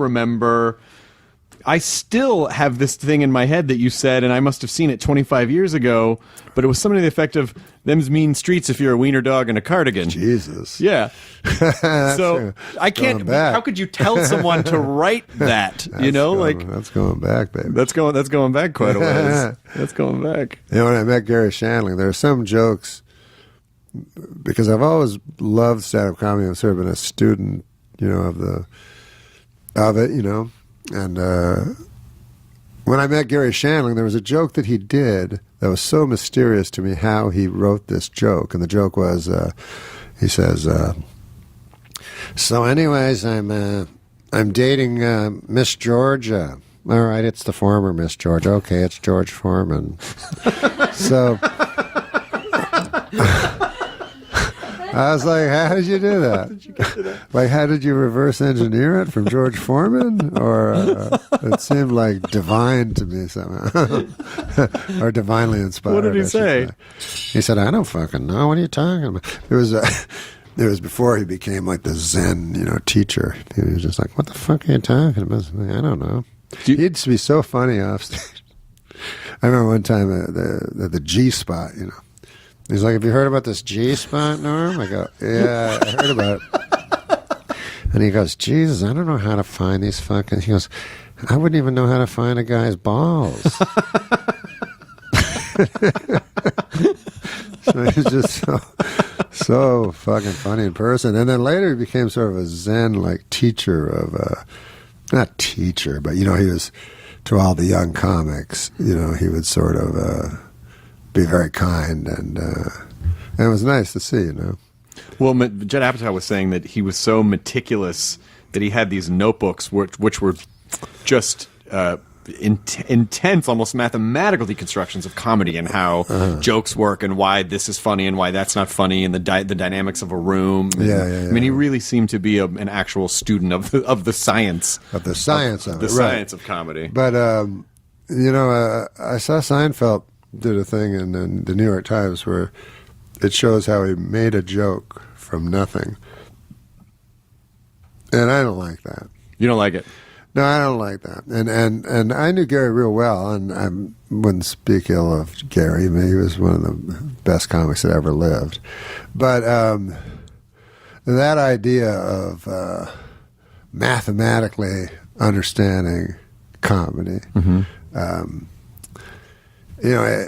I know that it's not an art, because the reason I know it's not an art is because an art can be interpreted different by you and by me. Sure. But if you go and do stand-up, you have to make a noise. You have to make the audience make a noise all together, all at the same time. So then it's craft. It's not art, because people can't go, I like that part, I like that, because then people would be laughing all at different parts, you know what I mean? It would be but when you get jumble. But on a larger scale, though, when you take comedy out of that intimate situation, that does happen, though. People go, oh, I heard about this thing, that wasn't funny, or I saw this thing and that wasn't funny. Oh, especially sure. with the internet now. But it's either not funny or funny. Right. Like, There's only one or two. Like funny it's very binary that way. Yeah. And so this idea of arithmetically deconstructing comedy, I think, there was that famous quote by Mark Twain, and I'm going to blow it, but he says that, dissecting comedy is like dissecting a frog at the end. Nothing of interest except you got a dead frog. Right. So, well, that's the Steve Martin thing of from what I understand of his early stand-up was that, he wanted things to be funny, but you never knew exactly why they were funny. They were just funny. Is that? Yeah. I mean, I remember he said, if he was worried about writing a movie, he didn't know if he could write a movie. And I don't know who told him, maybe it was Carl Reiner, but he said, you're funny, so just write a movie, and then the movie will be funny. And he said that was very simple, but it was an epiphany to him that he was like, yeah, I can be confident that whatever I do will be funny because I'm funny. And so that made a lot of sense to him. His book, the only thing that bothered me about his book... Born Standing Up? Yeah. Born Standing Up, which I thought was a fantastic book, except for what you were talking about, he shows his early jokes, and there are these great jokes from his album, and I know they were his early jokes. Right, because they were on the album, right? Yeah, they were like fantastic. What were jokes. His early That's jokes? What I would love to see. Yeah. But of course, who would have the balls to put those out? You know what I mean? I have a tape of my fourth time on stage. Have you ever played it anywhere? Well, just for myself. They had it in Ottawa. This guy, the manager, taped it. I did an hour. Oh my God! Your fourth time? Yeah, Holy shit! On stage, I did amateur night one night. Was this at a Yuck Yucks? Yuck Yucks. Yeah. There's only 2 comedians in Ottawa where I started, so I was very lucky.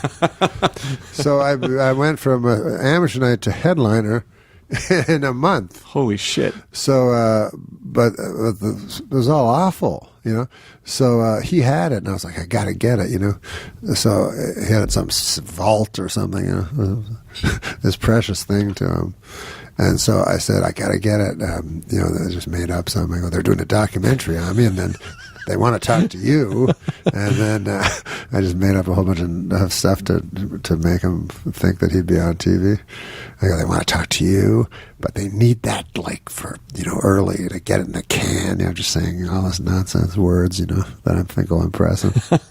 So I get the tape, and I not only I watch it once, and I destroyed it. I didn't even keep it.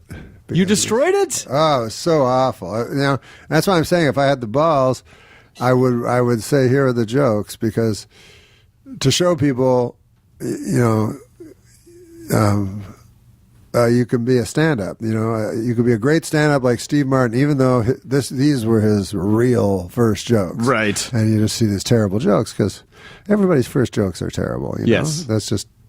And so I think that would help a comic, you know, instead of when they read like, whoa, that was Steve Martin's first bit was, you know, let's get small. That was his he just sat down and wrote that. That's very specific. But you said, but in the, you know, with the book, there were some bullet points that got sent over the book. Like, oh, you know, Norm tells a lot of these stories in the book about the time he, disastrous appearance on Star Search. But I had remembered your Star Search, and I went back and watched it again, and it wasn't disastrous. Oh, what? It wasn't disastrous. First of all, you only had 2 minutes, which was a ridiculous. Isn't that an insane that is short ridiculous. Yeah, they run it backwards from 2 minutes. 2 minutes to do stand up, but I thought the jokes were good. The jokes were all right. The jokes were fine. And I thought the crowd reacted. Oh God! Did you see the guy after me? No, I just saw your clip.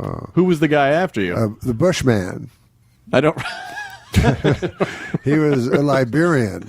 Okay. Although later someone told me he was from Seattle. But and he wore a long flowing robe, and you know, he had a hat. It was called International Star Search. So I was from Canada, the least international country, and then he's from Liberia. And well, you're from Quebec City, so that's a little more international, right? Yes. Okay. If I had any jokes about that. Okay. But all my jokes were about domestic American affairs. So, which at first I thought would be stupidly, I thought would be an advantage, you know. But then, of course, later I realized, no, they want an international guy. But, oh, no, it didn't go well. I remember when Ed came out, he almost laughed. Like he said, another tough decision for our judges, and people were laughing, and Ed, thank God, didn't laugh. My favorite moment on it, and I can't find it anywhere, was you get to talk to Ed McMahon. So after it was horrible for me, but I walked over and I get to talk to Ed McMahon, which was what I was looking forward to like crazy. And when you're standing beside Ed McMahon, you kind of feel like Johnny Carson, you know, and you know he's the perfect straight man. But he can ask you a question, you don't know what it is. So he said, now, Norm, you're from Canada, and tell me, what do you find are the differences between Canadian audiences and American audiences? So I go, I feel that the American audiences have better shoes. So he laughs crazy at that. And then he goes, we will return with our international spokesperson right after this. Shoes. That was just the last word. His brain was probably like an alcohol rag, just soaked at that point. I felt so good, though. When I did my first Letterman, I felt it was funny, you know, because so much fluke is involved in show business, you know, so much luck. And so I did Catch a Rising Star to do my audition for David Letterman, and I destroyed like I've never destroyed before, you know. And so I get off, and Robert Morton, who booked the show at the time, he was like, that was great. He goes, I never do this, but I'm putting you on the show now. He made a big point of how I never did that, and this was the first time, and he was going to put me on the show, and everything was perfect. And so I had a teensy-weensy tape recorder. I had taped my set on, you know. And he goes, just do that exactly what you did, So I go, I can't do that because I've got it on my recorder. So I go back to Toronto. It was like a 2-month gap. Every single night, I was worried about it getting too rote, But every single night I do the exact same, until it's just burnished in my brain. And then, so I come back, and then the way it works is you go and you do a set the night before, to warm up. He takes you around the area. So we went to the exact same club, Catch a Rising Star. I go on, and I bomb. Like, no one laughs at all. So I get off. I don't care because I'm already going to go on Letterman. I'm completely confident in the material, But Robert Morton's in a panic. So he goes, why'd you change it? He goes, and it was word for word. He goes, why'd you change it? So I was thinking, like, should I take out the tape recorder, which I have, and play it for him? But I felt like I was dead, so I go, yeah, I changed it around. I'll change it back. Yeah. He's like, oh, you always do us. No, that was stupid. I go, no, I know, Bob, but I just felt to move things around, new jokes. No! So then I go on the show, I do the exact same set again, and it kills. So, if I had bombed the first time, forget about it. Did he notice when you went on Letterman? Was he like, no, he didn't notice at all? No. Like, these guys go like, we don't care how you do, like in the, go see you at Catch, and, if you bomb, we don't care. We can see through that. And it's just utter nonsense. Yeah, of course. They get super nervous because they don't want to get. It makes, like, they're going to say, that guy that got no laughs, perfect. He'll be perfect for the show. Did you immediately become pals with Letterman after the first time, or did you have to go on a few times? What do you mean by pals? I was never. I thought you guys were friends. Oh, you went on the. No, I was never friends with David Letterman. Oh, I just had this. I just had the just going on his last week of shows. Yeah. I just assumed. He talked to me, which I felt was nice, between commercials, which he never did with anyone else, And he was so funny, so incredibly funny, what he'd say between the commercials, and sweet to me and stuff. And he would invite me to these dinners, which I really should have gone to. But I felt like I was on the show so often, and every time I was on the show, I had my little, in between the commercial thing to talk to him, and those were my favorite times, and he'd say anything, you know what I mean? It was like swearing, and I remember I reminded him of a joke because I knew everything about him, because I'd watched him since I was a kid, and he did this joke. And that was so. I said, "Remember this joke?" And I told him. He goes, that joke will get audible gasps from the audience because it was such a rough joke. Yeah, but it was so hilarious. And what it was Paul Newman's son had died. So it said on the front of the National Enquirer, it said. So this is how Letterman told the joke. He goes, so I saw the National Enquirer this week, and it said, why Paul Newman does not like to talk about his dead son. Boy, there's a puzzler, huh, folks? There's Paul Newman sitting around his swimming pool with his other Hollywood stars, and somebody says, oh, by the way, Paul, how's that dead boy of yours doing? Say, I don't like talking about that. Now I hope to God he doesn't hear that. And then I heard him do it on our show, and he said, why he changed it to why famous movie star, which I probably should have done.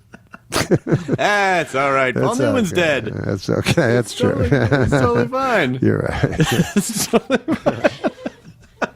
Is there some descendant of Paul Newman? And you're like, wait a minute. I actually have another story about that, Paul Newman, because I watched Larry King once. This was the strangest thing I ever saw a guy say. But Larry King has this weird thing where he's sort of psychotic. I'm going to go be interviewed by Larry King. But he's sort of like he's seen it all and nothing affects him, kind of. And so he was talking to a person who had lost their child, like 8 months earlier or something, and they were saying how hard it was. And then he says, Paul Newman told me you never get over it. I'm like, what did he just say to this grieving parent? Like, yeah, it was name dropping. It was exactly. It was name dropping. It's a name drop. I never thought of that. It was name dropping. No hope whatsoever. Right. You're right. That was the reason he did it. I was wondering why he would make such a psychotic statement, but he was just name dropping. He could have just said, "Never get over it." I heard you never get over it. Well, even that. That's the bad part. He could have just said, "I know Paul Newman." I know Paul Newman, and your child is still dead. We'll be right back after these. That's a terrible. Oh, it was just awful. I can't believe I told 2 stories. Those are both great stories, though. Those are both great stories. I was looking. I saw the. I saw some. Do you remember the last time I think we met? You were. This is why it's incredible. Your success is not incredible. You know. No, you've worked hard and you've made this amazing. American success story. But you were, when I last saw you, it was a roast. Yes. And you were interviewing people coming out of the roast. I remember.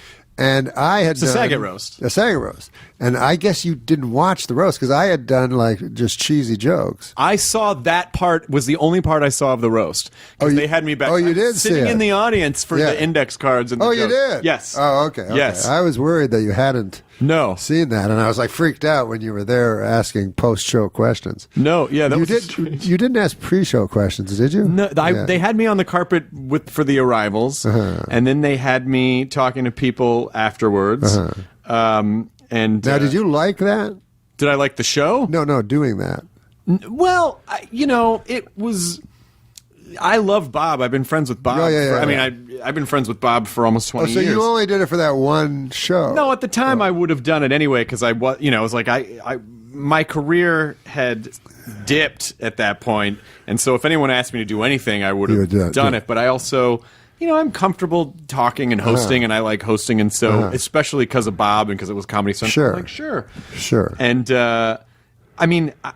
I don't do that stuff anymore. Like I don't do red carpet stuff anymore. But before you created this empire, you were sort of in a category with Ryan Seacrest. I would say that's accurate. And with Carson Daly. Yeah. Guys that were broadcasters and hosts. Which for me the hard thing was that I'm first and foremost I've always been a comedian, and so it's so that's what I'm saying. A lot of comedians would not like to exactly because people go, oh, you're a host, and even still it's only been like the last couple of years where I when I perform, people go, oh, I didn't know you did stand up. Right. Yeah, I've been doing that for like 20 years. I get that all. You get that? How do you get that? Because I'm just seen as the guy that was on SNL, or maybe the guy that got fired from SNL.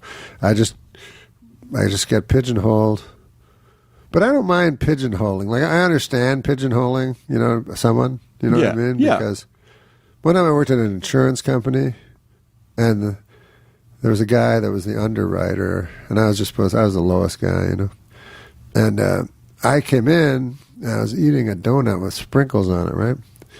And he's like, what are you doing? What's your donut? And I go, just a sprinkly donut. He goes, oh, yeah, you like them, huh? And he was the rest of the entire time. I was there 6 months. He's like, hey, you got a sprinkly donut today? I'm like, no. He goes, hey, sprinkly donut guy. And I'm like, why are you... That was being pigeonholed unfairly. Well, that's just laziness. Yeah. That's because he doesn't want to have a conversation. He just wants to identify you quickly. Yeah. And also, he knows that conversation can't go any further. Because you can only either say yes or no, I have a donut, or I do not have a donut. That's very good. There's almost a Schrodinger-esque... you're in one of two states at any given moment until observed. You have a sprinkly donut or you do not have a sprinkly donut. And that's the entire experiment. So that guy was just being lazy. Schrodinger-esque. That guy was just being fucking lazy. Yeah. It is, I know it's kind of charming to be like, hey, there's the guy with the pants. Hey, look at you. Hey, glasses. But if that's every day. Glasses with every single person. Every single day, like, all right, have a conversation with the person. Come on, man. But I have many more facets. Well, I loved the index card thing, and all the other comedians who were in the audience were folded over. Well, some were. Like, if you see the tape of it, there are some comedians that are clearly later to the joke than the others. Right. And I don't know if Jim Norton was ever there. because he was looking confused and all that. And then when he got up, he said something. He said, watching your set was like watching Henry Fonda pick blueberries, which I didn't understand. So I said, I don't think anybody would. I think everyone in the world would enjoy watching Henry Fonda pick blueberries. Because I didn't understand the joke. Apparently, it was from On Golden Pond or something. Right. That he had. But yeah, but afterwards, he was like, "What the fuck was that?" So I like a semantic, logical argument about. Actually, I think people. First of all, it would mean he's alive again, Yes, which exactly. would be remarkable for humanity that resurrection exists. Secondly, blueberries are delightful. Yeah, and because I hadn't seen the movie, it was such a Schrodinger-esque thing. Like Saget adores you more. I mean, like. Well, I know you and Bob are close. I mean, he's such a sweet guy. He is. We haven't really hung out as of late, but I remember early on. I think before, because I hung out near you a couple times with Bob. Yeah, but we hung out. I was always just sort of quiet because I was kind of awestruck and nervous. Oh, really? That's strange. Yeah, and I remember us upstairs at the Laugh Factory. Yeah. I didn't notice any nerves from you or anything. Oh, I just always felt like I don't have anything interesting to say to these people. Well, that's weird. They're all people that I adore and respect comedically. But Bob was so good with young comics. He's just a sweet guy. Yeah, he's just great. And just that, especially for that era, that's very rare because those guys were. Nowadays, my son and his friend, they just. They're everyone's supportive of everyone, right? You know what I mean? I don't know if that's good or not. Like Saturday Night Live, Lauren on purpose. He has a bowl of dog food and 14 dogs. He makes everyone compete. Yeah, and that's enough for one dog. The amount of food he's doled out. So yeah, he believes that competition, capitalism, will produce the best, not collectives, right? Communism, and I'm inclined to agree with that because, again, I don't like to collaborate. And on Saturday Night Live, you could write a sketch completely by yourself, which is what I always do. I never collaborated with anybody. I would help them do their sketches, sure, but if I had an idea, I would never let anybody touch it. So did you do Weekend Update all by yourself? Oh, no, not Weekend Update. No. These were just sketches. Gotcha. No, Weekend Update, it's too hard to write that many jokes by yourself. But what I did do is, Weekend Update had always been lazy before that. They just did it on Saturday. Believe it or not, they did it on Saturday. And everybody would sit around and eat bagels and think up jokes. And a lot of them were picture jokes, because Dennis liked just pointing at a picture and going, check this. So they had millions of pictures, and you go like this, and so anyways, it was kind of just sloppily done, I thought, and so there were always people sending in jokes, and so I asked Lauren, can I just hire a couple of guys? There was a guy named Herb Sargent, and he had written Update for every anchor up till me, and I said, Lauren, can I fire? So Lauren goes, if you're going to shoot, you have to shoot to kill. Like Lauren always said these mysterious things. So I'm like, yeah, okay. Well, let's shoot to kill, man. And he's like, okay, if that's what you want. So I got Jim Downey, who was kind of the genius of Saturday Night Live and had just been fired as the head writer of the show. So I was very lucky, So I got him to come on Update.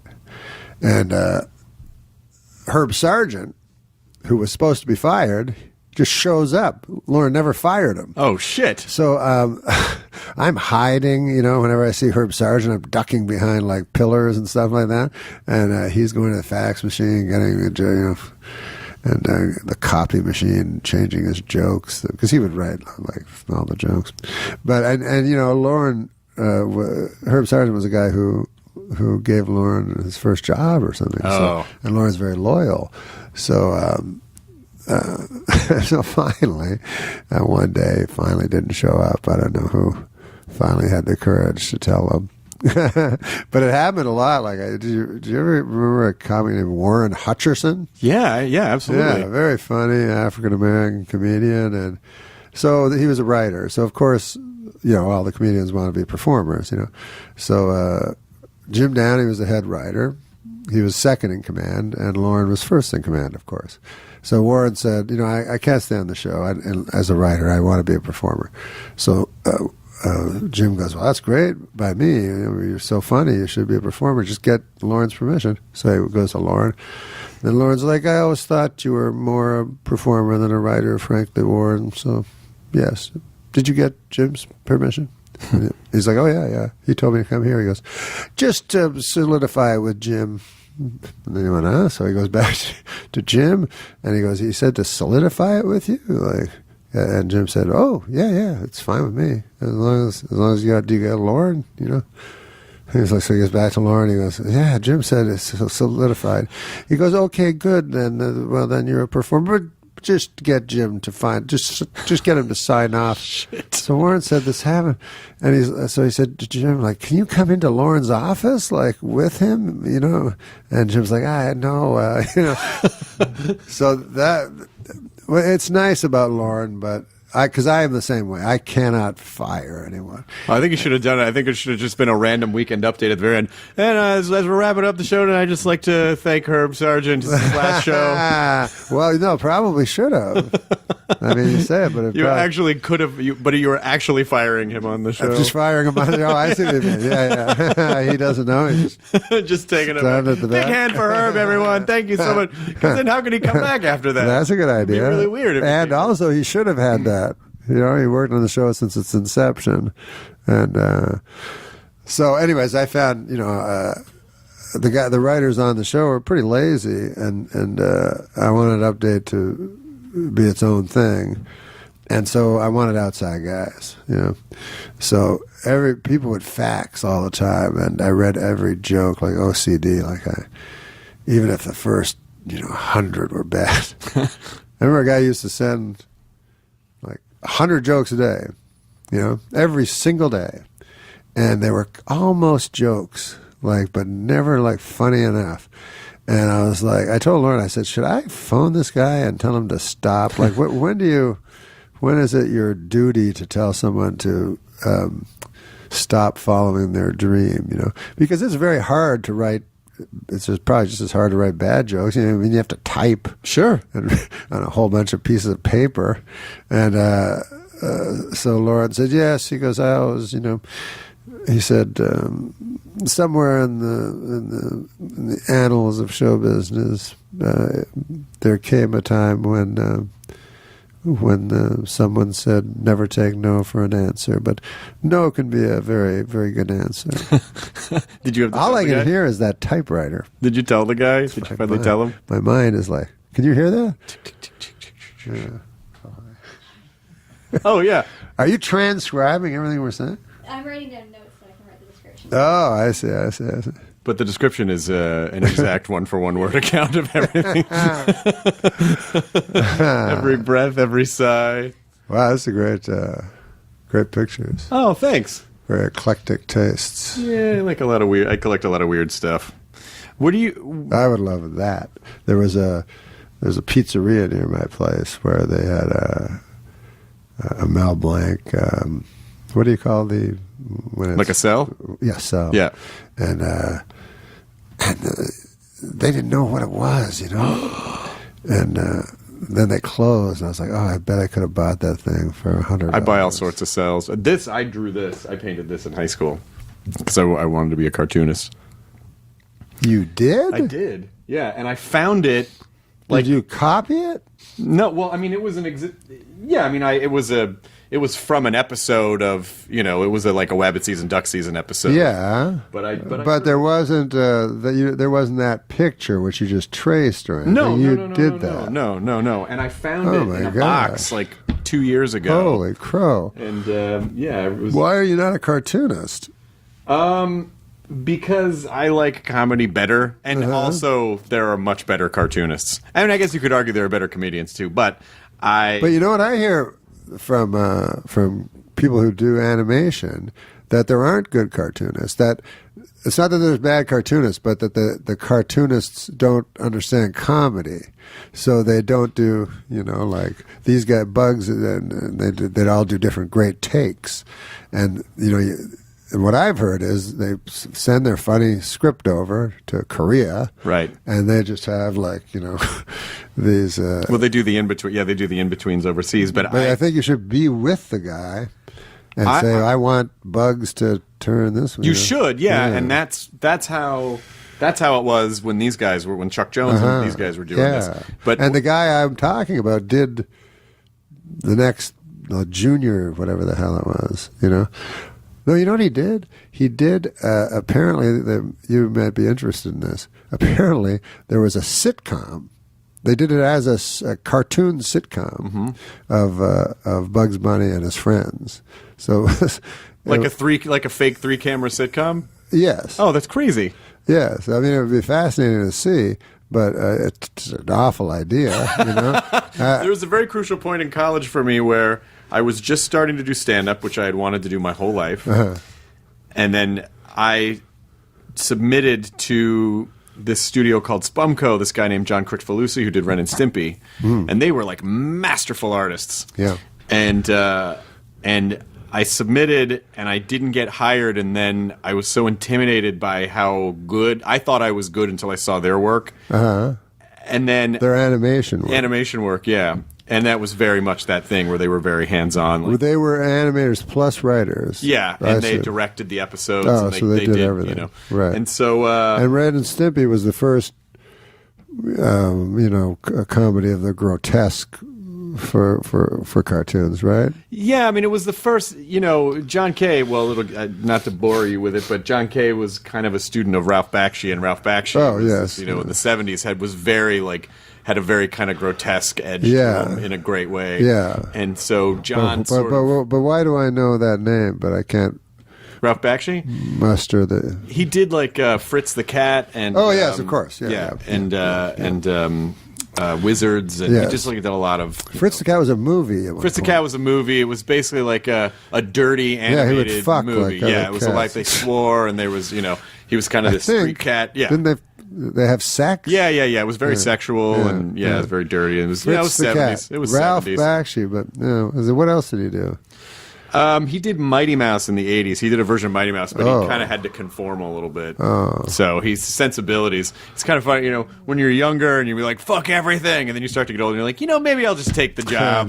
Maybe I'll just do it. I got a friend right now, I won't say who it is, but you probably know him. I'll tell you after. But he's in that situation where he was given he created a 3-camera show, but he's not a 3-camera guy. And so now So I said, just grab the cash. You got kids, you got an ex-wife, you got alimony. You know what I mean? Like you need money at some point. You know what I mean? That's like when people go, you sell out. There's a famous video of Bill Hicks screaming about Jay Leno selling out. It's so ridiculous because Jay Leno did a Cheetos commercial. Doritos. Doritos. Yeah, he did Doritos, and I think that was on Rant in E minor. So he put it was. I think it's on one of his stand-up albums. Yeah. Oh yeah. No, it was a long bit he did. Yeah. And then first of all, I thought that's I don't think you're supposed to go after other comics, but. He could have gone after a lot of people if it just came down to selling out, whatever that means.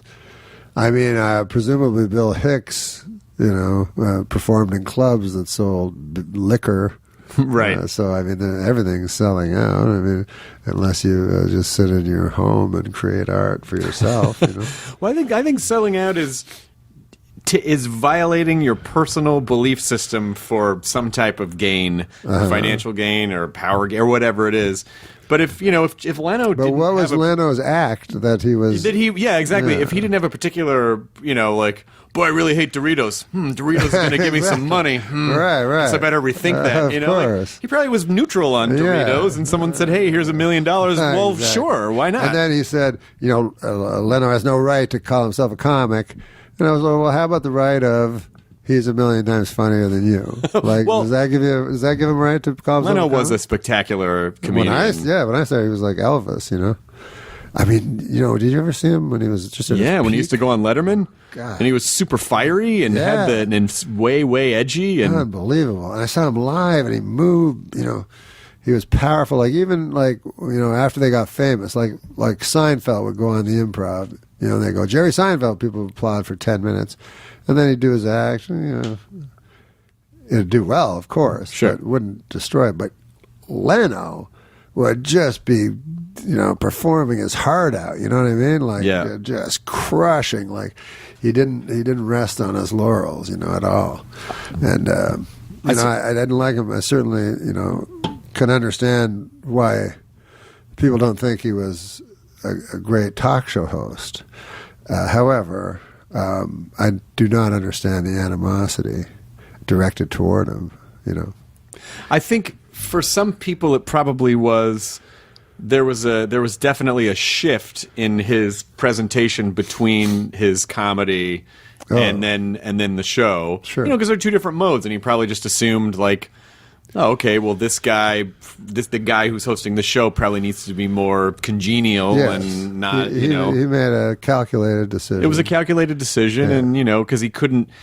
Because he would have fucking steamrolled everyone if he was that guy hosting that show. It wouldn't have worked. Yeah, the guest wouldn't have had a chance. And he's also a ridiculously smart guy, and I think he probably, once he got into the job, was legitimately just not that interested in talking to people that he probably felt like, well, I mean, I'm probably a lot smarter than this person, and I don't really care who the fourth lead on ER, like what they have to say about stuff. And it's not his fault. He was offered this, $15 million a year job. Why? Well, of course he would. And it's also Johnny's show. Like it was a big thing. It was a huge honor. It was a big honor. He was real smart also, and he made the monologue 20 minutes, and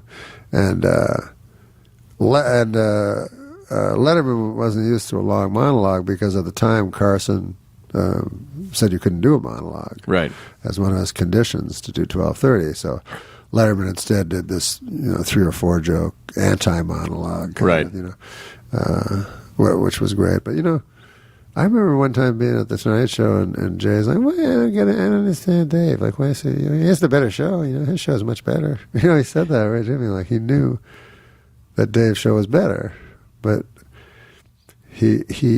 But what drives comedians crazy is no one else had that connection to the audience as Jay Leno did. Right. Nobody. And he crushed everybody. And when he left, he was number one. Yeah, and I think there's also I think he also probably got dinged for being I don't know, like, I think it was probably like, oh, he just wants to be number one. You know what I mean? But I feel like no matter what, people shit on you no matter what. Like, if no matter if you're popular, because people even started kind of turning on Letterman, like toward which shocked me. Yeah, that really shocked. So me. I think it's just, why did they turn on him? I heard that they said he was political.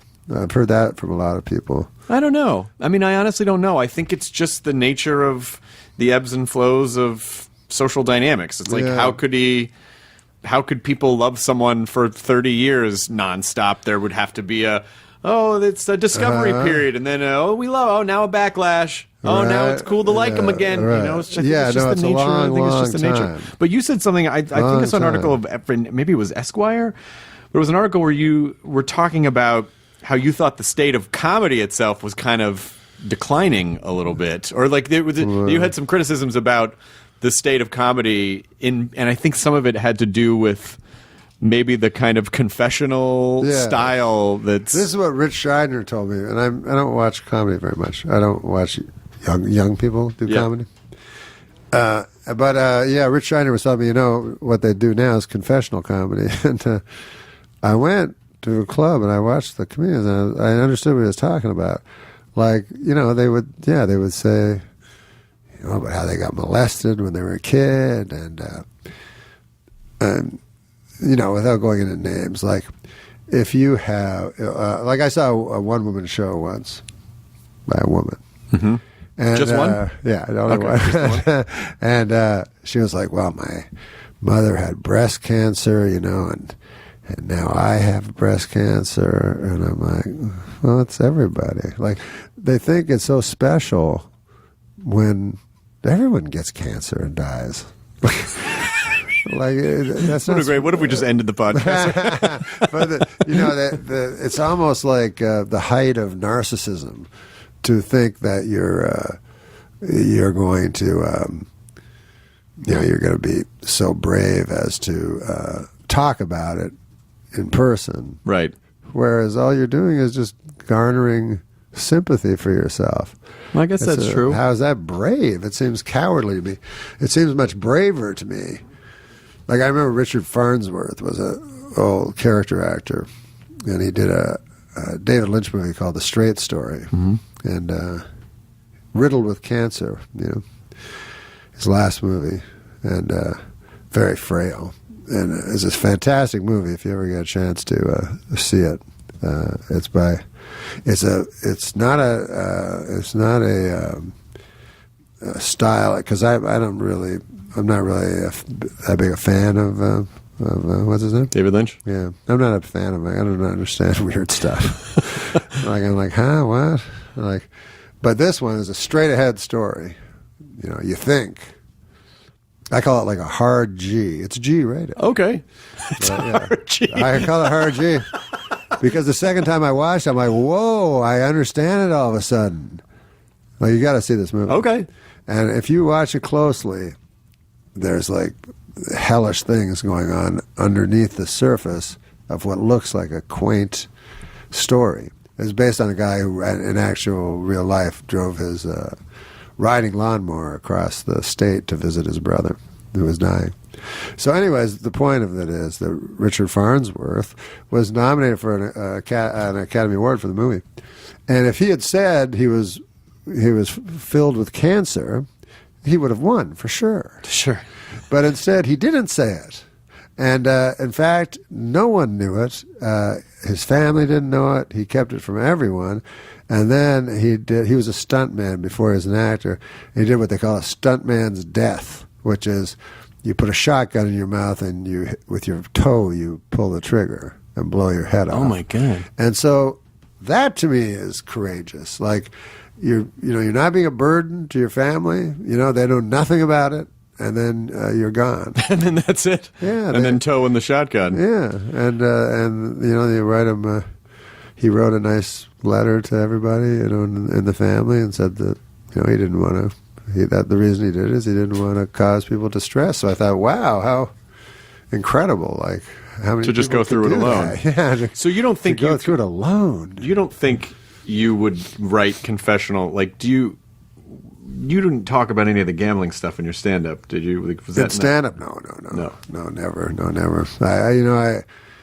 I never talked about me, really. I talked about universal me. You know what I mean? Right. That I was afraid of death, or that that kind of thing, which is this was something that everybody is afraid of. And so things like that. That it was me, but it was everybody. Sure. I wasn't pretending that it was a specific ailment that I had. And if I had a specific ailment, and possibly I do, you don't know. I don't know. But I would not talk about it. I would not. I hope that I would not discuss it, and just try to benefit monetarily from that. But you tell some of which other people get it, and they get nothing. But you tell stories in the book, though. So that is, in a way, you're sharing it, right? Well, I don't tell stories, though, that are... I tell stories about my gambling. Sure. But, I don't really think of gambling as much of an illness. Like, I think I say in the book, like, it's the only illness where you can get incredibly wealthy. You don't get osteoarthritis. That's a good joke. Ain't going to get you dime one. I do put a lot of jokes. In the book, there's so many jokes. I'm like, God damn, that could have been in my act. It's amazing what happens when you sit down and force yourself to write. It is. It's incredible. Well, first of all, you think about your life, and you because Socrates said a life unexamined is not worth living, which I don't agree with, but especially after examining my life.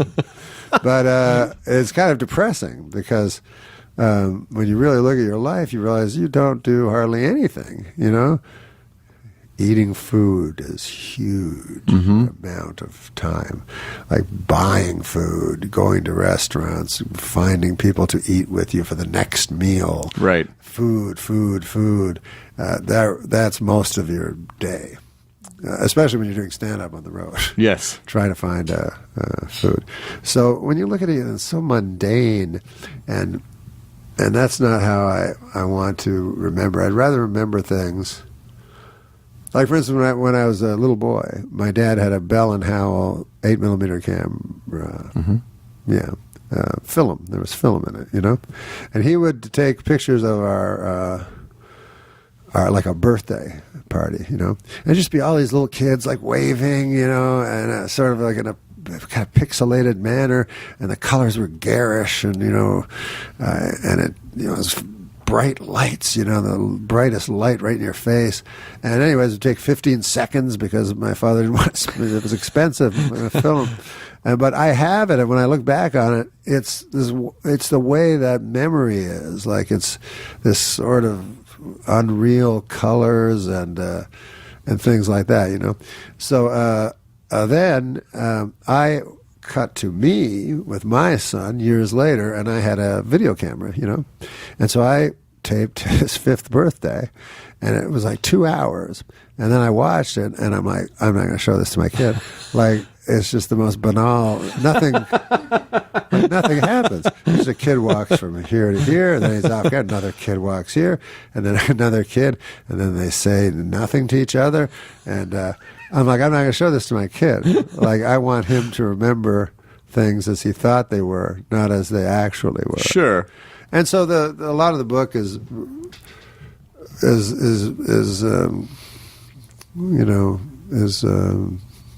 meditations on memory, because I've always found it odd that people remember things falsely.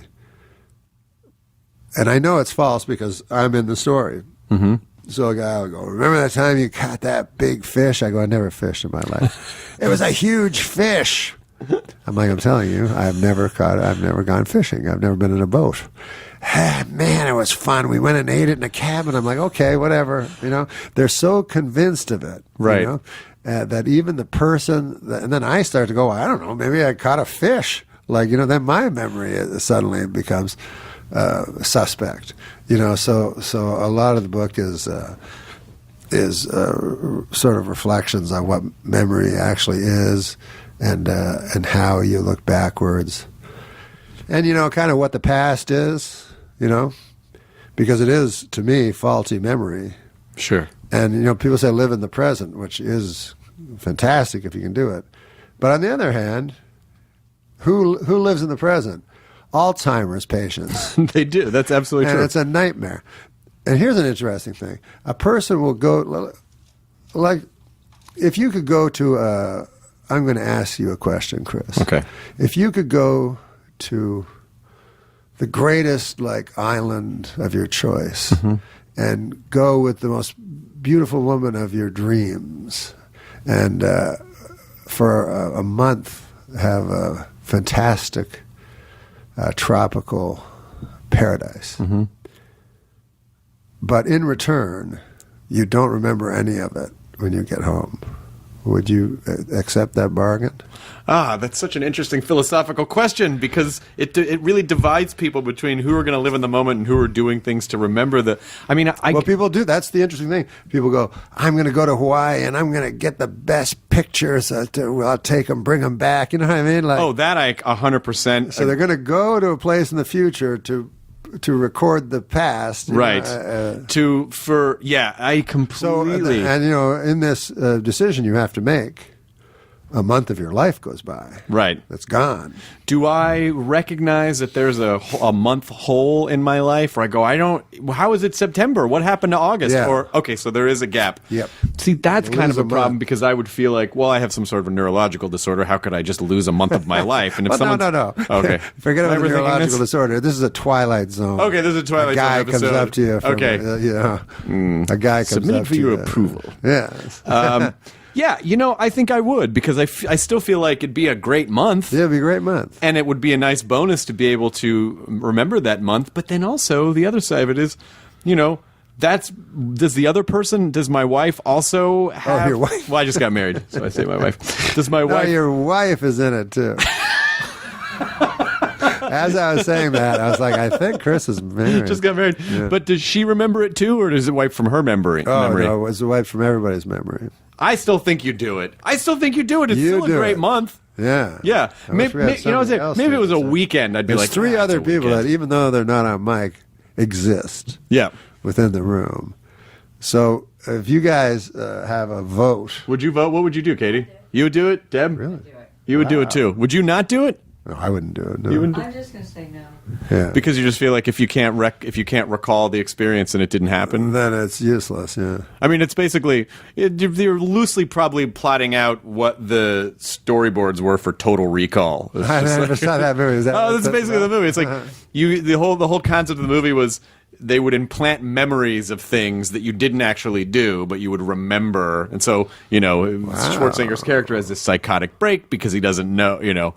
It's kind of acting out this thing that he was supposed to be a memory. I don't know, but it sounds great. It's that idea. There's movies I don't watch because Arnold Schwarzenegger's in them, and then they turn out like they're great. Well, that one's a good one. Yeah, that's a great idea. That's a fun movie. But I guess it. Anyways, I guess I was thinking when I wrote, based on a true story, that that the past is faulty memory, and the future is the great catastrophe to come. We know what the future is. Right. So we don't want to contemplate that. Right. And so then all we have is what we call the present, which is obviously the past. Yes. Like what we've been doing for this time is not the present. It's all been the past. I recall... It's been the recent past. It's a very recent past. Yeah. Like that. I was trying to think of if you could... this could be a self-help thing or something.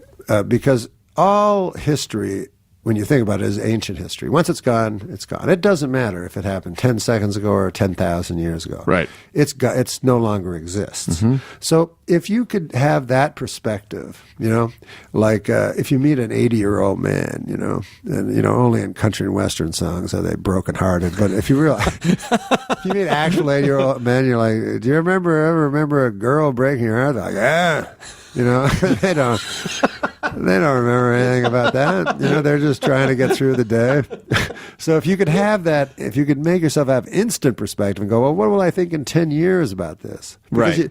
You get so emotional after, you get so angry, and you go, well, in 5 years I won't be angry. Right. I mean, it's basically a Christmas Carol. It's like you're dealing with past, present, and future.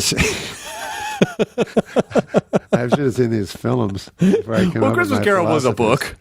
Yeah. Yeah, you could have, but that idea of projecting into the future and going, am I still going to care about this? Oh, well, I know week? Christmas. I'm sorry, I know what you're talking. Yeah. I thought you meant another. Yeah, I've seen Christmas Carol. I saw Rich Little's Christmas Carol. Did he do all of the? Of course he did. Characters. Now it was bad. I'm Cary Grant as the ghost of Christmas. Okay. Yeah, it was Paul Newman was tiny too. Wouldn't talk about his boy. Yeah. And, just anybody he could do. It didn't matter if they lived in the same era. No. Nixon was. I always thought it was Nixon didn't sound anything like Nixon, but yeah, Nixon was Scrooge. Why are you buying that goose? Or whatever. This is a real thing. Yeah. I think it might be on YouTube. Maybe she's going to look it up. Katie, we look to see if Rich Little's Christmas Carol. Rich Little is a Christmas Carol. Is on YouTube. Yeah, it's pretty fascinating. God bless us, everyone. I found a thing on YouTube, and I told it to Howard Stern, and then he mentioned it a few times, and then it became sort of viral, and it became that's fucking Rich Little's A Christmas Carol. HBO 1978. Wait, what's that? That's Superman 2. Oh. that's an ad for Superman too. Yeah. There he is. Wait, There's Dick Cavett. Well, that's Dick Cavett. What the hell? Boy, Rich Little's good. He looked just like Dick Cavett. Oh, there it is. Oh, there it is. There's all the... well, this must be fascinating for the listeners. But there's a fantastic... I'm a kind of a Richard Nixon-ophile, and I'll watch anything with Richard Nixon because I find him fascinating. Yeah. And I kind of disagree with everybody else about Nixon. You know, I remember I was talking about Arianna Huffington before she was... Before she had a post? Before she had an empire, like you. And I said, you know, like, what's charisma? You know, because they say, you know, Kennedy had charisma, but Nixon had none. And yet, if I'm flipping through the channels and I see Nixon, I stop and I listen. You know, I find him fascinating and intriguing. So isn't that charisma? I asked this on the air to her. And she goes, "What, are you stupid if you think that?" She goes, "Me stupid?" And I'm like, "Well, you're the one that married the gay guy." She married a gay guy. That's what she was famous for at the time before starting her empire. Did you know that? I didn't know that. Yeah. She married a guy, and then she married it was kind of a marriage of convenience to get Arianna more publicity, you know. And his name was Michael Huffington. Oh, right. Gotcha. Senator, yeah. So, but he was open. I'm not, you know, I wasn't like outing. You didn't, the guy. yeah, of course. No. But yeah, so I find Nixon to be just a fantastic, you know. I think charisma, on the topic, yeah. I think charisma is about presence. Uh-huh. You know, like you can tell when someone's present in the moment. Yeah. And that's an attractive quality because I think it's a thing that most people... Because if you're present in the moment, you must have a reason for being present in the moment, and therefore you must have answers to questions that people have. So I think that's Wait, what does present in the moment mean? I mean, like, you can tell that someone is locked into what's going on. You know, like if someone's having a conversation with you, they're paying attention, they're looking you in the eye. Do you believe you're present in the moment right now? Right now I am. Do you believe I am? I believe you are as well. I believe that too. But I also know that there are times where I just drift. Sure. You know, it's like, oh, I'm thinking about I gotta turn in this How thing. amazing is it that you can read like 8 pages of a book? You gotta reread them. Hasn't that bizarre? You're turning the pages, you're reading the words, and your mind the whole time is thinking about another thing that happened. Because one word triggers your brain, and then that just all of a sudden that word becomes like a ball of yarn to a cat in your brain, where you just spin off, and then... But why do you keep reading it, though? Because your body is just on autopilot, I guess. Your body, instead of... It's interesting that your brain can automatically do things. It's almost like women that you see in factories, you know, and their hands are moving by themselves, like, you know, they're doing things, and they can talk with their friends, and, or even knitting or something. That's just all muscle memory, but your brain can't focus on more than one thing at a time, and that's it can't. There's no such thing as multitasking. You cannot purely multitask. No. You can do a bunch of things at once. If they're sort of... You can stop doing one thing and then do another thing and then go back to the one or thing. like that, if your hands are... But you cannot focus on more than one thing at a time. No. It's impossible. And I think that is, you know... And if you're doing it like you say automatically, I mean, that's the same thing as saying you're multitasking if you're speaking and digesting food. Sure. You know what I mean? Right. That digesting of the food is a... I read a great thing called the second brain, the gut. The second brain. It was like fascinating how your digestive system works on its own without the necessity of a brain, and even if the brain was cut out, the digestive system would continue.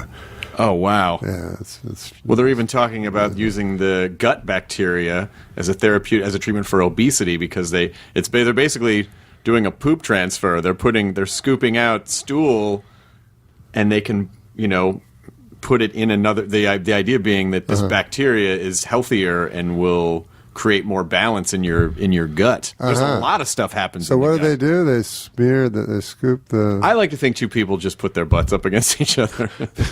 Oh, it's a transplant. It's a transplant. So yeah. they scoop the stool. It's like gut bacteria, yeah, and they transplant it into another person. The theory being that just creates a healthier balance. But used to be a hobby of mine. Yeah.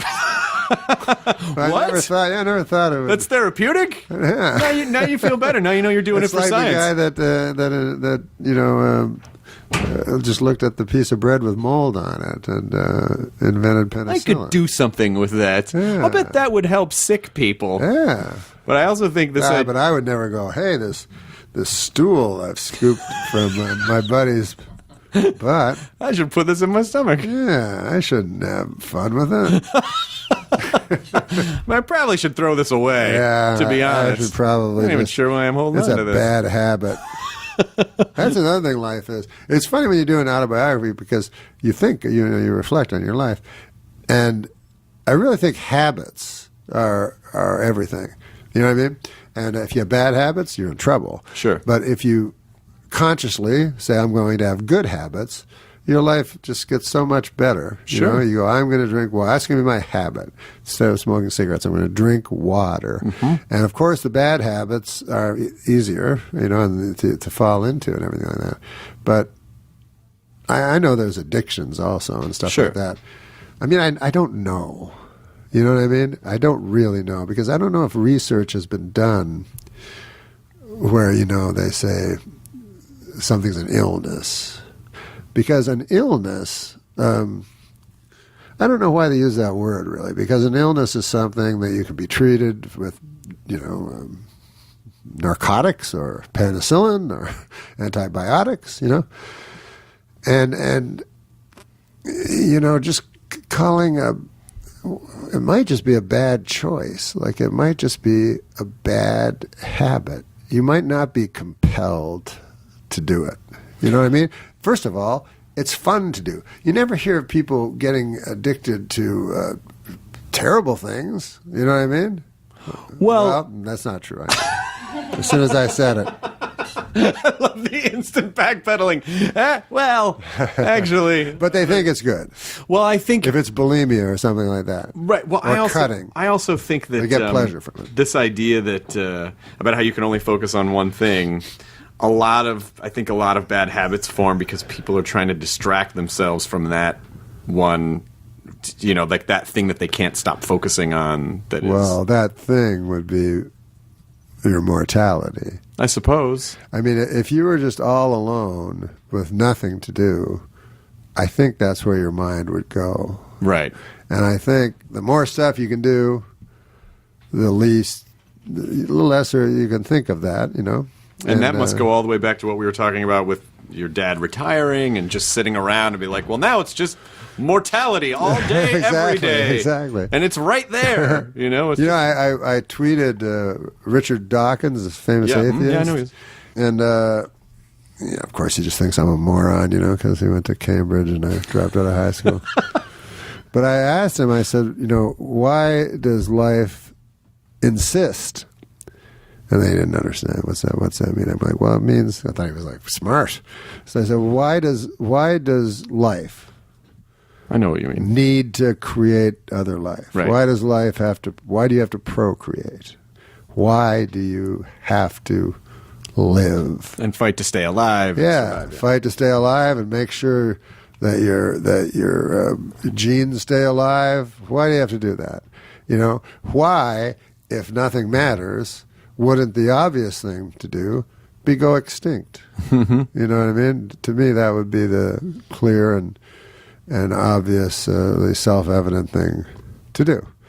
And, in fairness to Richard Dawkins, he said, oh, well, that's a philosophical question that I'll ask my friends and I'll try to get back to you. So it was very nice. But I think it lies at the heart of theology, and people of faith, especially in this town, they'll say, you believe in an invisible man in the sky, and they already throw on you their ideas of what you believe in, although they don't know what you believe, they don't know what you think of as God, But the one question that always bothered me and always bothers everybody is how can children die if there's a benevolent God, right? And how can 6 million go through the chimney at Birkenau, you know? Mm-hmm. And this is a question that I think I have an answer for, because I think a lot about this kind of stuff. Because I'd really like there to be a God. I don't know at all, but I really would like there to be a God. Mm-hmm. Because Sarah Silverman told me, she's like, so you really believe in it? I go, I'm trying, you know. She's like, you believe in an invisible man in the sky? You know, she says it that way. So I'm like, well, whatever, if you want to say it that way. So she's like, well, good luck with that. And I'm like, well, it's a good luck for you, too. You know, it's not like your idea of like being thrown on the ground, having dirt tossed on you is such a beautiful, great idea. You know? That doesn't bother me. Dirt thrown on you forever? I mean, yeah, because I just sort of feel like it's probably just a blissful state of non-existence that I had before. Boy, I'm going to be really it's going to be a huge bummer if that's not the case. But if you have a blissful state of non-existence, then you're talking about an afterlife. Well, okay, blissful is probably the wrong word. I just meant I'm not aware of anything, you know. I think it'd be great if there was something, but if there's not, I think the worst thing would be your consciousness lives on, but there's nothing. So you just feel, you know. Oh, my God. Yeah. Well, that would be hell. I suppose. I mean, Nabokov, I think, was the guy who said, like, he saw a picture of himself. I'm sorry, he saw a picture of his parents. And his parents had his older brother in his arm, and his mother had his older brother in her arms, and his mother and father and his older brother. But he had not been born yet. And he said he felt no grief or terror at that picture. Sure. Where he didn't exist. Right. So I thought that was very interesting. Like, it's what you're saying. You know? Right. That why be afraid of not existing? Because it's not really you that dies. It's the world that dies. Sure. And you know, everything there is. Everything there is and everything. I mean, I think it would be fantastic if there was some sort of a transformation of, this is a conservation of emotional energy that, you know, once your emotional energy forms, it can't ever be destroyed, and it just disperses into the universe somehow, and you're a part of this thing that is you can't comprehend now, but once you're there, you'll totally get it. It's very hard to believe. But it'd be great if that were of course it would be great. I don't fault anyone. But here's my answer for the What's the answer? For the chimneys. Here's what I believe. If there is a God, and if he is good, and if he created the universe and the earth, then an all good being, what can he create? He can't create good, because that would just be expansion. Mm-hmm. So all he can create is bad. So he creates bad, and then in a cool twist, the bad that he creates is allowed itself in a godlike way to create good from the bad. Because originally God created good from the bad, then bad from the good, and then he gives man the exact opportunity. So just from a standpoint of logic, which, you know, is what atheists always try to say, I believe that there is an answer for the question of why God allows horrors, and that's what I come up with. But I also, you know, I have a rabbi who I talk to a lot. I'm not Jewish. No, McDonald's. No, I was for a year, but he's the guy that knows. You know, he's a scholar. You know, like my pastor doesn't know anything. Like he's just a pleasant guy. And he has, I don't know. You should probably look that up. What is there? I mean, you know. I know. If you ask him a direct question, you go, what? Didn't you hear my sermon? And the sermon's always like, you know, how to be a nice fella, you know, or something. You know, it's always nonsense. But this pastor, I phoned this pastor because I try to read the scriptures and study them. Last week I asked this priest, this rabbi, I was saying, like in the Old Testament, they have the Lord's Prayer. And in the Lord's Prayer, he says, lead us not into temptation, but deliver us from evil. And I said, how could God lead us into temptation? It's without his boundaries, it's without his fence. God can't do that, if I'm correct about the God of the Old Testament. He cannot. It's not in his nature. The devil can, but not God. So the devil's hard to believe in. Of all the religions, it's hard to say one's worse than the other, But I can say with all belief that there's one religion that's just not true. And that's the Church of Satan. I think it even purports to be not true. Like, it's like, there's a guy that's bigger than me. Well, I think some of them, I think some of the people who are, and I don't know, I can't speak for everyone, but just some of the stuff that I've seen online, I think some people adopt it as kind of a counter, like, okay, well, you guys have that guy over there with the beard, and then we have this guy, and we should all be accepting. It's not just that one, or just like, I think right. Sometimes I think it's but a do you reaction. really want to have a personal relationship with the devil? A guy, it's the only religion where there's a bigger, stronger guy outside, of that the Satanists say exists. Sure. Yeah. Yeah. But they say we're going to go with the guy underdog. who was, because that guy, that guy wasn't popular. He got cast out. So we're going to be with this guy over here because maybe that's it. Maybe he's an outlaw. Yeah, he's kind of an outlaw. Yeah, exactly. He's definitely the original outlaw. Look, I don't want to say too many good things about the devil. But I guess he was. Now that you say it, he was the original. I hadn't really thought about it before, but I guess now, he was the original guy who got kicked out of the party. Who doesn't relate to that? Exactly. It's like big popular guys having a party. There's naked people running around. There's snakes and apples. There's a beautiful garden. It's like, they got kicked out. Come on. Everyone knows what that feels like. It's funny, like, people think that whatever religion you are, Christian or whatever, that you're so self-righteous, but actually, they feel they're sinners. When I was a Christian, I would sin all the time, and like I ate apples. That's on page 1 of the book. The worst possible thing you could do. And but anyways, I'm right now I'm of no faith. But you're looking for answers. Yeah, I'll find something. I'm probably closer to Judaism right now than anything else. But I like laughter is so important to me. I'm talking about me laughing, sure, not hearing other people laugh, right?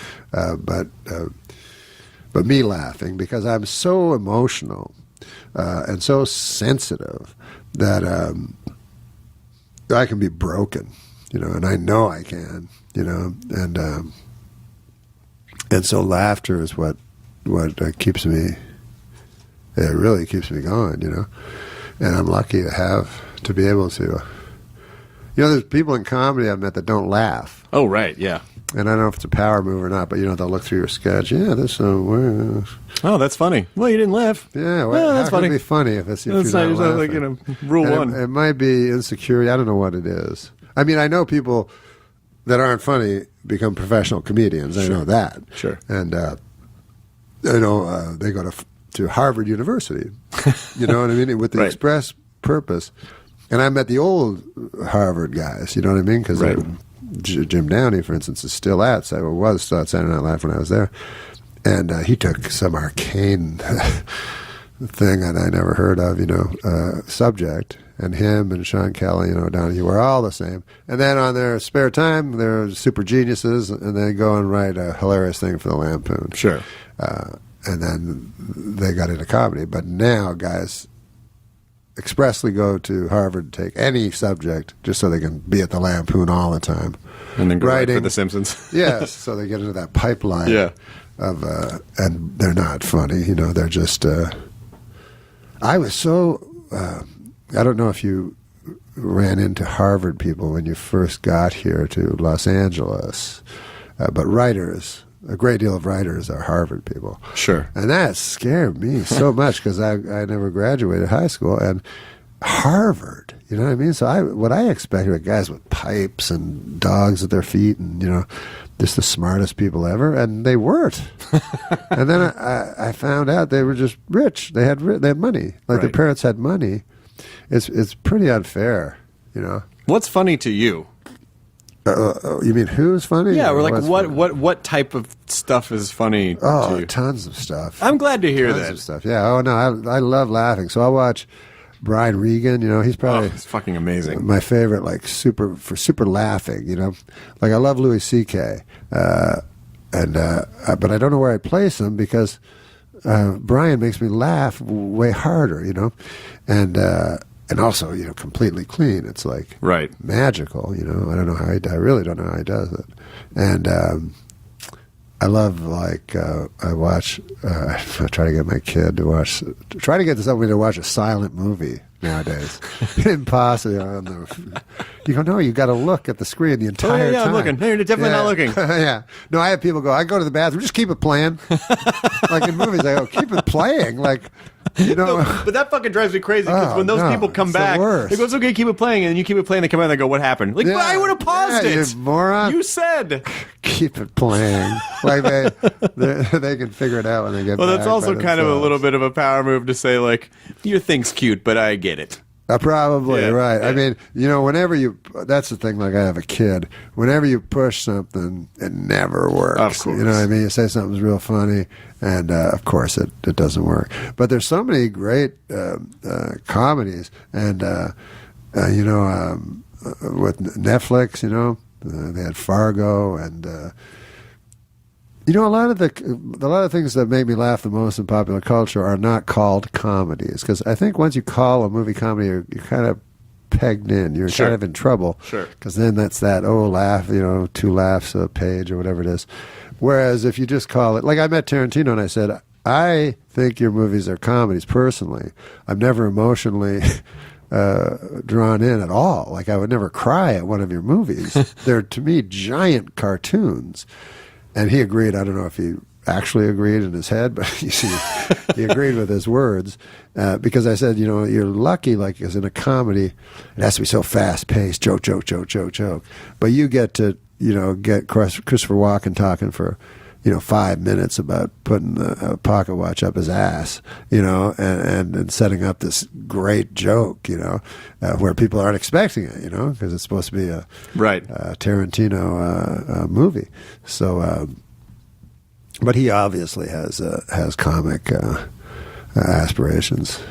It was very funny when he hosted Saturday Night Live because you act different around directors because they can give you work. Of course.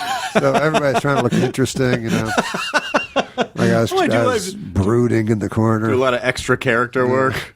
I was sitting beside. I did the same thing. I was sitting beside Annie Leibovitz, the photographer. Yeah. Right beside her in an airplane. So she'd hardly ever look at me, but I would try to look like super tortured. I want to photograph that guy. He says he has a story to tell. What's going on behind that? Like she doesn't just do it for the money. He just brushed his hair back for it. It's not even windy in here. I don't even know what he was doing, but I just need to take a picture. Like she's just gonna hold that and just start snapping pictures on the. But you it's funny how you act towards people when they, we probably both had this, and you've had enormous success. So now you're in a different class when it comes to money. And I find in my personal life, money separates people. And it's just weird to go to a guy's giant mansion and you don't have a giant mansion, So you can't really invite him to your place, And so mostly you just got to walk around and go, whoa, what's that? How much does that picture cost? You're like this rube, and then he has other rich people. Now he's got rich friends also. He's got you, and then he's got super rich friends. And so, I don't know. I don't know if it's a class thing, but my father would always go, why don't the black guys, pull their bootstraps out and get out of the ghetto, But they're comfortable in the, I don't know if there's still ghettos, but this is where they live, and this is where their family is and their friends, and they're going to leave, to try to make it with. Like one time I went to England, and there was a comedian that came to Canada, and he said, "If you come to England, come and visit me." So I went to England because they had a comedy show back then, and I said, "I'll visit this guy." I go to his house; it's a castle. Like he forgot to tell me that he's so super rich. So it was one of those goddamn long tables like you see in the movies, and the butlers and shit, and the soup, and then you're like, you feel so uncomfortable. You're like, just let me get home. You're a comedian? Yeah. How'd you do this? Oh, they're talking like like from the movies, and you can hardly make them out. I'm talking about the parents, and I was never more uncomfortable. But then a super funny thing happened. They had a dog. They had two little poodles, and then they were running, big fight, down Scampy, whatever the hell their name was, down Louis the 14th. And so we look over, and we're all, they're all fancy. I don't have any good clothes, but they're all super fancy. The butler's there and everything. And then one of the dogs is eating the other dog's shit. Because gut bacteria. Yeah, exactly. He's just trying to create more digestive. Because they don't know they're rich. The dogs, have no idea how much money they're worth. But I bet their dog's shit was a better meal than most Americans have. Yes, every night. Probably more true. Protein. That's probably true. But so class is very hard to just jump into the next rung and try to, they talk different, they act different. It's really hard to, even money won't do it sometimes. You know what I mean? Like you can't just if you win a lottery ticket, you can't hang out in New York with money to people in the Hamptons. They're not going to accept you. So, class, there's still class it's very hard to not want to be with your buddies and your family. Yeah, I mean, I think it's all just I think shiny things are fun. Yeah, but but I've had. Well, you laugh. I do. Yeah, I've had many periods. Enjoy yourself. I love and I love comedy. The same as like I like just like what you're saying. I feel exactly the same. I'm a big laugher. I liked it. I don't know why you would watch comedy if you weren't going to appreciate it. Yeah, I don't either. Right. I don't know. Well, you have like the perfect job to get to laugh at this. I love watching, and I love watching my friends be exactly who I know they are, which it's like watching your friends do. I guess that's part of the supportive thing you were talking about. It's like, we're all doing the same stuff, and to watch someone kill the way that they can kill, and to see people. Or to watch them bomb. It's great. That's funny too. It's really watch great. them do really badly. I can't do it anymore because people recognize me. But when I was starting out, my favorite thing was to go to amateur night or open mic because 75% of them are mentally ill. And so then they're out on the street ranting, and they go, "Oh, I can go inside," and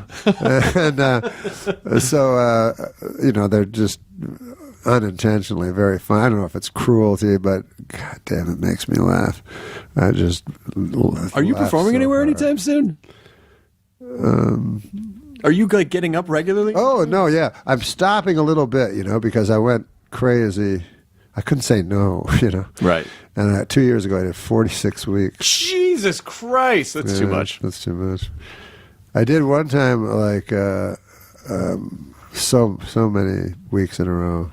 When I was starting out, when I first came to America, I said, I'll just do every week, get to be the strongest comedian ever. And I started to get nervous and anxious, and maybe I was losing my mind a little bit, And I read a story about a guy named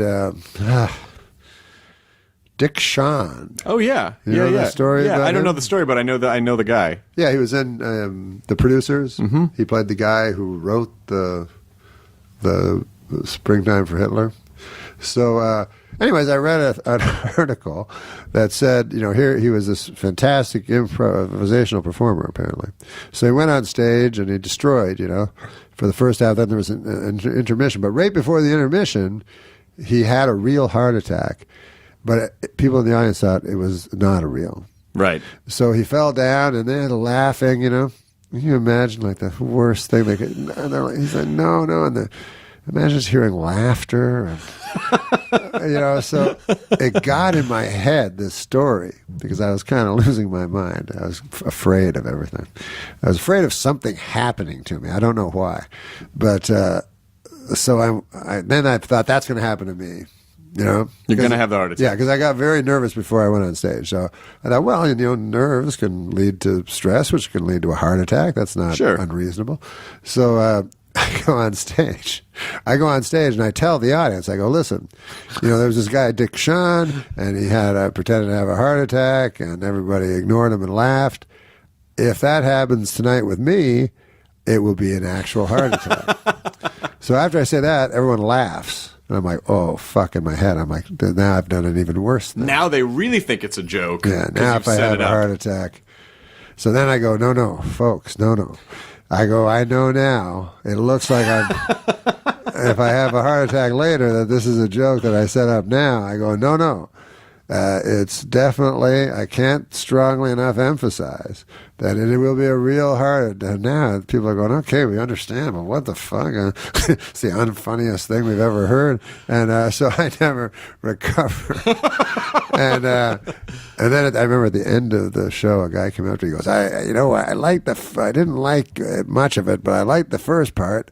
But at the end, you should have pretended to have a heart attack. And I was like, no. No, it's the opposite of what I would say. So then I quit. I got off the road, and I said, I need like a couple of months off because, you start forgetting where you are or what day it is, what it's like to be a human. I want to. When you start performing again, will you please let me know so I can come see? I would love to. I would love to come see. I would love to come see it. Well, maybe we'll all do a show or something. That'd be really fun. That'd be really fun. It's good to go to that Comedy Magic Club where everyone likes you, no matter what you say. Yeah. I mean, the Comedy Store's been fun. The Comedy Store's been really fun. Which room? The main room. Oh, what's that one? It's the big room. That room's great. No, that room's awesome. It's going through this renaissance. The original room is tough. It can be tough. Yeah, it can be tough. Like if it's, if you go have a late spot in the middle of the week, it can be. I think my friend Adam Egett, who was a manager, is responsible, strong, because I've seen him. Like, I'll be with Spade, and he'll go like, if you ever want to do sets, I'm telling you, man, I'll take care of you. Really done an incredible job there. It is such a great. There's so much energy there. Yeah. And it's so lively. Yeah. It's really great. It's Adam Egett. Adam's done great, and then the improv also has like stepped up their game too. It's actually a really good time for comedy in LA. It is a good time, and I was there for the first comedy boom. Yeah. But that one sucked because. They would just put comedy everywhere. Right. And comedy doesn't work everywhere. And now they put, the guys do their own shows. People, the kids do their own shows. Yeah. In the back of a pizzeria or something. Yep. And it's a great crowd and, stuff like that. But back in in that first comedy boom, I remember there was one time. It was in Ottawa. It was me and another comic named Jeremy Hotz. We were the only... I know. Oh, do you know Jeremy? I know who he is, yeah. So we were the only two Ottawa comics.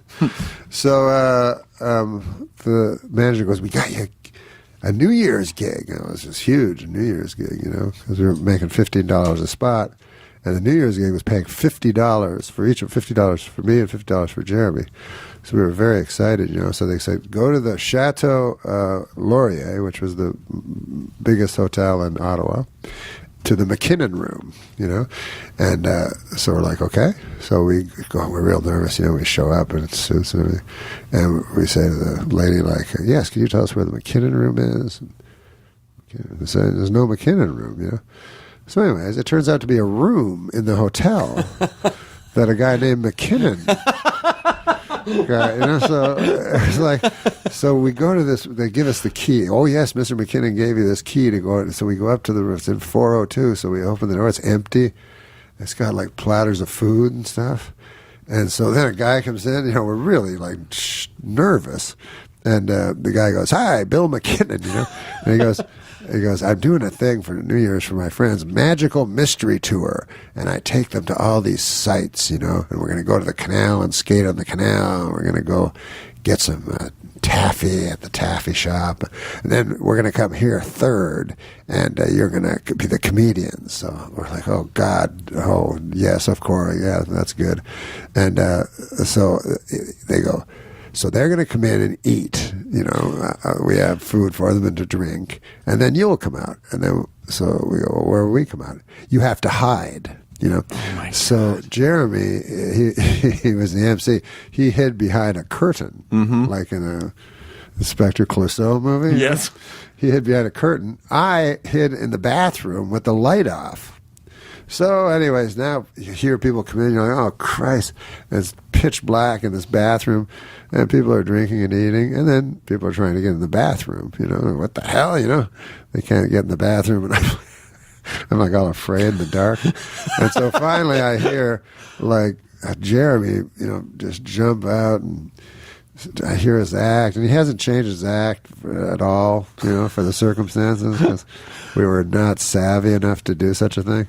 And so he does his real act, and then he introduces me, and I come out of the bathroom, and there's 6 guys all angry because they're waiting for the bathroom. And I go out to do my act, and everyone has like a penis noses. Oh, yeah, of course. Yeah, like, so I'm like in the middle of them, like Clockwork Orange, and then a woman like hits me. I do my first joke. She hits me with a penis nose. I'm like, "Oh, God damn." But this is the worst. This is the one I should have told you. I went to a ski chalet. This was a corporate gig. And so I show up at the ski chalet, and it was a thing. It was a pesticide company, and they had sent me, like, for weeks all this pamphlets on pesticides, as if I was going to, you know, read them all and create an act from this, you know. So I show up at the ski chalet, and I'm all nervous. I meet the guy, and he's like, "Here's the plan. I got a great plan." And like an idiot, I always used to go, "Yes," you know, instead of "no." He says, "There's a guy in New York, you know, this company, it's called Aerial, you know, Aerial Pesticides. But there's a wonder kid in New York that just started, you know, he's in advertising. And he's a whiz kid. We're lucky to have him, you know." And I'm like, "Oh, yeah," I'm just agreeing with everything. He's like, "But the thing is, nobody's seen him yet. He lives in New York. You know, we're all here in Quebec." So he's like, "I thought it'd be a hilarious idea to have you pretend to be him." So I'm like, "Yes, that would be great." Like, I'm a complete idiot, you know. I said, I agree, keep agreeing with him. And so he's like, "You want something to eat?" And I'm like, "Yeah, sure." He goes, "Come on," you know. So he takes me, and then he takes me in. There's like all the people, like he takes me into the room, and I'm not prepared. And then we sit at this main table, and he goes, this is Bill, you know, Henderson from New York. You all know him." Everybody's like, "Oh, yeah, Bill. I heard a lot about you." I go, "Well, I hope none of it was too bad," you know. And I just try to avoid any specific questions they had, you know, anything that you got to go, "Wow, that's anyways, good chicken." And so the guy goes up and he goes, "Listen, folks, you all have heard of Bill Henderson, you know, and we're all excited. Well, what a treat we have. We got him here, you know. It's the first aerial franchise, aerial pesticide franchise, to meet this Bill Henderson." So here he is, everybody, Bill Henderson. So I go up, and I have no, like, I don't know how to change my act. I'm too green, you know. So I just launch into my act. I don't know what I was talking about. And, you know, the joke about Murder, She Wrote, or something. You know, I think it was Diagnosis Murder. It was Diagnosis Murder. I remember it. It was my first joke. And so everybody's kind of puzzled, you know. No one's really laughing. And so I talked for about 5 minutes, and then I hear a guy go, he's like, "Enough with the jokes." I'm like, "Huh?" And I'm all afraid. And then the idiot that thought up the idea, he runs on, he puts his arm around me, he goes, "We've been having a little fun with you." It was no fun at all for him. He goes, we've been having a little fun with you. He goes, this isn't Bill Henderson at all. It's Norm Macdonald, which means nothing.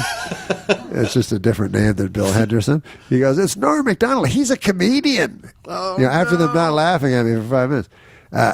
Okay, here he goes. And he runs away again. That sucks. Oh, it was the worst. And so then they were openly hostile after that. Like I tried to trick them, And I remember going, I mean, this is so strange to say in a stand-up set, but I'm like, it was his idea, It had devolved so badly that people yelling at me. I'm like, what about him? He shares some responsibility for this. And then I had to stay in the night because my contract offered me. When guys, like, they don't know, it's better to maybe send you to your hotel room and, but in the contract it said I had to. You had to stay there. Stay. So that guy's like, well, you got to stay, even though it's an. It awful sounds like a Kids in the Hall sketch. It sounds like You're right, exactly that. We're gonna put this one over on Haynes. Henderson. Oh, now you got to stay. Boy, I started out Kids in the Hall. I'll never forget it because I worked with Bruce McCullough, he was a stand-up and he was in the sketch show. Oh, but I knew all of them, yeah. And boy, I loved the way they did women. The way they did women. Oh, right. Were so spot on and funny. But I liked all of them. I was good friends with all of them, and I never forget. I was so envious. They went to New York, and then all of a sudden they're on the cover of. Rolling Stone, The Future of Comedy. And that was back when magazines used to do like 25-page, right. stories. And I was like, wow, like the future of comedy. And, I've talked to them and they've said like, Bruce thinks the worst idea they ever had was calling themselves the Kids in the Hall because then they aged, right. And they had this name. But so did you like the Kids in the Hall? Loved. That's what you grew up on? Well, I grew up. I mean, I watched every comedy, everything, but the Kids in the Hall was definitely. I liked a lot of British and Canadian comedy because tonally it was just a little bit different. I mean, there was good American stuff. I liked American stand-up, but I liked a lot of the British and I liked Canadian SCTV. Yeah. So I think like America is great for stand-up. Is by far the best in stand-up. Yeah. You go to that Montreal Comedy Festival. There's people from all over the world, and then only the Canadians only the Americans are funny, but British and British and Canadians with sketch are much better. Spectacular. Yeah, and like Kids in the Hall was right up there with Monty Python for me. Will you please let me know when you're doing stand-up? Yes. Maybe you'll do it too, though. I would. We'll get Bob Saget. I would do it. I would absolutely. But now I'm self-conscious because some of my material lately was a little confessional. But wait. Well, it might not be confessional in the way that I don't like. It might be okay.